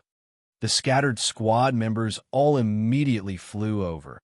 Xianxia waved his hand and shouted, "Board the ship. We're heading out to battle." Everyone's eyes lit up as they swiftly boarded Dawning Light. Xianxia looked back at the messenger. "Does the division commander have any other instructions?" The messenger responded, "Division commander's instructions are for Dawn to do their best to provide aid to the 2 squads and return safely. As for the rest, act according to the circumstances." Xianxia nodded in understanding. "We will definitely live up to the division commander's trust." Then, he turned around and boarded Dawning Light as well. In the next moment, the ship took off and turned into a stream of light, speeding off in a certain direction. On the deck, Xianxia checked the contents of the jade slip before handing it over to the squad member in charge of steering the ship. Not much information was recorded on the jade slip, only the general direction, destination, number of enemies, and their approximate strength, but that was enough. Any resource harvesting area would have a large number of universe worlds in its vicinity, and the 4th forward base was naturally no exception. However, the world force of these universe worlds had disappeared long ago. The Black Ink clan fed on world force to strengthen itself, so there was no vitality left in the universe worlds on the Black Ink battlefield. All of these worlds were surrounded by dense death chi. Though the worlds were dead, though, the resources still remained. The worlds closest to the forward bases were little more than fields of debris. Most of them were just remnants and asteroids. It was clear that they were all pretty much exhausted from extensive mining and did not have anything good left. However, there were still plenty of resources to be found and mined in all directions around the forward bases. This was also the reason why the humans were fighting with the Black Ink clan for control of them. While the humans could use these resources to cultivate and refine more warships, the Black Ink clan needed these resources in order to fill up their Black Ink nests so they could breed new clansmen and enhance their war power. The Black Ink clan that possessed Black Ink disciples had an even greater need for these resources, as the Black Ink disciples under their command could refine them and increase their strength. Dawning Light was extremely fast, so within less than a day, they could already see dazzling light off in the distance, and they could feel violent energy fluctuations emanating from the bursting lights. These were clearly the lights of secret techniques from human cultivators. Martial Peak, Chapter 4997, Render Aid. As they watched the flickering lights, they were soon obscured by dense darkness that cut off their vision. It was apparent that whoever it was, they were currently engaged in battle with the Black Ink clan. After checking the information in the Jade Slip, Xianxia knew that those had to be the two squads who needed their support. For what he could see, Xianxia was relieved to learn that dawn did not arrive too late, so he immediately ordered Dawning Light to accelerate to maximum speed. In the next moment, Dawning Light's propulsion array thrummed, and the warship's speed increased as it shot towards the battlefield. In the distance, the Black Ink clan also seemed to have noticed Dawning Light's arrival and immediately split off a part of their forces to intercept them. The number of Black Ink clansmen surrounding the two human warships was huge. There were hundreds of them, including a number of feudal lords, so it was no wonder why they were outmatched. It had to be known that there were at most a dozen members in an ordinary squad, so it was surprising enough for them to have lasted such a long time against such a large number of Black Ink clansmen. Currently, the two warships were in shambles, their hulls warped and broken in numerous places. Without reinforcements, it would take less than an hour for these two ships to be completely blown apart. If that were to happen, then the members of both squads would be exposed to the swarm of Black Ink clansmen, and they would lose all hope of surviving. The Black Ink clan troops that broke away from the fight numbered almost 100 strong, and their leader was a feudal lord who was stalwart in appearance. The imposing figure lifted a huge axe in his hands and swung it down at Dawning Light with great force before they even closed the distance with each other. A wave of black light tore through space with a violent force towards Dawning Light. There was a loud bang as Dawning Light shook slightly. Its momentum was even slowed for a moment. However, Dawn had already activated their defensive arrays, and a transparent shield enveloped Dawning Light. So the power of the axe was only able to dent the barrier, doing no damage to the ship itself. The Black Ink feudal lord seemed slightly taken aback by this sight. It was apparent that he did not expect to see such a strong shield on this human warship, enough to render his attack completely ineffective. This warship was clearly different from the human warships they had been fighting up until now. Before he could think through the matter, though, a figure had emerged from the warship with a spear in hand, charging straight at him at a tremendous speed. The feudal lord roared with fury and raised his axe again. Leaping out from the Black Ink army, he was leading to meet this human in battle. In an instant, two figures, one big and one small, clashed in the void. Xianxia's expression remained indifferent as a spear stabbed forward like a dragon. The stalwart feudal lord instantly felt an overwhelming force bearing down on him from the front, and he could not help but reel back in response. Even his hand, which was clutching onto the handle of his axe, was trembling slightly. This was a huge shock for him, as with his large stature. This Black Ink clansman's strength was naturally not small. For a human of the same order, it was simply impossible to match him in terms of raw physical force. However, he encountered an exception today. The feudal lord was instantly enraged, and, for some inexplicable reason, felt humiliated by what he had just experienced. The axe in his hand turned into a violent gust of wind, which he struck down at the tiny human. His attack was met with a flurry of spear shadows. Sparks flew everywhere, as it was impossible to count how many times the two weapons clashed in that instant. The rage in the feudal lord's eyes soon cooled and was swiftly replaced with a look of sheer horror. The human had already swept past him and did not even look back. Then what entered his ears were the screams of many Black Ink clansmen. The feudal lord's hand trembled hard as he held his axe. This was naturally the result expected when one was no match for one's opponent, but the consequences were not the source of his horror. He stood still, his strength stagnant, not daring to move even a muscle. However, Dawning light was closing in on him, so it was impossible for him to stay still any longer. Only then did he move his body, forcefully pushing his strength, only for an eerie, tearing sound to emerge from his figure.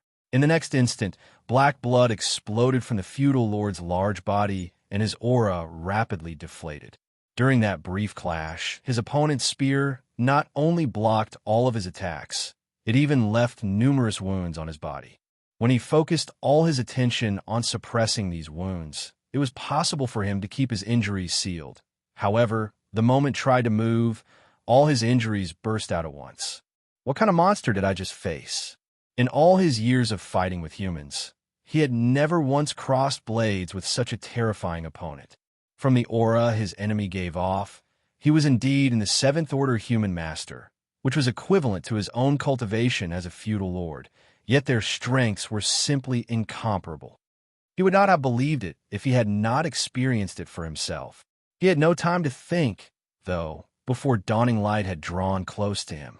If he was in peak condition, he would naturally have no fear of a human warship, but as an arrow at the end of its flight, how would he be able to withstand it? With a roar, he tried to dodge aside. However, at that moment, there was a loud rumble from dawning light, and a spear-like attack was shot out from the bow of the warship, turning into a stream of light and piercing through the feudal lord's waist, blasting off half of his body. Still, this feudal lord had an innate savagery to him, so despite knowing that he was going to die for sure, he still swung his axe one last time before death took him, smashing it into dawning light. Unfortunately for him, the powerful defensive barrier rendered his attack useless. Dawning light sailed past the feudal lord's broken body and crashed into the group of black ink clansmen behind him. The black ink clansmen's numbers had already been whittled down by Xianxia's rampage. He was like the sharp tip of a spear, cutting through the black ink clan ranks while making his way towards the enemies who were besieging the two human warships. Feng Ying and the others had no other choice but to follow close behind him, picking off the enemies Xianxia missed along the way. Soon, dawning light arrived at the main battlefield. In the distance, two ragged human warships were being besieged on all sides. Despite trying to break out to their left and right, they were unable to shake off this danger no matter how they tried. The surrounding black ink clansmen sent attack after attack against those warships, and the impacts caused the protective shields to grow dimmer, rippling violently as if it were about to collapse. Thick black ink clouds coated the battlefield. In the midst of these clouds, a man and his spear passed through with unstoppable momentum, leaving a reign of terror in his wake. The masses of low and high-rank black ink clansmen seemed as weak as paper when faced with that spear, left either dead or critically injured with a mere sweep of it. Shen Ao, Ning Qiji, and Chitai Chu rushed out from dawning light. Even seventh-order open heaven realm masters like them would not dare to act alone on such a battlefield. Otherwise, they could fall into danger at any moment. The three of them took up a triangle formation with each one of them in charge of one corner before crashing into the Black Ink Clan's army like a rolling stone. Meanwhile, dawning light, which was following closely behind the three of them, released its attacks in full swing. One by one, the lights from the offensive arrays shot ruthlessly towards the places where the Black Ink Clan had converged. Screams rang out unceasingly as ink-black blood filled the void. Black ink strength was also being spread like mad. Cries burst forth from the two warships that had been ensnared for so long. Reinforcements have arrived. Fight!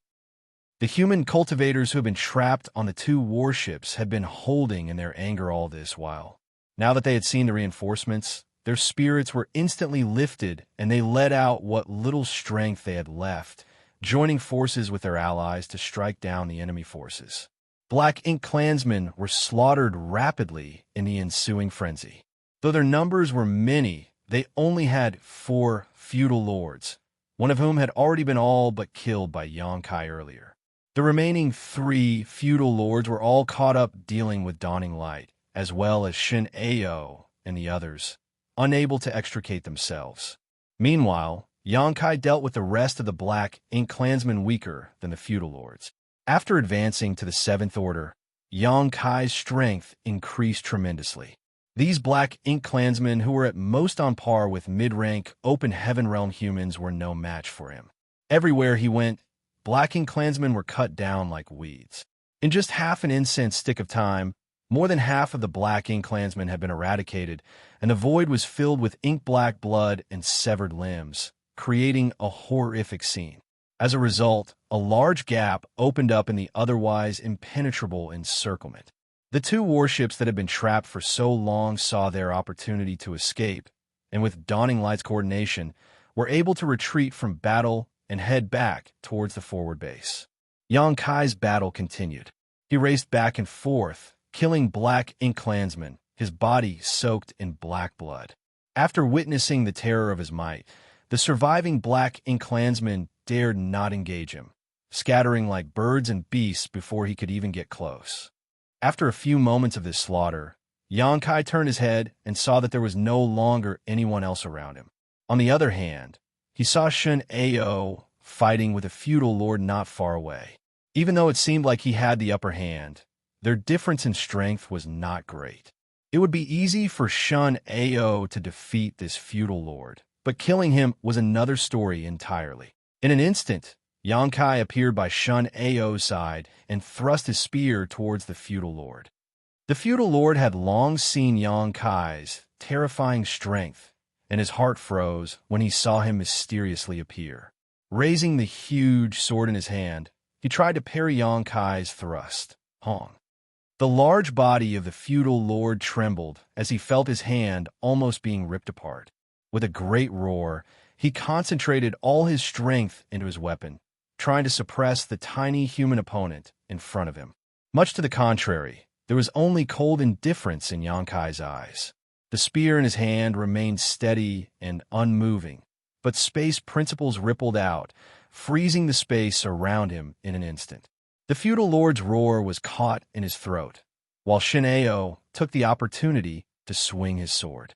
With a cold flash, the sword cut towards the feudal lord's neck. The feudal lord was thoroughly shocked, and he immediately tried to move back to avoid the fatal blow, but he still suffered a long gash that cut halfway through his neck. Despite the terrible appearance of this wound, it was not a fatal blow. As long as he could safely return to the Black Ink clan's territory and enter a Black Ink nest, he could recover completely given enough time. But at that moment, his large body suddenly shook and a look of horror and unwillingness appeared in his eyes. At the same instant, Yang Kai's heart clenched up tight. There seemed to be some sort of danger rapidly approaching him. But before he could react to the situation, he saw a golden light pierce through the feudal lord's chest and fly straight at him. In this critical life-or-death moment, Yang Kai shifted his body instinctively. Then he felt a small prick in his chest, like an insect had just bitten him. However, Yang Kai clearly felt a terrifying force pass through his body, entering from the front and piercing out the back.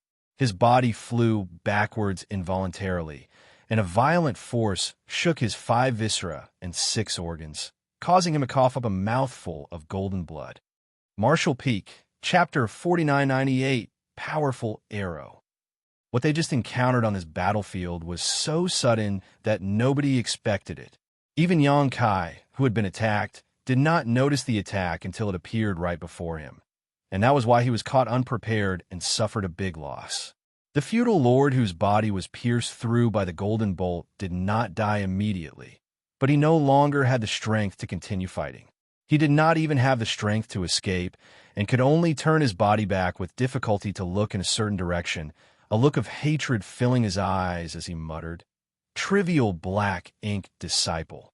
You dare!" Before he could finish his words, the nearby Xianxia swung his sword again, cutting off his head. On the other side, after spitting out a mouthful of golden blood, Yang Kai stabilized himself, and his left eye was instantly filled with a golden light. The pupil of that eye transformed into a vertical golden slit that held infinite might. With the demon eye of annihilation, he could faintly see a dim golden light flickering between the asteroids several thousands of kilometers away. That was where the attack had come from. Taking in a deep breath, he pushed down the churning vitality in his chest, and manipulated space principles. In an instant, Xianxia disappeared from where he stood. Several breaths later, Xianxia had already appeared on top of a certain asteroid, and his divine sense spread out like a tidal wave. However, he found nothing. There was only death chi surrounding this asteroid without the slightest vitality. Only a small trace of aura remained that was dissipating rapidly. It was clear that the golden light that attacked him earlier had come from here. But as soon as the assailants sent out that attack, they made a quick retreat. So, even though Xianxia had rushed over after discovering the attack, he was unable to catch the culprit. Whoever had to be a veteran of many battles and knew to immediately flee after failing to kill his target. Such a cunning and cautious opponent would certainly be a great headache to deal with. Even Xianxia felt trepidations in his heart when he thought back to the haunting attack he just encountered. His attacker had even used a feudal lord as cover. That attack had passed through the feudal lord's chest before hitting Xianxia. Otherwise, there was no way that Xianxia would not have noticed it until it was so close. Fortunately, however, much of the attack's power was diminished as it passed through the feudal lord's body. If not, Xianxia's injuries would most likely have been even worse. Who was that? Xianxia had a vague feeling that it had to be a rather important and impressive enemy in this resource harvesting area. If that person had been so cunning as to retreat immediately after that blow, then chances were that they were also skilled in the art of concealment. If Xianxia was unable to find his traces quickly, then locating him again would prove to be difficult. After standing in silence for a while, Xianxia looked up into the depths of the void before letting out a grunt and turning back. He had a hunch that that attack was not the end of it, and that he would definitely meet this enemy again, but the next time, he would definitely be prepared. On the way back, he was met by Xianxia and the others, and all of them quickly returned to Dawning Light. The battle here was over. More than half of the several hundreds of Black Ink clansmen had been killed.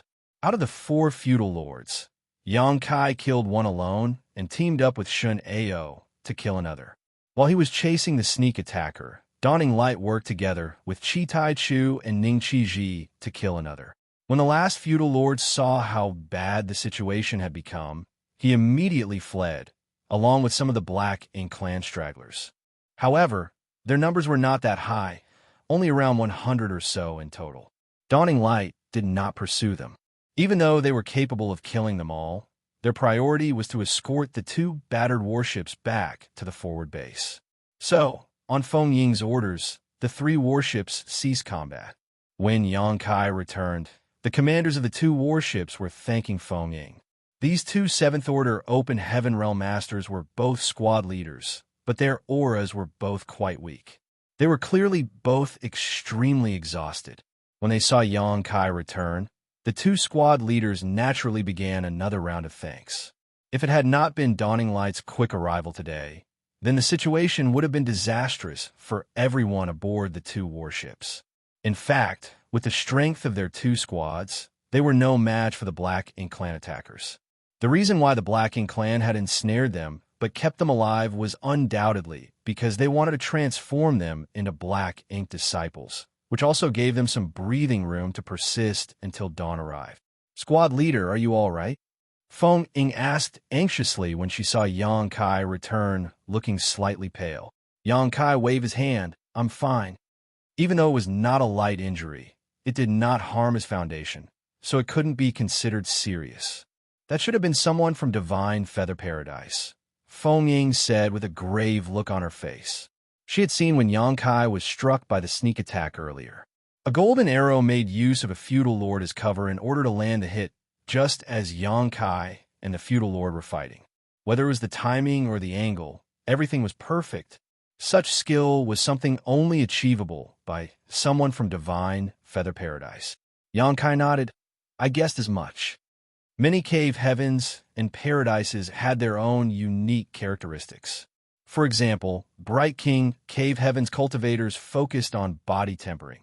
Divine Cauldron Cave Heaven was proficient in artifact refining. Divine Feather Paradise's cultivators, on the other hand, were renowned for their archery. The cultivators from this paradise may not be very strong in close combat, but once they were given some distance from their opponents, they were basically invincible in the same realm. That was because they were extremely skilled in archery and also at concealing their auras and evading enemies. There were some divine Feather Paradise cultivators in Blue Sky Pass, and they accrued a lot of merits during the last war. Even though Xianxia had never had any significant dealings with this paradise before, he did know about them to a degree. The golden arrow that pierced through that feudal lord and then through his own body was undoubtedly an extremely profound arrow technique and was an attack that came from several thousand kilometers away. It was truly unbelievable for an attack of this degree to be possible. It had to be known that Xianxia's body was now so intrepid that ordinary attacks would not be able to hurt him in the slightest, but that golden arrow had pierced straight through him, even causing considerable injuries to his 5 viscera and 6 organs. This was a result achieved with Xianxia possessing a world spring in his small universe. If it were any other person, then it was likely that even their small universe would have been severely shaken. And if it were to happen on a chaotic battlefield, then it would have hindered their combat strength greatly. It would have taken only a single arrow to render them helpless. And he was a really troublesome one. One of the squad leaders who had come forward to thank them added, "If not for him lurking in the shadows, even if we were no match for the Blacking clan, we would have at least been able to escape. There would be no way that we would have fallen into such a desperate situation."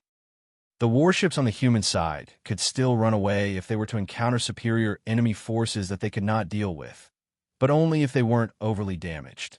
However, every time their warships tried to escape, they would be stopped by that black ink disciple hiding in the distance.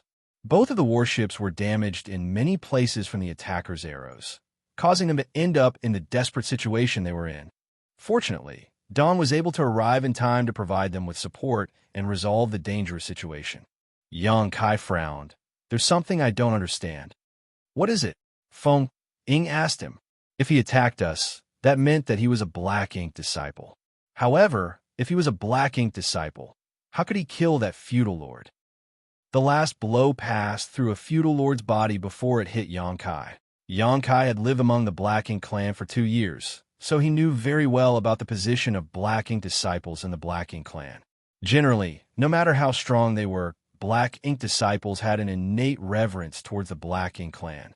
A low-ranked Black Ink clansman could even beat and yell at a 7th-order Black Ink disciple at will, and the Black Ink disciple would not even dare to make a single complaint. And yet, the Black Ink disciple from Divine Feather Paradise had done something completely unexpected. Clearly, the feudal lord had not expected that to happen either, which was why he said those words before he died. A look flickered in Feng Ying's eyes. That is usually true. Unless the Black Ink disciple had been specifically instructed by a higher-ranking Black Ink clansman to ignore the life of another Black Ink clansman in order to kill their enemies at critical moments. Xianxia narrowed his eyes. In that case, he has to be a Black Ink disciple under the command of a territory lord. That made sense. Judging by the power of that attack, that person definitely had to be in the 7th Order Open Heaven realm. Cultivators in that realm were not something that an ordinary feudal lords could capture or possess. Only a territory lord could achieve such a feat. That's the only possibility. Feng Ying nodded. We should be careful on our way back. I have a feeling that that person is not far away. If we let our guards down, then he might strike us again with that powerful attack, Xianxia said as he swept his gaze around the void. He had felt like he was being watched since he returned, but no matter how carefully he searched, he could not find anything out of the ordinary. From that, he could tell that this person's concealment skills were extremely profound. Xianxia's injuries were not light this time. Even though it did not harm his foundation, he would still need time to properly recuperate. After giving out orders, he returned to his cabin to rest. The 3 ships moved steadily towards the forward base with the 2 damaged ships out front while dawning light brought up the rear. It was not until they could see the asteroid where the forward base was located that Xianxia, who had been recuperating in his cabin the whole time, suddenly opened his eyes. Just now, the feeling of constantly being watched disappeared without a trace. It seemed like that Divine Feather Paradise Black Ink disciple did not give up on finishing him off this whole time and had been following their warship all along. After returning to the forward base, the two warships set down for urgent repairs. Even though Dawning Light was also hit, the damage was nothing major and only required some simple maintenance. Feng Ying personally went to see Cha, who ordered a hand in their mission brief and report their military merits before returning. At the camp, Dawn Squad's members were all resting and restoring their strength. Their first battle since arriving at the forward base was not very dangerous, but it was the first time that Dawn had fought together, so it revealed some of the flaws they had. Such flaws were not of much consequence in ordinary times, but they could be magnified during difficult situations and could have led to Dawn's downfall if they weren't careful. So, Feng Ying decided to talk to Yang Kai about them after he recuperated. At the moment, Yang Kai was healing in his own tent. The most serious injury he sustained during that fight was the sneak attack from that divine Feather Paradise cultivator. The rest of the injuries came from him charging into battle on his own. The Black Ink clan's final struggle before death was not enough to harm him in any significant way, but it was not to be underestimated either. After the fight, dozens of wounds, both big and small, were left all over Yang Kai's body. In just 3 days, though, Yang Kai had fully recovered and was as mighty as a dragon and fierce as a tiger. This was the perk of having a powerful dragon vein. He had thick skin and strong flesh, so any non-critical injuries he incurred were basically ignorable. Martial Peak, Chapter 4999, Free Hunting. When she saw Yang Kai come out of seclusion, Feng Ying immediately gathered up Dawn Squad's members for a post-battle meeting. 35 people gathered together to discuss some of the problems they encountered during their last mission. Unlike the other squads who had fought together for a long time and built up a tacit trust and understanding with each other, Dawn was considered brand new, and a lot of work still had to be done for them to learn to coordinate with each other. Summing up their experiences after the fight would be greatly beneficial to them. There's a lot of enthusiasm shared by the squad, and everyone eagerly spoke up. The flaws that would normally be overlooked were quickly exposed before everyone, so that they could all take note of them. Then, the next time a similar problem arose, they would have a solution to deal with it. And when those problems stopped appearing, it would mean Dawn Squad's coordination has gone up a level. The post-battle meeting did not last long, only around half an hour. Yang Kai then went to Cha, whose command post again. Since they were here, he naturally had to make Dawn useful. It wasn't as if they could stay in the forward base forever to look at the scenery. Not that there was any scenery to look at in this dead void. After receiving permission, Yang Kai stepped into the tent and asked, "Division Commander Cha, Dawn has fully recovered after its last mission. Are there any tasks to be done?" Chahu glanced at him. "You've all recuperated so quickly." Yang Kai smiled. "We did not suffer any losses last time. Don't push yourselves too hard. Rest assured, Division Commander Cha. As Dawn's squad leader, this junior knows the extent of our abilities." Only then did Chahu nod. "In that case, I won't stop you. There is work to be done, but why don't you have a look and see what interests you?" Yang Kai was surprised. "We can pick for ourselves." Chahu smiled. "We have 3 different types of missions here. The first one is to look for mineable resources, which, relatively speaking, is the safest kind of mission. There's only a low possibility of encountering the Black Ink clan, and there's no need to fight them under normal circumstances." Seeing Yang Kai's indifferent response, Chahu continued, "Secondly, we can assign you to defense duty. Your team only needs to patrol a certain area and protect those who are mining resources. If you encounter any Black Ink clansmen, kill them all." Yang Kai nodded. The first type of mission was definitely unsuitable for Dawn Squad. Dawn possessed vastly superior strength and ability to other squads, so it was impossible for them to go and mine resources. However, the second type of mission was somewhat more to his taste, though still a little bit lacking. He asked, "What is the third type of mission?" Chahu nodded. "The third type of mission is free hunting. The entire resource harvesting area will be your Dawn Squad's patrol area.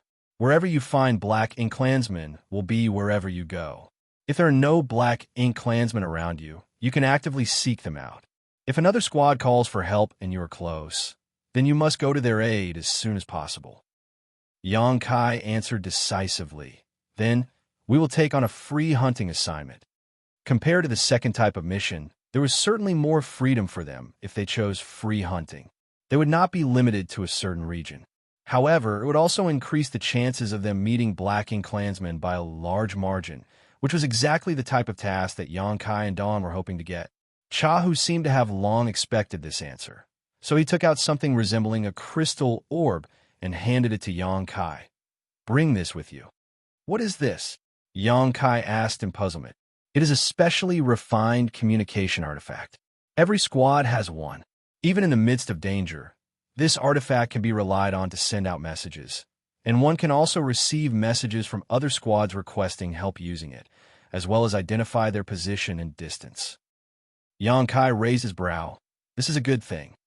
There are no restrictions on free hunting, but it can be dangerous as there are still territory lords active around the area. Even though we have 8th Order Division commanders on our side to keep them in check, there is no guarantee that you will not run into one when you are alone. If you do encounter a territory lord, remember to put your own safety first and not act recklessly," Chahu reminded him. "This junior will take note. Go." Chahu waved his hand. Xianxia took his leave. A short while later, after returning to camp, Xianxia told Dawn about the free hunting task he just accepted and also handed the crystal orb-like artifact to Feng Ying before turning to everyone. "If there are no objections, let us depart." There was no objection from the crowd. A moment later, Dawning Light lifted off from the forward base and sped off into the void. After entering the open void, Feng Ying suddenly changed her hand seals. Then, a very faint energy wave rippled through the entirety of Dawning Light. In that instant, it seemed to Xianxia that there was some sort of change in Dawning Light, but when he looked carefully, he could not tell what had changed. Confused, he used his divine sense to figure out what happened, and only then did he gain a clear understanding. An inexplicable energy was wrapped around Dawning Light's hull, caused by a type of illusion array. "What is this?" Xianxia asked in surprise. He had no idea that there was actually an illusion array installed on Dawning Light. Dawning Light was customized by Feng Ying, so even though the modifications cost a lot of Xianxia's military merits, he really did not know much about its capabilities. Feng Ying explained, "Dawning Light is a specially refined warship, and it's distinctively different from the other squad-level ships. So, once it enters the eyes of the Black Ink clan, it might draw their attention. I had this illusion array set up when I first began modifying Dawning Light as a kind of camouflage. So, any Black Ink clansmen weaker than feudal lords would not be able to see through its disguise within 500 kilometers, and we can also take others by surprise. Otherwise, the enemy might run away if they spot Dawning Light from a distance, which would be troublesome." Xianxia finally understood. Marshal Ant has really thought of everything. Dawning Light and Dawn were not well known now, but it was conceivable that once they achieve enough success on the battlefield, the Black Ink clan would learn about Dawn and Dawning Light. When that time came, the enemy would be able to recognize Dawning Light's unique appearance from afar, and if they knew they were outmatched, they could still make a quick escape. With the illusion array, Dawning Light would look just like any ordinary squad's warship from afar, making it easier to catch their prey. And that was in fact the case. Just a day after leaving the forward base, Dawning Light suddenly encountered a group of Black Ink clansmen coming in from the side. These Black Ink clansmen were using the rubble nearby as cover. When they appeared, even Dawning Light was caught unprepared. The many Black Ink clansmen came together to form a tide that flooded in like a tsunami. Dense black ink clouds made it impossible to tell how many enemies there were or how strong they were. An ordinary squad would have fled first to gain a better view of the situation before deciding how to act. However, the ones that these Black Ink clansmen were confronting was Dawn. Dawn was so eager at the sight of incoming enemies that the member in charge of steering the warship was already charging towards them before Xianxia and Feng Ying gave the order. This uncharacteristic move clearly surprised the Black Ink clansmen, stopping the incoming tide. In just an instant, the distance between them had been closed. As the offensive arrays buzzed, the illusion array was automatically broken, revealing Dawning Light's fierce appearance to the Black Ink clan. The many Black Ink clansmen were taken aback by the sudden change. The offensive arrays on Dawning Light were already releasing their might at them, sending powerful attack after powerful attack right into the densest pockets of enemies. In an instant, a large number of the Black Ink Clansmen were killed. The ones that survived fled backwards when they saw what happened. This human warship that they were ambushing was different from what they expected. Even though it was just one salvo, the might displayed was truly terrifying. It was definitely not something that they could withstand. Most of those who died were just low-rank and high-rank clansmen. These were essentially the cannon fodder in every battle, and they were generally incapable of killing any human masters on their own. However, they were perfect to drain the stamina of the humans. When these cannon fodder died, they would also leave dense black ink strength behind, which, when built up enough, would transform into thick black ink clouds. While the human race always shied away from the black ink clouds, the Black Ink Clansmen were just like fish in water inside of them. With the help of the black ink clouds, Black Ink Clansmen could often turn the tide of battle in their favor. No matter how many low-rank Black Ink Clansmen they lost, the Black Ink Clan would not feel any grief. As long as the black ink nest remained and they had sufficient resources, then they could breed as many low-rank Black Ink Clansmen as they wanted.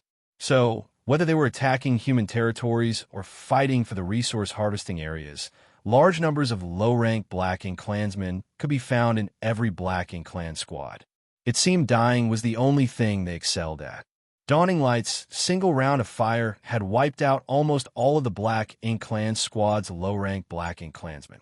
Those who survived were undoubtedly the stronger masters, including the feudal lords. The survivors moved back into the black ink clouds, but they did not flee immediately. Rather, they waited to see whether they could find an opening to strike back. It was at that moment that a figure crashed into the black ink clouds like a raging storm, causing screams of misery wherever he passed. One by one, the Black Ink Clansmen were cut down like chopped vegetables, exploding into clouds of black blood. The black ink cloud rapidly grew even denser. The heart of one of the feudal lords hiding inside of the black ink cloud was pounding as he could sense that a human had indeed charged into the black ink cloud. According to human strength classifications, this person should be in the 7th Order Open Heaven realm, which corresponded to his own strength as a feudal lord, but the killing power this human displayed frightened him greatly. The auras of his companions faded one by one at an incredible speed. Even though those were not feudal lords, it was still terrifying how they were cut down so quickly. He lurked in the black ink cloud, remaining motionless but feeling anxious. In the past, the black ink clouds had always been an absolute forbidden zone for humans, and none of them would ever dare charge into them to fight. However, during their last attack on the humans' Great Pass, the Black Ink Clan discovered that the black ink clouds, which used to be their greatest source of protection, had completely lost their deterrent effect. Many of the humans looked like they had hot chicken bloodshot into their veins, rapidly chasing them into the black ink cloud, happily accepting the corruption of black ink strength as long as they could slaughter their enemies. And there was another great concern to the Black Ink Clan after the last war. It seemed that after a certain point in time, the Black Ink Clan had not been able to convert any more Black Ink disciples. Many Black Ink Clansmen had personally seen many humans being invaded by Black Ink strength, which would have been enough to convert them in the past, but the results were less than satisfactory. Marshall Peak, Chapter 5000, Emergency Rescue. Combined with the loss of the Black Ink Cloud's deterrent effect, the Black Ink Clan's higher-ranking members came to a consensus that the humans must have come up with some way of resisting the corruption of Black Ink strength. Otherwise, how could this have happened? However, the Black Ink Clan had yet to find out what this new method was. Under Min's Sierra Royal Lord's command, many territory lords had received orders to uncover the truth no matter the cost, and this struggle for the resource harvesting areas was a good opportunity to ascertain just that. If they could figure out how these humans were stopping the encroachment of their black ink strength, that would be a great merit, which would allow any Black Ink Clansman the opportunity to return to the Royal City's black ink nest to cultivate and advance into the next realm. The enthusiasm of countless of these black ink clansmen was part of the reason why the resource harvesting area was so hotly contested. The feudal lord continued lying still in wait inside of the black ink cloud, having the vague feeling that this great merit was perhaps not far from him. That was because this seventh-order master would definitely be corrupted by black ink strength if he rushed into the black ink cloud like that. And when that happened, he would surely be able to see how he resisted it. Inside the black ink cloud, a full-blown massacre was taking place when suddenly all went silent. The feudal lord who had been lying in wait inside of the black ink cloud for his opportunity felt his heart clench, and his instincts were screaming at him that something bad was about to happen.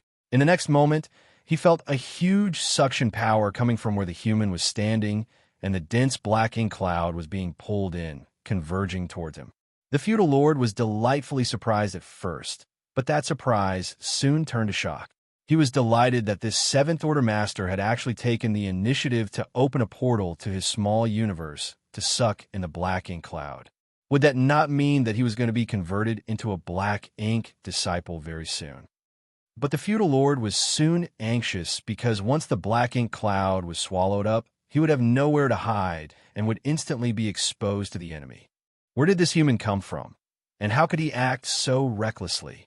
He had been fighting with humans for so many years, yet he had never seen anything like this before. In no more than a dozen breaths, the dense black ink cloud was completely gone, revealing all the bodies hiding in its midst. And at the center of these bodies stood Xianxia, a cold gaze on his face and a sharp spear in his hand. Though he had culled many black ink clansmen after charging into the black ink cloud, there were obviously going to be fish who had slipped through the net. The black ink cloud's ability to interfere with a human sense was so strong that he was unable to find all of the black ink clansmen in a short amount of time. Irritated, Xianxia opened his small universe and swallowed all of the black ink strength into his body. The effect was remarkable, as all of the black ink clansmen hidden inside of the black ink cloud were instantly revealed. Looking around, Xianxia sneered. Even though many black ink clansmen had ambushed them this time, their average strength was too low. There was one feudal lord among them, but the rest were all high-rank and low-rank black ink clansmen. At this moment, the black ink clansmen who remained alive were all gawking at Xianxia as if they had seen a ghost in broad daylight. The feudal lord's expression was especially shocked. He thought that Xianxia would turn into a black ink disciple soon, but now it seemed like this human was completely unaffected by black ink strength. After all of the black ink clouds were sucked into this human's body, he was still not corrupted in the slightest. At once, the black ink clan feudal lord thought of something and called out in alarm. For universe pillars. The 4 universe pillars were not only famous among the human race, but also among the black ink clan. After all, it was a precious treasure that could perfectly resist black ink strength. Humans who possessed a 4 universe pillar simply had no need to fear being corrupted by black ink strength. The black ink clan had a deep hatred for the 4 universe pillars, and they were very much concerned about who held one of them. Any cultivator possessing one of the 4 universe pillars will be noted on record by the black ink clan, and if ever they were to meet any of these humans, the black ink clan would do whatever it took to kill them. This feudal lord was not someone in a low position, so he had read that special list before. However, there were few people on the list, and all of them were in the 8th Order Open Heaven realm. That was because only those in the 8th Order had the ability to protect a 4 universe pillar and keep them out of the hands of the black ink clan. And yet, he had encountered a 7th Order master with a 4 universe pillar here. This human was definitely not on that list. This was an extremely important piece of news, and if he could bring word of this back, it would definitely be a merit not much lower than finding out how the humans were able to resist the corruption of black ink strength now. With that thought, the feudal lord opened his mouth, spitting out a cloud of inky blood, hoping to escape from here. Judging from the power of this 7th Order master's rampage, he did not believe himself to be his match. If he wanted to live, then he had no choice but to flee immediately. This was undoubtedly the most correct move to make. However, even after burning his blood essence and using a costly secret technique, his body remained stagnant. An inexplicable force had seemingly caused the space around him to become extremely viscous, as if he had fallen into a pool of quicksand, making it hard to move. "Where do you think you're going?" When that cold voice entered his ears, the feudal lord looked over just in time to see the tip of a spear enlarging before his eyes. There, at the tip of the spear, was a terrifying power that had yet to erupt. Once it did, it would surely send him to the next life. The feudal lord roared in terror, and his huge body swelled up, releasing his aura without reserve. By struggling with all his power, the confines of space finally grew loose. But that was not all. He raised his large fist and slammed it in Xianxia's direction. With a single blow, he shattered the surrounding space, so it was clear how powerful that punch was. However, Xianxia showed no intention of dodging. With a flick of his spear, he pierced through the feudal lord's fist like a hot knife through butter. The Azure Dragon's spear easily penetrated the feudal lord's defense, and more than half of his spear was embedded into the feudal lord's arm. Expression changing dramatically, the feudal lord let out a pained roar. Xianxia shook his spear again, and the condensed power at its tip finally erupted, turning the pierced arm into a bloody mist. Fresh, ink-black blood gushed from the feudal lord's shoulder as his furious aura withered away. Before he could do anything else, a towering shadow came down on him. A few moments later, Xianxia retracted his spear, but the feudal lord seemed frozen in place, motionless with only a shocked glint in his eyes remaining. Waves of energy from the spear thrust rippled out, sweeping over the feudal lord's body, shredding it into neat, tiny pieces in an instant, like he had been carefully carved up with a knife. Xianxia looked around and saw the figures of Shen-Ao, Ning Qi-Ji, and Qi Tai-Chu's bodies flitting about as Dawning Light's attacks continued blasting out one by one, and the remaining Black Ink clansmen were quickly wiped out. Such a group of Black Ink clansmen might have caused trouble if their ambush had caught another squad, but they were hardly enough to hold up against Dawn. After the end of the fight, it took them a bit of time to clean up the battlefield. These Black Ink clansmen might not have many good things on them, but any resource was considered invaluable to the humans on the Black Ink battlefield. After returning to Dawning Light, Xianxia sat down cross-legged, contemplating the successes and failures of their latest skirmish. His opponent was nothing worth mentioning, but since advancing into the Seventh Order, this was only the third time that Xianxia had fought. He was able to somewhat familiarize himself with his increased strength now and was confident that he would do better the next time he encountered an opponent. After recuperating in place for an hour, Dawning Light resumed its mission. In the coming days, Dawning Light was able to get a catch every few days. With the help of the Illusion Array's disguise, the Black Ink clan mistakenly took Dawning Light as an ordinary squad-level warship. However, once they jumped out of hiding, it was too late for them to escape. As many as 20 feudal lords died at Dawn's hands. After going through fight after fight, Dawn's squad became more adept at working with each other. Once they encountered an enemy, they would do what was necessary without needing someone to order them, and their achievements soon surpassed those of any ordinary squad by far. One day, Dawn was in the middle of cleaning up a fresh battlefield. Just an hour earlier, Xianxia and his men had encountered another Black Ink clan squad. They were not considered weak, as those in the feudal lord rank alone numbered 3, but as usual, they were completely wiped out after the fight. It was at that moment that Feng Ying suddenly appeared and called out, "Leader, there is a nearby squad that requires our assistance." Xianxia turned his head towards her and saw that she was holding the crystal orb-like communication device that Chahu handed them. At that moment, the crystal orb was glowing crimson, and the light gathered into an arrow-like symbol that was pointing in a certain direction. Xianxia narrowed his eyes. There is no way he could not tell that squad had already reached the critical point between life or death after seeing this message. Otherwise, the crystal ball would not react this way. Without hesitation, Xianxia immediately shouted, "Gather up! We have an emergency." Those who were still cleaning up the battlefield immediately converged towards Dawning Light, and within a few breaths, the warship turned into a stream of light and sped towards the direction the arrow was pointing at. Yongkai had no idea whether any other squads had picked up on the distress call, but the squad that was calling for help clearly had to be in a bad situation. There might not be any other squads nearby, so dawn may be their only hope. Their fellow clansmen were in grave danger, so dawning light pushed its speed to its limit without regard for power consumption. Within an hour, a universe fragment came into Yongkai's view.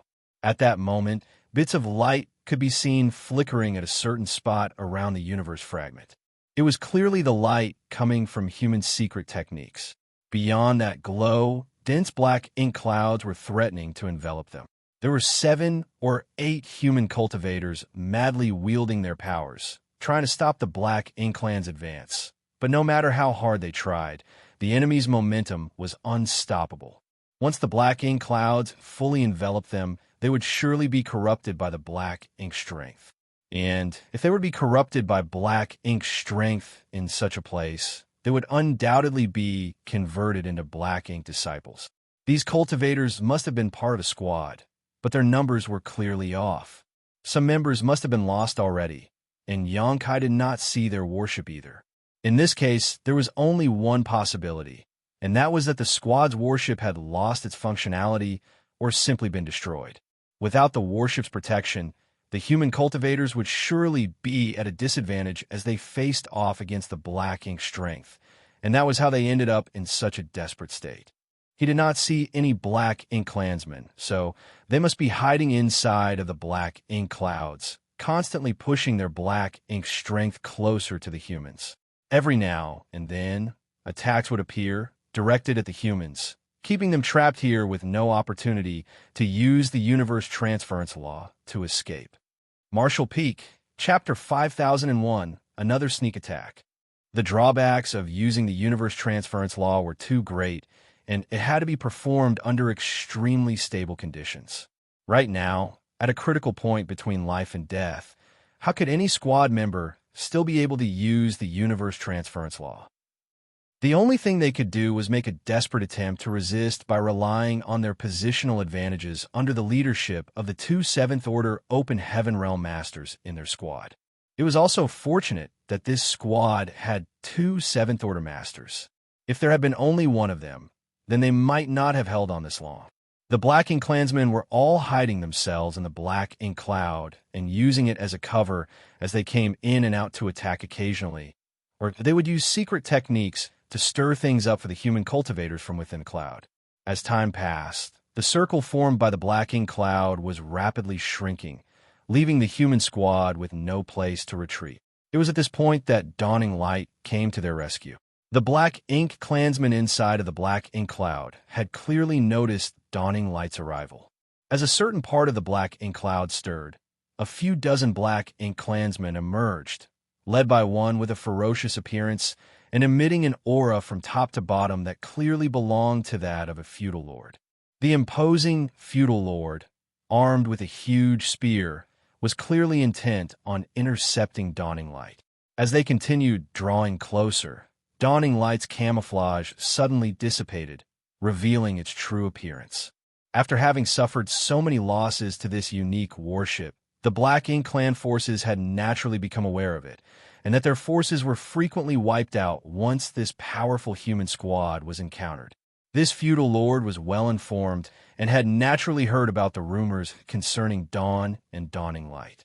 He had thought that he would not come across them in this vast war zone, but after seeing dawning light with its disguise gone and true face appearing, how could he still not know that he truly did bump into them?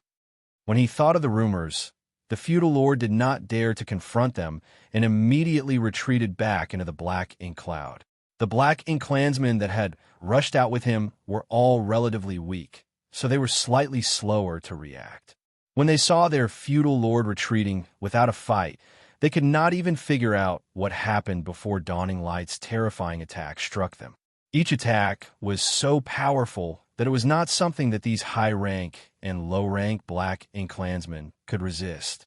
In an instant, many of them were wiped out, but dawning light did not stop there. It passed through the mess of gore and broken limbs, crashing straight into the Black Ink cloud. The Black Ink clansmen who were hiding under the cover of the Black Ink cloud took this opportunity to bombard Dawning Light with their attacks. But Dawn had long been prepared for this and had already activated their defensive array, enveloping Dawning Light with a powerful light barrier. Wave after violent wave spread across the light shield, causing deep dents to appear on its surface. With the deep pits as the center, there were even ripples spreading out in all directions. Dawning Light pushed through the black ink cloud's blockade while withstanding the black ink clan's attacks, reaching its center mere breaths later. The squad that had been trapped there for a long time were already in dire straits, but when a human warship appeared before them, they understood at once that reinforcements had arrived, and it was the Special Operations Squad, Dawn, to their absolute delight. "Get on board," Feng Ying shouted from a deck. With a change of her hand seal, a gap opened in Dawning Light's shields. The 8 cultivators were completely exhausted, and their auras were weak, so they did not hesitate to leap on board. By the time they got on board, Xianxia had already disappeared from the deck. When he reappeared, he was in the middle of the dense black ink cloud. His left pupil instantly turned into an awe-inspiring vertical golden slit. The black ink cloud was not only extremely adept at corrupting human cultivators, but also obstructing their senses, but the demon eye of annihilation, which could see through all illusions, was a perfect fit for such an environment. Not far away, a black ink clan feudal lord was silently approaching. It was the same one who had run away when he saw Dawning Light earlier. He had just escaped back into the black ink cloud and had yet to settle his nerves when Xianxia suddenly appeared near him. He was both shocked and delighted to see this. He was shocked because this seemed to be the rumored human squad leader who was ridiculously strong, but also delighted that this man would be so arrogant as to invade the black ink cloud of his own volition. The invasive power of black ink's strength towards humans was inexorable, and he had no idea why this man would proactively run into the black ink cloud, but since he was here, then he'd better not think about leaving. Through the rolling cover of the black ink cloud, the feudal lord quickly advanced to a distance of 300 meters away from Xianxia. For a feudal lord, this was the perfect distance to launch a sneak attack. The power in his body poured into the giant spear. There was a fierce glint in the feudal lord's eyes as he raised his weapon, preparing to pierce it into Xianxia's unsuspecting back. But at that moment, Xianxia, who should have been oblivious to his presence, suddenly turned around and stared at him, the corners of his mouth turning into a cold smile. The golden vertical slit in his eyes seemed to contain unopposable majesty that caught the feudal lord off guard for a moment. The Black Ink Clan feudal lord was ashen with shock. He could not figure out how he had been spotted, but a spearhead was rapidly expanding in his vision, ensuring him that he was not imagining things. The feudal lord cried out in terror and raised his spear, attempting to block the incoming attack. As their spears clashed, the feudal lord felt a terrifying force erupting in front of him, forcing his large body to reel backwards. Even his hand, which held the spear, was shaking. An aura of death lingered around him. Looking up, he saw Xianxia chasing after him like a shadow after the unsuccessful strike, his spear thrusting forward indomitably. Meanwhile, the strength inside of his body was roiling, leaving him powerless to protect himself. "I'm dead." Despair filled the eyes of the feudal lord in that instant.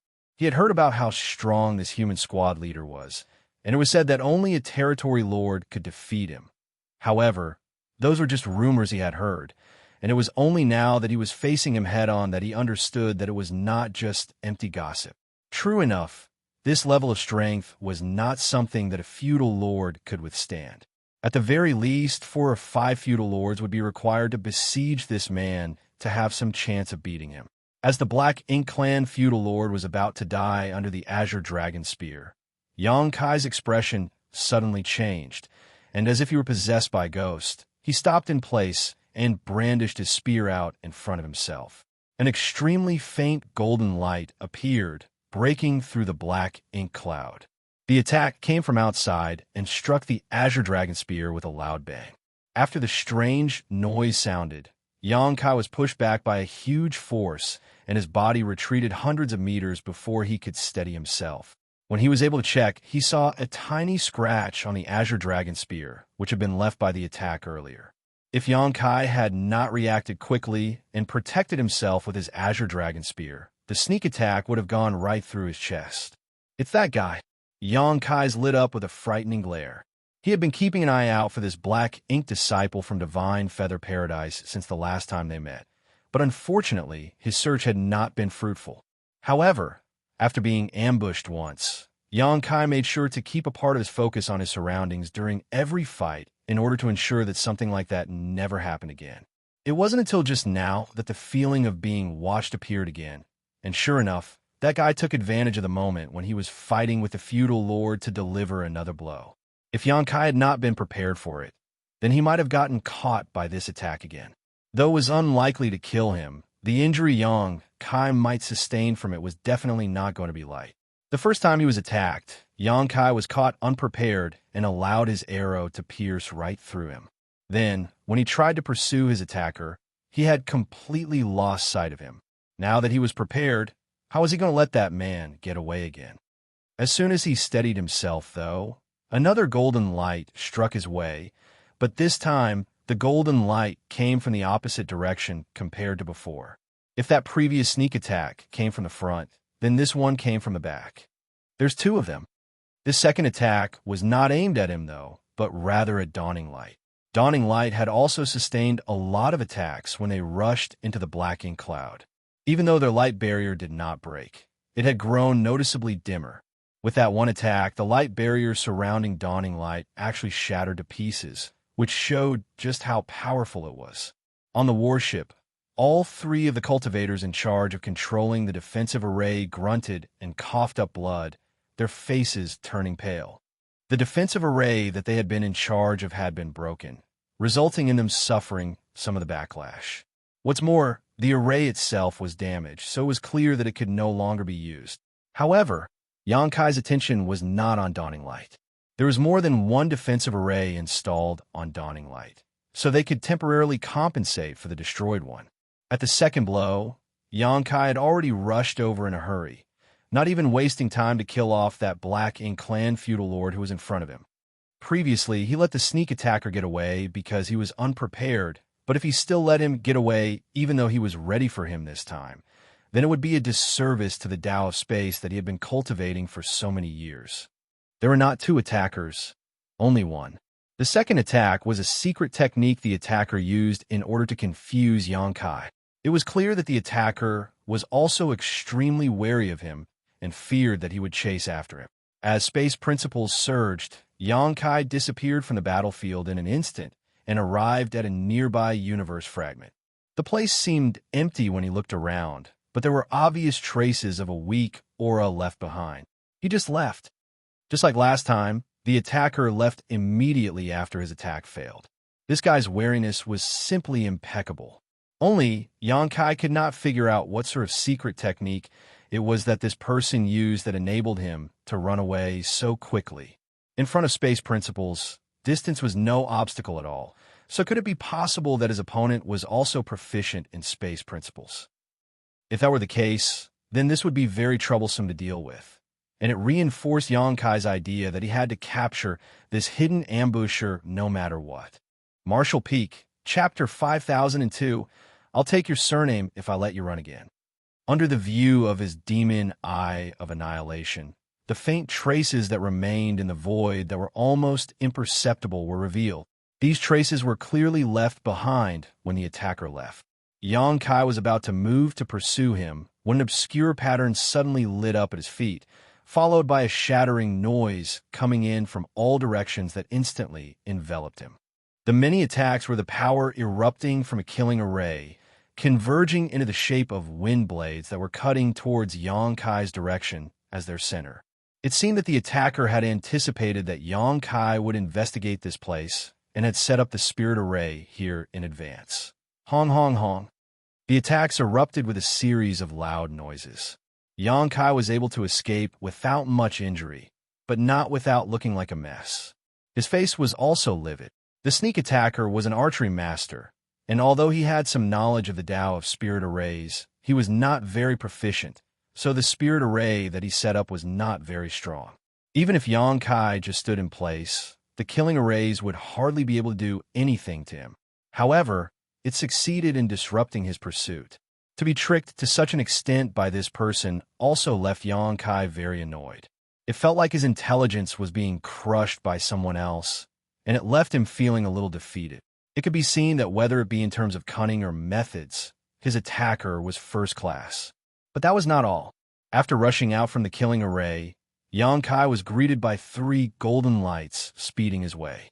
The golden lights were extremely fast and almost seemed like they could ignore the barrier of space, arriving before his eyes in just an instant.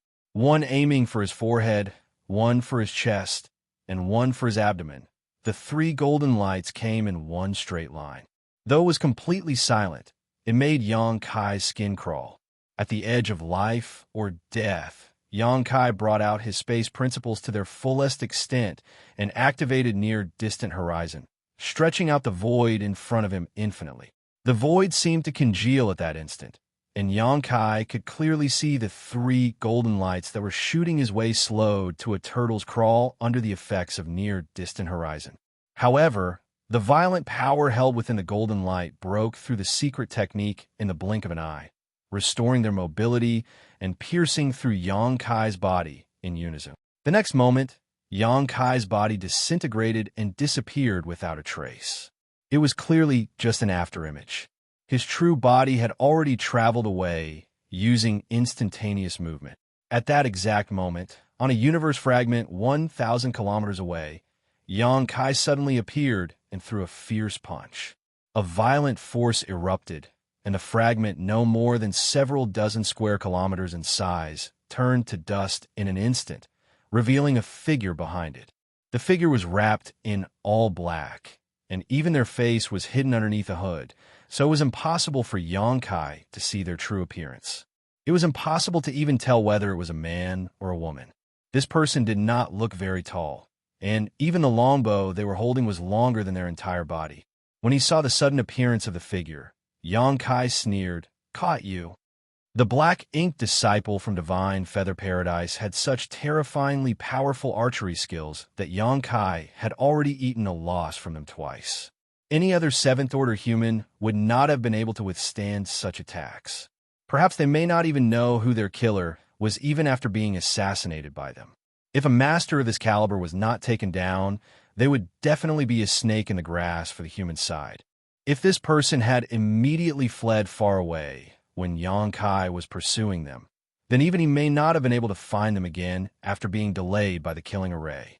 But this guy truly didn't fear the heavens. Leaving the killing array behind to trap Yangkai was not enough for them. They had even hidden themselves and tried to snipe him again, giving Yangkai the opportunity to pursue them. The person was clearly surprised at the sudden attack, not expecting Yangkai to have arrived so quickly.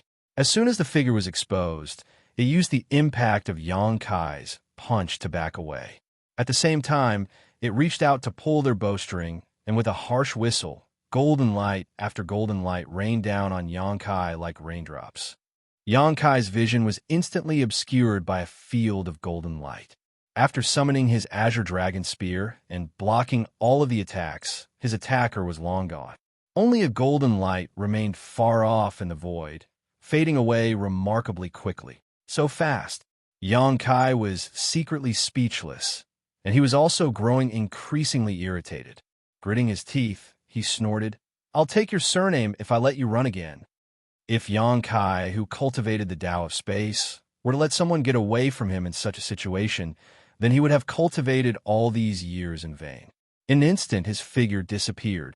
Yangkai thought he would be able to catch up to the assailant easily, but even with his instantaneous movement, he could not reach them within a short amount of time. He had no idea what sort of movement technique this person was using, but it was so profound it was almost not inferior to his use of space principles. Yangkai kept on chasing after them, but all he could see was a fading golden light in the far distance.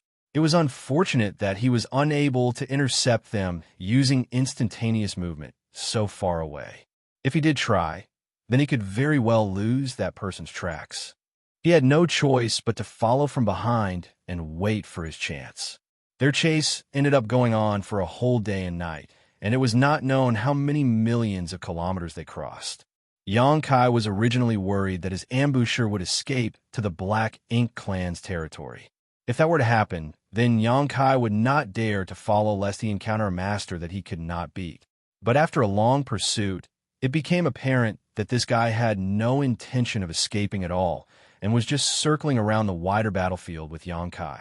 Whenever there was the slightest opportunity, that person would sneakily shoot out a thunderous blow at Xianxia, and their attacks were so powerful that he did not dare to take them lightly. Each counterattack left him worse for wear. Xianxia now had a stomach full of grievances and secretly made up his mind that once he caught this hateful person, he would definitely beat them up to vent his anger. After a whole day and night passed, Xianxia had more than a dozen new injuries on his body, all of them from his sneak attacker's long-range attacks. Even though these injuries were not a threat to his life, any other 7th Order Open Heaven Realm Master might not have the strength to keep chasing at this point, and would have been forced to find a place to heal. Xianxia suddenly understood why this sneak attacker had not escaped to the Black Ink clan's hinterland. This guy obviously had a lot of confidence in their abilities. Xianxia wanted to take them down, and they wanted to take Xianxia down as well. And this constant badgering was because they were trying to exhaust Xianxia before they struck. What an arrogant bastard, Xianxia judged. A person like this was difficult to deal with. This fact was already proven earlier during the chase, but if you were to take this guy's personality into account, then they were not that hard to deal with. With that in mind, an idea sprouted in Xianxia's mind. After another day of chasing, another dozen injuries were added to Xianxia's body. At a certain point, he suddenly stopped and glared resentfully in the direction where his attacker was fleeing before he let out a roar towards the heavens. The roar that sounded through the void was mixed with unwillingness and rage. A short while later, Xianxia turned around and sped off towards the forward base. When he passed by a certain universe fragment, though, he dashed straight inside it. After finding a good spot, Xianxia set up a barrier and took out some open heaven pills and healing pills before stuffing them into his mouth. He was in a miserable state right now, covered in dried blood from top to bottom. Even his aura was slightly weak. He was clearly an arrow at the end of its flight. Even though the chase only went on for 2 days, Xianxia had manipulated space principles countless times during that period while constantly enduring the sneak attacks of that guy, which had been a tiring experience. The exhaustion that he was showing now was not completely fake. At least half of it was real, and it was indeed time for him to get a good rest to restore his energy. As time passed, Xianxia's aura slowly recovered. He did not feel any strange sensations, so Xianxia was wondering whether that person had taken this opportunity to run away. If that were the case, then he would have just wasted a lot of effort for naught. But on second thought, it should not be the case. That guy was extremely confident in their abilities, something Xianxia knew well after their silent 2-day chase. A person like this would not give up so easily when faced with easy prey, and Xianxia himself was currently that prey. As expected, just as Xianxia was wondering if that person had truly left, a faint energy wave suddenly appeared, coming from a certain direction. Xianxia's eyes flitted open as he remained seated from cultivating. He forcibly twisted his body in order to avoid getting hit, but in the next instant, he felt a pain in his abdomen. There was no need to look, and Xianxia could tell that his body had been pierced through once again. Even with his dragon vein, he could not resist the force of that attack. However, as if he did not even feel it, his body suddenly turned into a blur, and he disappeared in an instant. When he reappeared, it was a universe fragment about 1,000 kilometers away. Summoning his Azure Dragon Spear, Xianxia displayed his supreme limitless spear art freely. The area passed through by his spear shadows seemed to be empty, but an object that appeared like a rock suddenly leapt up high and raised its longbow in front of itself to block the attack. Hong hong hong. A series of bangs sounded, and in an instant, 2 people were engaged in a heated melee. Xianxia was still bleeding from his abdomen, but he completely ignored it and faced his hooded attacker with a fierce smile. "Let's see you run now." The attacker was an archery master and at least somewhat proficient in the Tao of spirit arrays. Besides that, this person was first class both in concealing their aura and escaping techniques. But everyone had their strengths and weaknesses. It was impossible for one to achieve perfection in all fields. Xianxia thought that close combat must be this guy's weakness. Otherwise, there would have been no need for them to keep on running away.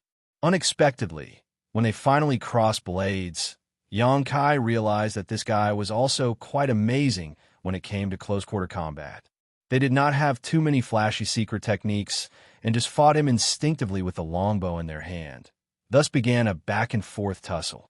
This longbow that he had never heard about was also quite an amazing item, not showing any weakness even when pitted against the Azure Dragon Spear. Xianxia was secretly shocked. This guy really had no weaknesses. But even so, Xianxia's supreme, limitless spear art stood at the pinnacle of all spear techniques. In just a dozen breaths of time, the Azure Dragon Spear pierced through his ambusher's shoulder in a moment of carelessness, and at once, blood was flowing uncontrollably. The stab was followed by a grunt. From this brief exchange, it became clear what the difference in strength between Xianxia and themselves were. So they stopped messing around, and with a feint, sped down toward the universe fragment below. Xianxia followed closely like a shadow. As the person passed through the universe fragment, they threw out an array plate. Seeing this, Xianxia knew that it was bad news. Sure enough, as soon as the array plate was launched, the entire universe fragment burst apart, and a violent power burst out in all directions. Xianxia staggered as the force hit him, and the space around him was also disrupted. Martial Peak, Chapter 5003, Falling Short. By the time Xianxia emerged from the chaotic cloud of energy, the attacker had already escaped far away, as he had anticipated. Only, they left behind a clear trail this time that was not as indistinct as before. Xianxia coldly snorted.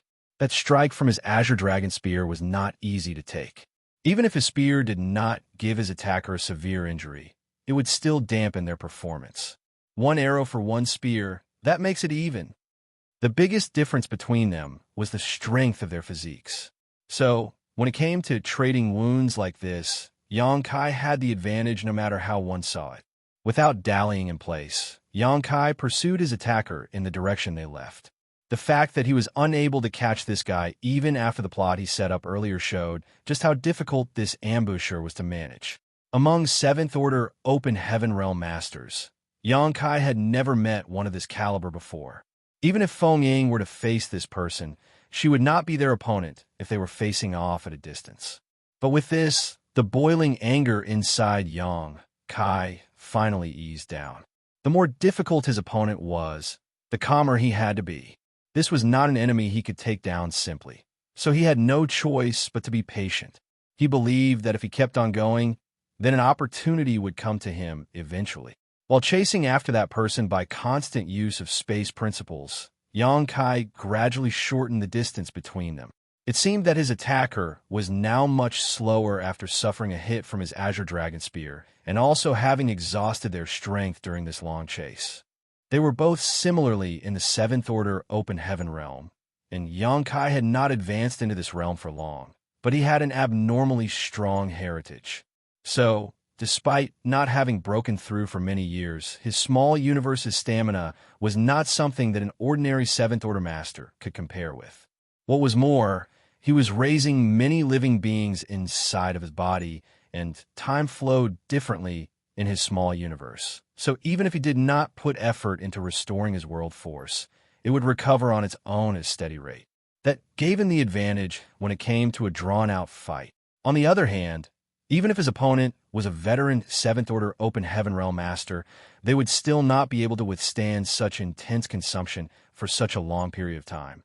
And that was also the reason why his attacker was slowing down. Just as Xianxia saw that he was about to catch up with his opponent, a large ship suddenly appeared in his range of vision. It was a black ink-clad ship, which was easily distinguishable on the battlefield due to its strange shape, its large-bodied crew, and the ship's own bulky size. Naturally, Xianxia would have no fear of facing this kind of large ship from the Black Ink clan. As long as there was no territory lord standing by on the ship, then it was impossible for these scattered black ink clansmen to do anything to him. And even if he did bump into a territory lord, he was currently in the 7th Order open heaven realm. If he could not fight, then he could just run away. The sudden appearance of a black ink clan ship was a headache for him. His fleeing attacker was headed straight for the large ship, and in a few moments, joined up with them, boarding the ship and disappearing. The large ship was heading straight for Xianxia, with many large black ink clansmen standing on the deck. His sneak attacker obviously intended to borrow the strength of these black ink clansmen to disrupt his chase. Even though Xianxia understood their intentions, he did not slow down at all and instead rushed straight at the ship. As the distance between them closed rapidly, a couple dozen black ink clansmen suddenly formed up on the deck. This group was led by 2 feudal lords, while the rest were high-rank clansmen. Faced with a 7th Order open heaven realm master, the 2 feudal lords' eyes were shining with greed. After all, 7th Order black ink disciples were still considered a rare sight in the black ink clan. Generally, capturing them was possible only by the territory lords themselves. They had been leading this team and wandering around this zone for days and fought a few times with the humans with wins and losses on both sides, but they had never encountered a lone human before. Today, they were able to come across one, and it was a 7th Order human at that. The 2 feudal lords shared the same thought.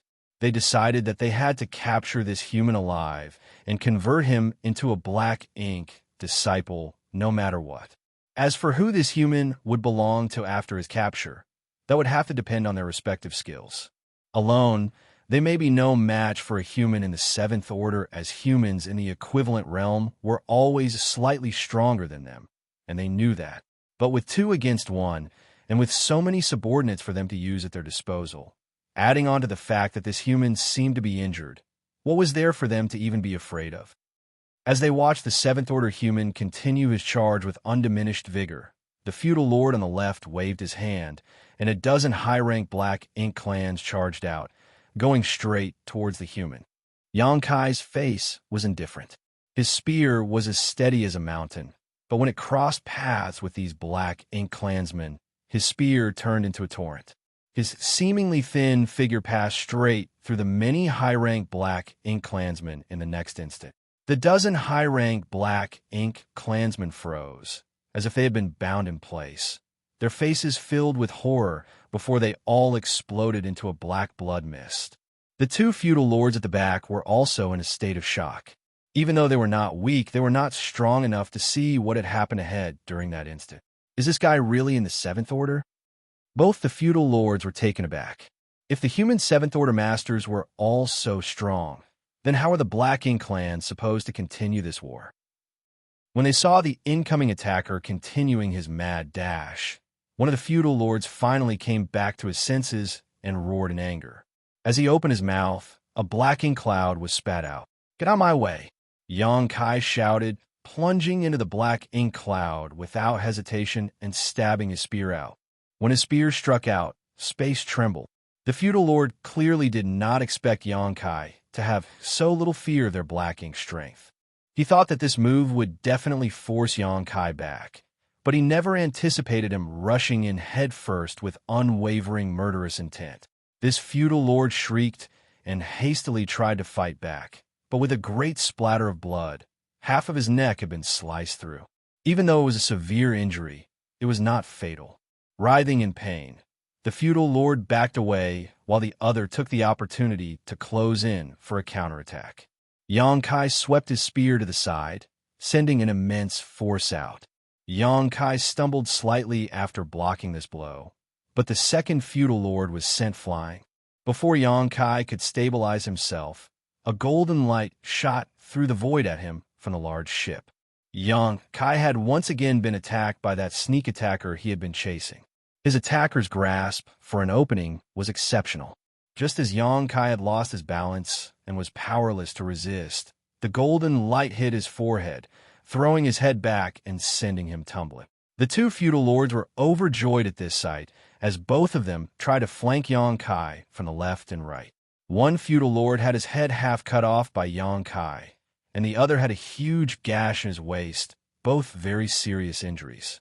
It had to be known that these were the injuries resulting from just one exchange of moves with Yang Kai, which clearly showed the great disparity in their strengths. After sustaining such wounds, both of the feudal lords had immediately wanted to flee. However, when they saw that Yang Kai was also badly injured, they couldn't resist trying to take advantage of this situation.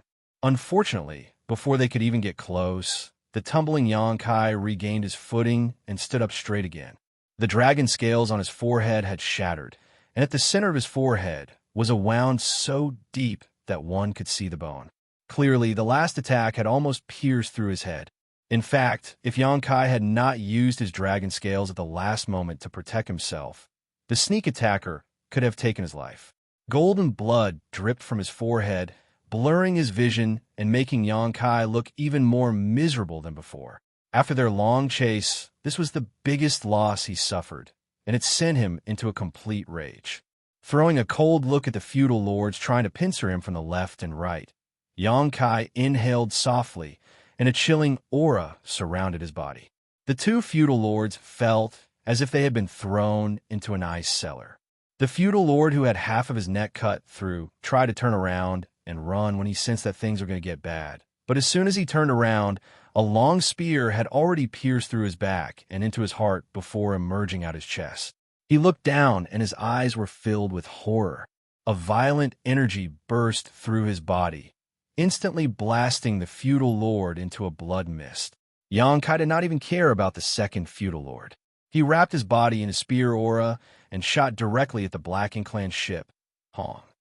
The large ship was blasted apart, and many of the high-rank and low-rank Black Ink Clansmen hiding inside were killed, but Yang Kai saw no sign of the accursed Black Ink disciple he was hunting.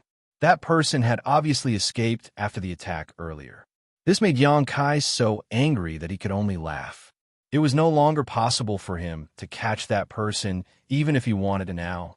After that chaotic situation earlier, he could no longer grasp that person's trail, and with their concealment skills, he would not be able to catch them anyway unless they decide to reappear on their own.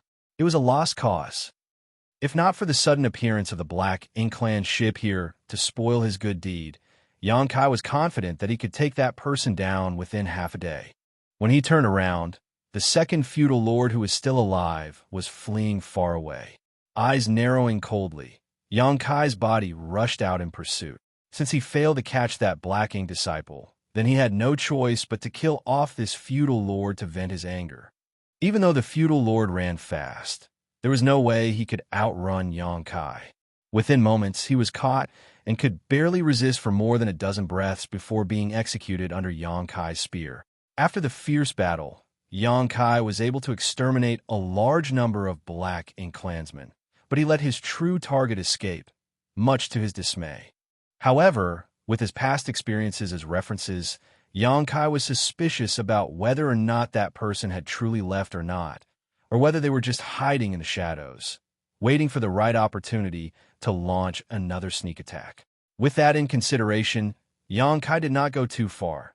Instead, he stopped at a universe fragment nearby and began to recuperate from his injuries.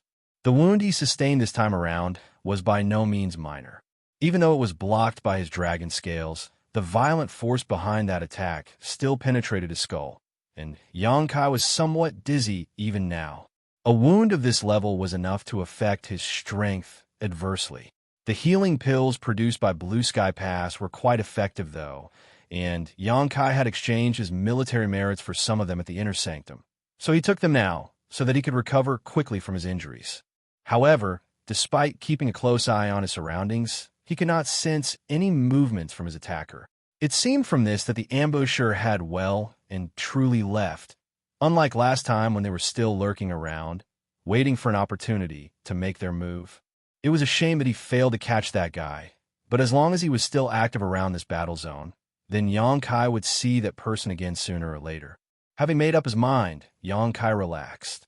There was little for him to worry about in regards to Dawn. Even though he left chasing after an enemy, there were still 4 7th-order masters there to watch over Dawn, led by a master like Feng Ying. As long as they did not bump into an enemy that was too strong, then it should be no problem for them to protect themselves. Forming several hand seals, Xianxia tried to activate the universe transference law. There was a universe array arranged inside Dawning Light, and all of Dawn's members had already left their imprints inside of it. As long as the distance was not too far away, one could use the universe transference law to return instantly.